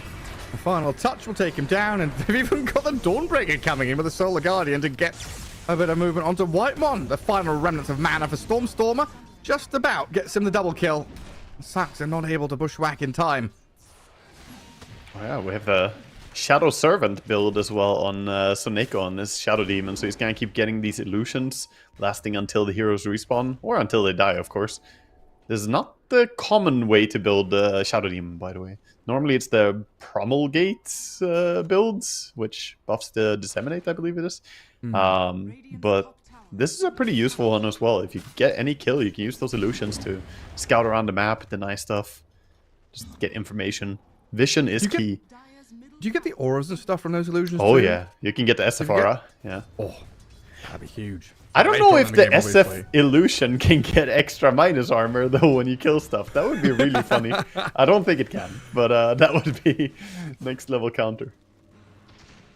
Just build up your own stacks. Shadow Fiend currently 0-0-0. Pretty low impact from Nightfall as he just farms up to that Mask of Madness, which will be delivered shortly on the courier. And yeah, Saxa just continues building up these stacks, which have already been partially cleared by 3-3, I believe. Large camp was already gone. Yeah, and he has half the components now for his Aghanim Scepter on the Beastmaster, so it is going to be the Aghanims run at you, the Bongo build. Smoke coming out. We've seen the ganks around the storm already working out quite well. Going into contest against the Beastmaster, they reckon he's farming, and sure is. We see him now. Kind of a long zip from Stormstormer into the chain stun though, and the damage onto 3-3 is good enough to kill him. A reaction from Tundra. And it starts to come in, but it's just the two supports, and now they've got a Bristleback joining in to swipe down onto Whitemon and give Smiling Knight some recuperation, a double kill for the Bristleback now. And these early Avalos moves, they're really working out. They're working out, and they're quite important too. The Storm, as our spectator was pointing out there, getting galvanized early, getting that mana regen buff. Always a good feeling. You charge the batteries up, and you do get permanent mana regen for every single kill you get too. Not just the galvanized buff one. A very strong start. I mean, it was starting to get very scary. This Beastmaster, top of the net worth, was racing ahead of everyone else. Yeah, good commitment, and you can see the danger when the Dawnbreaker has her ulti as well, and Storm can zip in. It's such a mobile Solar Guardian. You can deploy it wherever you want. It's sort of like Storm is bringing the artillery from Dawnbreaker. Yeah, now, go as deep as you want. Ooh, misses on the bushwhack down bottom, misses on the ulti as well. Saxa just getting juked here by Smiling Knight. That gives a chance for Avalos to mount a defense. Smoked up behind. Again, Storm and Lion. This could be dangerous though. They don't have Dawn ulti this time, so we can see they're cautious about this. I think they just got spotted warding as well. Lorinov going to roll straight across in towards Eki. Lion going to be the focal point here as the easier target to pick off with the Acorn shot. Bushwhack and Rolling Thunder, they've got him. But Stormstormer wants to make a bit of a meal of this. Gets back onto the Pango with some serious damage. Just rolls in like 1v3. Gets the kill while 33, he's on the run away from Zibe and Smiling Knight. In around behind the Lotus Pool. Oh. Nightfall nearby as well, while Stormstormer battling Whitemon. The last remnants of his mana used up to zip away. Tagged by the Sharpshooter, but he's fine. Such a nice little engagement there. Some high-level stuff going on. Beastmaster committing his roar, trying to set up a kill together with Nightfall, SF ulti. SF pumped his ulti, but stopped it last second to try and bait out Soneko using Disruption, but Soneko did not panic Disruption. He actually held it, saying, I don't see an SF ulti being released, so you're not gonna fool me. Just nice little mind games back and forth there with the players. And now Soneko setting up top. Try and go get that tier 1 tower there. And Bristleback then can sit back in the pocket, defended by the rest of the squad. Farm through the Ancients in the large camp. I'm impressed with the tempo that Avalos are bringing to this. They're making great moves. They've also built good stacks on the Ancients for their Bristleback now to build up some farm for himself. Soneko setting up a kill on Whitemon. Yeah, disrupts him up, and that gives Stormstormer the chance yet again just to ball on forward. 10 galvanized stacks. That is very early in the game to have that much mana regen coming in. 502? Closing in on 7k net worth. And, yeah, this laning stage has gone tremendously for them. Yeah. Pango's starting to drag behind a little bit in terms of net worth. Yeah, Pango, those two first ultis, like I said, they really cost him. The fact that he didn't connect and get a kill on anyone, he in fact lost teammates on the first ulti. He still has not really found his groove. Only one single kill, 2 deaths for him so far. He does have the Diffu in hand, so he can burn the mana of Bristleback and Storm. Definitely a must-have item here. What do we do? We're counting magic wands now. Whitemon, what are you doing? And Sax has got his in the wrong slot as well. Swap it for the raindrops. Yeah, it's unacceptable. Ring of Protection, branch, get out of here. Put a magic wand in there. Oh, hello. The global artillery, the ion cannon, it comes in onto Nightfall. Yeah. How did the Stormstormer just saw him across the hallway? Like, oh, hello. Yeah, it's free kill? It's daytime. Daytime, you just walk up, check somewhere, and you randomly just see him far enough. Finds a regen rune as well. Storm just getting all the tempo in the world. 15.2 passive mana regen now when he's next to mana boots. That's wild. Smiling Knight, very low after clearing out some ancients. But yeah, we saw Presence of the Dark Lord looks like it works. The buff indicator is there and stuff. Oh, does it? Oh, I see. Nice. It showed on the neutral creeps that they were affected by it. Oh yeah. The minus armor should work. It's just if it gets the +1 counter or not. Ah, right. That's what I want to see. So they need to get a kill on SF and then kill something else. I want to see if the illusion scales. It shouldn't, because I don't think the SF illusions do. But bottom, this could be a good takeoff. Into the roar. 3-3 is going to make sure. Is it weird to say that Tundra needed this? Like, Tundra, we expect him to go in and be the top dogs here in the matchup, but they needed that kill quite badly. Yeah, the Rhythm has been really upset by this Lion Storm just roaming around and ganking. It's not just been Avilos putting their good foot forward. They've also been reacting nicely to whatever Sax has been doing. Sax has been a bit off the mark with landing his spells. Whitemon's not really had a good chance to go and hookshot people in because Tundra are the ones being gone on.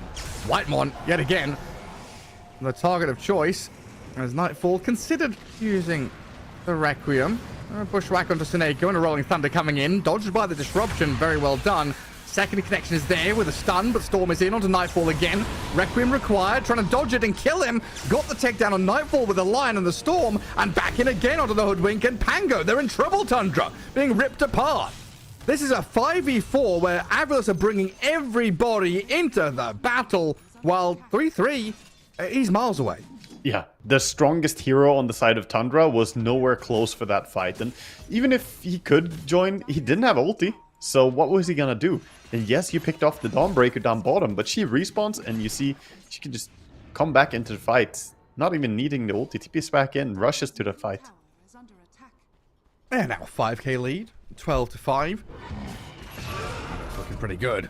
Beastmaster's going to go roar up the Bristleback, and the Dawnbreaker ulti's not going to save him this time. Nope. And Zipper, in fact, has put himself in harm's way here and jumps right into the meat grinder where 3-3 grabs a double kill. Well, he doesn't join the fight up in the top jungle. The enemy comes to him down bottom. Okay, 33 has a wild game going on, though. This is just crazy tempo. Storm has been getting kills non-stop. He's 6-0-5. He's still 1,500 gold behind this Beastmaster. He is absolutely overfarmed, and he's going straight for the Roche now, I believe, as you can take it with the Aghanim Scepter. It's probably what he wants to get at least, but perhaps they're going to shove out top first. Interesting to see if he's going to add the Shard early on Beastmaster, or if there's something else he wants first. Already has Blink Aghanim, 1,700 gold. It feels like he got this Blink like 1 minute ago, and he already has enough gold to buy his next thing. Yeah, I mean, he has the same thing with his Ags. He bought Ags, then a minute later he had like enough gold for Blink. Yeah, the Aghanim Scepter is a great item. Camp. Oh, there we go. Where are we going? Where are we dropping? Whose kobold is this? Where are we? He is his own faction, Gareth. He doesn't abide by those rules. He's a Saxa kobold. I can see it. You can see it? His little brown dot on the minimap. I like how he's kind of just scheming there, standing on the high ground like, yes. He should have an idle animation, you know? He's a prospector. He should, like... Pan? Yeah, pan or, like, kind of test the dirt, you know? Check stuff out. Lick the dirt for any metallic taste. Bring out a little pickaxe or something. Cadmium. Delicious. That indicates gold nearby. 33 gets himself that Aegis and quickly gonna go through the gate down to bottom now. Well, this is where Tundra can really start to pick up the pace. Awkward. And that lead, that burst of aggression from Avalos is starting to slow down. Yeah. Very awkward spot for Avalos now as they were dominating, have been dominating the game a lot. And now the Aegis is in hand on the strongest hero on the field, the Beastmaster. And they recognize he's a serious threat. And having to kill him twice is a tall order. Well, Stormer nearly at BKB. Eki's got himself a 4-staff and a couple of those Finger of Death stacks up. They're on Bristleback top. Oh, they are. But the protection, it's a bait. Ooh, coming in with the heals. So Nako trying to save him up as well with Zippe here to bring the Aegis down. And Stormer, he's TP'd up here. They could look to turn this fight and battle back into 3-3, who's just been left completely stranded. Yeah, I mean, he went for it. He only had that little Saksa nearby, that little squirrel. You know, they're skittish creatures. They run away the moment there's any resistance here.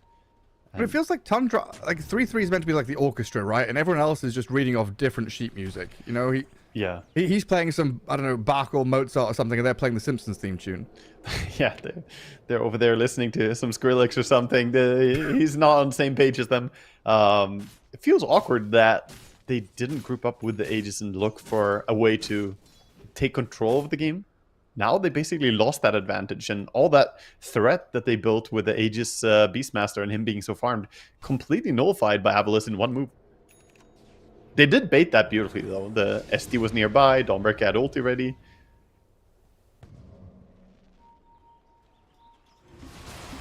All those times where Beastmaster killed the Bristleback solo, it was all setting up for this, Gareth. It was the 5-head plan. Pinata plan. I can't believe Storm's got 18 stacks. It's insane. It's so much more than you should have on a Storm at this point. He's enjoying way too much mana. He never needs to go to Fountain. Well, he is the Fountain. He's gonna... Like, he doesn't even have any region item aside from having the Kaya, which buffs up his region. And he's sitting at 18 mana region. Man, all of those Spanish conquistadors and adventurers looking for the Fountain of the Youth in South America. No, it's not in South America. It is Storm Spirit. He's zipping around everywhere, hiding from you in plain sight. Well, you made me miss the old Mexican Electric Storm model that we had. The old model. Oh, Storm going in. The real fat panda. Oh my god, the damage with the shard.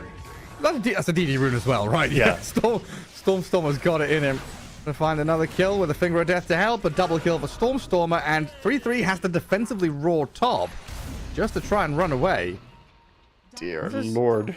Slipping out of the hands of Tundra pretty quickly. And I mean, we're looking at Nightfall now, but I feel like I've not seen Nightfall in, I don't know, 20 minutes of gameplay. No, and a little bit awkwardly for him, he's not really going for like the maxed out farming ramp build either. He's kind of prepared to join the team with this BKB. He hasn't been super self-centered. Oh, he got spotted by the illusions. He is taunting. Boy. He's ready to do it. The move. He's doing it. But, the Dawnbreaker ulti a little bit late. It was a nice attempt though, using the illusions to try and Dawnbreaker ulti in. If he had Aghanims on Dawn, he could have quick cancelled it. Wait, he has Aghanims. Did he not? Oh, I guess maybe you don't have time to quick cancel it that fast. I don't know. I don't know. Maybe he didn't have time there. Because you can choose when you end it when you have Aghanim Scepter, but maybe there's still like a minimum duration before you can cancel it. I've never tried to make the shortest possible duration on my Dawnbreaker ulti, I have to admit. All I want is the stun. Yeah, I just want nothing but the stun. Just a quick stun, please. Well, Saxa's going to get stunned up by an electric vortex. Dead to Smiling Knight, who is now getting pretty stacked on his bristleback. Seneca's also spotted out Whitemon and the enemy Ancients here. Self-disrupts to allow the rest of the team to catch up and kill the Clockwork off, and even zip deeper onto 3-3 with another vortex here. Stormer forces another BKB out of Tundra, and even goes deep onto 3-3. Is he going to try and finish? Look at this mana regen. 21 mana regen. Doesn't absurd. quite get the hit to cancel the Blink Dagger. It was close. Lorinov rolling in onto Seneko now. Doesn't really have the backup of his team. He's got to get out of this one quickly, but Stormstorm is not going to give him the chance to. The Requiem maybe buys a bit of space, but Lorinov is dead nonetheless. They're Wild just game. absolutely being overrun. This is an unstoppable force. The Avalus squad is looking so on point. The coordination is there. All of them having this amazing game as well. The only one who had a little bit of a slow down game early on, you could argue, was the Bristleback, but he's topping the net worth right now. And every time I click on the Storm, dude, the galvanized is just increased somehow. They're just finding more and more. Number go up. Yeah, endorphins are releasing for sure. Boy is feeling it right now. And meanwhile, the BKB is going on cooldown for Beastmaster. Kind of slows down his chance to fight. And he can't do the TP out anymore. Man, Stormstorm is feeling it. He is having an absolutely cracking game. Right maybe. on to 3-3, but the Bushwhack with a sharpshooter. Stormstormer now, he has to BKB. Trying to give him some mana back here. Eki allows the Storm to get out of danger, while Zippe might not have that same luxury. Eki back onto Lorinov. Well, Zippe dies to Saxa. And the Pango. Oh, the Quill Spray damage comes thick and fast from Smiling Knight. 2 for 1. Offlaner and mid for offlaner. And another victory for Avilos up in this top left corner. Yeah, it looked like maybe they were finally going to get that first kill on Stormstormer, but no, the man lives again, gets away, and he already is rushing over to check the rune. Going to be rewarded for it too. Finding a DD rune. All this rune control when you're playing a Spirit Hero is just, it's so game impactful. I'm still struggling. Like, the way the laning stage went and the way that I was building this game in my head. Yeah. And now I don't know, I kind of just saw, Tundra building, Beastmaster getting bigger, Shadow Fiend was, AFK farming like you kind of want him to do. But they've never gone and done something. They've got gold and they've not really turned that into a fight.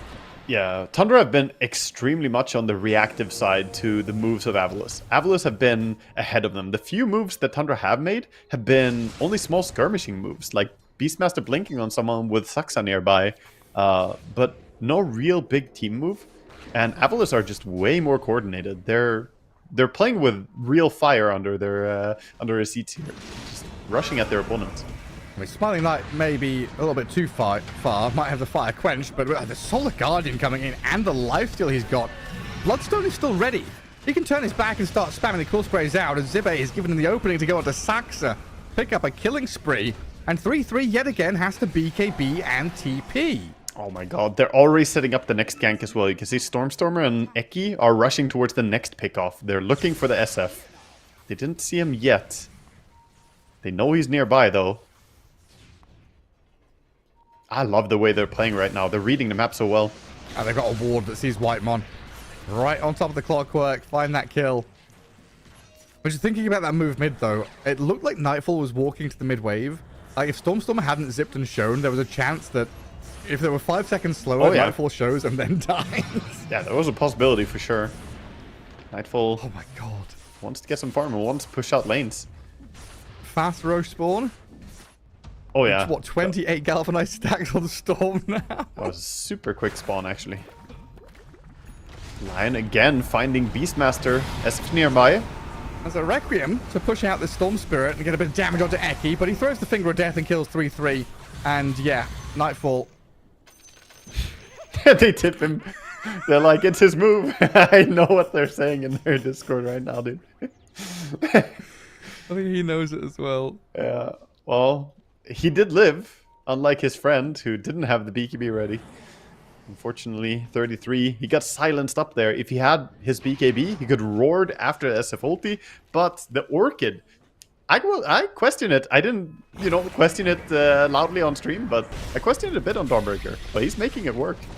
I mean, look, he's just killing Saxa. And Stormstorm's found Lorinov.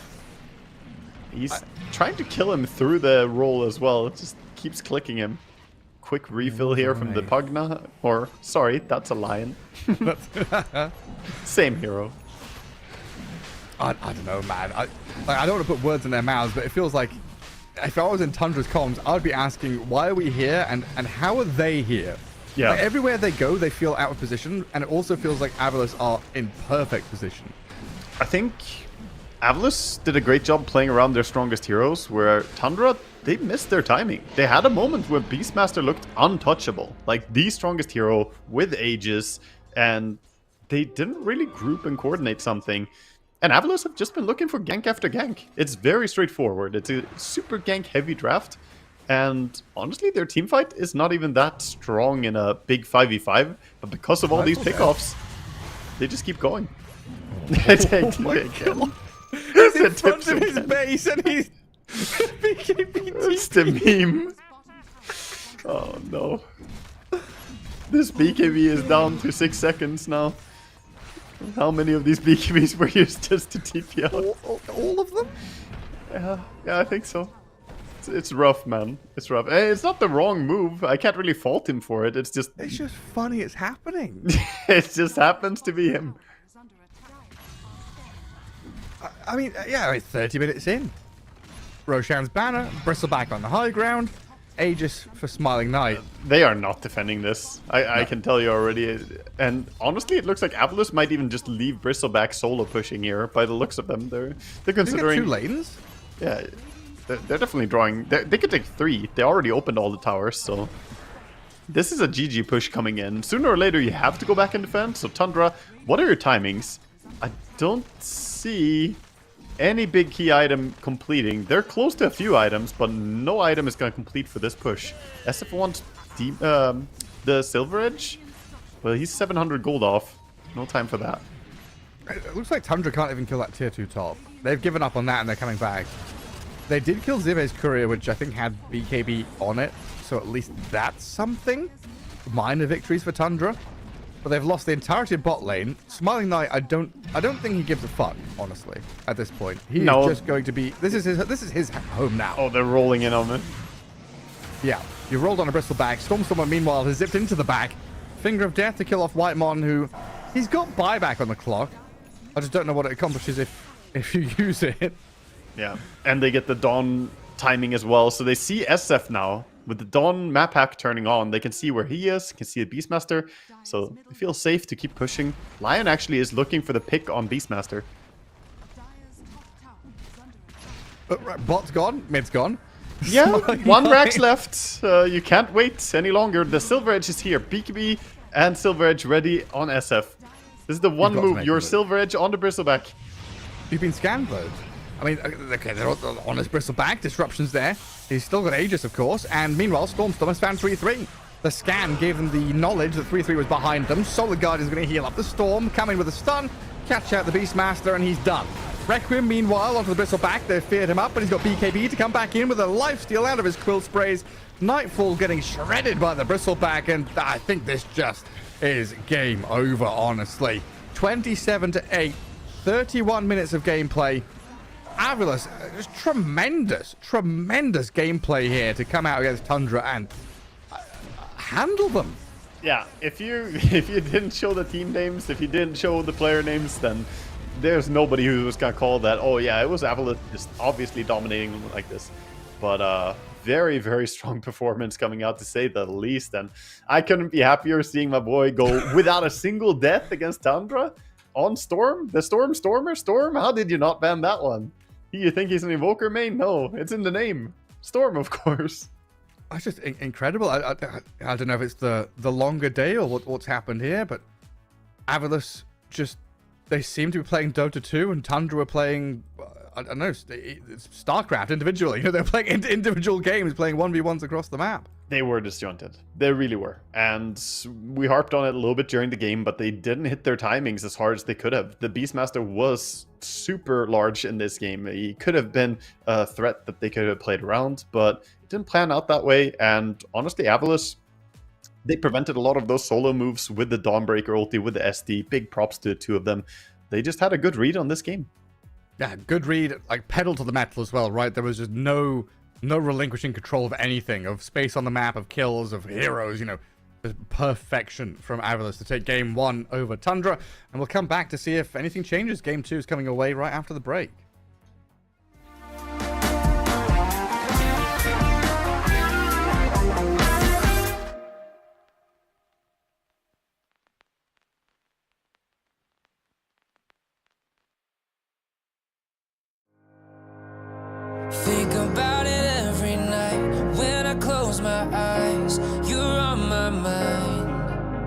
I try to quit a million times, but it takes me high. A cure so divine.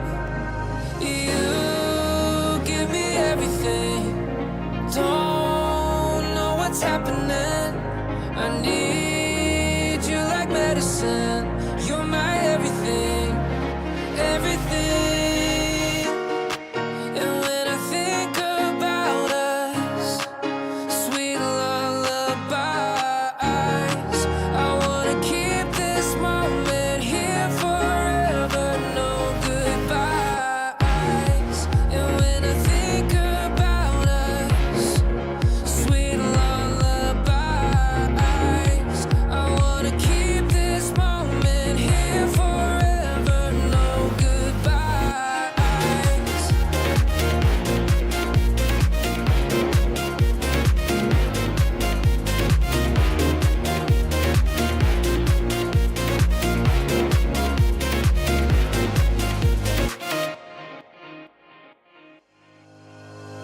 Think about it every night when I close my eyes. You're on my mind.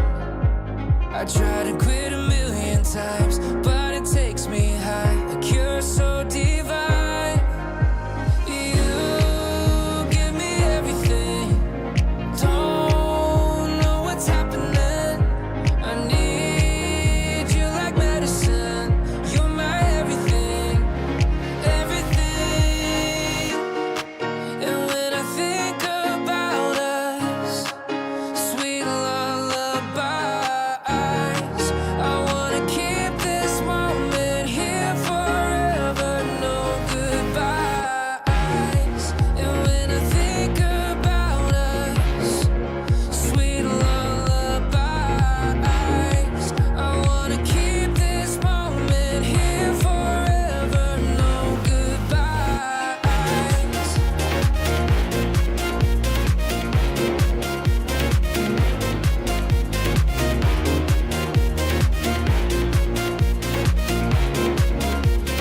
No goodbyes. And when I think about us, sweet lullabies, I wanna keep this moment here forever. No goodbyes.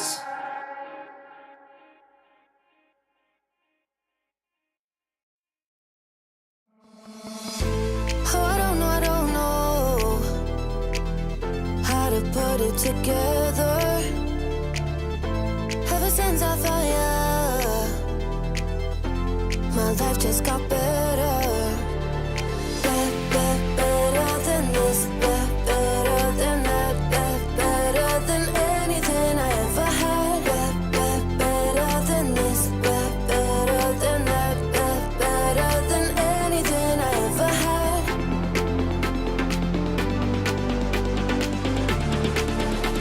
Than anything I ever had.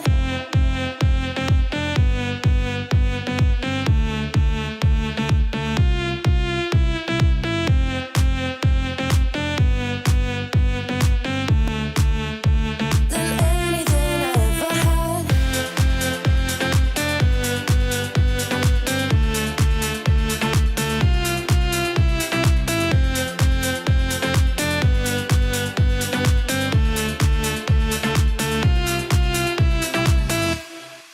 Every time I start to doubt if I'm good enough, looking straight in your blue eyes makes me feel better.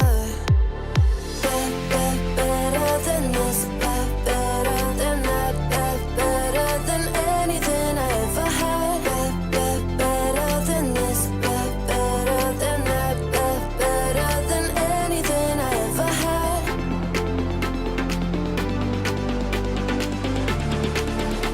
Than anything I ever had.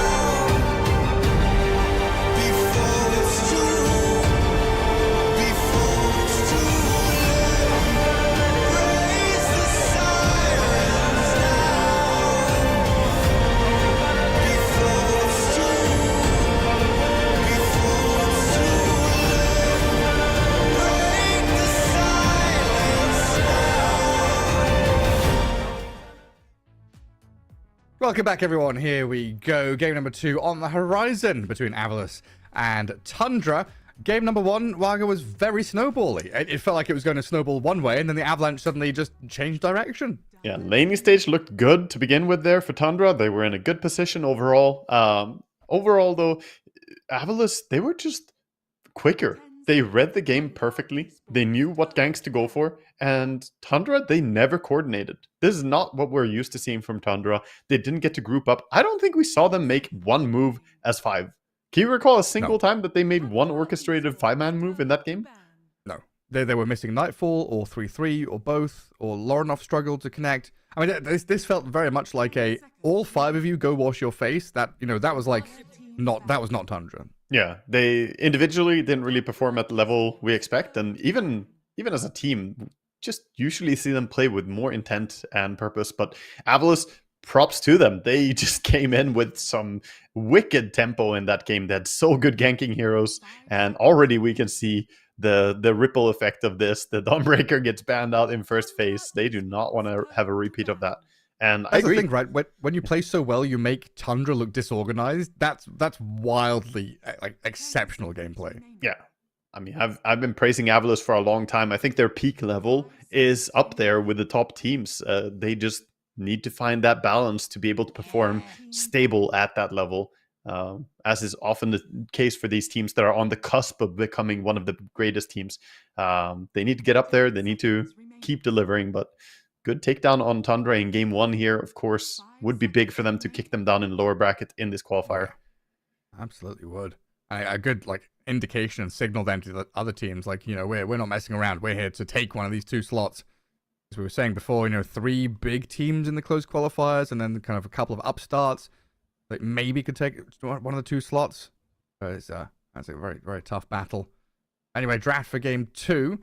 We've already got ourselves a number of bans here. Dawnbreaker, I think, the big outlier. Good respect coming in out of game 1 into this one. But Naga Siren, Dragonite, Alchemist, very similar. Batrider gets left in. Sand King Doom and Enchantress still banned. So Tusk and Shadow Demon going to be our first pickups here. Yeah, we have the same little interrelation there between the Doom and the Alchemist ban that we touched on in the previous game, where if you ban out the Doom, the enemy basically have to ban out the Alchemist. Otherwise, they're in a weird spot. If you first face the Alchemist, they don't really have a solution to it. So kind of forcing Tundra's hand by banning the Doom, which coincides very well for them since you don't want to play against 33 Doom anyway. So that's fantastic. But of course, SD and Tusk, we see very heavy meta heroes being picked up. No SF combo this time, as Avalos deny it. Yeah, maybe 3-3 just saying, hey, I don't want to first pick my hero again. Even if he had a good time. Just let's see if there's something better I can have later on down the line to kind of upset the balance a bit more. Yeah. They did opt to pick it into the Shadow Demon, so they got punished for that as well. We saw plenty of good saves coming out from the Shadow Demon in the previous game. Yeah. And now, of course, both teams enjoying having a good saving support. Shadow Demon definitely better at it than Tusk, but once Tusk gets Blink, he's arguably stronger as a saving hero at that point. Just earlier, he's a little bit more limited. Well, there goes the Muerta for any kind of Muerta Pugna combos, or just Muerta on her own. A solid pause 4, a solid pause 1. Question is where we're going to head in the drafts. Dragonite is not available as well. One of those heroes that you normally see early pickup since he works against most things. It's Invoker and Storm, pretty big up there on the priority list. Bristleback's the ban. I guess Lion still out there as well as another support hero if they want to go that direction. Yeah, it could be nice for Tundra. Maybe having that quick burst from a Lion. It's good against the save. And you have a way to kill the illusions. But they're going again, man. Beastmaster into the SD. We'll see if it works out better this time. So honestly, are they now more 33... by banning Bristle? Yeah. Well, he kind of handled the Bristle in the laning stage. So yeah. It's respected that Bristle is still annoying. Even if you kill him in laning stage. Later on, we saw the number of times they turned around from being 20% HP to just getting full HP from 2 clicks. Click Bloodstone, click Aghanim Scepter. We're good. But it makes sense to ban out Bristleback. And I don't think Beastmaster was the problem in the previous game. The problem is just they didn't coordinate around it. So maybe this time a chance for 33 to try and do it right. If he gets a similar start, he could maybe get some momentum with the boys. Losing Aegis completely on your own was definitely a devastating blow to them. Well, there is the Lion again. But Avalice have got to do a bit of changing up here, because usually with a Shadow Demon, they've got either Dragonite, Alchemist, or Bristleback. And all three of those options are gone. So I'm kind of curious what Smiling Knight pulls out here.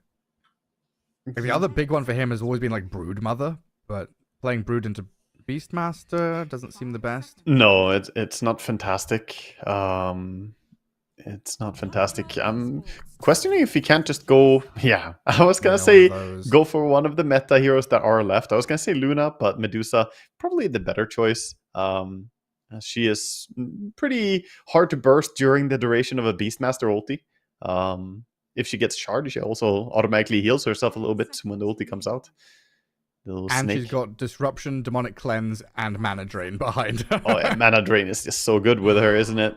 Because Pugna actually has the one downside with Medusa, that if she loses a little bit of HP, he starts healing HP, and then there's a buffer time before he gives mana. There's like a half a second or something between the HP filling out to him starting to give mana again. Especially if she keeps taking damage, then it like bugs out and he just gives like 1 HP all the time. But with Lion, of course, you don't have that problem. He can just quickly heal her up. Well, this is kind of what I want in game one. In my mind, immediately goes to Chen when I see Beastmaster. Yep. Always got that kind of fast tempo, tower pushing kind of aura draft that is difficult to break through. Plus, you can put the mana burn creep on Medusa's lane. You get the Chen facet with the mana burn creep and put that on the lane. Gives mana regen aura as well for the Beastmaster. It's 1.75, I think, which is a lot. It's crazy to me that mana regen aura is on the mana burn creep. It really offsets the balance of mana on a lane if you use that. Used to be on the other creep, the little healer. Yeah, I guess that was too broken, having heal and mana regen. But I agree with you. Chen and Beastmaster, they usually harmonize pretty well. Definitely easier to coordinate your team to go together when you have a Chen as well, because that's basically all Chen wants to do. So we're probably not going to see the same thing coming out from Tundra, where they ended up playing pretty solo on the map. They're going to be the ones to take Storm. Okay. Fair enough. 2 kind of backline fog supports. Shadow Demon and Lion, if they get spotted by Storm, Beastmaster, Tusk. The jump is very strong here from Tundra. Yes, that's very true. But you also do pick Storm into the Hex and the Lion Impale. 2 very, very quick stuns and disables. The Lion is considered one of the best supports against Storm. Granted, Shadow Demon is pretty useless. He's pretty garbage at dealing with Storm Spirits, so that's a plus at least. So if you can find Lion, for sure, that gives an opportunity for Storm to zip around. Now you probably want to see Avalice grab a little bit of control. Maybe Puck early, or just the Invoker who's still available, of course. He wasn't panned out, so what am I thinking? Puck, silly. You see the mid lane matchup. You know the Invoker's available. Yeah. Grab it for Stormer. Storm would laugh at me for even suggesting Puck when Invoker is there. He gets to play his 4th game of Invoker in this tournament today. Oh, yeah. Let's see if he can make it 3 wins. Did get 1 loss earlier in this previous series, but I guess he should be all warmed up now. So now we need Zibe's offlane hero. And we need Tundra to grab their carry. So Broodmother's out. We still have like Luna out there. Terrorblade we've seen Nightfall play. Yeah, Terrorblade makes a lot of sense, but I think TB might be high priority on this list. Just reflection. The gyro with Diffusal? That's an option as well. It's not as susceptible to the Shadow Demon disrupting him. Like, nobody cares about gyro illusions. And he's a little bit tankier, so he doesn't die that easily. Could be a better option, yeah. One of them's probably going to get banned, so they'll take the other one. Yeah, we'll see what Avalice prefer to get rid of. And then Zibe Underlord, guarantee that's going out. It's quite likely when you see Chen and Beastmaster. And against Storm, you get some nice lockdown as well. That Pit of Malice is underrated, I think, for catching heroes. It's so good against these spirit heroes. Especially if you get Aghanims at any point in the game, just plop that down. Amazing for catching heroes. It's like, if Dawn's available, they pick Dawn. If not, they pick Underlord or Beastmaster. So Beastmaster's already been picked. So yeah, that leaves what's behind door number 3, Gareth. It's Underlord. Oh, dear God, we're going to have to open 2 doors. I think we watched the game where they picked Tide, and neither of us were happy about Tide just in general as a hero. No. Oh no, it's Tide. Oh no, they forced the Tide. What do we do, Gareth? I forgot that they had a ban. Yeah, oh no, they did the homework. They banned out Underlord. Go back to Zibe Brewmaster? He really hasn't played a lot of like a diverse hero pool at all. Okay, Zibe, this is where you just gotta be a meta player, Zibe, and just be the offlane Terrorblade, alright? I trust in you. I believe in you. Just do it. We had Ace doing it earlier. He's silver tier on Terrorblade, and he did great. He dominated. Ask Ace how much fun he had in that game. You know, just no time like the present to learn a new hero. What did he play? Oh, he played Pango. Oh, Pango's banned already. Never mind. I'm looking at fringe options here. So Pango, Underlord, Primal Beast is like the only. Oh, okay. Oh no! This man, something about his appearance, it just doesn't inspire confidence for me. I worry every time I see him. There's a bit of flavor bonus to having a Medusa and a Tide. So you get the whole ocean theme going on, but that's about it. I guess you could also set up for Invoker to press the Cataclysm button since you have Ravage. There's that, but yeah. But it's Tide in current year, Gareth. I do not like Tide. They've got double Ravage as well. Earth Spike and Ravage. The Ravage and the small Ravage. And I guess, damn, I forget the name of the anchor. He's, I said they'd do that in game 1. They do grab an Ursa here against the Tide. That's a rough one for Zibe. That's how you start a really sad Tide Hunter arc, is by seeing an Ursa on the enemy team. And also, you're thinking of Dead in the Water. Yeah. I do miss good against the Storm, right? Yeah, it's nice. It also actually is pretty good against Ursa. You can make him waste some of his auto attacks into it. And if he doesn't have Overpower up, he's actually very slow at killing it. But the problem is, you're going to have to lane against that Ursa first. But you know what? I'm going to base my my prediction here purely on the cosmetics of Tide. He is using the only Tide item that I care about, which is Bit of Boat, is the name of his weapon. Which is actually the same weapon I use on Tide Hunter. So just because of him using Bit of Boat, I'm going to say that, okay, he got this. But I think he also used it last time I cast him and it didn't work. Yeah. And Octopus hat. Yeah, he's got a lot of fashionable items. It should be, you know those hats where it's got like the ears that you grab and pull them, and then it lifts the ears up? Mm-hmm. You know what I'm explaining this really bad. I'm trying to visualize the dangly things, and you squish the dangly things and the ears go up. I feel like Tide should be able to grab the tentacles of the octopus and make some tentacles go up and start waving around. It's actually that the octopus is playing Tide. This is a weird episode of Ratatouille here going on. He's one of those brain suckers from Futurama, the little pink squid guys. He is. It's alien. It's not a cult. We just really love the brain suckers. They're our friends. I don't know how I feel about Tide. I think Tundra have got this one. I think this draft is Tundra and 3-3 saying game 1 didn't happen. We're gonna 2-0 you right now. Yeah, they're trying to rewrite Step 1. Rewrite history a little bit. They keep the Beastmaster and say, okay, we won on Beastmaster, right, guys?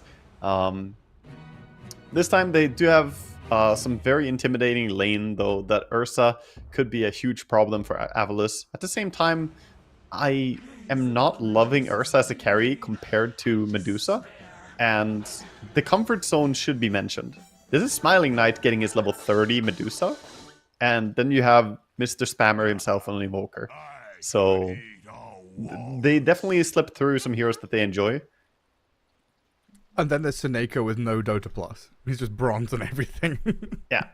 I mean, that's the scariest. It's either level 30 or the bronze tier. That's when you know you're up against a god gamer. If you see someone silver tier, then you're clear. Unless it's Ace on TB, I guess. Then it's like calm, panic. I'm trying to. I feel like there was a point, and my chronology is really bad here, that Ursa was picked as a counter to Medusa for a while. Like the Diffusal Blade build, you stack up your. That's because of tempo. Swipes. Yeah, but that's a while But ago. that was not the Battle Fury era for sure. No, it's also not current Medusa. That was back when she had to skill the mana shield. Now she gets mana shield for free, and Medusa is a whole different beast in this patch. On top of having the venomous volley, which has to be one of the most absurd facets in the game. There's no way this thing is balanced. 1.5 second, 80 attack speed slow every 5 hits, just like that. But not only that, also 35% movement slow, and why not cast speed slow as well? Oh, hello, Eki. That high ground seems awfully safe, though. Top of the staircase is fine. And disruption into EMP is going to annoy Lauren off a bit. Bounty runes, Zibe Seneko getting 1 apiece, 3-3, and then Nightfall get the other 2. Yeah, so a little bit of fighting for the runes, but... Bore down! Yeah. Bore down! Bore down, and also Chen Creep down. The Chen Creep went down to Lion, so 22 gold secured there, and apparently it gives 23 experience. Oh, very nice. I think that was solo experience as well. Or maybe it was shared with someone else. Invoker, perhaps. And the trading begins. Chen against Lion and Ursa against Tide. Zibe is already starting his game as we expected, running away from the bear. Oh, and Courier dead as well. Well, he did itemize for this. He bought a windlace. He came prepared. He knows that his move is to anchor smash and then run. Get 1 or 2 last hits and then get away before the Fury Swipes stack up. Yeah, and now he's going to start getting mana burnt by the Chen Creep, huh? Yeah, they got that funny little jingle for what's supposed to do if you meet a bear in the woods, you know, if it's brown, you know, lie down or whatever. Down. I don't know how it goes, but if you see an Ursa, you better leg it, boy, and think, you know, I hope he's slower than you. It's the only thing there is. No, you just you hope that the Lion is slower than you. True. You hope your lane mate is slower. A Lion gets another kill on the little satyr. He's just farming those bad boys. Good stuff. They're going to need it. A Lion's going to turn out to be the real core in that lane. Yeah. And Tide's not going to have a good time. Lorinov did play Storm against Invoker earlier today and did fantastic against it, but we'll see if it's going to be similar here. He is starting out well, 9-2 in last hits against the 8-0. Definitely knows how to get his farm secured. Eki going to block out the small camp. Keep it all locked up. Even looking for a courier. And it is microed nicely by Nightfall back into the trees. And Sanks are taking a fair amount of damage up top. Poison and blood grenades thrown at him, but he survives it for now. Yeah, he's okay for now. Otherwise, this Shadow Demon Medusa lane is pretty intimidating to walk up to. 33 doing a good job manipulating the creeps and managing to get good farms still. But this lane is not easy for him. Like, Tide with 10 last hits is already freaking tremendous. Like, good job, Zibe. Yeah, I think he has boots coming out. He does. So, securing some speed for himself. Of course, Ursa has boots already as well. Lane 1? Yeah, we're good. We can run away from here now. You've not fed. That's it. Good stuff. And Lion connecting a little pull through here. Taking the creeps for a journey. He knows the lane is not going to be nice if they just play it fairly. Zibe trying to body block the creeps. The nerve. Nightfall gets mad at him. Slaps him a few times. Big damage. And I'll meet the creeps just in front of that dire tower. Oh, top lane. The glyph dive. Keeping the creeps alive. And they sent the satyr up here as well to burn the mana of Smiling Knight to make sure that First Blood is drawn by 3-3. And Saxon and 3-3, they're not done. They're on to Seneko looking for that second kill. A double for the Beastmaster. Huge. That's so big for them. And the mana burn, I think, made a big difference there. SD was holding his disruption. So Seneko didn't want to make the early disruption. I think because of the mana burn, he miscalculated a little bit. You know, I heard the Twin Gate being used, and I looked, and I was like, I must be hearing things. Because I didn't see anyone on the map going through it. It's a freaking satyr just going through the Twin Gate. Just a little blue boy looking to take your mana. Funny little bro. Seneko finds him. Stuck around. Yeah. Trying to tuck in the trees. Yeah, he definitely doesn't need the mana burn creep down on bottom, so I think Chen is gonna keep sending these creeps up top. Visit Smiling Knight. That is absolutely massive Tundra, though, giving themselves momentum. And this time, 33 gonna build differently. He is going for the Dominator build, so he's showing a little bit of variance here in his build-up. Not gonna go for the Aghanims Rush this time. Not going for the boots either. So recognizing this is a different lane and he wants different items. Yeah, then I guess pairing up with the Chen and the speed at which they're going to play with all these summons, they could just swarm the map very quickly. This could be one of those games where if things go right for Tundra, we're looking at high ground, you know, minute 20 basically. Yeah, it can be very, very quick tempo when you see Chen and Beastmaster like this, especially after getting a kill, you know, secure his Dominator coming out quite early. And of course, we shouldn't forget that Ursa as well. The fact you have a fantastic lane down here is going to add some extra tempo to the draft. But Tidehunter somehow, 25 CS. They have honestly done some magic on this lane. I did not expect them to be doing as well as they are down on bottom with a Lion Tidehunter. He's learnt all his lessons, hasn't he? You know, Tide just has to run away. You said it, the wind lace, the brown boots, a couple of branches. Good stuff. Yeah. And mid lane, pretty much dead even. 38, 37 last hits. Invoker has a few extra denies. Oh, Beastmaster going deep. Onto Seneko. Smiling Knight with Eki behind. Turn onto Saxa now. Tusk, he's got some backup arriving in the form of Whitemon, but Stormstormer has now come into this top lane to EMP Tornado down 3-3. Saxa looks like he's about to drop in a second here to that Mystic Snake, but he dodges it. Buys a bit of time to snowball back onto Eki. Ursa's here. Seneko can turn with some more poisons and try and finish off this task, but Saxa's juking, diving in the trees, staying alive and turning to kill them off. Both supports gone to this massive damage and rotation from Nightfall and Saxa as they... Oh, he doesn't have a dust. If the storm had a dust. There's no reveal. Oh, yeah, unfortunate. If only he had some detection there. Could have been a big kill on the Invoker as well. But again, big move for Tundra. 4-0. Getting a great start to the game.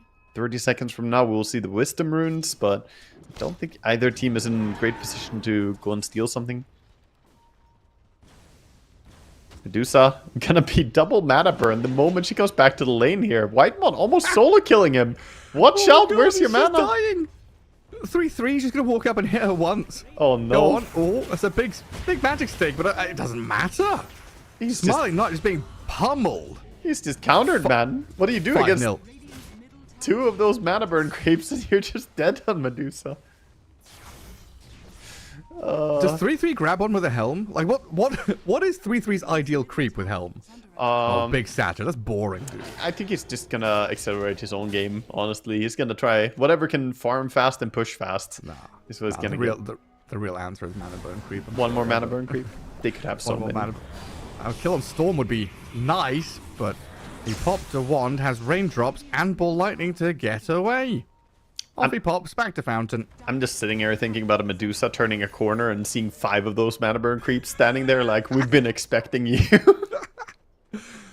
Hey, you thought Nyx Assassin was bad back in the day. Welcome to hell. Yeah, you just need someone to take the big dragon as well for the cooldown reduction aura. Spam even more. Or it's the frostbitten golems are the ones. The dragons are the minus armor. How much mana burn does this mana burn creep mana burn? How much wood would a woodchuck chuck if a woodchuck could chuck wood? Yeah, so it's calculated based on your int. And right now it's 20 plus 2 times your int. And then it scales up depending on time in the game, right? Like the neutrals level up with time. Oh, Whitemon. Might be the first death for Tundra here.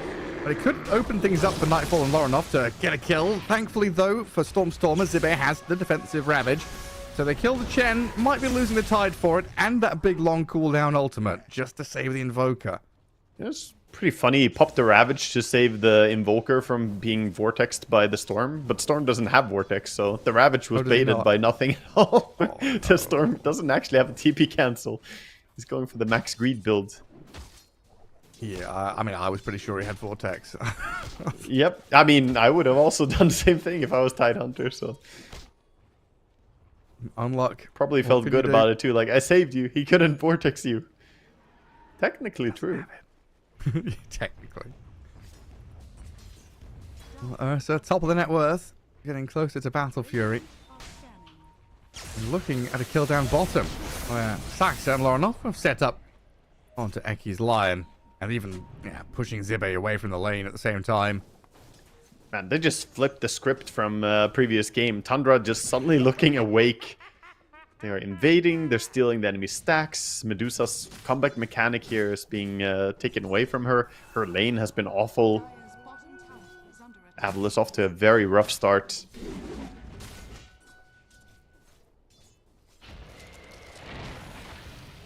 And Ursa is closing in on a Battle Fury. This is an absurd timing.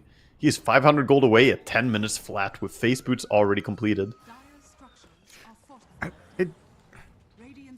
I don't know, I'm looking at this and thinking it doesn't feel like Avalus have a way to punch back until minute 20, 25. You know, Invoker and Medusa need time. Tidehunter is going to be a walking aura bot with Ravage. Does Shadow Demon offer you aggressive potential here? Not really. Who does Lion play with? Starting to see, like, if Avalus didn't get off to a good start, which they haven't, what's the game plan? I mean, that's the issue of the Tide, my friend. That is the problem. This hero, you play around Ravage, and that's it. So they can go and make big moves, try and take big team fights. And technically, they might be able to take some big fights. They have the Stone Gaze, they have the Ravage, try and open up towers and play around that. But they're just falling behind in items too hard. There's going to be Helm of the Overlord completing in just a second on the Beastmaster. And Battle Fury is done at 11 minutes flat for Ursa. It's flying out right now. They're just being out-tempoed. We've gone from game one, Tundra's like, a car with no driver, and now Avalus are a car with no wheels. Yeah, this is, I mean, we have two supports both looking at Tidehunter, farming, trying to get their level 6. They want to Finger of Death for a potential to burst Storm. Just the chance of it. Yeah, but it's not easy against the Radiant team. You soon have level 6 on the Chen as well. Once he gets that, the Hand of God can offset any gank potential. 3-3, calm down. 100 last hits on the Kobold Soldier left on 12 health. Lonely guarding the camp. The breeding grounds of his family protected He by watched one male. them die.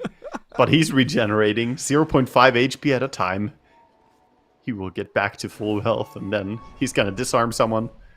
The best part is he remembers how many hits he's done, so he's gonna steal weapon based on how many hits he got in on the previous attacker. Maybe he's ready and prepped. Yeah, that is a pentastack or something, quad stack I think on Ancients for the Beastmaster. The dragon just killing its friends. Money, money, money. 8k net worth. The thing is, last game they had this huge Beastmaster and didn't play around him. This time they're gonna play around him, and they have a huge Ursa as well. So they have contingency plan and they have a motive for their ideal Beastmaster moves. And they have a Chen who just amplifies everything they're doing. And swooping into mid, smoked up. Tusk Smiling breaks Knight. here on Smiling Knight. Immediate roll in with the roar over the top, and the mana just disappears. The smile slowly fades into a frown.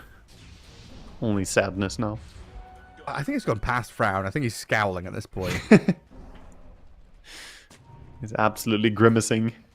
That's what I would do if I get roared like this after having mana burn after mana burn thrown at me. But then again, kind of deserves it. He's playing Medusa. Medusa. Yeah. Well, I'm also going to try and make a play. The trouble is there's a brick wall of Chen creeps there, and the shards are so good inside the fireball from the dragon. Storm is dead. Seneca's been found. Minute 14. I haven't seen many fast GGs, Waga, in recent times. We used to have games where, 7-8 minutes in, some teams would call it. They're done. What is going through the comms of Avalus right now? Are they thinking about game 3? I mean, do they think they still have a chance? Because am I being too doom and gloom? I was thinking about game 3 the moment the big tide, dude. I've been on this page for a while now, but Yeah, that was absurd. Again, beautiful shards there. The creeps basically killed Avalus heroes. They didn't need to go in with anyone. I think the Chen army plus the Beastmaster Dominator was enough to just kill them off. Goodness. Look at the acorn shot, the cleave, or the splash damage from the dragon. Yeah, the attacks are listed, by the way, but that's not Beastmaster's actual auto attacks. This is his dragon hitting. It's all his summons. Yeah. Well, here comes some maybe move. they can get him here. Also, you got 2,000 HP, 9-1 charges. That's going to get burnt through quickly, and this is a massive kill to get. That is absolutely huge. They get her on the best target as well. Medusa getting that gold, fantastic. She gets something, but she is on food stamps, man. She's at 5.8k net worth at minute 15. And you kill the Beastmaster, and then you're like, nice. What can we go and do? Let's push out top lane. Let's farm jungle. And Ursa is like, I've got Aegis. I exist, by the way. I'm Nightfall. Yeah, but they also did kill the dragon. 250 gold right there. That's money in the bank. You gotta look at the small positives for them now. They can't really contest everything. Roshan, you gotta make some concessions, you know. You're going on the Ursa. Spectacular. Give me 14 of them right now. More dragons. I go on Ursa, and Sax is in the back. Disrupted. Here comes the blink. Sunstrike. Saxa with the snowball. Oh. He's just delaying his death here. Looks like he's going to get found with a final Earth Spike of Eki. Okay. Nightfall not going in, showing some great discipline, not jumping in. I think almost every single player on Ursa would have blinked in a heartbeat, but probably would have been a feed as well, as Beastmaster was nowhere nearby. He might have just gone SD ulted, kited, and then died twice. So... Good show of discipline, even though they're this far ahead. The family reunions here. 3-3's Ancient Granite Golem just waddles up to the tower, and there's a Mud Golem, a Satyr, and some little Warpine Raiders. Papa! Is that you? Left for the ancient camp long ago. Migrating to better lands. The grass is green. The grass is greener on the Radiant side. But I think 3-3 and his creeps and Whitemon and his army, they've had enough good green grass. They want to go and take over someone else's land. Oh yeah, they're big grass-fed boys for sure. Coming over to this land of poverty. Dire. Just, I don't know, man. There's not much growing here. And meanwhile, side lanes, I mean, Invoker trying to split push a little bit. He's building a 4-staff for himself.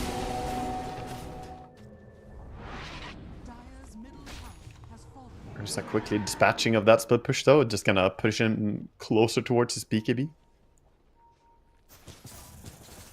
A lot of catching up to do here for Smiling Knight. Oh yeah, he's... Amanda just got done. He's a solid 7 minutes behind his timing, basically. Or at least 6 minutes behind his timing. You want like 11 minutes match style. Well, they've got to catch on 3-3 again. Ravage for the Beastmaster. And 3-3 dying to the finger of death. It looks like it. He's gone, but the turnaround is here from Lorenoff and Nightfall. Invoker and Lion brought down, and Seneko is going to be the third one to be found by Tundra with a triple kill from Lorenoff, who has had a pretty quiet game. We know we've been looking at Beastmaster and Chen and Tusk. Nightfall has popped up from time to time. Lorenoff has also been very quietly just building himself up. Yeah, he's got a lot of galvanized stacks. He's not died a single time. So again, similar to what we saw previous game from Stormstormer, Lorenoff is getting that mana regen going, even having the little royal jelly for extra regen. And I think he's enjoying the map control they have. The runes, all these power runes going the way of Storm again. Fantastic spot to be in. And Ursa farming oppressively, taking away the enemy ancient, so Medusa really doesn't have any rights to farm anywhere. She has no agriculture papers. Your piece of the pie? My piece of the pie. Suspicious. Medusa illusions appearing from the southeast, my lord. Could it be? Could it be a Medusa nearby? Our farms are under attack. Yeah. They don't really care about her though. We see them playing with more tempo. Hunt is on. Saxa is looking for something. He's gonna walk into the Invoker. Ooh, immediate dust. And the Walrus Punch. A quick TP up top from Storm Spirit to try and zip over here. Storm has shown himself. Loronoff will get the catch on Eki, though it looks like going for the easy target, while Stormer goes TPing back home. I mean, not bad from Avalus. They get a 1-for-1. They kind of hold Tundra back a bit, force a Hand of God. The panic drawing coming out from Eki, like, push all the lanes, please. But pushing out lanes is easier said than done. Top, we're gonna get punished for exactly that. So Neko is just trying to cut the top creep wave. And this Ursa, he is got the BKB, got the Blink Dagger. Aegis is timing out soon, 15 seconds. But this is completely Tundra's grasp on the game. Medusa has made a nice little home for herself down here, but maybe that has come to an end. Sees the TP coming in from Whitemon, and she says she's done.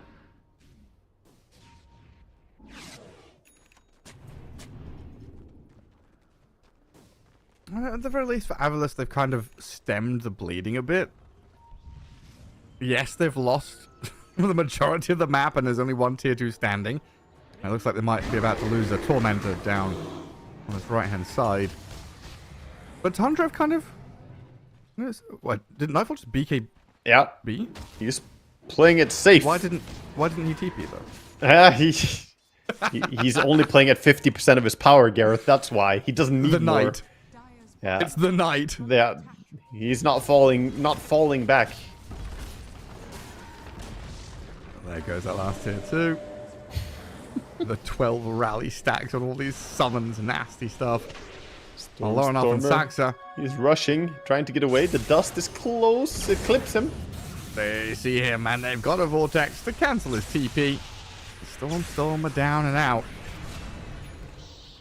3-3 tried to snipe him with the axes. My god, look at these freaking skeletons, man. Go on, Anchor Smash. Ravage them.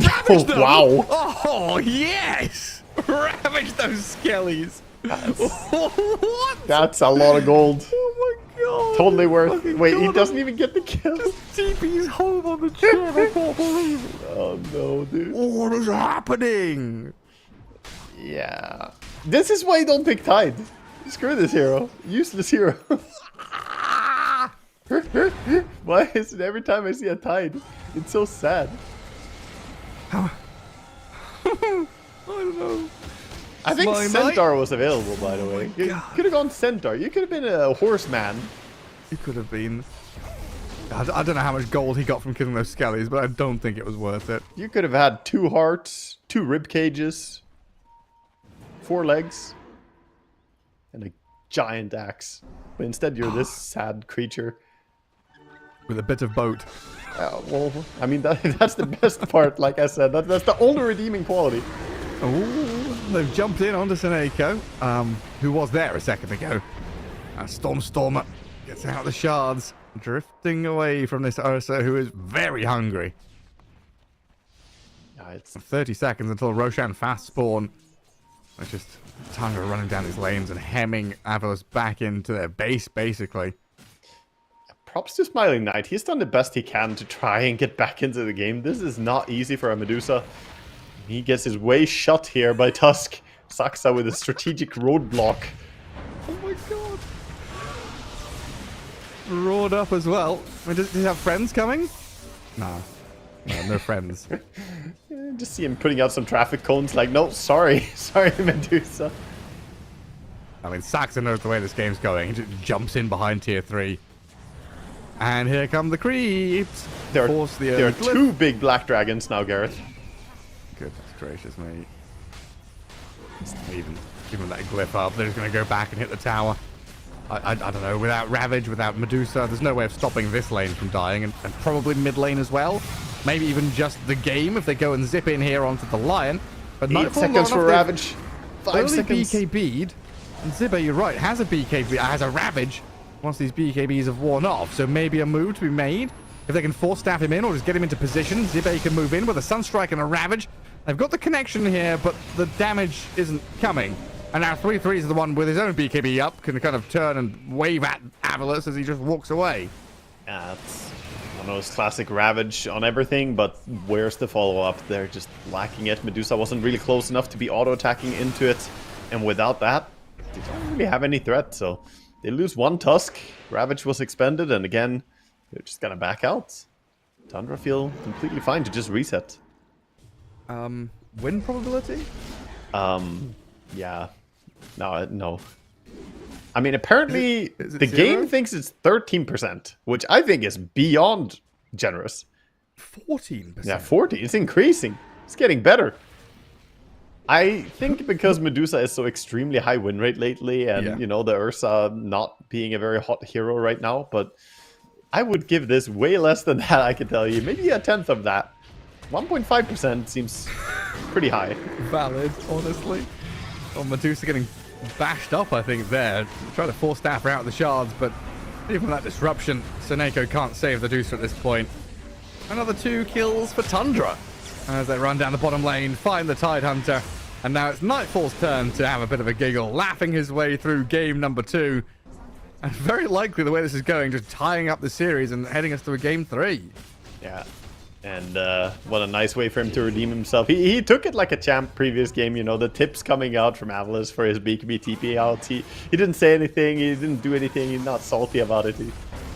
He's just going into next game and absolutely murdering them, the way a true gamer should.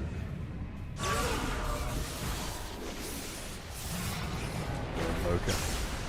Storm up. Ooh, good tornado. Oh dear God. Still gonna die. The Battle Fury Cleave absolutely destroyed the Lion too. Say goodnight. And the barracks now falling as well. Medusa still doesn't have Butterfly. She is not fit for this fight. They're at least going to send Tundra back and get out of our base for now. But Roshan's alive. There's other objectives on the map for them to go and get. Yeah, there's plenty to just fall back and enjoy that you're controlling the entire map. They have no stress to go in and end. Avalis, this does give them a little bit of a timing window. Medusa needs 1100 gold. If she gets that, she can get Butterfly. We don't have MKB yet, but Ursa is probably a MKB before the Butterfly is done. He has 3.8k gold, so he's about to purchase the entire thing in one swoop. 800 gold to go. I mean, you don't expect an Ursa to be 19,000 net worth against that 11,000 net worth Medusa. Usually it's the other way around, if anything. The Medusa normally farms really fast. This is some wild stuff. And when this is the case, I would say yes, the Ursa does definitely counter the Medusa, but... just a little bit. Oh my god, the shard. That's more just gold counters, you know, rich counters poor, you know? Business owner destroys employee by firing them. Yeah, is this the latest Mr. Beast video or what? Oh my god. We save 5,000 poor employees from one rich, greedy CEO. Watch this Medusa. What does she do when I just buy MKB before she has Butterfly? I just, again, I keep forgetting Tundra has certain heroes. Like, Lorinov has just been off the radar this game, you know? I mean, yes, but at the same time, mainly because he's being overshadowed, he's also having a flawless game. He's 9-0-7. He's owning. But so is the Ursa, and so is the Beastmaster. They're all owning. And then we have 07, 07, 15. Yeah. The funny thing is, Tide is like having the best game out of everyone. There we go. Tide wasn't the problem. Neutral KDA. Not bad, not bad. We're looking good. 2, 2, and 3. Top net worth, neutral KDA. Absolutely owning, my dude. Yeah. Team holding you back. Yeah. Medusa's a deadweight hero. Why? She's not meta. Tide is meta. I feel like this is really a problem for Avalis, though. I almost feel like they need to expand Zipp's hero pool a bit more, because in this patch, any game I see someone pick Tide, it's really just Avalis. I haven't seen any other team playing Tide. But you need to add some Centaur to the pool, man. Yeah, I mean, this jump on Medusa is just absolutely terrifying. Seneko at least has a good disruption. The Ravage attempting to save Smiling Knight. They've lost Eki, though. And it doesn't look like Tundra are going to lose a single soul. Not a single casualty. as they dive in behind tier 4s, kill off 3, and buyback from Seneko Shadow Demon. Just it's going to lead to the GG. I think when we saw Zibe play that Tide during Dream League, I remember going a couple of days later and looking to see who else played it. I think it was Amar who played it, but it was like a couple of Tides, and it was Zibe and Amar, and you know, they're just completely different stories, completely different teams. Yeah. And overall, it's just a hero that is, yeah, it can maybe situationally work, but then you need it to be in a good lane matchup, I think, at least. And Ursa, that's just the worst possible story. You're literally running into one of the hardest counters that you could ask for.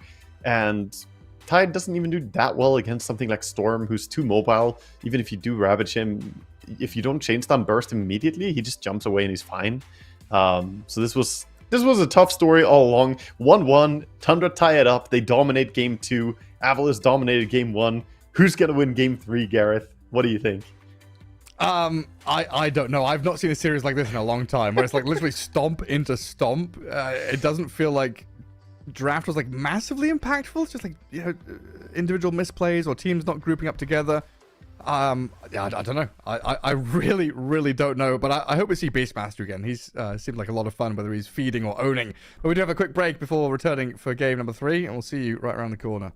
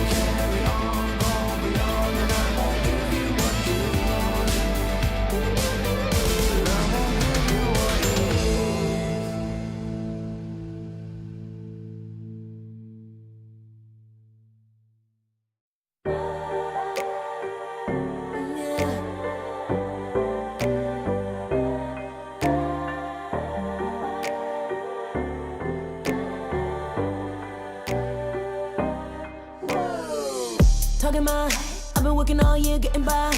Looking for the high, taking all my time. Breathing in new life, feeling fine. Like I don't gotta be something society wants me to strive to be. Got my own energy. So magnetic in the spotlight. Shaping my own world with my own mind. Don't talk about me unless you alright. You gon' see I'm feeling real free, protecting my energy. I gotta protect my mind. I'm breathing in new life.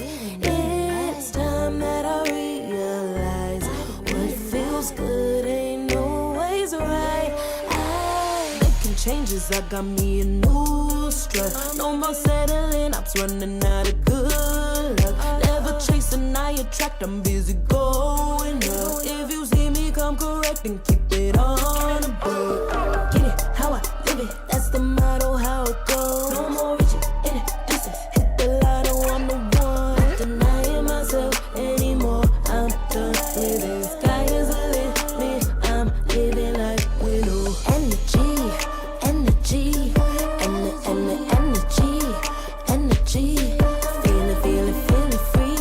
Feeling free, energy.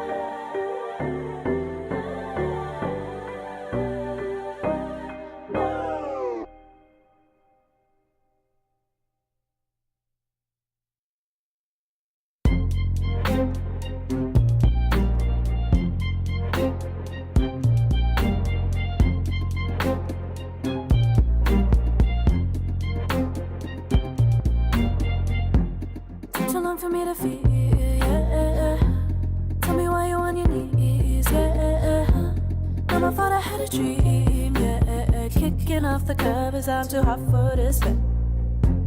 Give me space, I need to breathe, yeah. Give a face, giving it beautifully, yeah. Yeah, it's just me and my clique, yeah. We might be the hottest, but we let you in.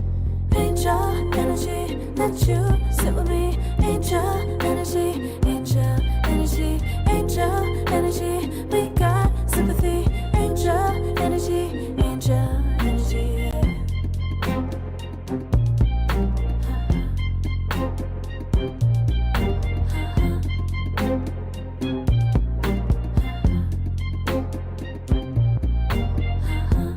Take the time to breathe and rest. Let yourself feel the best. Feel it all so deeply, so deeply. Divine with how we be, yeah. Aligned with everything, yeah. More than a dream, vulnerable and strong, yeah. We feel everything. Angel energy, let you sit with me. Angel energy, angel energy, angel energy. We got sympathy. Angel energy, angel energy, angel energy. Let you sit with me. Angel energy, angel energy, angel energy. We got sympathy. Angel energy, angel energy.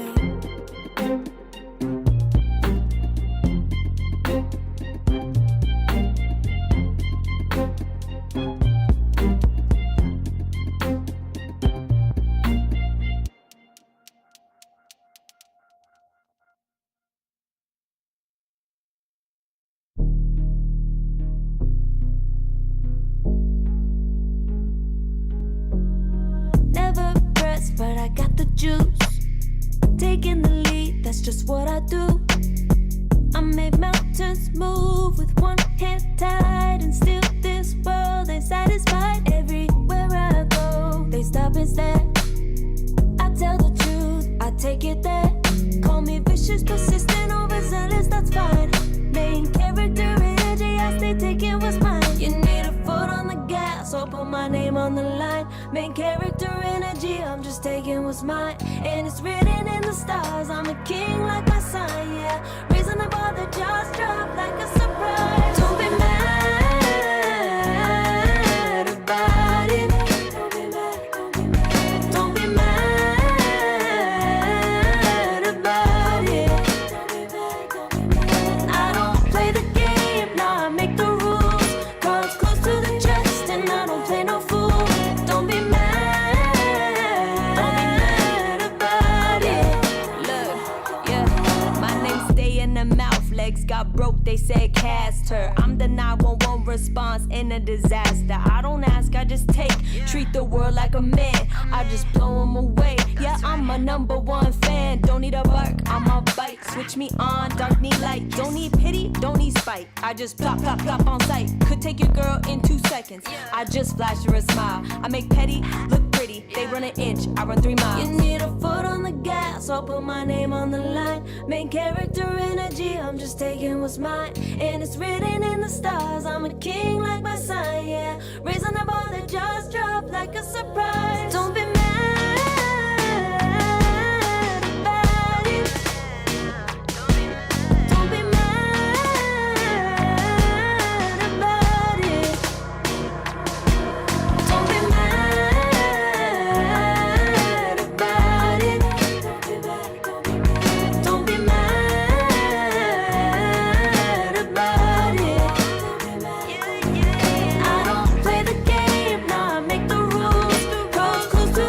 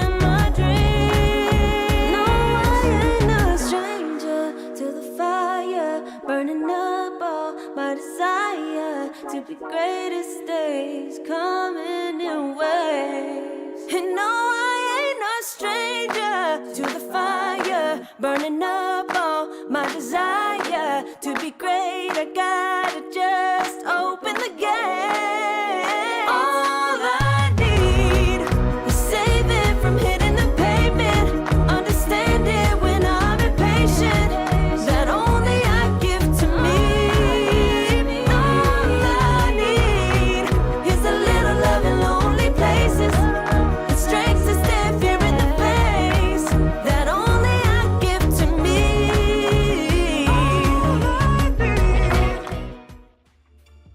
Welcome back, folks, to our third game of the last series of the night. It's Tundra against Avalus here in the upper bracket for the ESL One Bangkok closed qualifiers for Western Europe. That's a mouthful of a name, but we'll get ourselves into the game, into Dota 2 pretty shortly here, Wagga, as we've had a couple of one-sided stomps in this series already. Yeah, what I'm learning so far is pick Storm Spirit, win the game. That's basically the big brain takeaway here, as Avalus, of course, dominated with it in the first game. Second game, Tundra come back and they take the control. But, you know, jokes aside, it's really been about the tempo setter, just holding on to that aggression, holding on to the lead, and then building a lot with it. I have to go back and flame my friends a little bit there on Avalus. Like the lanes, the Tide against the Ursa lane, they can't have a repeat of that. That's just giving Tundra way too easy of a laning stage. And 33, props to him and Saksa in previous game. They outplayed that top lane hard. Yes, they did get a little bit of help with the mana burn creep coming in, but overall, I think that Beastmaster looking scary enough that Avalus might want to ban it in the first phase. Like, how serious are you about the Storm? Because it was like 5th picked game 1, 4th picked game 2. Are we going to get like 3rd picked, 2nd picked, going up the pecking order? Pretty serious, actually. Pretty serious. I think the hero looks really good lately. He's been overall looking like a pretty serious option to the Earth Spirit mid, with some of the weakness of Earth Spirit possibly being mitigated. Earth Spirit has overall dominated mid, but if you counter Earth Spirit in mid lane, then the only thing he can do is go and gank, where Storm Spirit can actually just fall back and farm as well. So he's a little bit more flexible. And if you don't get hard counter in the lane, then Storm Spirit is a fantastic hero to just scale up on and get those ganks going. So I think, honestly, yeah, sure. Just pick an early Storm, try and set up some aggressive type of draft, and try to be the ones to take initiative, because that's what we saw in game 1 and game 2. The ones who take the lead in moves, just keep it the entire way. All right, so game 1 and 2 both had Sand King, Doom, Enchantress bans. Sand King, Doom gone. Brood the ban instead of the Enchantress this time from Avalus. Naga, Bat, DK, Alk. Naga, Dawnbreaker, DK, Alk. Naga, Dawnbreaker, DK, Alk. So we have the Bat left in, but he was kind of ignored so far through this series anyway, apart from that one ban. And now we've got a Chen first pick as Avalus steal it away from Tundra. There's a lot of back and forth and like backstabbing and banning respect heroes from the previous game, stealing the Storm Spirit, stealing the Chen. Yeah, just taking things that work and trying to find a way to get an edge. And of course, Chen, good pickup here. I think that was a critical part about messing up the laning stage as well for Avalus in the previous game. The Medusa just couldn't do anything. She honestly got solo killed by Chen in one of those situations after she came back to lane and thought, oh, you know, I died, but that was the Beastmaster ulti. Thankfully, he's not around anymore. And then she just gets mana burned twice by Chen. But setting up a Chen early, you get yourself solid lanes, and you don't tell too much to your opponents. Tundra, though, third time in a row, just go for it. Beastmaster coming in. 33 is in a Beastmaster kind of mood. Apparently so. Yeah, getting into the rhythm of it, banging his drums, buying the helm against the Chen here. We'll see what he can do. 10 seconds remaining. Yeah, Beastmaster's a tricky hero to deal with, since he has the versatility of either going for Aghanim's Rush or going for the Helm of the Overlord. You could say that, oh, if he gets Aghanim's, just counter him by having Spirit Vessel or, you know, other heal counter items, but it's not that easy. Spirit Vessel is kind of a shit item overall right now, and normally supports want to go for Solar Crest or Force Staff or something like that. So Aghanim's is a very serious option. Then, of course, the Overlord is just amazing. I'm just thinking what's going through Seneco's head playing Shadow Demon twice in a row and seeing Chen and like, oh yeah, I can play Chen. Give me that. Just first pick me Chen. That'll be fine. Yeah, Shadow Demon. I'm not sure. I think Shadow Demon was fine, but maybe he feels he doesn't do enough in the lane, and he wants even more. Because Shadow Demon is a strong laner, but Chen is even more dominant, bringing the power of his facet, having the mana burn in the lane. So less emphasis on save now. And either way, the Shadow Demon worked out well in game 1, but did they really win on the back of the Shadow Demon, or was it more because they had the aggressive heroes who could also jump? Yeah. They had great fighting heroes, so the SD saves worked out that game, but didn't look that good in game 2. Ooh. Well, Nyx, who has been a hero to kind of counter Enchantress, same or similar story against the Chen, right?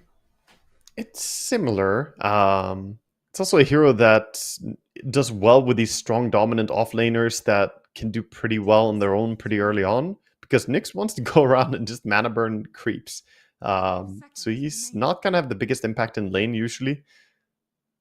And this gives more time for soloing. Yeah, I'm expecting it to be Saksa. Quick Smiling Knight Monkey King against the... Like, this is what you're saying, right? Nyx isn't going to play the lane. He's going to be dragging wave and being annoying. And then Beastmaster is going to get crushed by Monkey in lane? Or does this not work out because of the lane manipulation? It's possible that they just play tight for the first few levels on Beast and Nyx, because if Monkey tries to fight, the Hawk plus the Boars, or just the Wild Axis spam, along with Nyx being there with a stun, could actually be decent enough to get you through level 1 to 3, and then later on Nyx can start running around. Because otherwise, I don't think you want to leave Beastmaster 1v1 against Monkey. That's a bad time. Not fun at all. And then the Batrider, which I was saying was ignored in game 2 after being banned in game 1, does come into play. And we do have the ripple effect. Storm picked 5th slot, 4th slot, and now in the 3rd. He's slowly worked his way up here, picking it into Monkey. Upwards. Yeah, picking it into Monkey and Batrider, heroes that you might be concerned about otherwise. This does really open up for the possibility of this being a mid Monkey King, though. So it doesn't have to be against the Beastmaster. Maybe you put something else. Perhaps you go Gyrocopter as well, put Gyro against Beastmaster, and then send Monkey mid. Perhaps there's another option to go for. Okay. And Pugner, but a save against Monkey King and Chen's army. And Battery, of course, for Storm. Extra mana. Yeah. That's always handy. Yeah. So here, if they want to keep the Monkey Flex open, you want to pick your offlaner now? Yeah, you want to grab Ace's hero before you get into a weird spot where too many heroes are banned out anyway. Ace? Sorry, not Ace. It's been a long day, man. They're the same person. Yeah, Sib and Ace. Right? No, one's Danish. They're Scandinavian also. I don't know. You're calling him Danish? I mean, close enough, I guess. Ace is Danish, isn't he? Yeah, true. God, you worried me there for a second. Is Denmark Scandinavia? Yes. Is it? It yes. is? Yeah, it's more Sibbe. Is it Finland is not? Sibbe is Swedish. He's not Danish. No, I know that. Yeah. But yeah, it's Scandinavia. It's a little Denmark. But there's like one of the Nordic countries isn't Scandinavian. You're one of the yeah, you have Scandinavia, then you have Finnoscandia. So that's Finland. It is Finland. Okay. Yeah, Finland is not included in, but part of the greater Finnoscandia or the Nordic countries. Yeah, the Nordic countries. Yeah. So Shaker coming out, I like this approach from Avalus. They take Shaker, who will bring a lot of damage, who can burst against Pugna and his saves. You can possibly kill people before you can start healing them up. It's good against Beastmaster, who always have some extra units nearby. And it lanes really well against the Storm Spirit. Also kind of a tanky hero that Nyx struggles a bit to burst down. Shaker tends to have a ton of HP. If you just get Power Treads and Blink Aghanims, you're running around pretty hard to kill. It kind of fits in with a nice flow of the game of Chen pushing, Monkey hiding in the trees, Bat Earthshaker jumping and setting up for a team fight. If you ever show to try and like de-push a Chen push, Or show on the wave as a storm, you get Blink Echo slammed into Lasso. A lot Yeah. of chain stun potential. Yeah, and right now Chen is their main push. They don't have that much building damage on the side of Avlis. The Monkey King can later on siege, but early game they don't have the most building damage coming out. And Tundra definitely don't have that problem. Beastmaster great for pushing, and Pugna, that's as good as you get from a support for pushing. Right, what's Zibe's hero? What's Yeah, left? it's not Pango. Pango is It's gone. not Sand King. It's not Doom. It's not DK. Is it the it's not Underlord? Yeah, there we Dawnbreaker. go. Underlord is gone as well. Oh man, Back to this again. can he play offlane Bristleback? I'm sure he can. Primal Beast was the other one that I was calling for. That well, not calling for, but saying that's in his hero pool. A little bit rough playing Primal Beast against Nyx sometimes, because you Yeah, get true. Carapace when you try and trample around. But I could see Primal working for them. But again, if there ever was a time to be a Centaur, Centaur Batrider, I hear that lane is pretty good.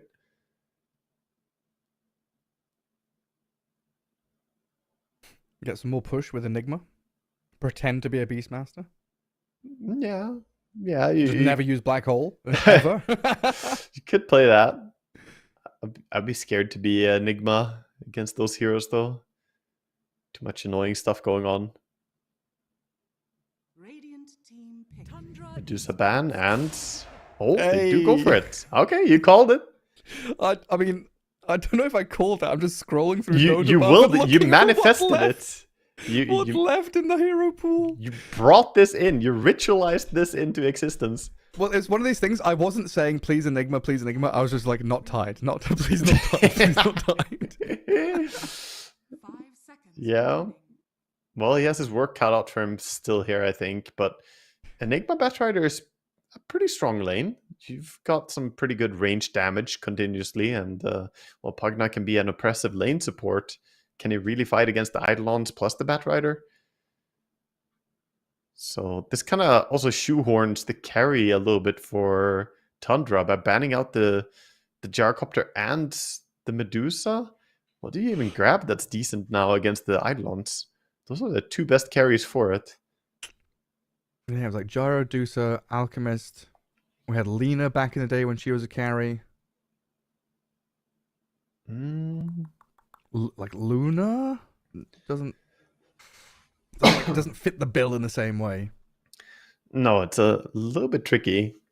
And Luna, I think maybe teams are turned off a little bit by the recent win rate in high games. Ooh.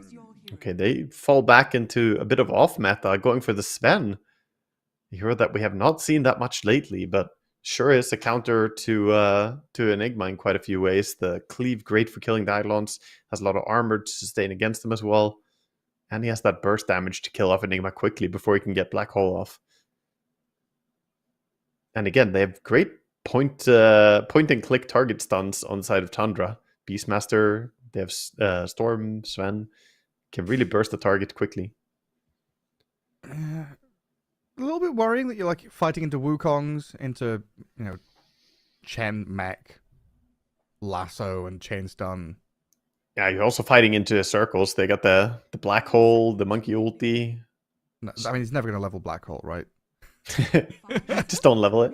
Plus stats. What's the point? Yeah, it will be hard to get it off. I mean, Nyx will just sit nearby being like, oh, did you put down Midnight Pulse? Oh, okay, you didn't? Never mind, I'll just jump into your Black Hole with my Spike Carapace on then. Same thing. Yeah, most likely he's just going to go for a form of tank build here. Looks like a good game to go for Pipe, Crimson, that type of stuff. Maybe drums. Boots of Bearing. Yeah. Yeah, Boots of Bearing and Tempo this came up. Make your Batrider fast. Jump around with Monkey King.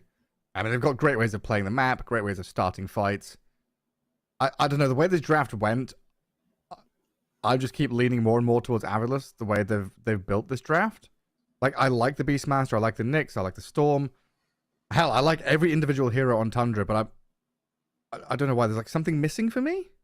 I mean, could be that you're a little bit turned off that they don't have that huge spell, I guess. Yeah, Like, maybe. They don't have something large for when the 5-on-5 happens, but their skirmish is great on the side of Tundra. They don't have anything I can shout at. Exactly. There's no caster spell. That's the thing. Where's your Wombi Combi? There's nothing there. Well, maybe Nightfall can come in with some, big, like, 3,000 damage crits late game. And just whack The people god down. strength. The god strength. Never heard of caster. 673 damage. Wow. God strength doesn't even give you strength. False advertisement, man. When are we gonna change the name on this spell? It's God's damage now. Deity's damage. There we go. Good name. Got to have alliteration in it. That's true. Well, here we are. If you're just joining us, it is Gareth and Wagamama waffling time as we get late into the night. Game 3 of our final best of 3 of the day. Still in the upper bracket for ESL One Bangkok closed qualifiers, and it's Tundra versus Ambulus. Yeah, They both won their previous series. been a long day for us, but been a long day for these teams as well. They've been here since the start, and they have to stay sharp every second of it. I mean, what, we're 10 hours in now? Yeah, something like that. It's And this is going to be like the 6th or 7th hour of gameplay, if this one goes the distance for these players.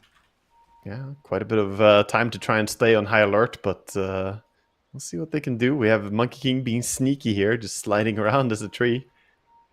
I've already got Smiling some Knight. camps being blocked as well.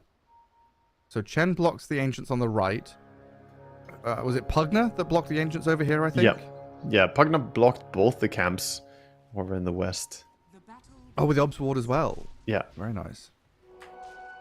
Nightfall, 3-3, and Loranoff get 3 of the bounty runes. Only 1 for Eki and Avalus boys. Has a mana burn creep sitting middle lane. Oh no, it's waiting for you. What a day to be a Storm Spirit. These little orange fellows, the Eidolons, wandering around as well. Yeah. And immediately showing up on lane, you get burned. Oh, the Nyx is coming. He's trying to burn the burner. He's trying to mind flare him. Come Get here. his mind. He's been juked. And he takes a tower What hit. is this? This is so silly. Oh, high level Dota is so fun, man. There's like little things here and there. Zappy zappy. Oh god, he's out of mana after that. Loranoff is sad. Yeah, 2 mana burns and I'm done, dude. He has no mana left. He has Magic Stick for 1 more charge and that's it. I mean, how much gold has he got? It's like 400, 500? Yeah, he's a bit away from that bottle still. Yeah, I mean, Seneko just killed Sax's courier. Oh, top lane. They're running down Zibbe. Taking damage. One more hit from Nightfall. Oh, it's Lightmon to get the takedown. While Enki here with 4 stacks of sticky napalm does get the trade out. But first blood for Tundra in that top lane's got to feel good. Yeah, definitely a good start. That's what you want. Make sure that Nightfall is going to have a good time as well, but this Batrider being a nuisance to him. Forced out the Warcry.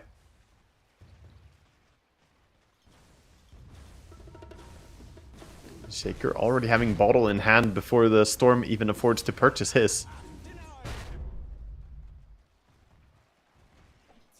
10-3. And of course, the lane we haven't talked much about so far, but 33 on his Beastmaster. He's been owning today. He's been looking really good, as he kind of always does. I think 33 is probably...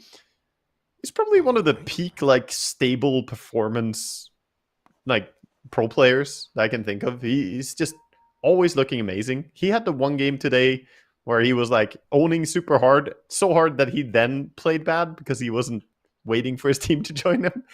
That's the weakest he's looked. He was winning too hard. It wasn't his fault. Yeah. The team, where are you? He wasn't left out here. synchronized. He's left out in the cold. Nightfall now getting run out by Eki. Sticky napalm, very annoying. These Eidolons starting to deny out a fair number of creeps as well.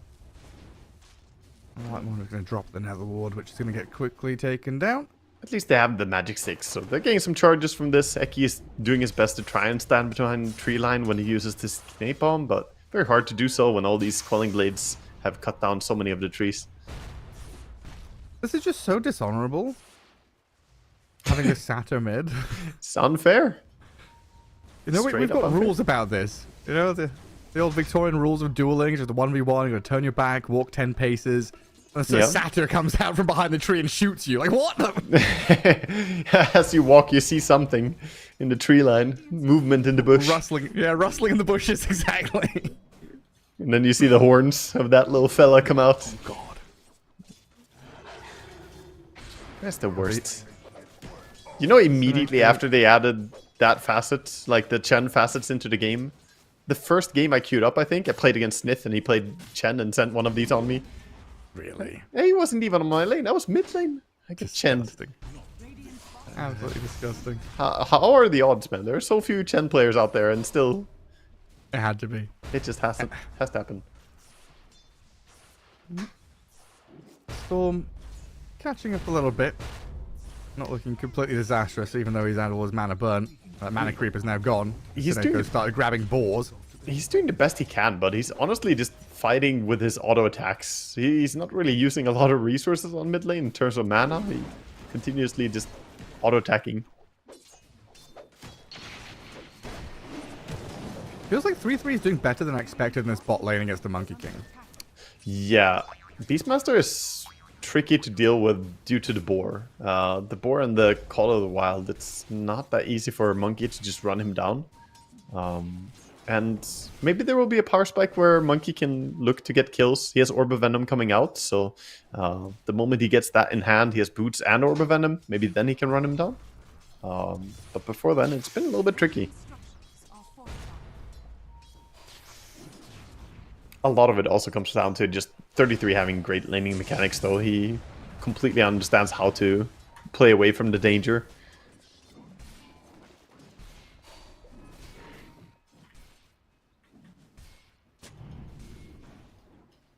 Ecky's going to come back across and make sure that small camp's not available anymore. And Pugna's such an irritating fellow, just playing the lane and dragging you back for the Sven to get farming. Feels a little better for Nightfall. So far, looks like Avalus having the edge in the laning stage early on anyway. A slight net worth lead for them, even though they did lose that first blood to that top lane. Yeah, it's a lead, but it's a pretty minor lead. I think a lot will come down to the stacks we see built up. Whitemon and Ecky are going at it. Oh, hit him, punch him, but Saxa, another dishonorable fight. Brings in the backup. Coming in. 33 is going to be left alone bottom. See if they can make anything happen with that. Chen doesn't have the best creeps to set up a kill. He has the speed creep and the mana burner. Not that great for taking down a Beastmaster. And then, yeah, 3-3 stacking Ancients at the same time. Ecky gets the bottle refill there for Stormstormer. 6-minute rune's about to pop up as well, so he'll have plenty of resources to play with. Sax has come across to try and guard the top one, but the sticky napalm and flame break, they start to add up quickly. Well, that's Sax, a lot of damage so quickly. With that Fisher, yeah, lines it up for the kill, while back out to top lane, Zibe, having been left alone up here, gets chased out by Whitemon and Nightfall, but Bracer, Wand, Fluffy Hat, 6 charges on the Wand, very tanky Enigma. Yeah, he's fairly tanky, going for that Urn Rush. Getting himself some extra bit of healing and damage, perhaps. 30 And seconds mid lane for push. 6.5 minutes in, your tier 1 tower mid is dying. And he can't defend it on his own. He needs backup. They're going to make a move over here. Pugna wrapping around. He's trying to nuke and kill the creep wave before it comes in. So stopping the push by taking the creeps away. Pretty smart move by Whitemon instead of fighting them head on. Camping the And Wisdom Rune. runes. Everyone prepared for it. Monkey King. Maybe now a chance to get a kill. Gets on top of 3-3, knowing it is Wisdom Rune timing. Found the strike with a Jingu, and there it is, finally. Smiling Knight getting that first kill for himself up on the board. Yeah, that's what we expect him to find with the Orb of Corrosion in hand and having the help of Chen. 33 finally dying. Feels like it was a bit overdue in that lane. And that opens up a little bit for Chen to start making his move towards other lanes, looking again at that mid tower. 33 got TP in. trying to help out Lorinov. I was just playing into this Stormer who's full HP. Yeah, raindrops, one charges. Kind of difficult to get in on top of him. They'll kill the Chen creep, but look at the Monkey King arriving. Right in on top of Lorinov. They roar the Earth Shaker, but Stormer loses the battle on the Illusion Rune. Lorinov grabs it, but the turn is here onto Whitemon now. Damage from Eki, not enough to bring down the Pugna. And in fact, he's the one who gets slain by the Wild Axes of 3-3. 10 heroes mid. Everybody joining in for this. And only Batrider is going to go down. Neither team wants to lose out on a first engagement like this. Big activation. So in the end, not that much happening. Back to lanes, people resetting. Beastmasters just farming up jungle a little bit before going back bottom. Oh, he could be in trouble running into this Batrider. Oh yeah, the Flame Break pushes him back into the Centaur with the Stomp there. And the Firefly. The Monkey King. All the damage adds up to kill off 3-3. Yes, Sax is able to claim the life of one of the Chen creeps, and maybe a Blood Grenade opens things up for Storm to zip in onto Sineko. And not even a Boundless Strike saving you from that, but Lorinov's out of mana. Batrider's looking at this thinking, 6-1 charges, raindrops, fairy fire. It's a little bit risky going for this. Lorinov could potentially heal back up and turn and fight Fisher could do it. Eki, oh, he slipped away from this. The Fisher comes in, the raindrops are there. Lorinov survives. Saxa with the Carapace turns it back on them. And it looks like Aval's going to have to give up on the chase.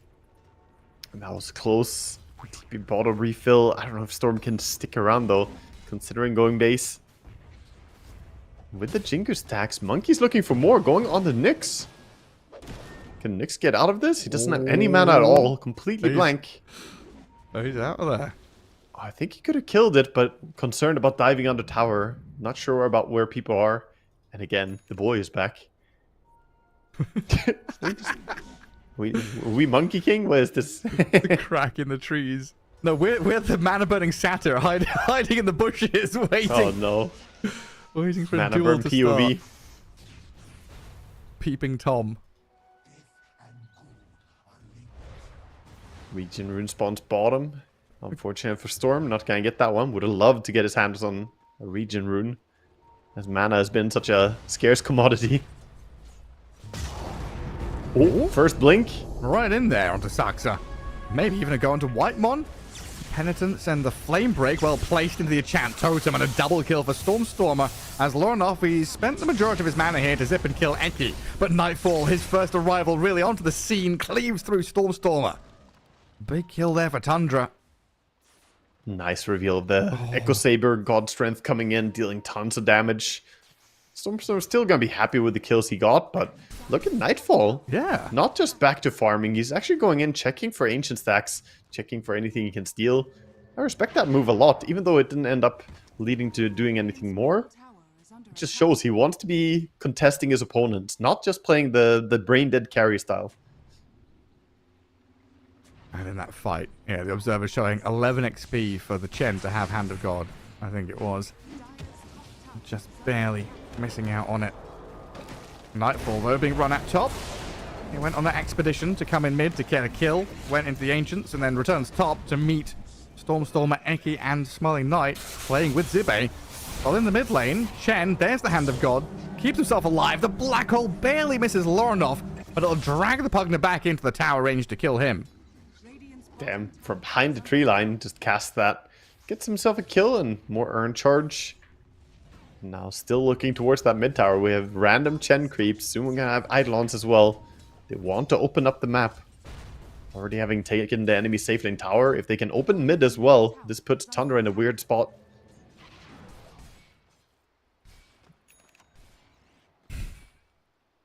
Go on, zoom in on him. I know you want to. Look at him. Oh, he's done it. By the gods, he's done it. Prospecting. Never been better. He's like, it's right here, boys. Gold. It's like right there. Look at how he runs. He's like, I don't know, 70s villain or something. Also, his name is for short Stephen with a PH. Stephen. Steven. Look at his face. His name's Yeah. Stephen. Oh, there's another one. Following Shaker. God damn, there's so many of them. There's kobolds everywhere. There's kobolds all the way down. How many shovel enjoyers do we have in this game? Oh, God.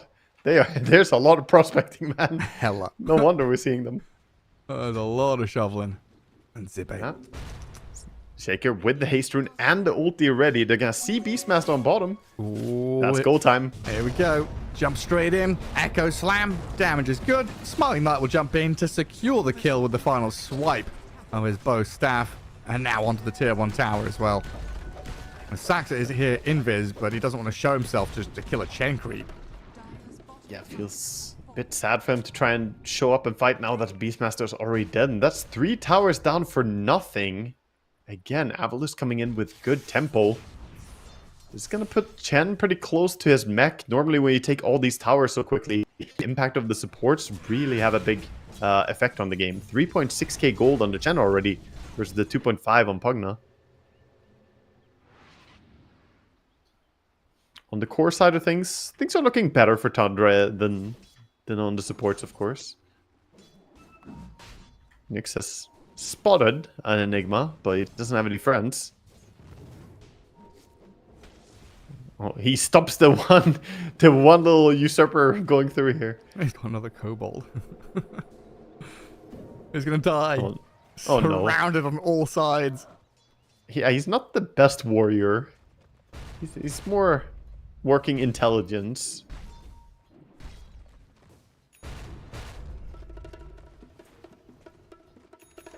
There's Mech on the Chen, Blink on the Bat, Maelstrom on the Monkey King. Really big pivotal item timings all coinciding very nicely here for Avilas at the same time. Yeah, and meanwhile Tundra are a little bit off the mark with their timings. They're going for that Aghanim Scepter on Beastmaster, but he still needs 800 more gold to go. And ideally kind of wants BKB as well due to all the stuns from Shaker.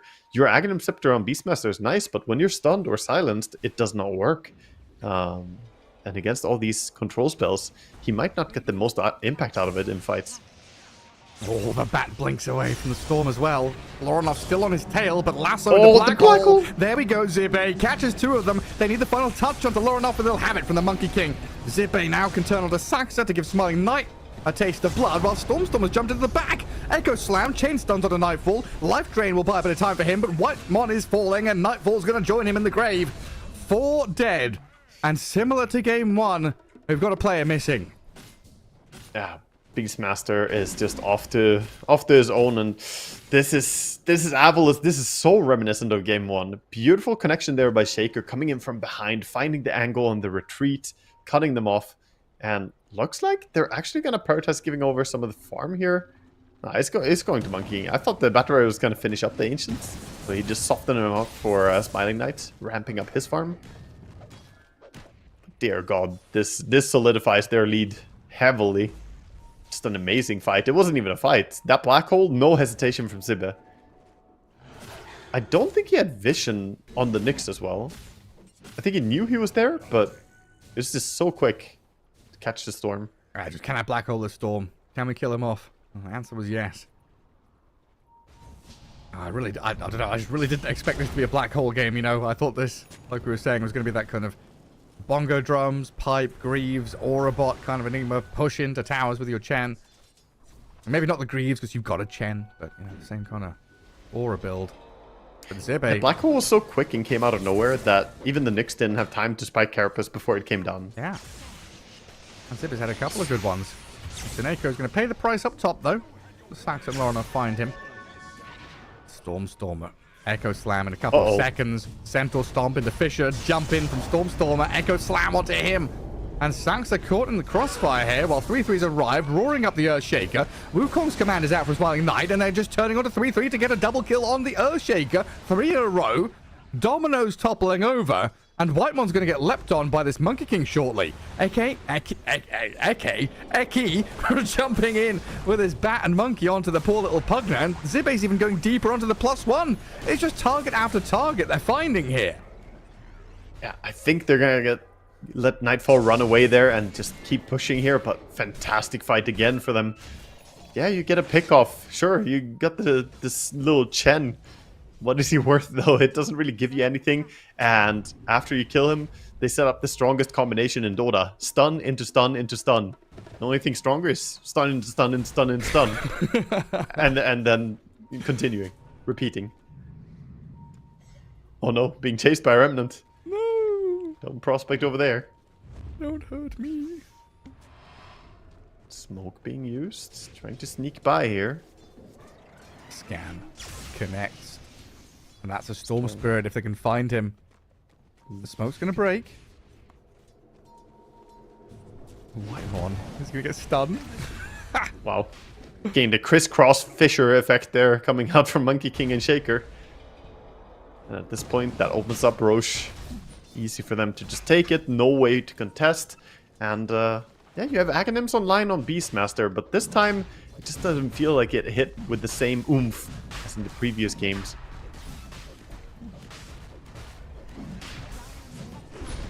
Yeah. And Storm, indeed, the galvanized stacks are low. Battery needs to be charged.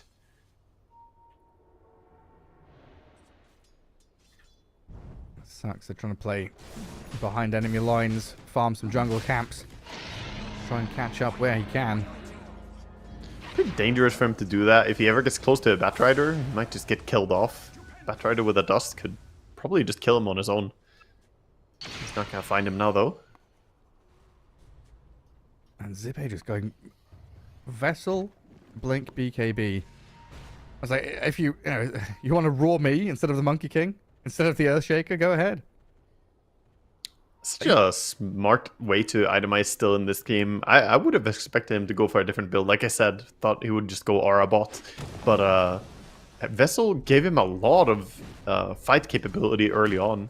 He has 6 charges as well from all these successful fights. And just like raw tankiness to survive, that little bit longer when he was being run at by the Sven and Pugna. Yeah, he's 1800 HP almost, so he's tanky enough not to instant die to a Storm. Doesn't die that quickly to a Nyx combo either. You just need to live long enough for Chen to heal you and for Monkey and Shaker to catch up. They have great mobility in this team, so anytime you get jumped, the backup could be arriving quickly. Well, something here for Tundra. Go and grab the Tormentor, minute 20 on the dot. Pick up the objective you can while you can, because this map is going to get pretty small and swarmed by Avala's heroes. As Nightfall is feeling in the middle lane, he shows on the wave and just dies. Dragged back into the waiting arms of the rest of this Avala side. Yeah, Nightfall had a good start where he TP'd in mid and, showed some presence, but other than that, he's being caught a lot of times now and starting to fall behind a little bit. The dust comes a little bit too late. Stormstormer didn't quite line up that Fisher. It's so hard to stop a Nyx, though. When he pops the Vendetta, even if you dust him, he doesn't really get slowed. He has that max movement speed going on.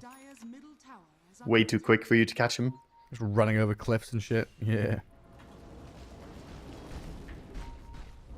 The push is coming in. The Illusions are pushing at least. Take over the Torment, or the Outpost as well, so... Saxa got the Wisdom Rune. The Monkey King tried to take it from him. Tower. And again, 33 is building. He's got the Blink Dagger on Beast, but when are we gonna see him join? How are they gonna turn this around? I think for now, chances of them winning a team fight is pretty low, so perhaps they need to keep farming until they get BKB on the Sven at least. And Storm does have his BKB, but he needs Shard still. He has skipped the Shard, so he doesn't have that much damage output. It's like also Tundra need the jump. Again, this entire game is like shades of game 1, where it's Avalos making the moves, playing into their vision, being very aggressive, stepping forward, and Tundra, the ones reacting. And that is not where this Sven, Beastmaster, Nyx wants to be. They don't want to react. They want to be jumping and catching. And having these blinks and these BKBs is definitely going to help. But vision really is key here to just see where the Batrider is. Like, find the Monkey King on the trees. Monkey King right now is in your base, obviously. Yeah, using his Shard to jump in and look for something aggressively. Has all his friends nearby. Feeling confident. Shaker going for a hunt though. Stormstormer chasing after 33. Right on top of this, Beastmaster. Echo Slam used, stopping the Roar from coming out too fast, and then Eki's here with a lasso. Drag him into that Midnight Pulse and Spirit Vessel charge. Meanwhile, Chen, though, getting picked off by the rest of Tundra as they do get that straggle. Yeah. Got a good catch as they TP out, and they get about the same gold for killing off the Chen as they got for killing the 33 Beastmaster, so not too bad in the end for them. Getting at least something. Problem is they're very stuck in the base now. All of them got forced back home on the side of Tundra. Not in a position to contest the farm on the map. Enigma, just 400 gold off now, having the full BKB. We do see Tundra smoking up, looking to take a fight. They saw the Batrider running over this Watcher. Carapace. Just stop him in his tracks. So at least a couple of good kills there. I'll try and hold Avalos back. But Smiling Knight and Stormstormer, they're over towards the Tormentor. Taking that down in the meantime. Yeah, Aegis is about to be reclaimed by Roche in just 15 seconds here, so not getting too much more done. They did open the map in a great way, but now with Aegis down, I think this could be the go time that Tundra have been waiting for. Question is, do they want to wait for 33's BKB as well? Not having it against all these disables could be a risky fight. Lorinov. On top of the roar, they found Stormstormer, but the black hole from Zippy is perfectly placed. Stormstormer's fine. A big turnaround play from Zippy. Oh, shocking. Lorinov, he might be in trouble still. The jump forward, the Primal Spring, the Monkey King, he's on top of the Storm Spirit, and they've got the job done. Dear God. Okay, Stormstormer owes Sibbe some lunch money or something after this. Like, what just went down there? What a beautiful black hole. The shield rune to protect the Shaker as well afterwards. And a massive Echo Slam onto 4 heroes. That's just a game-winning combo right there. That opens up everything. They're just crashing in towards mid now. The poor little Nyx. He just scattered and ran away. Saxa doesn't know what to do on the map right now. This was a big chance for Tundra, right? Talking about how they need to be the ones making the jump. They need to see heroes. They saw the Earthshaker. It looked like they had him. And it's Zippy. Back pocket, Enigma, black hole. Spot on money. And Shaker being tanky. Talked about it early in the draft. Hero doesn't die that easily. Yeah. Long enough for the Chen heal. Long enough for the Enigma black hole. And the turnaround was massive. By the way, you remember, was it game 1? Earlier on today, you said something about Pugner needing a nullifier against him to try and counteract the hero. Yeah, pretty much. Have you seen the Chen's army? Yeah, that's... I mean, he's living up to the facet, man. Okay, so Neko chose this facet, and by God, he's gonna stay with it. He's got the 2 little Birchie boys. Got the mana burners available Sven Warcry, Decrep. Yeah, pretty good. I mean, it's fantastic here. Oh, I mean, Saxa and Lauren. Not again. I mean, there's no black hole this time. You know, thank God for turnaround. But I don't know. They can't even kill Eki. They can't even kill the guy they've jumped in to try and find. And now Smiling Knight and Zippy moving in, but that stun turnaround from Saxa and Nightfall opens up. Huge swipe to the sword. Sven now comes in with a roar from 3-3. Oh, Avalos, they stepped back too far. They thought they had them on the run. There we go. Tundra biting back big time. A little bit of overstep from Avalos. Feeling invincible, jumping into the waiting arms of this Sven. Who wants nothing more than to just deliver some right clicks. That was what they needed on Tundra. Finally swinging back the favor a little bit. And could they open a tier 2 tower, take over the outpost, finally get themselves control on the map for a bit? Just for a little bit. 30 seconds until Monkey King respawns. And black hole up in 10 seconds as well. When the Enigma is up, he has it. Yeah, I mean, such an important window for Tundra to utilize there. And this 5k lead has also kind of plateaued the, I don't know, past 10 minutes, it's felt like. Avalos haven't really been able to build a massive lead. Well, the lead was building a bit, but then they overcommitted, jumping up on the high ground there into Fog of War and found the worst thing possible. Triple Bounty Rune is going to do a number as well to even out the gold. Actually, make that 4 Bounty Runes in a row. That's a lot of gold. Delicious. Fixing some of the net worth here. We actually have Sven, #1 in net worth, and the support recovering quite a bit from the tower golds, the kills. Yeah, that net worth lead has just gone. Yeah, what was it? Even It was out. like 8 or 9k? The biggest peak there? Yeah, it looks like about 9,000. And straight down to 1-0, basically. Game is now dead even. It's all about execution, all about who jumps who, and how you react to it. There is the full triple BKB now up on the side of the course on Tundra. So they're going to enjoy some safety in that. Of course, the same can be said for Avalus. They also have the triple BKB and make that quadruple soon, as the Batrider has only 400 gold to go for his BKB. Going to become a 4th core. Regen Rune, triple Mango, Storm Spirit going around with as much mana as he possibly can. Yeah, the Pugna. And a Pugna. Just bring the portable gas station. Saxa still lurking around, seeing what he can find. As Roshan is about a minute away from spawning. Avalus trying to set up in this top left corner for it. It's going to get pretty close though. Probably going to swing to the Radiant side before they can kill it. Yeah, it's... yeah, the respawn is pretty late. If they're instantly there, they could kill it. But for now, looking like they want to push instead. Oh, I'll see what they do. The last outer tower still up here as a tier 2 stands in their way. Yeah, back to camping. They don't feel like they should underestimate the lineup of Tundra. And Tundra actually are the ones to smoke up. Looking for a jump. Batrider could be the target. Smoke breaks. Storm zips in. Oh, Earthshaker jumps across the tree line. As Nightfall comes out and hits a couple of Eidolons. Storm is regening. Still has mana for this fight. Observable killed off as well, so vision lacking for both teams now. Previously, Avalus had that slight advantage. And Storm Spirit, like Lorinov, just goes real deep, hunting for whoever he can in the back lines. But Avalus has fallen back a little closer to the Roche pit. Under the cover of the trees, now going through the Twin Gate. And here's the move. Roshan is about to swing to the Radiant side.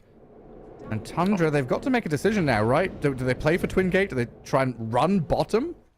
That's a great move right there. We saw a very quick call by 33. He said smoke down to bottom, drew the line, and says we can go there. And I think they will definitely be there in time, so not following through the gate is definitely a good idea. And oh, they get rewarded. The DD rune on the way spawns right as Nightfall was passing through it. But Avalus get to set up vision here, if they have some. Yeah, they place the ward, and they're in whatever position they can hold, but I don't know if they're ready for this quick move. And Lorinov has just been zipping in as deep as possible to see where they are. And Nightfall, he's going to be the one to try and break vision, break the smoke, and there's a Storm Zip. Lorinov, BKB's up. They turn on the Chen. Nightfall opens up. Wukong's command in the hand of God. The black hole comes in. The Storm is in trouble. Down goes Lorinov with no buyback. Whitemon dies as well. The Gleipnir comes out and clears him up. Has 3-3 BKBs and tries to roar back onto this Earthshaker. Nightfall, the damage takes him down. Streak reclaimed. And Tundra with a couple of buybacks might just be able to control the Roche pit now. Yeah, buybacks coming out, Shaker being dead. This is just their Roche.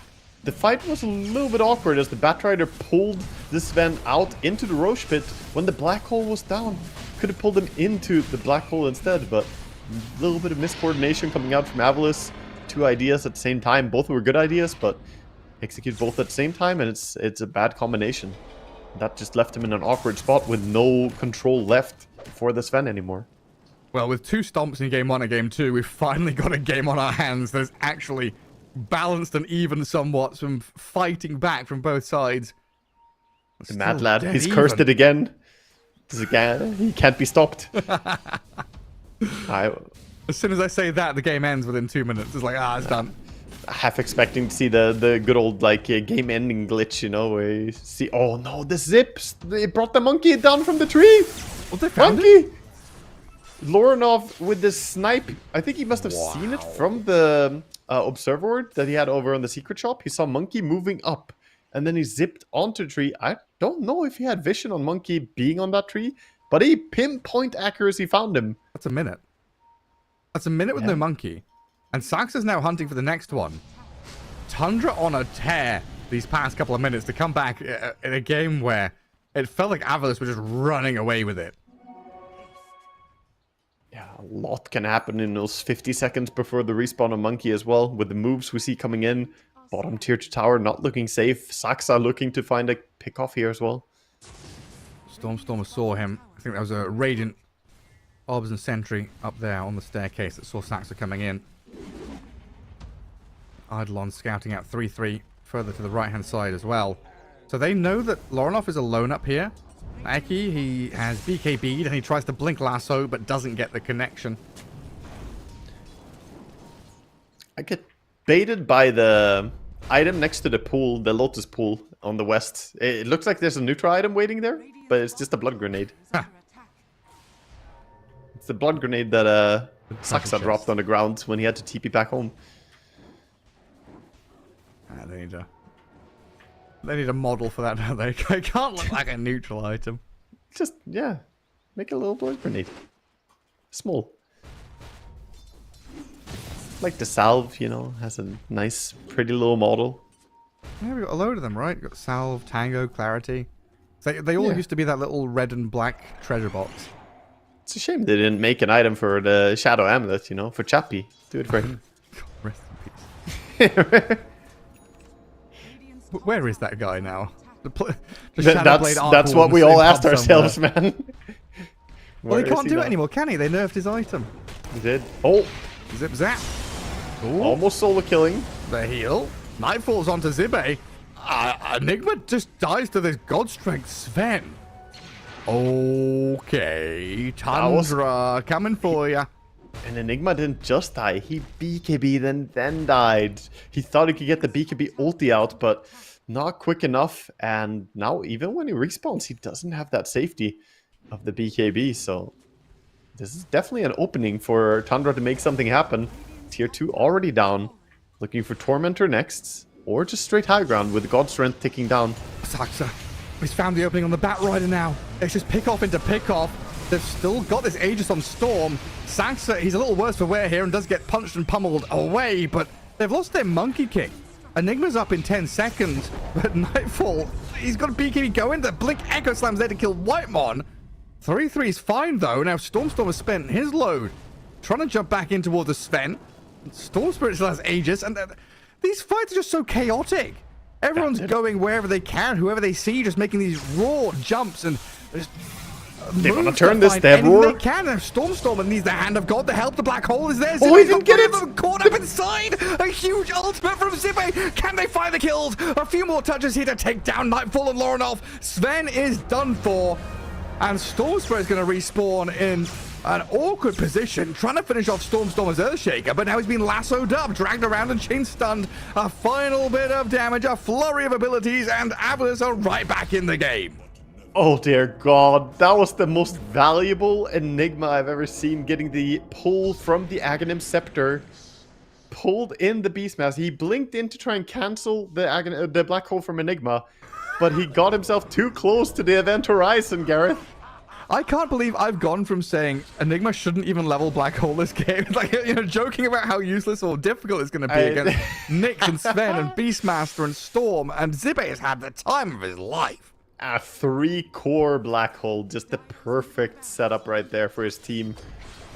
Zippe is just making it look fantastic. Why would you ever pick Tide, man? You could be this. Look at this hero. I mean, you've got now a minute with no Storm, 40 seconds no Sven. Could they go tier 4s here? Do they not? Top is falling soon. They definitely want more, but I think top tower, tier 2, and just play for Megas. I don't think they want to play too close to the enemy fountain. Okay. Don't want to risk making a throw. Maybe just take the tier 2 tower and try and equalize the game. Play towards your cooldowns, get the Black Hole. They don't want to risk taking a fight without Black Hole at this point. And Saksa, he's going to be spotted out by Stormer here. The Gem Earthshaker. The payload expended to kill off the Nyx. And that's not an insignificant pickoff as well, as 50 seconds downtime on the Nyx is going to nicely overlap to allow the 50-second Black Hole cooldown to come back online. Very true. So if you wait for your Nyx, then that also allows Avarice here to hit their timings. What a back and forth game we've had here. I mean, this entire series has been a real test of my understanding of Dota 2. I have no idea what's going on. The players, too. We see another shard being taken. It's going to be Whitemon getting the shard this time from the Tormentor. Tundra. Just getting what they can while behind right now. And looks like Avarice are just happy to go for Tormentor as well. saying that they're not in any stress. They're building towards a refresher on the Enigma. Okay. And a lot of pressure is on this poor Beastmaster. 33 tried to cancel the last black hole with the blink, but he has to be so mindful about how he does it. He has to blink far enough from the black hole to have time to get the roar out. And then he also has to keep his clean position not to get black hole in the first place on his own. Ether lens time. Yeah, almost. It's worth considering. He actually did queue it up. He's going for it. Yeah. It's I mean, it's probably the best choice. You want to have a bigger forgiving window where you can actually roar. This also could gives be you longer range on the blink, so pretty useful. This could be the killing move, though. Stormstormer reveals himself and then re-smokes, using the Shadow Blade to try and pop in and out of vision. Mid-wave pushed in, top wave pushing in. They could get up there onto the tier 3 in this top lane. Oh, Storm just zipped out of base. He has no mana at all. If they knew, they would have loved to jump him, but they don't see him with the ward they placed. Barely out of vision. And Nyx, he knows something is up. He's sitting here out on the map just saying, guys, I don't see anyone over here.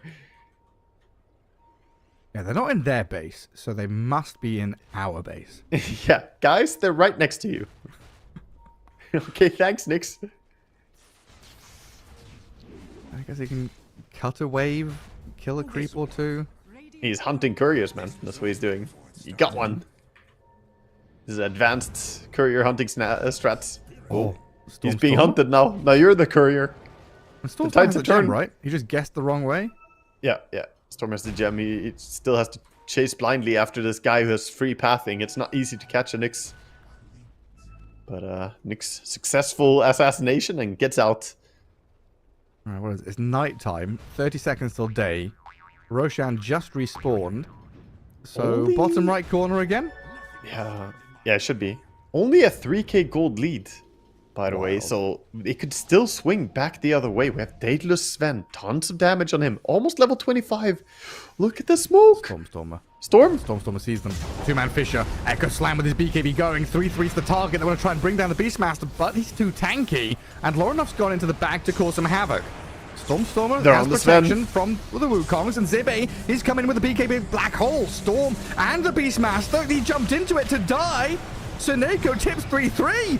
What? He just jumped in and fell. Now Nightfall needs the backup of Storm. The triple buyback from Tundra to try and keep this fight going. They know the Black Hole's down, and Earthshake is dead.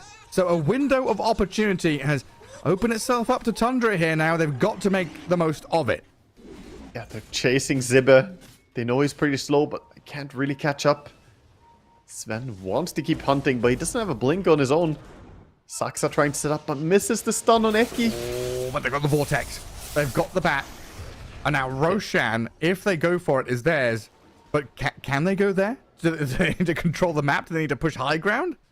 I think they can do it, because Black Hole is on cooldown, and they have these good pickoffs. Long time for the Batrider to be respawning now. He bought back the last time he died, so 80 seconds without him. I think this is easily a Roche going the way of Tundra. Question is, can they also go high ground with it?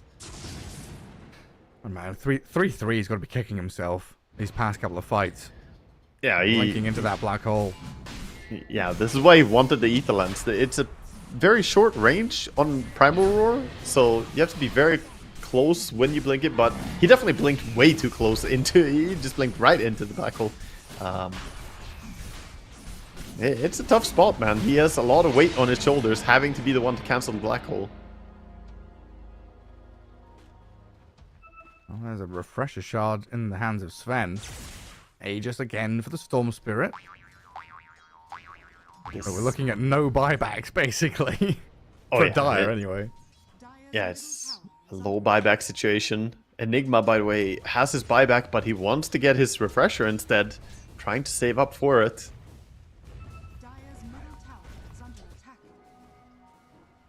And nobody clearing out mid. Good indication there for Avalus that Tundra are still out on the map somewhere. Yeah, they are very understandably trying to play in their own base for now, a little bit on Avalus, play it safe. But this ninja gear on Shaker, very useful for getting out on the map. Ninja gear and Shadow Blade, a great combination. He can always sneak around. And he went with the Echo Slam cooldown talent. I don't think I've seen that one taken before. It's almost always the Enchant Totem cooldown. But he has a 55-second cooldown Echo Slam. That sounds so odd without Octarine even. That's such a low cooldown. He's been having some really nice echoes as well. Like the two-man Fisherman to just walk in the echo the storm. I mean, with Octarine, you could almost get 2 Echo Slams off in a long fight. It could happen. Oh, definitely could. This move coming in is big. The smoke coming around, following Saxa. Enigma has 2 black holes, and Stormstorm is going to open things up onto Saxa with the Blink Echo. And Tundra running for the hills now. Zipping for the hills, in fact, as Nightfall is going to war cry and try and run away. You know what? I respect it. You got the minus 50% cooldown on Echo Slam. So insta Echo on a single Nyx, just so he can't use any reaction. No Spike Carapace, no nothing. Yeah, why not? It's almost off cooldown already. It's 23 seconds and he has it again. That's crazy. I've never seen this. Oh, and have a Lincoln's on Monkey. Well, 3-3 if you wanted to rule the Monkey King, that's not happening. A Monkey might even put it on the Enigma. Eki. No, nearly that's have the war jump. used. Storm Spirit zipped in here onto Smiling Knight. Zibe is going to throw the black hole down, but does get roared this time. 3-3 has his number, so Lorinov can get away. Wukong's expended. Smiling Knight trying to deal with his Beastmaster as he BKBs and Shadow Blades out of there. Nightfall refreshes back up to Harpoon Chen back in with a Storm Hammer and the chase forward. They've got Seneko taken down. Smiling Knight still trying to fight back into the Sven. Jumping across to the Storm now, maybe an easier target to battle into. He's going. Zibe here with a Blink Black Hole, refreshed it back up. Has 2 of them caught inside. So the Aegis is down. Whitemorn dragged in, but Nightfall still standing strong. 3-3 can come back in to try and cut the trees down. Storm Spirit zipping onto him as well as Monkey King trying to leap away from the fight. Lincoln's popped. They've got the follow through with the rest of the team coming, but no stuns to stop him, so he TP's home. Ooh, TP's to safety. He's gonna live, but this is such a huge moment for Tundra. They finally may have done it. Game is looking open for them. The Enigma is dead with no buyback. They know he bought the refresher for this fight. Very unlikely they would have a buyback saved on top of that. This is just go time for Sven. Run it down mid, boys. Let's get some towers. That was a value Decrepify on the Sven during the black hole, by the way, keeping him alive. Sure, it did make it so Sven couldn't auto attack after a black hole, but who cares? He saved his life from the Monkey King. They've got a glyph. They don't want to buy back. Chen alive in 10. Earthshaker 30. Enigma, same story. At least looks like mid should be opening up the racks. But look at the Lorinov. 2 of them bottom. They're looking for Lorinov. They see him. They spot him. But he zips away. They didn't go for the stun. I thought they would boundless into lasso, but yeah, they didn't go for it. Now Saxa runs in. They roll the bat. 3-3 has to BKB to run away. They got the mid lane of barracks, and it is run time. 33 just yelling a bit and then running back out. They got the racks. 33 also has an Aeon Disc ready to unlock, by the way. So any moment, if they go on him, he can just unlock that, and he'll be completely safe. Bottom, they're looking for Nightfall. He's a pretty tanky target, though. He's got God Strength, but no reveal. So Stormstormer into Invis. And now Eki's here for round 2. Lassos up the Pugner, who would come in to try and save the Sven. Buyback is available for Sven and Pugner. Tried to be helpful, but instead just gets picked off himself. His Aeon Disc just now came off cooldown as well on the poor Pugna, so not helping him out. It's probably a good thing. He would have died anyway. Nullifier was there on the Monkey King. A little bit of split pushing being done by Tundra. Storm shoved in top wave. Huge creep wave with double catapult. Shaker has to go and defend against it. Gets slugged. It's very satisfying. Slugger is probably one of the most satisfying facets to watch. Just the creeps or heroes go flying. It's like Earthshaker was already a pretty fun hero with the Echo Slam, right? And they just add another very interactive, fun animation to him. Yeah, definitely. It's a great hero. Always a blast, both to watch him or to play him. It's time to push out these waves. Mid gets shoved pretty hard by Avilas. Well, top lane is a bit of a wraparound coming in from this Earthshaker. Oh, they're jumping Enigma. He's smoked up, but you're What right, a reaction! He got the BKB off in time. The black hole on his Storm and Nyx Assassin. Lasso should be here through the BKB of the Storm Spirit. He's going to zip to the left and then northwards. Storm's not ready and waiting for him. He's trying to catch up, pinging out Lorinov, who is completely out of mana, and now Storm's here to finish the job. Dead for 2 minutes, and Zibe well deserving of the tips. But what cancelled him, though? Did he cancel it himself? I don't... What cancelled the TP on Storm? Did he actually reach him? Oh, he tried to TP? Storm was TPing and then he got... I think he cancelled it himself, man. Patrick's saying Malefice. He's trying to check the death summary. Nah. Oh, was it still on him? No, I don't think so. I didn't see. Yeah, maybe. I wish I could see when he was TPing on the death summary.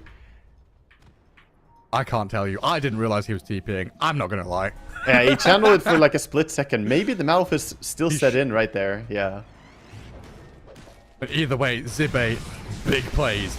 Big plays. But Nightfall, maybe with one of his own, gets on the Stormer. Eki's there with the lasso, though, inside the Wukong's. Two-man lasso onto the Beastmaster and the Sven. Avalanche have the cores all locked up. Nightfall's in serious trouble, but he lifesteals to full. He's still in the Wukong's trying to fight back into the Golden Monkeys, and he cannot do it. Dead with buyback. Storm spent his. Avilas, they've come in, got a couple of kills, and it's time to reset. Yeah, they're looking at the clocks and saying, you know what, we want our spells back. Dear God, these fights. The double grab from Eki now. Been, praising Enigma a lot, talking about the other control spells, but dear Lord, the grab from Batrider, pulling them into the waiting arms of the Monkey King. The Midnight Pulse plus Wukong's command. The circles were on the ground, and dear God, they did the thing. Now, with tons of gold on Shaker, I wonder if we're going to see a refresher on him, or is the Octarine coming out? 7k gold to spend. Money everywhere. Stormer. Jump in, jump out, shake it all about. Send the Chen army forward. They don't have Black Hole yet. This is pretty impatient by them to go, but they want to force this buyback from Sven. They've got Wukongs. They forced the glyph for now. Refresher on the Monkey King is also ready. And how long for Black Hole? It's 15 seconds now. 10, yeah, ticking. 30 for Refresher. Monkey King's BKB'd up. Stunned for now, but the Hand of God is there. Healing up Eki as he got jumped by Lorinov. Zibe saved by the Fisher. Harpoon, Nightfall can't get on top of him, and he's Black Hole. The Sven's in trouble. He's been chain disabled. Damage is coming, but the life drain trying to top him back up. And Nightfall can full turn HP. life stealing back up to full again. Enigma and Chen both dead with the Bat Rider, the third to die. Monkey King on the treetops jumping away, but it's Nightfall with a double kill. Tundra holding their base, staying in the game, and potentially looking at this next Roshan. Just like Roshan number 50,000. What a wild game, back and forth. Double buyback though. Nightfall and 33 both spent their buybacks, and buybacks are available on the side of Radiant, so still a devastating blow to force those, but Tundra, they get the most out of it. Get some good picks, good kills, takedown. This is such a struggle all the way. Roche is waiting, of course, with another Refresher Shard and Cheese ready for the squad of Tundra. I guess Enigma didn't get to use Refresher Orb in that fight. I don't know if it was still on cooldown for a couple of seconds. Yeah, he had Black Hole, so he used the regular Black Hole, but he didn't have Refresher ready.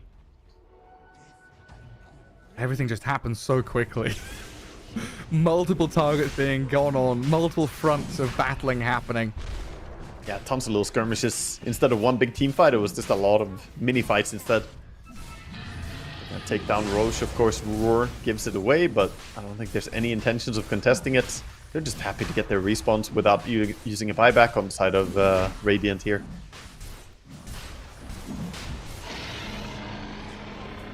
And when in doubt, go take a Tormentor perhaps. Just gonna snag up that one. As for shard check, they actually don't have all the shards yet. They don't have the Shaker or Enigma shard, so... Smiling Knight, are you winning this? This is awfully close.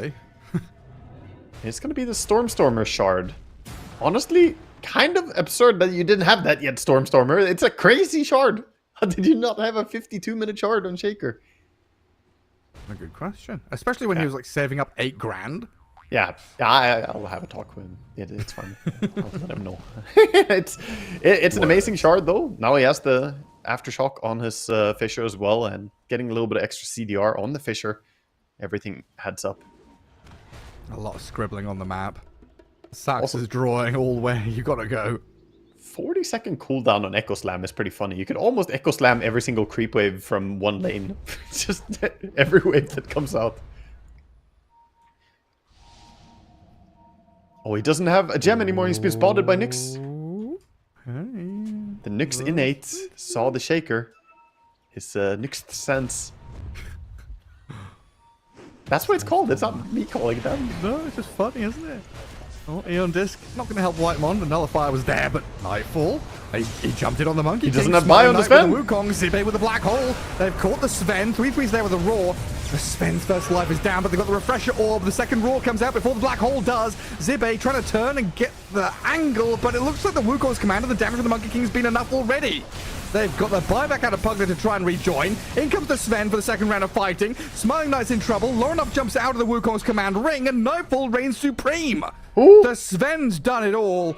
No Enigma, no Monkey King. Yes, you've got buybacks, but Tundra, a triple kill for Nightfall, just cleaves into this Radiant side. They clean it up. Beautiful reaction there. There was way too much happening in that fight to break down everything. Just crazy reaction. Good targeted priority from Tundra as they realized that, okay, Sven's being gone on. They couldn't really save him. So instead, they just go for the most value kills they can. Pick off the backline, and Sven, on his Aegis respawn, gets the return kill on Enigma before he could get a second Black Hole down. Well, actually, no, he used the second. Oh, yeah, he used it. Yeah, I didn't see it. I was going to ask you, what was the second Black Hole used on? He may have got the mini Black Hole out right before he died when he harpooned him. Yeah. Oh, this is so painful. They do have the Echo Slam. Nightfall backs up. Buybacks galore from Avulus, and they've got a grab on the Pugner. So this is a dieback on Whitemon. 50 seconds, no Beastmaster. 2 minutes, no Pugner. And and a dash. Or what's that one called? Backward slash? Or yeah, I never know if that's a backslash or I think that's a backslash. That's the backslash. That's the backslash, sure. And the other one's the forward slash, front slash, up slash, down slash, AD +1. It's Tekken moves is what we name them after. So they know for sure that there's no beast for 25, which is very limited, but the 100 seconds of Pugna being dead, that means they could definitely make a big power play here. They have to end the game. This is like Black Hole cooldown. We need a timer in the corner of the screen. It's just showing Zibe's cooldowns. Yeah, he's ready in 12 seconds with the first one, 24 seconds he has the second one. At the same time with other refreshers as well, yeah. The double BKB on the Monkey, same with Sven sitting on a minute cooldown right now. And of course Beastmaster has his double Aeon Disc, double ulti, double BKB on a 30-second cooldown. Here comes the push. The Wukong extra ring, of course, has been here a while, but it nicely zones out Tundra from the Monkey King. Storm Spirit. Lorenov will zip in, zip out. He scared him a bit. The BKB was used, and I think that's enough to deter the push. Oh, that was such a cheap hold for them if they can hold it like that. They did glyph though, right? They did. But how do you go in without BKB ready on Monkey immediately? Yeah, you can't. You simply cannot do it. Yeah, Rack's held. Pugna can respawn. This is slowly putting Tundra in the better position due to the buyback situation, with the 4 buybacks spent recently on the side of Radiant, and buybacks coming off cooldown soon for the side of Dire. Only 1 minute 20 for Sven to get his buyback, and same for Beastmaster. And then that puts Zibe in an awkward spot where even his double BKB Black Hole doesn't just win them the game. Yeah. Yeah, they could just throw their lives away once and then make the play of just TPing back in. Oh, this is getting to dangerous territory. So we're also 3 minutes away from the tier 5 items coming out. Oh, it's like crazy. We haven't had a chance to really talk about neutral items even. The plays have been so crazy. But all of Radiant basically have gone for the Ascetic Cap and Ninja Gear. So they have 3 Ascetic Caps and 2 Ninja Gears, which is pretty S tier. We've gone from 2 games that were like over in 10 minutes, you know, to a 60-minute back and forth kind of slogfest, but exceptional outplays and maneuvers from both teams.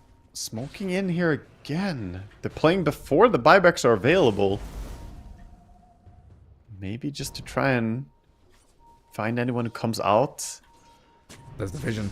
They see the White Mon Pugner and the Storm zipping in. And Zippe, early BKB to protect himself. Lorinoff inside the Wukong is rooted, stunned, caught out by the Blink Echo Slam, dead with buyback. Let's see if Tundra want to continue this, because they've spent the God Strength and the BKB on Sven. I think he's still got Refresher, though. And 3-3's walked in here. He get lassoed up, but he's got the Eon Disc, Refresher BKB, but the Black Hole on the high ground, grabbing the Sven and the Beastmaster, dragging them in and killing them off. No Beastmaster for 100. Sven has to buy back, but Lorinoff cannot stand and fight this one. Beast has buyback now again. But great fight so far for Avalus. Absolutely what they wanted. That started out so great for Tundra. The Storm juked everything, it felt like. He juked the Enigma into using his BKB, jumped over, dodged a Monkey King stun somehow, but then he got caught by the instant stun from the Shaker ulti, setting up the catch finally on him. And then he wanted to not buy back on the Storm. You could see it. Lorinoff, he was really holding it, not pulling the trigger immediately on the buyback. But the moment Beastmaster got caught, Storm joined in again. But yeah, that cost him 2 buybacks. We re-enter the cycle. Yeah. It's that time of the game. We've got buyback capabilities. No, but this is the play. They're buying back. 33 has made a call, I think. They're saying that, you know what, go end right now. There's no black hole. Never mind neutral items, never mind Roche. Everything else doesn't matter. The Enigma used 2 black holes in that fight. And they know the buybacks are on cooldown for like everyone except Chen. Yeah, this is an enormous moment for Tundra if they make this move, and they're already on the way. They're running down top. I think Avalus sense it as well. They realize we just black holed twice in that fight, and all of them are alive, guys. I mean, what do we have? We've got Echo Slam. I mean, they can lasso into the fountain. If they lasso in Force Staff, they can pull them into fountain, so it's still dangerous. Yeah, it's still dangerous to push. Bot lane's pushing in. That's annoying as well. Storm has had to come and contend with that. Oh no, they're backing out on Tundra. Not committing for that move. I really like the idea to just YOLO it there, but oh no, Nick's gonna get caught by the gem again. Yeah, he's done for. He's got buyback. Does he just snap use it? I mean, he could just as well, but I think he should probably hold it. But this puts both teams in a position where neutral items are being hunted. See what we drop in this game. We already have 3 over on the side of Dire. 4 Spoots for the Beastmaster. And then taking their time to choose right now on Sven. Gonna be Pirate Hat. Ooh. Big attack speed. Can also just dig for a little bit of gold. Always useful. Mirror shields on Storm and Smiling Knight. Oh no, not double mirror shield on the course. You need to focus. What if Zippe gets one as well, man? What? Well, how do you focus them down now? Mirror shield is so OP, dude. It's not even funny. It's very rare for pro games to go the distance all the way to minute 60 like this, but once you enter this territory, it's really just a game about initiation, who gets who. Zippe has been delivering so well in this game. I gotta say, I did not expect to see an Enigma performing, you know, never mind stats or whatever. His black hole delivering in this game has been amazing.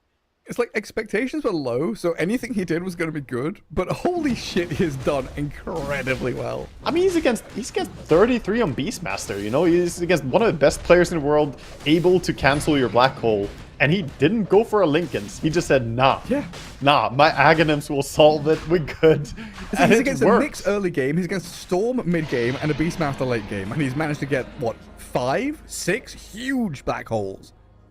Roche taken down for Radiant, so this is going to be Refresher over on the side of the Chen. So Chen has the double Hand of God, and mind you, Chen has Hand of God apply strong Dispel, so the Roar is no longer a guaranteed initiation for you. That Rider's got a Stygian Desolator. Yes. I mean... Oh, and Zippe did get he got triple mirror shield, my man. Oh no, dude. The triple mirror shield. I mean, it's unlosable, right? There's no triple mirror shield and hand of going strong dispel. I don't think they're gonna be stunned in the next fight. They're just gonna do whatever they want. Magic lamp for Chen. Goodness gracious me. Nah, this is looking tough for Tundra now. RNG'd by neutral items. I mean, definitely. It's part of the game. You get to late game, you leave it in the hands of RNG. Saxa. Ooh. He blinks away. Okay. Shaker and Monkey can't Comes up quite to find him. safety. And round 4 on this top lane. He roars the himself. Roar just gets mirror shielded straight back onto Beastmaster. They're holding back a little bit here though, as Lorinov zips back in again. Nyx assassin very deep. He's gonna get pummeled into the ground and Saxa dead, but he's got buyback. I mean, 3 mirror shields, dude. How do you go on anyone? I just see another roar coming out in about 5 seconds. He's gonna roar himself. Yeah, I mean, inevitable lane of barracks falling and Mega Creep's coming. Nyx has to buy back. The push is coming. Monkey is looking for an angle to drop down the Wukongs and just hit the buildings. They're trying to cut that wave. They're trying to find the catch on Nyx, A who just lasso on the fought back. Nyx. Saxa gonna get found here. A Stormstorm and Blink Echoes 2 in the back. White Modern Nightfall held away. Zippe goes for the black hole and just 3-3 for now. Let's see if we can get another one as well, as they've caught up the lasso on the Beastmaster and the Storm Spirit. They're all flying around. Then the Zippe black hole. 3 or 4 caught inside. The Roar returned back onto the Beastmaster and GG called. Freaking hell. 64 minutes of absolute madness. Oh my god. This They're is Dota. fighting until the bitter end, but This they is go cinema. down. Yeah. I love the Lotus back lasso with Aghanim's from both sides. We had 4 heroes connected in a lasso chain over there. There was some really interesting sequences going on in the final fight. And Beastmaster, I think he ended up roaring himself like 3 times in the span of 1.5 minutes. It's like you get roared, you get lassoed, you get black holed. But the 3-3, his last minute of gameplay was just being stunned. He blinked in to cancel the Enigma black hole, but Enigma has the mirror shield as well, because everyone does. So as he roars him, he stuns himself and thus gets pulled into the black hole.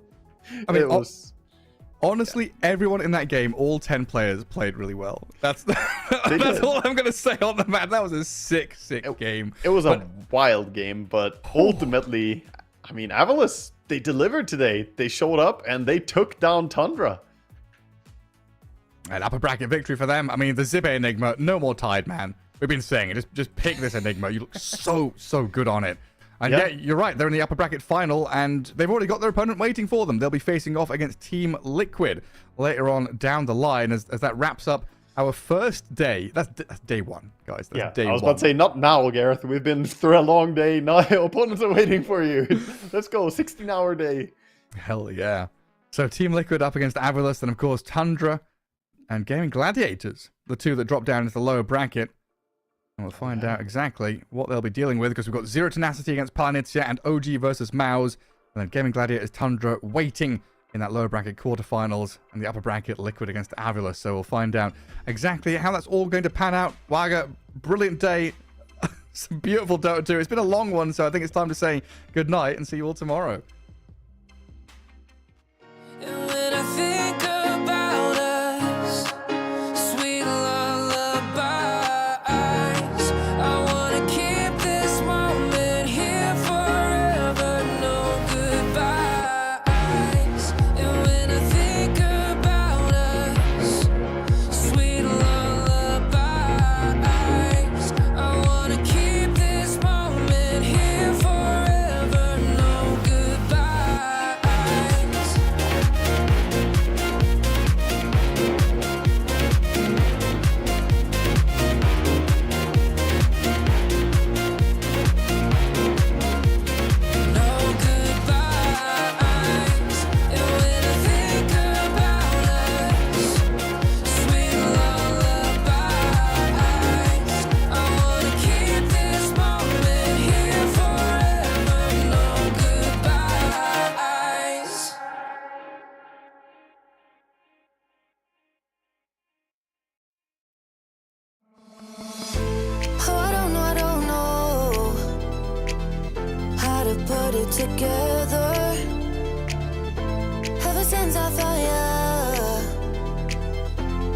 life just got better.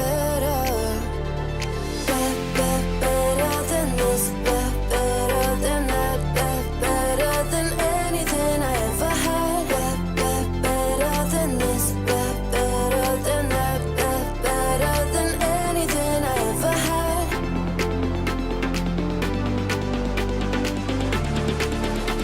Than anything I ever had.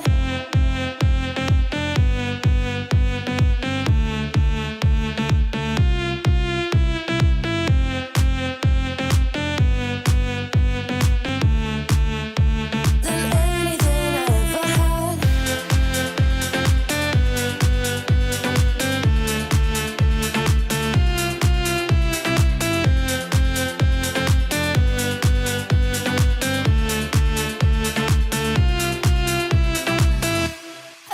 Every time I start to doubt if I'm good enough, looking straight in your blue eyes makes me feel better.